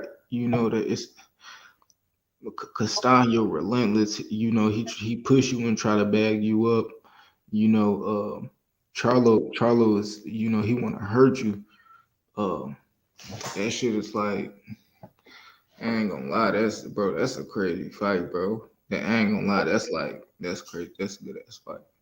What state was that fight at? Was that in Texas? It was supposed to be. It's in California now. I think LA. No. The one that you went to, though, was that in Texas? Oh yeah, it was in San Antonio. Yeah, the one I went to was in San Antonio. It was live. Do you live in Texas, bro, or did you have to travel? Where do you live in America? I'm sorry, bro. What did you say? Do you live in Texas or do you live out of state? You have to travel for that, or do you live in Texas? Yeah, I live in Texas. Okay, yeah. Cool. So it ain't, they all stay around here like Regis. He stay right outside of like Austin, Texas. The Charlos, they stay in Houston. And it's maybe only like 2.5 hours. Dallas, maybe like 4 hours or something like that. So it ain't that far. Did you grow up there, bro? Or are you from another state originally, or grew up in? Yeah, I moved out here. I grew up in Missouri, bro. That's where I'm from. But man, I was born in Arkansas, so I lived there a little bit, and I lived in Memphis. So, now I'm in Texas. So. I got my father's friend, like one of my father's best friends. His son lives in St. Louis. That's in Missouri. He lives in St. Louis now. Yeah, St. Louis crazy. That's the highest murder rate in U.S. history, bro. Last year, or the year before. Yeah, that shit it's ridiculous, bro. I ain't gonna lie. Over 200 murders, bro, for a city of 300,000. Yeah. People don't know how dangerous that city is. Yeah, I know. Yeah, I do. I know that's a wild town, bro. Yeah, that shit is very underpopulated. Cause the crazy thing is, St. Louis is that city is built for, like, bro, that city can hold millions of people, man. But it only got like what 600, not even 1 million people live there. I think like 300,000, bro. I think when I was reading that. Yeah, crazy. You know what I mean? Not even a lot of people live in the city. Built for millions of people could live there, bro. That's what I'm saying, bro. There's well over 200 murders for a city of 300,000. Crazy. Fucking nuts. It was top 10 murder capitals of the whole world. Not just that year. It was like number 6 ranked in the whole world, bro. Damn. Yeah. Only cities that beat it were in Mexico that had higher murder rate. Yeah. That's it. Where are you from? Sydney, Australia. It's the biggest city in Australia, Sydney. Oh, sure. Sydney. That shit crazy. What is it like out there? It look like a city, or is it like? Nah, it's a big city, bro. 5 million people here, lad. Like a huge city. You said what does it look like?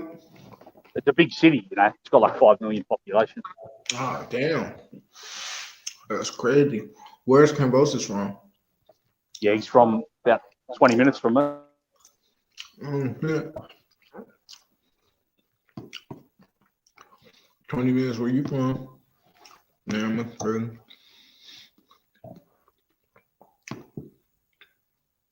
So y'all be his area is like mostly like Greek, you know, background, like from a Greek area here. Yes. So it's a lot of boxing down there. So is that shit like kind of not really, bro. To be honest, you know, not really. Even MMA might be more popular, lad. Yeah. So damn. So to be a boxer in Australia, that shit is not too much. You don't really see it a lot. Yeah, not really. But like, I'm from a boxing family. You know what I mean? Like my dad boxed. I grew up with it. You know. Mm-hmm. He was like number 1 ranked heavyweight here back in the day. So I grew up with it, I guess, you know. Yeah.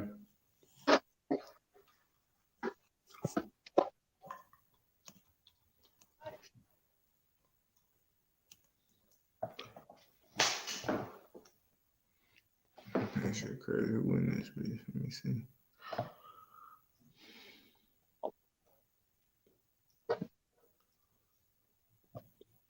What time is it out there? What is it? It's about 8 o'clock, bro. Tuesday. But it's Tuesday here. Tuesday night. 8 at night. Man. That shit crazy. It's 3 in the morning here. It's what, Tuesday morning? Yeah. Yeah. We're way ahead, bro. The only country ahead of us, New Zealand, I think. Damn, y'all damn near a whole day ahead. Yeah, living in the future, bro. Man, that shit crazy. Yeah, well, what the weather like? Nah, yeah. About 30. What? You do the. It's about probably close to 90 degrees today. 90? Hot? Yeah. That shit like that. It's like that year round? Nah, because it's summer here now. It's summer there? Yeah, when is it winter? When you're summer. Swapped around. What the fuck? Yeah. Oh, so it's winter in like June and shit? Yep. That's fucking crazy. Yeah, wow. But see, it's crazy to me because when like we always grew up Christmas, summer, you go to the beach and that, you know, like go out. And so it's crazy for me to think summer's like winter, but that's because what used to it, you know? Yeah. Oh, so motherfuckers go to vacation for Christmas. Yeah, or just go to the beach and that, you know. Get out the outdoors. That shit crazy. I'll put the camera on now. I don't know if you can see it though, because it's taken. But this is like a quieter part of the city, you know. Damn. So y'all can't see it. H got the background. I'm gonna say, don't worry, bro. We've got a KFC just like America. Damn, fucked up. KFC and where we got McDonald's, a few stores up. Not too different, bro. What y'all be serving at y'all McDonald's though? Y'all got the same menu as us? Yeah, pretty much. I think what I've seen, bro. Maybe a few differences, not much. Man, look, this shit. Man, that shit look different. What the fuck? Turn back to that KFC. That shit look crazy. Yeah, that's what when I was showing 180 150, he's like the KFC look way different. I'll go in here and I'll show you, bro. See that KFC, That shit crazy. Y'all can eat at a bench at that. Then motorcycles just be around, or there's somebody shit. That shit crazy. Where's the motorcycle? I didn't see it. Yeah, that must be the delivery driver, lad. Yeah. They get around on the bikes. Damn. See, y'all shit. That motherfucker look clean as shit. Yeah, this is like a quieter part of the thing, you know what I mean? Oh, that's somebody riding a bike, delivery boy type shit. Yeah. There's way more interesting parts of the city, bro. I wish I could show you, but this is where I happen to be at the moment. Damn. Yeah. I was at the beach mat earlier. I had that on, but yeah. You know, you close to a beach? Oh yeah. Most people on here live near the water. Oh shit, that's crazy. Let's go Subway. We've got a Subway coming up. I'll take you there. Y'all got Subways? Yeah, of course. I'm tripping. I'm thinking about your Subway, like, you know what I mean, underground and shit like New York. No. Well, there is still a train line, but yeah. Mm-hmm. Still a train line. Not underground, though. Yeah. Not really. I think some of it goes underground. Subway is bullshit. No, y'all Yeah, got Popeyes in that motherfucker? Popeyes? No Popeyes. I know what Popeyes is, but we haven't got that. Damn. Y'all ain't got Popeyes. So y'all don't fuck with fried chicken down there. Y'all don't like fried chicken down there like that? No. Very popular. We just don't have Popeyes. They just serve it in other places, you know? Like every burger place will have fried chicken as well, you know? Yeah. Where you at? You off work? You just chilling and shit? Nah, I'm coming home from the gym, lad. Oh, the gym? Yeah. Oh, okay. Yeah, because that's my name, Outlaw Boxing. That's the gym. We've got a gym here, bro. Family. Oh, boxing gym? Yeah. Oh, okay, for sure. Hey, but you said you live in Texas. Uh-huh. I had a friend, bro. His family were national leadership of Banditos. You heard of them? They're a motorcycle club out of Texas, but they had chapters here. Yeah, I don't know. It's a lot of fucking motorcycle clubs and They're the biggest 1%er club in Texas. Word. They had the shootout at Waco about 5 years ago. 9 people died in a massive shootout with another club at Waco, Texas. Damn. Yeah. Oh, the Outlaws? Nah, Banditos. I can't remember the other club. Banditos and Cossacks. I think they were called the other club. Oh, okay. No, I don't know. What's that? A movie theater? What is that? Which one? Y'all got big movie theaters and shit. Yeah, of course. This is a big city, bro. Like, you find everything here, you know. Oh, so, well, hey, you gotta get my number and call me when you go to the mall, man. If y'all got them exclusive J's up there, man, you gotta let me know, man. They be texting over here, you know, shit be selling out.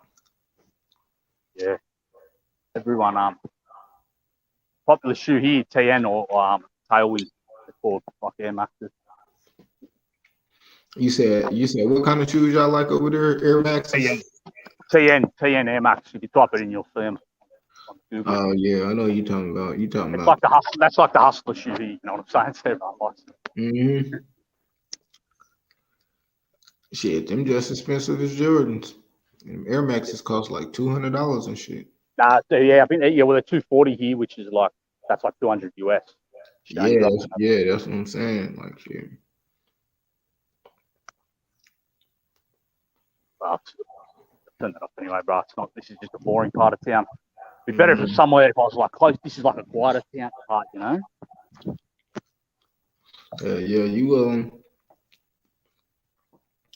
What you drive down there? Are you walking? Is it like one of them cities that you could, you know what I mean? You can get around like using a bus, trolley, or some shit like that. Yeah. Nah, you mostly drive, but I just like to walk home from the gym because like to get more exercise. You know what I mean? More exercise, do more. You know, my gym's like I've walked so far about. Oh yeah. 5 miles from my gym. So I walk quite a bit home, you know.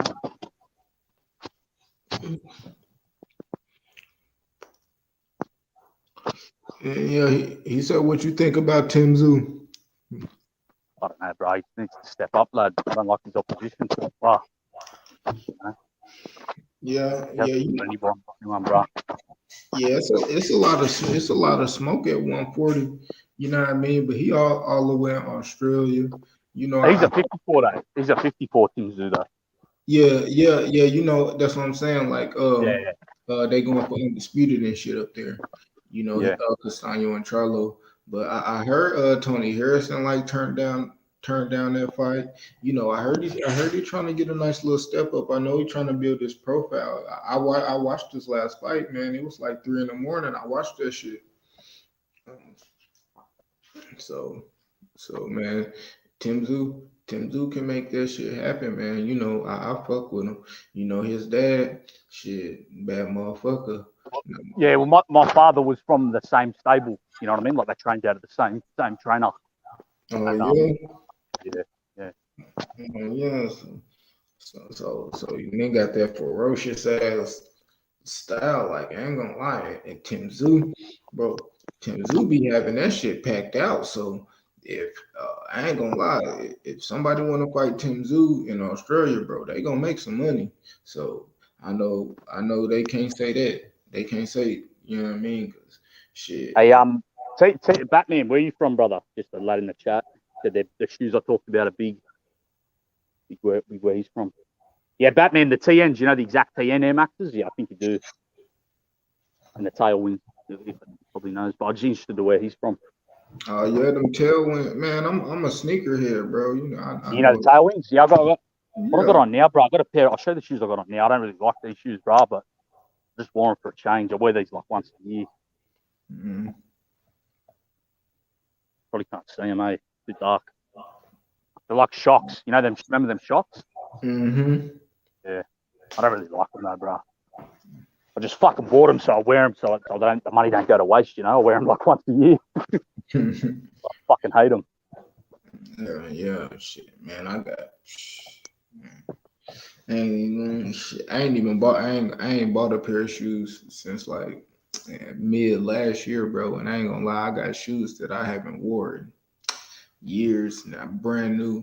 Like I got brand new fucking Jordans in my closet right now. Came out shit 2020 and shit that I ain't even fucking wore yet. You know what I mean? But, that shit. Yeah, that's what I got. Yeah, the shoes I got that as well. Shoes you barely even wear. So I just wear them like once, just to get some use out of them. Mm-hmm. I don't mind them 270s, bro. I'll probably buy a pair of them tomorrow. Actually, tomorrow or the next day. I want to get them ones. Yeah, Batman said he from Manchester, UK. Oh, Manchester, yeah. He said my friend also moved back to Australia. He's from here. He said he's from Manchester. His friend moved to Australia. Batman, we used to have the DJs. They used to DJ at Wigan Pier. They'd come out here as well. DJ at the club. Hey, that's crazy. Yeah, I heard that. I heard y'all got like crazy. Y'all do like crazy parties. Y'all have huge parties. DJs. What's his name? I think his name is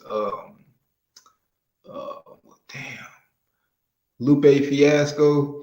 He said, and you know he a rapper, but he said he DJ'd a huge party in Australia though. Huge. Yeah, the festivals here, they kind of died down. They were a bit rather not as popular as they used to be, but they were big.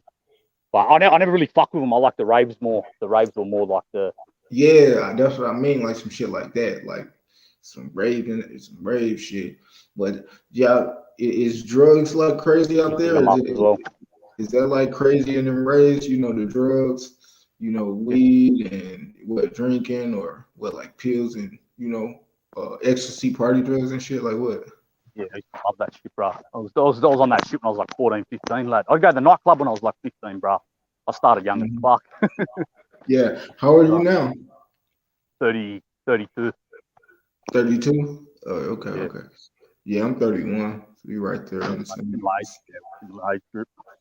Mm-hmm. But, you know, but I love all the Texas music, bro. I love Scarface, fucking Ghetto Boys, Pimp C, all that shit. Bro. I grew up on that as well, you know. Oh yeah, hell yeah. Even Memphis. You said you lived in Memphis. 3-6, 8-ball MJG. I listened to all of that shit when I was younger. Man, hell yeah, shit. If you listen to UGK 9 times out of 10, you can listen to some 8-ball MJG. You know what I mean? Shit like that. That's like they like cousins and shit. Texas and Memphis and shit. Yeah. Remember that other rapper from Texas? What was his name? Zero. Rap faster. Mm-hmm. Raps faster. Yeah, Zero. The Crooked. Mm-hmm. Who are like big celebrities like from Australia that we probably wouldn't know? I know I don't know. I'm not too familiar. Yeah, I don't really pay attention to it, bro. But like singers, like music and shit. Do y'all got like any global? Huh? I don't really listen to music, but I mean, I don't really. You listen to the musicians from here when I think about it. I don't even know what ones would have crossed over. So y'all pretty much just listen. So y'all just listen to our music pretty much, like American music. And other Europe. No, I listen to a lot of music, bro. I listen to old school music. I listen to I listen to obviously a lot of American music, a lot of musicians from the UK. I listen to some musicians from here, but you won't know them because they're not really crossovers. You know what I mean? Yeah, that's what I meant. Like, is there any like stars from there that you know? I'm trying to think of musicians. I could tell you more actors like who is from here: Mel Gibson, Russell Crowe. Mel Gibson from Australia. Yeah, Russell Crowe. You know that lad. Yeah. Nicole Kidman. She was a big actress back in the day. Hugh Jackman, you know that lad that was Wolverine. I think he's from here. Hell yeah, facts, Octane. That is how Tim Tszyu fight. Tim Tszyu fight like he's trying to prove he's not privileged just because his father's last name. Yeah, that boy got some fight in him. I ain't gonna lie. Pounds. Yeah, he does, bro. Also, Pounds. Now everyone mentions that beer to me. I've never had it, bro. But yeah, it must be big overseas. Foster beer? What is that, like Australian beer? Yeah, bro, but I never had it, lad. No one drinks it here. It must be from some other state, bro. But yeah, I don't know, but no one drinks it here, lad. Mm-hmm. Yeah, I ain't gonna lie, man. Tim Tszyu, when Tim Tszyu get in the fight with a live dog, yeah, we really gonna see what he got. But I ain't gonna lie, I do like what I see. He getting these dudes the fuck out of here, and that's what you supposed to do. When you in the ring with somebody who's not on your level, you just get them the fuck out of there. And that's why it's like a lot of fighters, when you look at them, especially like Terrence Crawford, with him just stopping there, everybody at 47, it's like, bro, like I know this dude. He probably like if he stopped Earl, Batman makes a good point, bro. What'd he say? Yeah, Batman makes a good point though, bro. I like Tim's body work. Like that's something his dad, bro, never hit the body enough, lad. He never worked the body enough, bro. So I like Tim Tszyu work it. Like he's a good body puncher. He doesn't neglect it. But the thing with Tim Tszyu is, bro, it's just his opposition. Fucking atrocious, lad. He needs to step up. Yeah, I mean it's hard, but I ain't gonna lie, bro. He's the reason. And who is his promoter? Do you know? Yeah, they're lads down here, bro. I can't remember what are they? I don't know. I can't remember the name, but I know who they are. You know what I mean? Just a promotion down here, lads. Okay, so I ain't gonna lie, that's what I'm saying. And he's selling out. He's selling out a lot. So it's like this: if somebody come to him to sign him for a deal, you know, a huge promotion deal or some shit, bro, they gonna have to come with some bread because he already making a lot of bread. He already selling, you know what I mean, selling out, man, thousands of people and shit like that. That's even if the ticket's 50, man, say you selling the tickets $100 and shit, you sell 20,000. You know how much fucking money that is? That's crazy. You know what I mean? That's crazy, bro. So Tim do he do his thing, bro. Once he get in there with a live dog, you know, somebody of merit, you know what I mean? Somebody with a name, whether that's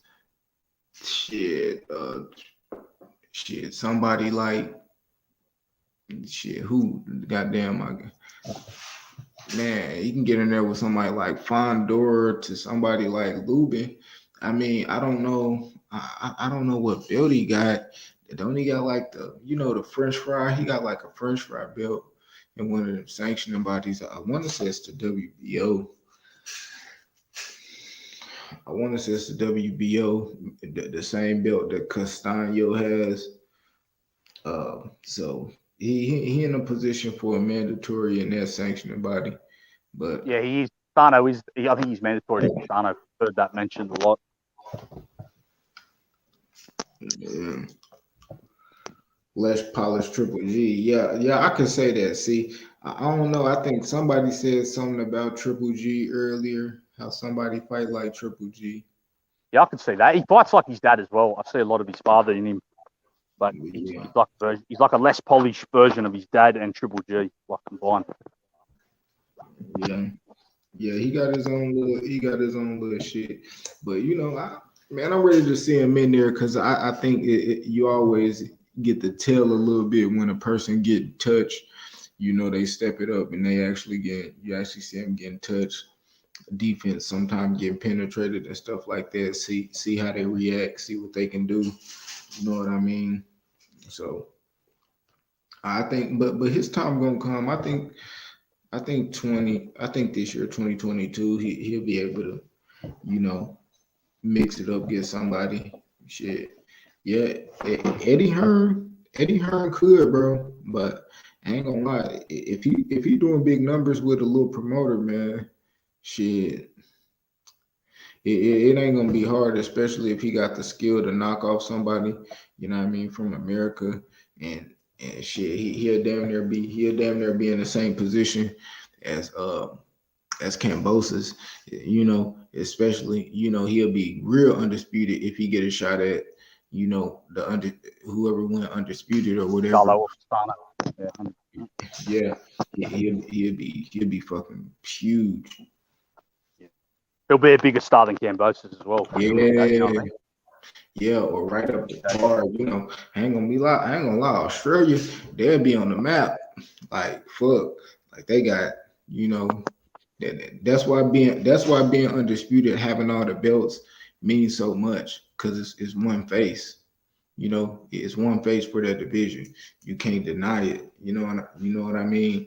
Until somebody work their way up to number 2 and challenge you. And that's how it should be. Because when you undisputed, nobody else really deserve that shot unless they 2 or 3. You know what I mean? Or whoever win out of 2 and 3. So, you know, it'll always be big. You know, and then sometime we might have to sort it out if somebody vacate. But I think even if that happened, somebody always want to come behind them like, shit, now I want to be undisputed. It's just not enough to be a one belt. You know, you unify, that's good, you know what I mean? But when you undisputed, that shit is like shit like the cherry on top, icing on the cake and shit, man. But shit, what do I do? Do you think Tim is bigger than George Kambosos over there? He was definitely before low. Like right now, I think they're about even low. Cause what type of size venues was Tim selling out? You know what I mean? How much was that venue in his last fight? I'm not sure. Well, I think the most he probably sold out is like, I don't know, 10,000, maybe 20,000, maybe something like that. But he hasn't. But like you said, he hasn't fought no one. So if he had a big opponent, I think they could sell out. That's what I'm saying. Like, bro, when people fight nobodies over here, nobody shows up. sometimes when people fight somebody, it's like Devin Haney fought, you know what I mean, like JoJo, and it was like 2,000 or 3,000 people there. You know what I mean? I think that's what it was like. Something like that. Correct me if I'm wrong, but I think that's what they were saying. And he championed and all that. Tim Tszyu not even champion.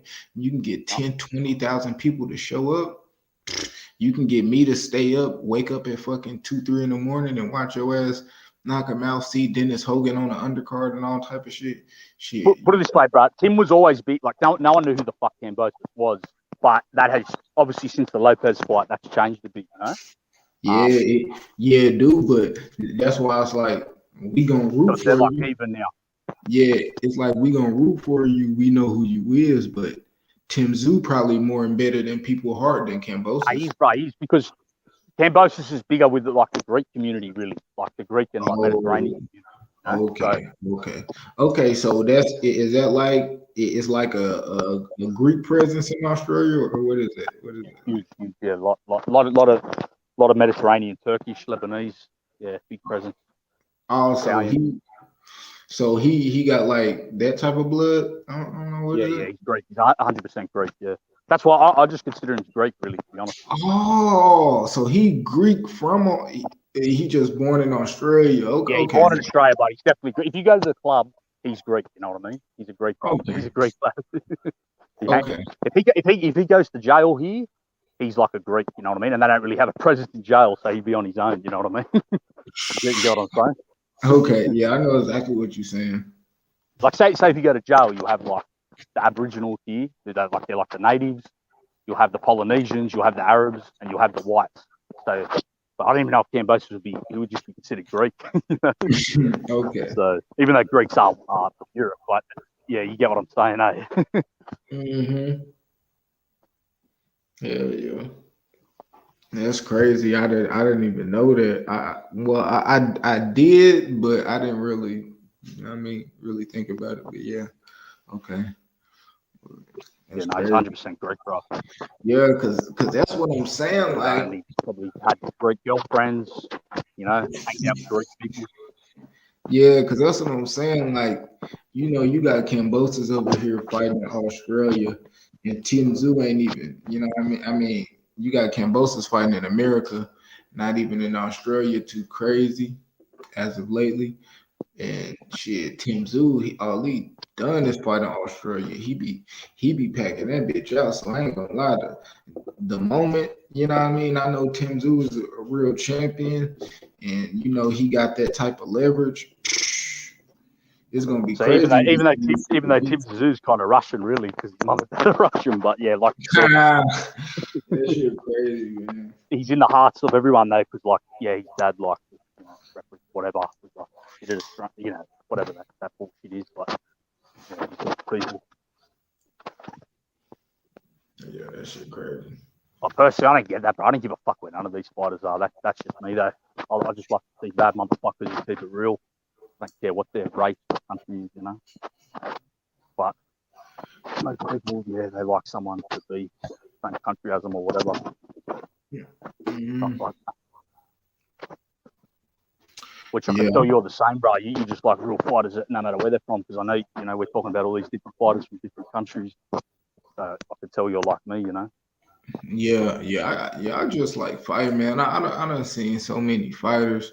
My fighters come up, favorite fighters come up and shit, retire, and new fighters, they retire, and now that shit, a lot of these people be attached too much, but at the end of the day, they all fighters, they here for our entertainment.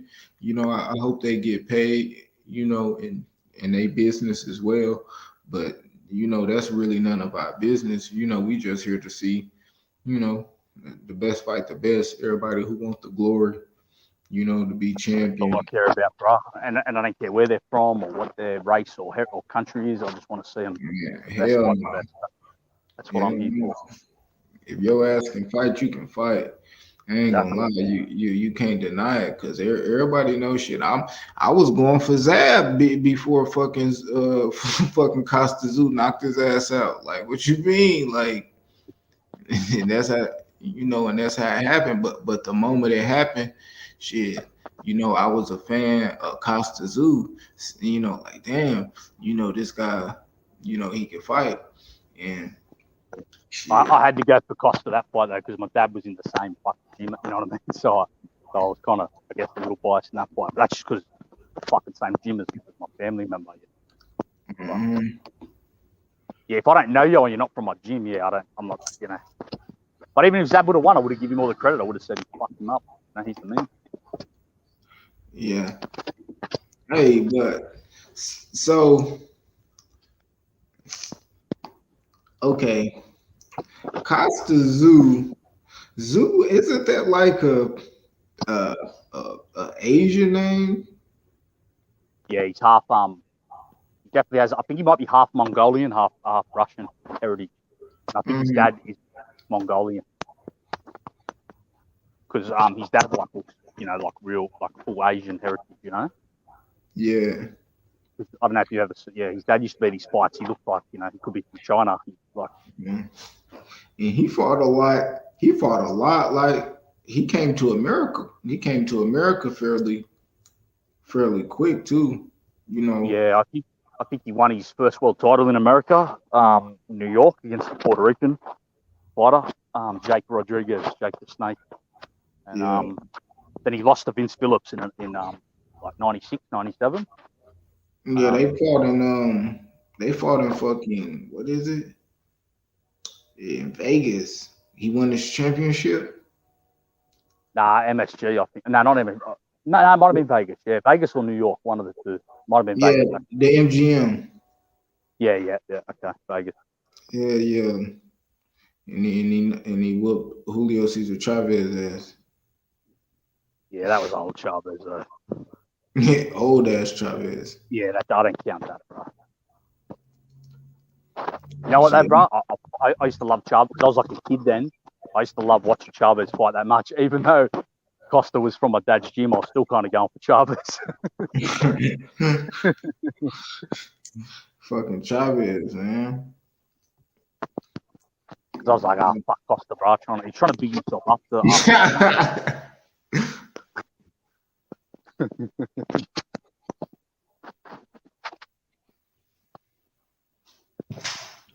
Oh, okay. Oh, okay, Octane. He from the Caucasus region, like Khabib and Triple G. No, I don't think he is. No, I don't think he's from the Caucasus region. I could be wrong, but I'm pretty sure he's not, bro. I think he's from like Siberia, like that over that region. Yeah, he mixed. Yeah, he obviously got some Asian pussy. That's Mongolian though, not Caucasus. Caucasus is like that's like Chechnya, Dagestan, Georgia, Armenia. He's not from there. That's the Caucasus region. No, Costa's not from there. I'm pretty sure he's from Siberia, and he's but Mongolian heritage. His dad was Mongolian.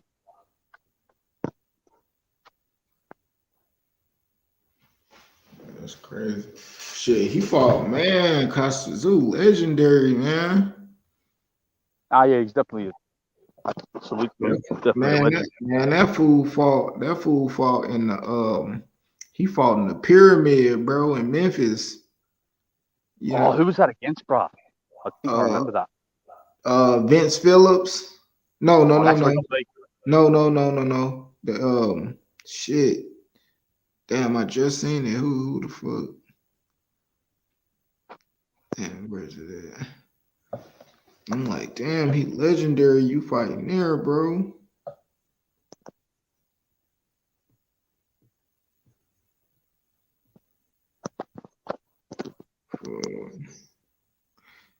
Taj Mahal. He fought Taj Mahal against Vince Phillips. Let me see.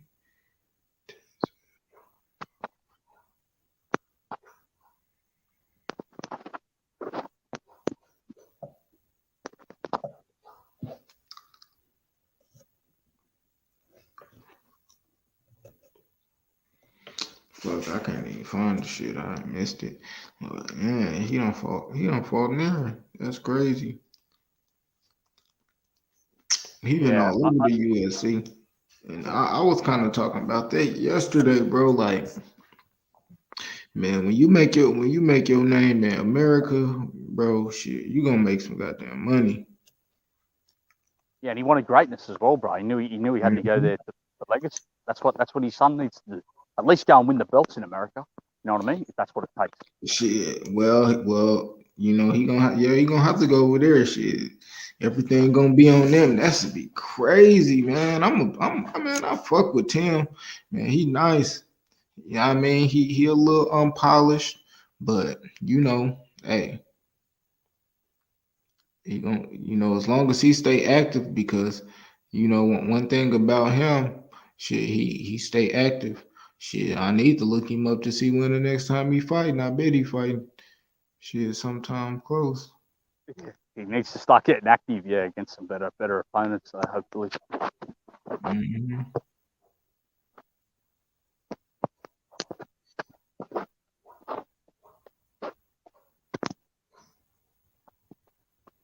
And where's 150? He was on here before. He fell asleep. 150. I'll do my boy 150 in a second. Yeah, he's on here, Bramer. Fell asleep, bud.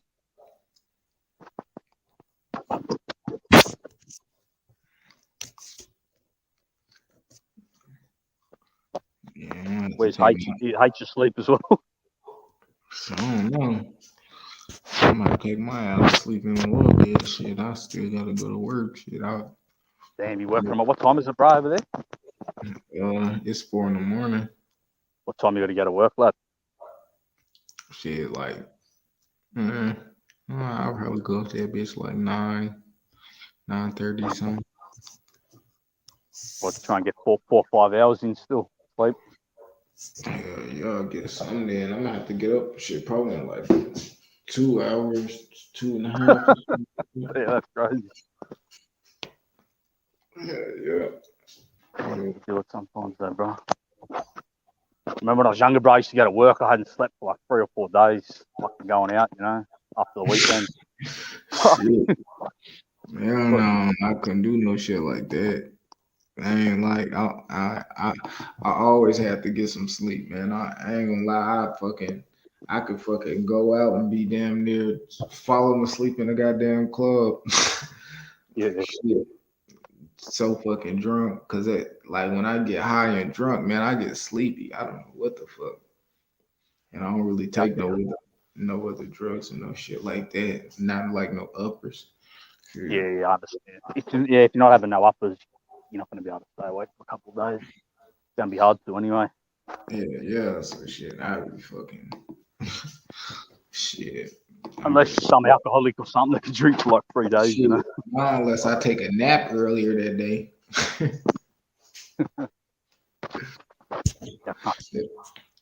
Can't do it anymore. As you get older, it gets harder as well, bro. Like I went out about 6 months ago. I went out on a Friday. I got home like Monday morning. But fuck, it took me like a week to recover, Shit, yeah, I know exactly what you're saying. Shit, I just drink at the crib. I don't really go out much.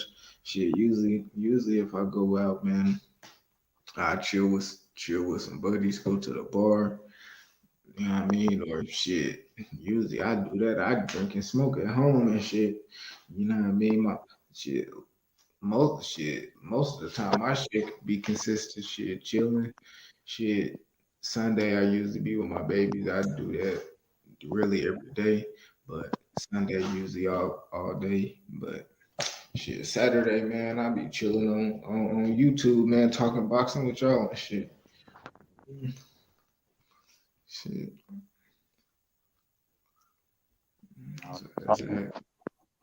I'm the same, bro. If I have a party, it'll just be someone's house. Few girls over, that's it, But I don't get much other now, bro.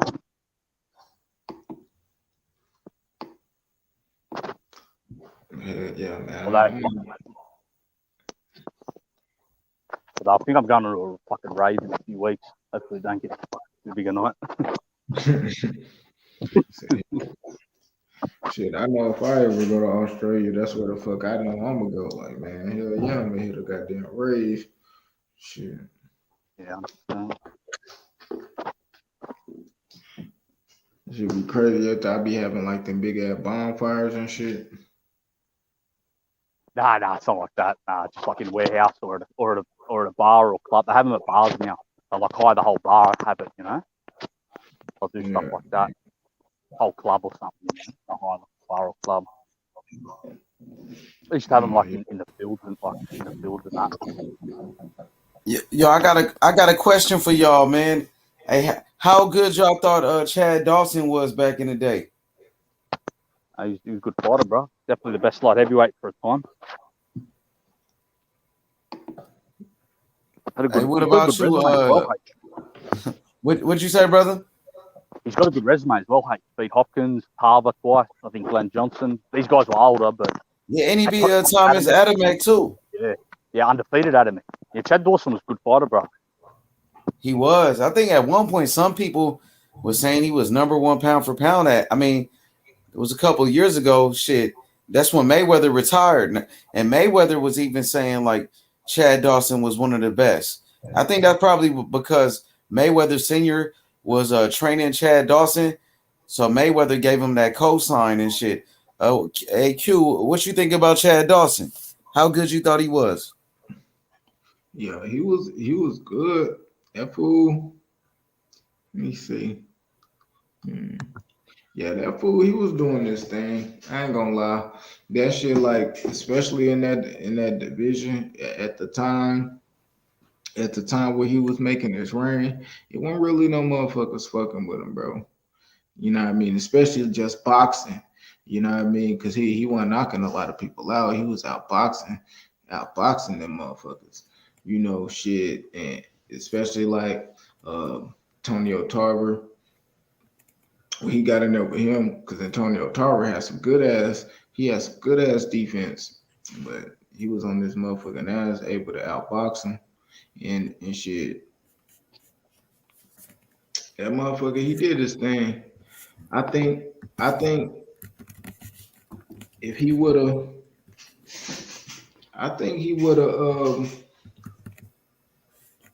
probably. Nah, I don't know. I ain't gonna lie. You know, he beat Bernard Hopkins 2 times clean, but you know he was old. He was a little bit older. If Bernard Hopkins was younger, I think Bernard could have came out on top of it on him. Hey, does Demetrius Andrade remind you of Chad Dawson? Is it a similar style? We could go to Jed Cow. Jed Cow, does Demetrius Andrade remind you of Chad Dawson? Or no, different type of fighters, or are they similar? He's on mute. Go ahead. Go ahead, Q.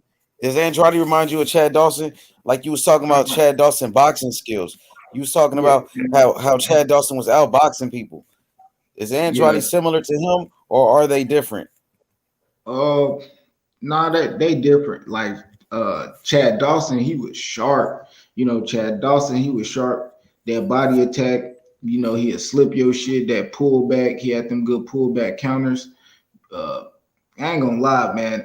That motherfucker, he was quick too, especially that young Chad Dawson. Man, shit. Yeah, he was. I ain't gonna lie, Chad Dawson, he was cold. Now, Andrade don't really kind of. Andrade kind of cold too, though. Like he just ain't got no good opponents, but Andrade is good than a motherfucker too, though. I ain't gonna cap. Yeah, Andrade good, but you know, like Chad Dawson, he had like a not that style, like not like a fighting style, just style with how we fought. That shit was real smooth, you know, real crispy and shit. How we fought, you know, how we used to pull back with his hands down, you know, how Ali used to do that and shit real quick.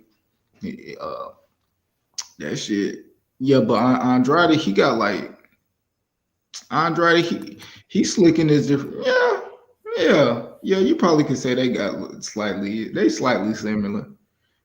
I say Chad Dawson. Andrade more closer to Chad Dawson than I say anybody else in the division, for sure. All right, is this a better comparison? Does Andrade remind you of Andre Ward? Is any similarities with Demetrius Andrade and Andre Ward, or you don't see no similarities with those two? Shit, he probably closer. He probably way more closer style than than that boy. Ward. Yeah, he more closer to Chad. I don't know what you think. Who would you say he more familiar with? I say Chad Dawson. I say the comparison with Chad Dawson is more closer than Andre Ward comparison, maybe. With the little bob and weave, type of style.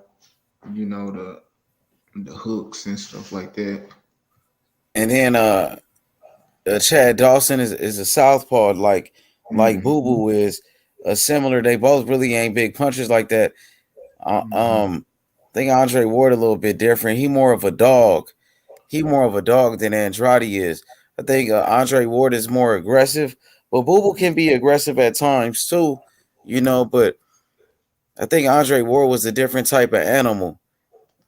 Probably more similar to Chad Dawson. Yeah. Maybe a little bit more similar to Chad Dawson, I would say.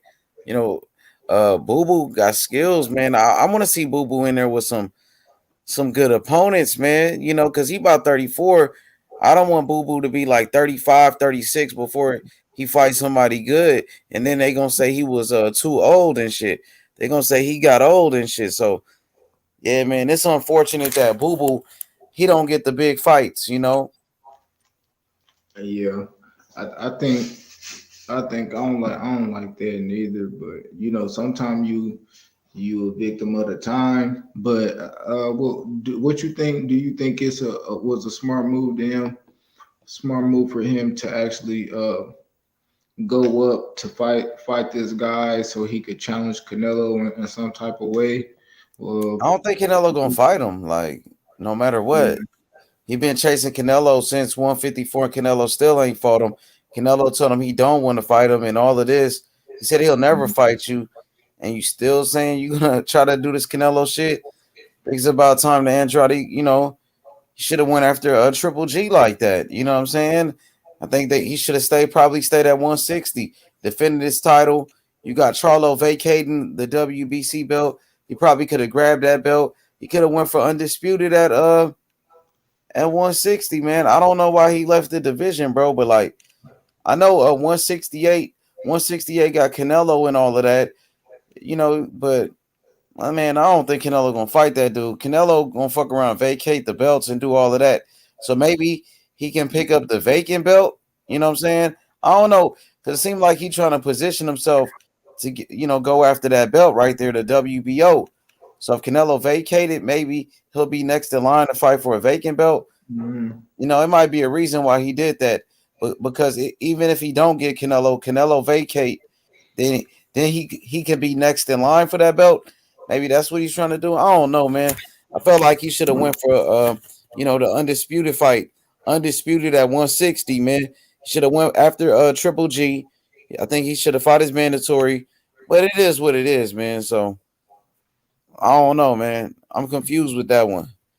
Yeah, I don't really know. I don't really think it's a position he could put himself in. Now he's not even a champion. You know what I'm saying? Maybe he was struggling to make weight. I don't know, but I mean, I don't see him beating. I don't know if he could beat Benavidez. It'll be a good fight. I don't even know if he will fight a Benavidez. To be honest with you, you got people like Morrell up there. You got Canelo, of course, Caleb Plant. I don't see him fighting Caleb Plant either. I really don't know, man. Maybe he's hoping Canelo will vacate the belt because Canelo already said he ain't gonna fight him. So, man, I think he probably should have really stayed at 160. He should have fought his mandatory, went after Triple G, unified with Triple G. You know what I'm saying? And man, could have went for the undisputed, man. He could have been the number one middleweight in boxing. But now, you dropped the belt. That's all you had. All you had was the belt. Now you're not even a champion. So I don't know what the fuck gonna happen with him, to be honest with you. But I like Boo Boo. I ain't trying to shit on him and shit. I just hope he get a big fight, man. I wish he would have stayed at 160 though. I wish he would have fought Triple G and shit, man. Yeah, shit. Yeah, that's crazy, man. Eddie Hearn, man. I don't understand how Eddie Hearn can't make no big fights. Not even for his own fighters on his own side of the fence. Like that's crazy. You know, I guess it was kind of that same way with PBC at 168, the same as it is with the zone at 160. But you know, Boo Boo. Yeah. You know, Boo Boo, I guess for the same reason he didn't want to fight Jermall, you know, low risk, high risk, low reward, is the same reason why Canelo don't want to fight him. I'm saying like he could have got Johnny Beck out the way, right? And then he could have fought against Triple G. And then, you know what I'm saying, go for the undisputed. Charlo about to vacate his WBC. Charlo moving up to fight Canelo. So, you know, you could have went after that belt. You could have unified, man. So that's why, like, Charlo out of 160, you could say, you know, Andrade might be the best middleweight in boxing, but you know, left the division now. So I don't know, my nigga. Yeah, all he had to do was fight him one time, bro. I don't know, but I fuck with Boo Boo. I just want to see him get some good fights, man. You know, felt like Triple G, he should have kept pressing on Triple G. They've been pressing on Charlo this whole time, but Triple G on the zone with you. You got Eddie Hearn working with Triple G, and he's working with fucking Demetrius Andrade. Eddie Hearn should make those fights happen, dog. Yeah. The fuck they doing over there, man? Well, what you think about Rashidi Ellis, man? What you think he could do? I guess this year, you know, they dropped, you know, he done dropped out the top 10 of all the sanctioning bodies. Shit, it used to be ranked, but shit, now they got him shit all the way down to like 14 in the WBC and shit. You know what I mean? What you think he can do? He's wasting his talent, man. He's wasting his fucking talent. I think he's a good fighter. I think people overrate him, though. I think he's overrated, to be honest. He got good speed. He can box. He can move and shit. But he doesn't have any power at all. You know what I mean? And I think he's good. He's a good fighter, but I don't see him being like one of the top dogs like that. You know what I mean? He can box. I would like to see him probably against Conor Benn or some shit like that. You know what I'm saying? Fuck it. Put him in there with Conor Benn. Put him in there with somebody like Virgil Ortiz or Blair Cobbs. Those are three good fights for him. A fight with Conor Benn, my nigga, that's a good fight right there. A fight with Virgil Ortiz or a fight with Blair Cobbs. So that's what he should do. Those are some good fights right there. Take the Conor Benn fight. If you beat Conor Benn, shit, you know what I'm saying? That's gonna give you, you know what I'm saying? That's gonna give you a lot of buzz. People gonna be talking about you. You know what I'm saying? They're gonna get your buzz up. So he gotta turn this, you know what I'm saying? He gotta turn up. Fuck it. Go after fucking Conor Benn. Go after Adrian Broner or some shit like that. Fight Danny Garcia or something like that. You know what I'm saying? Fight Boots. Castillo Clayton or somebody. Yeah, fight Boots, Castillo Clayton. You know what I'm saying? I think that Conor Benn fight would be good for him. Because if he beat Conor Benn, you know, people gonna be talking about it, bro. Yeah. Oscar got his ass on the show, man. Ever since he fought that last dude, whatever his name is, Alexis Rocha or whatever. But that shit crazy. Your boy EB done fought 2 times. He done fought 2 times since Rashidi beat him. He was on the Munguia Rosado undercard and shit. So shit, they playing that fool. They got that nigga on the bench for real. I had seen on this Instagram he had posted he just want to fight, man. They playing him out here. Said he got his lawyers I guess looking at the contract, see what he can do. But you know what I mean? Shit, look like he done made a fucked up business decision. They need to put him up in there with Mean Machine or something. You know what I'm saying? Put him in there with somebody like Maurice Hooker or something like that. You know, Rashidi Ellis. Those are some good fights for him. He got to step his game up. He's about 28 years old. You know what I'm saying? He's not a young fighter like that. 28, that's not old though. He's still young and shit, but he's getting up there in age. He's almost 30. Yeah, he getting big, man. He big as shit, dude. For real, because he ain't been fighting. Well, I don't mean like he look muscular as fuck, like that. Yeah, but he ain't that strong though. He don't have power like that. Yeah, he don't punch very technically. Like he don't turn his punch. He slap his punches a lot. He got a lot of speed. He needs let them bitches go a little bit more. You know what I mean? Turn them over a little bit more instead of slapping with them. But shit. He be in the gym with Canelo and shit. So, man, Canelo, he punched technical than a motherfucker. He punched perfect. So shit, man, he need to find something out. Hell, even Ron Garcia, man, throw a good ass punch. Shit. So, I think shit that's like a little technical flaw he probably could fix, but he ain't got crazy power like that, no. Yeah, for sure. But he's a decent fighter. He got some skills. He's very fast and shit. He can give some people some problems and shit with his speed and shit. So I like him though. He pretty good, So I want to see him in some big fights for sure. I don't think he that like all of that though, to be honest with you. Yeah, I know what you mean. He ain't like, he don't stand out like you. I say Boots or nothing like that. You know what I mean? But shit, I think he can fall somewhat in that category. That they can line up to actually fight. And I think we can get a good fight out of it. You know what I mean? Yeah, for sure. I want to see him mix it up with the other guys. It's about that time for him, But like I said, he's a solid fighter. He got some good boxing skills, very fast. He can move and shit like that. But he don't look strong to me. You know what I'm saying? He don't look that strong for sure. Man, we got some good fights coming up, man. Keith Thurman and Barrios. Who you got with that one? Yeah, Keith Thurman. I think Keith Thurman gonna knock him out. Which round? Knockout.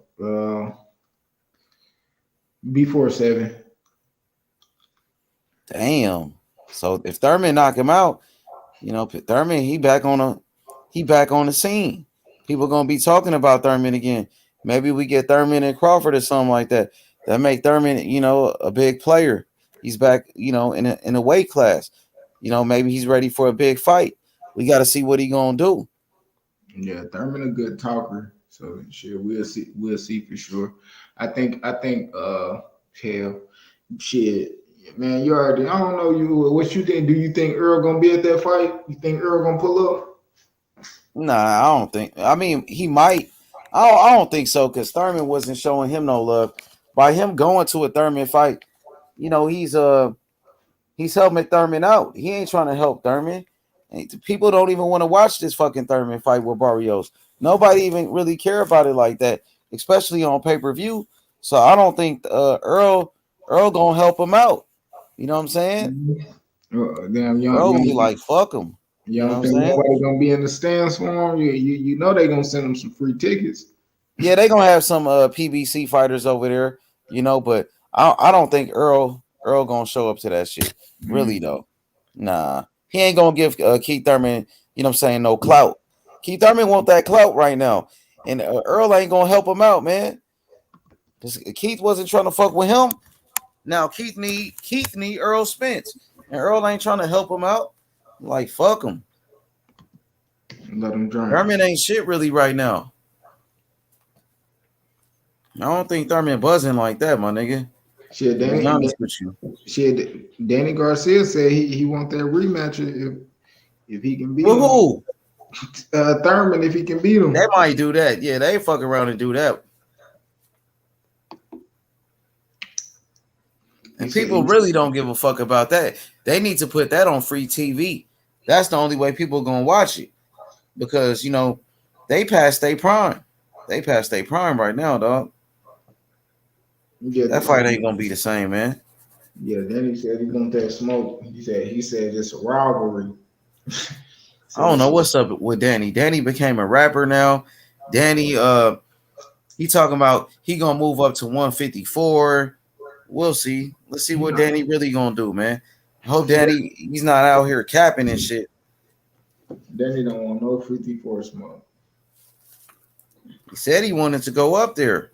You don't think Danny can beat Tony Harrison? I think he can beat him. Nope. I got Danny beating Tony Harrison. Tony Harrison, he looked like shit in his last fight, man.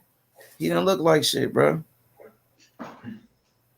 Danny looked like shit in his last fight. But look, he fought Earl Spence. The motherfucker Tony Harrison fought a nobody though, and he got a draw. That nigga got a draw with a nobody in there, bro. A fucking bum, really. You know what I'm saying? A fighter we never heard of, bro. On me, but Danny, that nigga. Come on, man. That nigga out here on the ground doing Tony Montana impressions and shit, dog. This nigga trying to fight. But I mean, he bugging. He on some other shit. I don't know what's up with Danny. He probably made a lot of money. Really don't give a fuck about boxing. Man, I see a lot of fighters doing that shit. You got Tevin Farmer doing it. Tevin Farmer don't give a fuck about boxing. He got to come back to make some money though. He got to come back eventually. Got to get a payday. He said that money gonna run out. Didn't he say he was gonna fight? Who was he? This my Ryan Garcia. Ryan? Is it? Yeah, Ryan Garcia and Tevin Farmer was talking about fighting, and I heard Tevin Farmer was talking about fighting Mickey Bay. You probably talking about that. Him and Mickey Bay was talking about fighting. Oh yeah, I heard both of them. I mean, shit, if you got two fights that you possibly could take, shit, man, I'll line it up. I'll take Mickey Bay, then I'll take fucking Ryan. Shit, that's two good paydays. What if they give him Kambosos though? Like Kambosos just wanted like a little tune-up fight in Australia. You know what I mean? If he come back and fight Tevin Farmer in Australia. Like Tevin Farmer, he got a little name in boxing that, you know, bro, like, and he still got losses too. Like, bro, go out there and make some bread, bro. Yeah, because they both were Lou DiBella. So I wouldn't be surprised if, like, say Kambosos just want to defend his titles real quick and shit in Australia. You know, like a homecoming fight with Tevin Farmer. I wouldn't be surprised if something like that happened at this point. You know what I mean? I got a question for you. You remember a fighter named Frankie Lyles? You don't remember Frankie Lyles? Lyles, yeah. Yeah, he was a southpaw, super middleweight. I think he boxed Roy Jones in the amateurs and shit. He was from Florida. He was pretty good though. Southpaw. He beat Michael Nunn. He beat Michael Nunn, like, you know, when Michael Nunn was kind of past his prime and shit. After James Toney knocked him out, you know, but he beat Michael Nunn. He was pretty good though, southpaw. The nigga could box for sure. Yeah, he was a good boxer. I ain't gonna lie, man. There was a lot of good fighters, man, coming up, especially in the 90s. Yeah, Ronnie Lyles, he did his thing. Virgil Hunter actually did this thing too. Who? Virgil Hunter. Oh, Virgil Hill. Yeah, Virgil Hill. Yeah, the dude. He was a gold medalist, and Roy Jones knocked him out with a body shot. Yeah, he was good though. Virgil Hill. You know what I'm saying? Those some good fighters. James Toney back then. You know, Gerald McClellan and shit like that. Mike McCullum and them. You had some good fighters, man. Terry Norris and shit. Hell yeah, you got good fighters right now, man. A lot of these fighters get overlooked and shit, man. I mean, nowadays you lose one fight, and you ain't shit. You know what I'm saying? But back then it didn't matter if you lost a fight. It didn't matter, man. No. That shit was crazy shit. Even got down shit, Ron Lyle, the heavyweight, the guy that fought, you know what I mean? He fought Muhammad Ali and George Foreman and all them and shit, Ernie Shavers. Oh damn, you know him? Say it again. Ron Lyle. Yeah, Ron Lyle. I think he was from Ohio. That motherfucker got power. Him and George Foreman had a crazy ass fight. Man, yeah, and Ernie Shavers. Him and Ernie Shavers, they had a war. What? Hell yeah. He beat Ernie or nah? Nah, Ernie Shavers beat him. That shit, it was, yeah, and yeah, but it was a war just like how, like him and Foreman, like one of them type fights. Like, yeah. Man, that shit crazy, man. Man, them boys was some killers back in the day. But we still got killers right now, like I said. Mm-hmm. But if you lose one fight in boxing nowadays, people don't fuck with you. Like, I still fuck with Erickson Lubin. Even though Erickson Lubin got beat by Charlo. But man, he was only 21 years old. They rushed him. He wasn't ready for that fight. He got knocked out, but that motherfucker came back. He just knocked out Jason Rosario. He beat Nathaniel Gallimore and shit. He fighting top guys, my nigga. And he ready for Sebastian Fundora right now. You know what I'm saying? So I still fuck with Erickson Lubin. What you think about Erickson Lubin? Yeah, I like Erickson Lubin shit. I think, man, yeah, him and Fundora, good fight. Shit, I think him and shit, Tim Tszyu, a good fight. Shit, him and whoever win out of this undisputed fight, I think shit, if he fight one of them guys like Fundora or something, at like a title eliminator, I think he fight another title eliminator or something. You know what I mean? He actually can get another chance at maybe trying to win them 154 titles. You know what I mean? To see if he can do it or not. Shit, because he worked his way back up like he's supposed to. You know what I mean? Fighting the top guys, even after the loss. For sure. So I'm gonna say my future top 5 pound for pound one more time because I got it right now. So number 1 will probably be David Morrell. Number 2, Boots Ennis. Number 3, I'm gonna say Shakur Stevenson. Number 4, Tank Davis. Number 5, Devin Haney. What you think about my list? That's a solid list, I think. Yeah, that's a solid list. I got Haney up in there. I gotta put Haney up in there. I go with damn near that same list, but I'll probably put Shakur number 1. Shakur number 1. Probably number 2. Yeah, probably Boots number 2. Me think.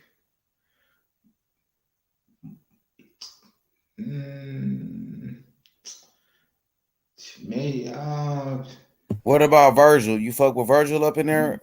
Virgil and that. What about Benavidez up in there? You fucking with him? No, I don't know. See, that's what I'm thinking. I'm trying to think like if Morrell get them shots, you know what I mean, Benavidez and shit like that, come out on top. Benavidez ain't gonna be on there if Morrell done, you know what I mean, to stop them, you know what I mean, to beat them. So I think a lot actually lies with some of the fights they gonna get. They get certain fights. They gonna be able to make that shit happen. I ain't gonna lie, and it's gonna be surprising. Especially if they get these fights they need to and they win. Some might say Morrell could get rushed or whatever. You know what I mean? Because he don't really got that many fights. But shit, if he can get them fights and he can win, shit, man, he deserves his spot at the top. Pound for pound. Especially if he knock some of them guys off. Because they ain't even too anxious on fighting each other. So what? So let's not waste no more time. You don't want to fight the top guys. Go and fight this young guy. You know what I mean? I think that's what they need to go and do. I don't really see, I think 168, that's a tough division to possibly crack. But I think if he get them fights, he'll be able to come out on top, top 5 pound for pound guys for real, and I think that's what pretty much all of them. It all relies on, man, they promoter, showing they trust them, believe they're gonna get these fights, put them in there and let them win. For sure, no doubt. So you said you got Shakur, Boots in this. Who else? You got Tank in there, Tank Davis. Yeah, I got the same, bro. I'm gonna say the same list as you, but instead of Devin, I'll probably go.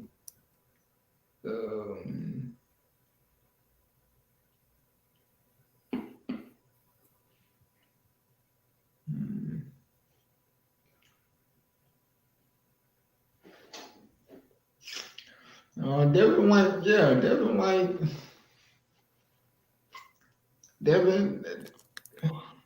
Devin should be in there, man. If he get them fights, yeah.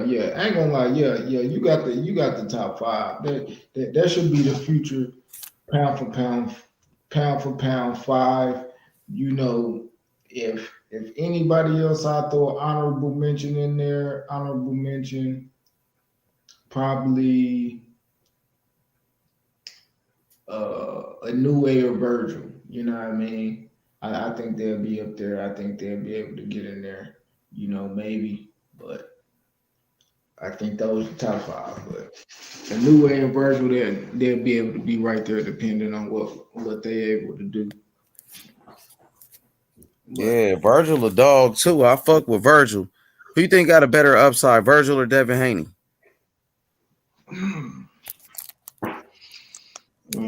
Shit.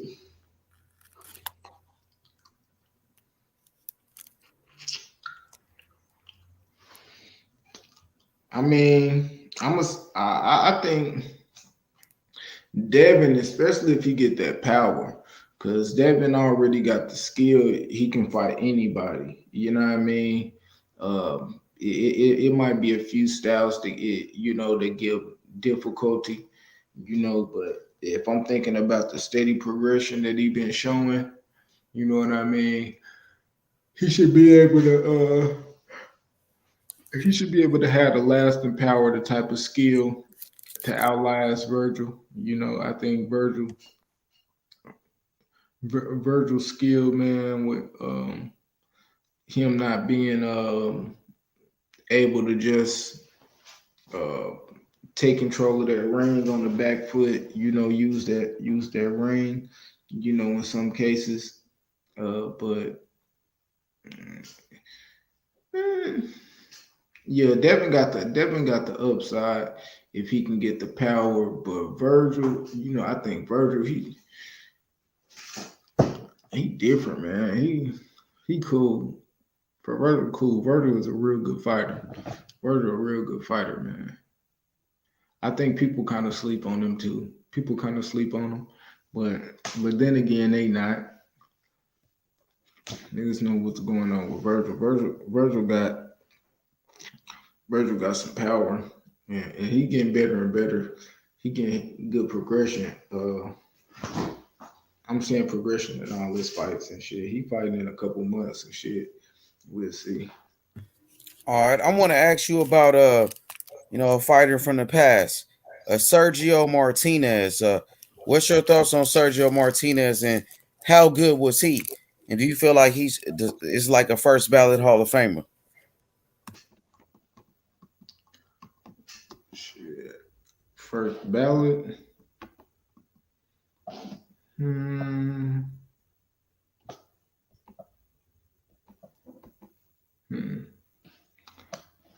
don't know, bro. He was good. I'm gonna say, what was his record? You know what his record was? I don't know. I know he had a lot. He had a lot of fights, man. That nigga, he had a lot of fights. I think he lost some fights early in his career and shit. You know what I mean? Motherfucker was a hell of a fighter, though. I'm pull up his box rec. That motherfucker was cold, though. Sergio Martinez from Argentina. That motherfucker was fast. He could box. Murray beat the fuck out of Kelly Pavlik, but that's after Hopkins got to him. You know, he beat Julio Cesar Chavez Jr. He the first person to beat Chavez Jr. Yeah, he knocked out Paul Williams and shit too. Oh yeah, he did. He knocked the fuck out of Paul Williams. On me. That motherfucker was good though, dog. I ain't gonna cap. Yeah. How good was he though? And what you remember from him? Yeah, he Hall of Famer. That motherfucker, yeah, he has some power. Cause Paul Williams beat him in the first fight. It was close though. That's why they did the rematch. It was close to the motherfucker. Some people thought he won the first fight. I don't know. Let me see that Paul Williams fight, and then he lost the first Paul Williams fight majority decision. So it was a very close fight. Well, Paul Williams got the win. So then he beat Kelly Pavlik in his next fight, and then he got the rematch with Paul Williams, knocked him out. Then he beat an undefeated fighter from Ukrainian fighter, fucked him up, knocked him out. Then he was just on a hot streak, Darren Barker. And then he beat undefeated Chavez Jr., the first man to beat Chavez Jr. right there. You know, Martin Murray, another undefeated fighter. They was building him up. He was like a late bloomer. Like early in his career, he got beat by Antonio Margarito. Margarito stopped him. I don't know if Margarito cheated or whatever, but Margarito stopped him. You see that in 2000. Year 2000, I think that was his first loss. Yep, his first loss to Antonio Margarito. People don't talk about that. That's when they was young. You know what I mean? He stopped him. 7th round stoppage. Margarito knocked him out. Like I said, I don't know if Margarito cheated or whatever it was, but Margarito knocked him out 7 rounds. Then he kept building, just kept working his way back up. And then what fight was it? What fight put him back on the map? I think it was that Paul Williams fight. So he got that fight with Paul Williams. No Kermit Cintron. He had a draw. He had a draw with Kermit Cintron. I didn't know that. Then he had a close fight with Paul Williams. And then he knocked out. He beat Kelly Pavlik. That Kelly Pavlik win really got him on the map. Really, it was that fight with Paul Williams. Because, you know what I'm saying? He had a very close fight with Paul Williams. A lot of people thought he won that fight. And then the next fight after that, he beat Kelly Pavlik, beat the fuck out of Kelly Pavlik. Then he knocked out Paul Williams in the rematch, and then he was turned up. After that, he was turned up. Yeah. Yeah. A lot of knockouts and shit. Hell yeah. So you said you felt like he a Hall of Famer for sure. Yeah, he a Hall of Famer. Shit, you look at the names he fought. I mean, he lost to Miguel Cotto, but shit, you know, that's he was Miguel old Cotto. then. He was washed. Yeah, that's what I'm saying. And that's fucking Miguel. For real though, but yeah, he had a what's that, a 25 year career? I mean, no, am I tripping? Yeah, 25-year career. Shit. Yeah, Hall of Fame, Argentinian fighter, you know what I mean? Paving the way for fighters like Castaño and shit. You know what I mean? If Castaño fuck around and do him like how he did goddamn Paul Williams, that shit gonna be crazy. So yeah. Hey, so one more fight I want to ask you about. What's your thoughts on Joe Calzaghe?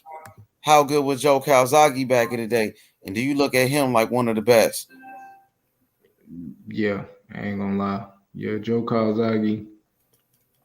Yeah, he was one of them guys, bro.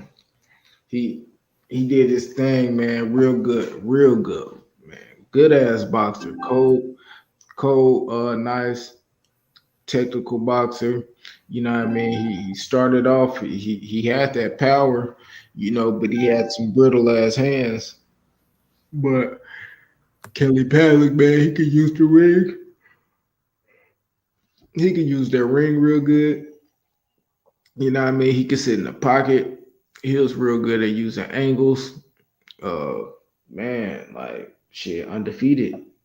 B. Roy Jones, Bernard Hopkins, with Chris Eubank. You know what I mean? Like, I ain't gonna lie, he was cold. Yeah, one of the Yeah, one of them middleweights, bro. One of the best. I ain't gonna lie. Shit, he undefeated. Nobody ever beat him. Nobody ever figured a way how to beat him. He even in this, when he got older in age and wasn't didn't have that pop like how he used to. He had to use his head. He had to use his brain to win fights. Especially like if you beat somebody like Bernard Hopkins, like shit. I ain't gonna lie, like. Yeah, Joe Calzaghe, man, he one of the best super middleweights ever. Top 10 super middleweight for sure. Well, what you think? Hell yeah, he's one of the best, man. Man, the way he beat what's my boy name? Jeff Lacey. Oh my man, he beat the fuck out of Jeff Lacey. Man, that motherfucker was so fast, and he threw so many punches, and he had a lot of skills too. You know what I'm saying? Footwork was incredible. Speed. He had some power combinations, and his toughness. Joe Calzaghe, bro, was one of the best. Man, shout outs to Joe Calzaghe, retired undefeated, just like Floyd Mayweather, retired undefeated like Andre Ward. He's one of the best at 168, one of the best of all time at 168. And it's unfortunate that he came to America like later in his career, and he did beat Bernard Hopkins. It was a very close fight, but he got the decision. Bernard Hopkins dropped him in the first round, and then he beat the shit out of Roy Jones. Roy Jones actually dropped him too. I wish I would have seen him fight like Roy Jones in his prime and shit. I wish I would have seen him fight Bernard in his prime and shit like that, but he's still one of the best, one of the best, man. I respect Joe Calzaghe. He's a legend, you know what I'm saying? He's a fucking legend for sure. That motherfucker was a beast. Like his combinations, his hand speed, his work rate, man, he threw so many punches, bro. You know what I mean? Volume, non-stop punches from Joe Calzaghe. Angles and shit. Hell yeah, that motherfucker was cold, bro. Yeah, he beat the shit out of Jeff Lacey. Yeah, he did. I couldn't believe that shit because they was building up Jeff Lacey like the next Mike Tyson. He was a knockout artist, and man, he just beat the shit out of Jeff Lacey, destroyed him. Pumpkinhead treatment, goddamn. Yeah, and he punished Jeff Lacey. So shout outs to Joe Calzaghe. He's a living legend in the sport of boxing, just a living legend, man. Much respect to him. You know what I mean? Who you think would have won out of him and Andre? Damn, that would have been a good fight. That shit would have been a great fight. Man, if I had to pick one, Andre Ward is, man, one of the greatest too, man. So I think Andre Ward's toughness could have gave Jeff Lacey, he could have gave Joe Calzaghe a lot of problems. And Andre Ward is similar to Bernard Hopkins. And we seen Bernard Hopkins give Joe Calzaghe a tough fight, but Joe Calzaghe throw a lot of punches, man. So it's gonna be hard to Andre Ward to keep up with Joe Calzaghe and the activity of Joe Calzaghe. You know what I'm saying? Man, it's gonna be tough. Andre Ward, the dog. Joe Calzaghe, a great boxer. He's a dog too. Man, I think it's a 50-50 fight, 50-50. But if I had to pick one, I'm gonna say shit. I don't know, dog. That shit's so tough. I'm gonna say Andre Ward, man. You know what I mean? I'm gonna say Andre Ward, but I wouldn't be surprised if Joe Calzaghe could beat him. Because Andre Ward been in some tough fights, man, with Kovalev, but Joe Calzaghe is a different style than Kovalev. I know styles make fights, and I just think Andre Ward will find a way to win. But Joe Calzaghe, he could find a way to win too. And they got common opponents in Mikkel Kessler, so they both beat Mikkel Kessler. But if I had to pick one, I'm gonna say Andre Ward. But I know most people might pick Joe Calzaghe. Most people gonna pick Calzaghe. Who you got in there? Shit, Prime for prime. Shit, I'm gonna take prime for prime. I'll probably take damn, bro. Kawasaki, that motherfucker, man. That shit gonna be a tough fight, man. Yeah, Joe Kawasaki, his activity level, man, hard to keep up with that guy. He throw too many punches, man. He's too busy. He's so busy in the ring. But Andre Ward is a dog. Andre Ward is an animal. He gonna work his way on the inside, try to rough up Kawasaki. But Joe Kawasaki, his speed, you know what I'm saying? His speed could give Andre Ward some problems too. Andre Ward was fast too. He got speed as well. Andre Ward, he got good head movement. You know, he I know he gonna go to the body of Kawasaki. You know, both of them got them angles. You know, man, footwork. Andre Ward, you know, he got that footwork too, man. But I think that fight will end in a draw, bro. That'll probably be a draw. We gotta get a winner. Come on, dog. Give me a winner, though. Andre Ward might edge it. I don't know. Maybe Kawasaki, bro. I don't know. I think it'll really be like one of them type of fights. You could watch it and be like, damn, maybe he won. But I think Andre Ward might edge it. I think Andre Ward will edge that shit, though. For sure, yeah. You can't go wrong with either or, though. Two of the best ever at that weight class. Shout out to Rakishi. He said H Money is Tay Jones, a history teacher, because he has to tell the story of when he got knocked out by Ndongo. Oh, my boy, roasting. He's Gary Russell better apologize to the great Haney and ask for a job because Maxayo retired his ass. He going in. H Money, salute. Salute Rakish. What up, though? King Rakish. Rakish. Yeah, man. So Andre Ward is a great fighter, and so is Joe Kawasaki. Two of the best, man. You know, legends. They both retired undefeated. You know what I mean? Joe Kawasaki, man. He got those big names on his resume, though. He beat up Bernard Hopkins. Even though Hopkins was old, Hopkins still came back and became a champion and beat a lot of people. You know what I'm saying? And then he beat Roy Jones Jr., who's an all-time great. Even though Roy Jones was past his prime, he still beat him, got his name on his resume, you know, but he got those guys at the end of their career, though, for sure. You know, but Joe Kawasaki, he beat Mikkel Kessler, Jeff Lacey, Chris Eubanks Sr. He got some good wins on that resume, man. Sakio Bika, he beat some guys, man. Fuck ain't no joke. Yeah. For sure, Rakish, man. Shout out to my boy Q, man. We out here cooking, though. But hell yeah, man. Shout out to my brother Q, everybody in the chat, man. We gonna wrap this thing up, man. And we gonna come back tonight with another one. You feel me? Yes, sir. Shout out to my boy Q, man. Y'all go subscribe to Q channel. Check him out on YouTube. The Lost Art of Boxing. You did go check him out. Yes, sir. Subscribe, man. Salute H Money, man. We're gonna be cooking on this bitch tomorrow. I mean, later tonight. Shit, you already know. Hell yeah, appreciate that, Q, my brother. Much love, my brother. And shout out to Rakish, everybody in the comment section showing love. Outlaw Boxing, Brandon Lee, 93 Octane. You know what I mean? Team Batman, Coco the Don. Shout outs to Karma Serene. Shout out to my boy Danny the Great. You dig? Hawker Mustang.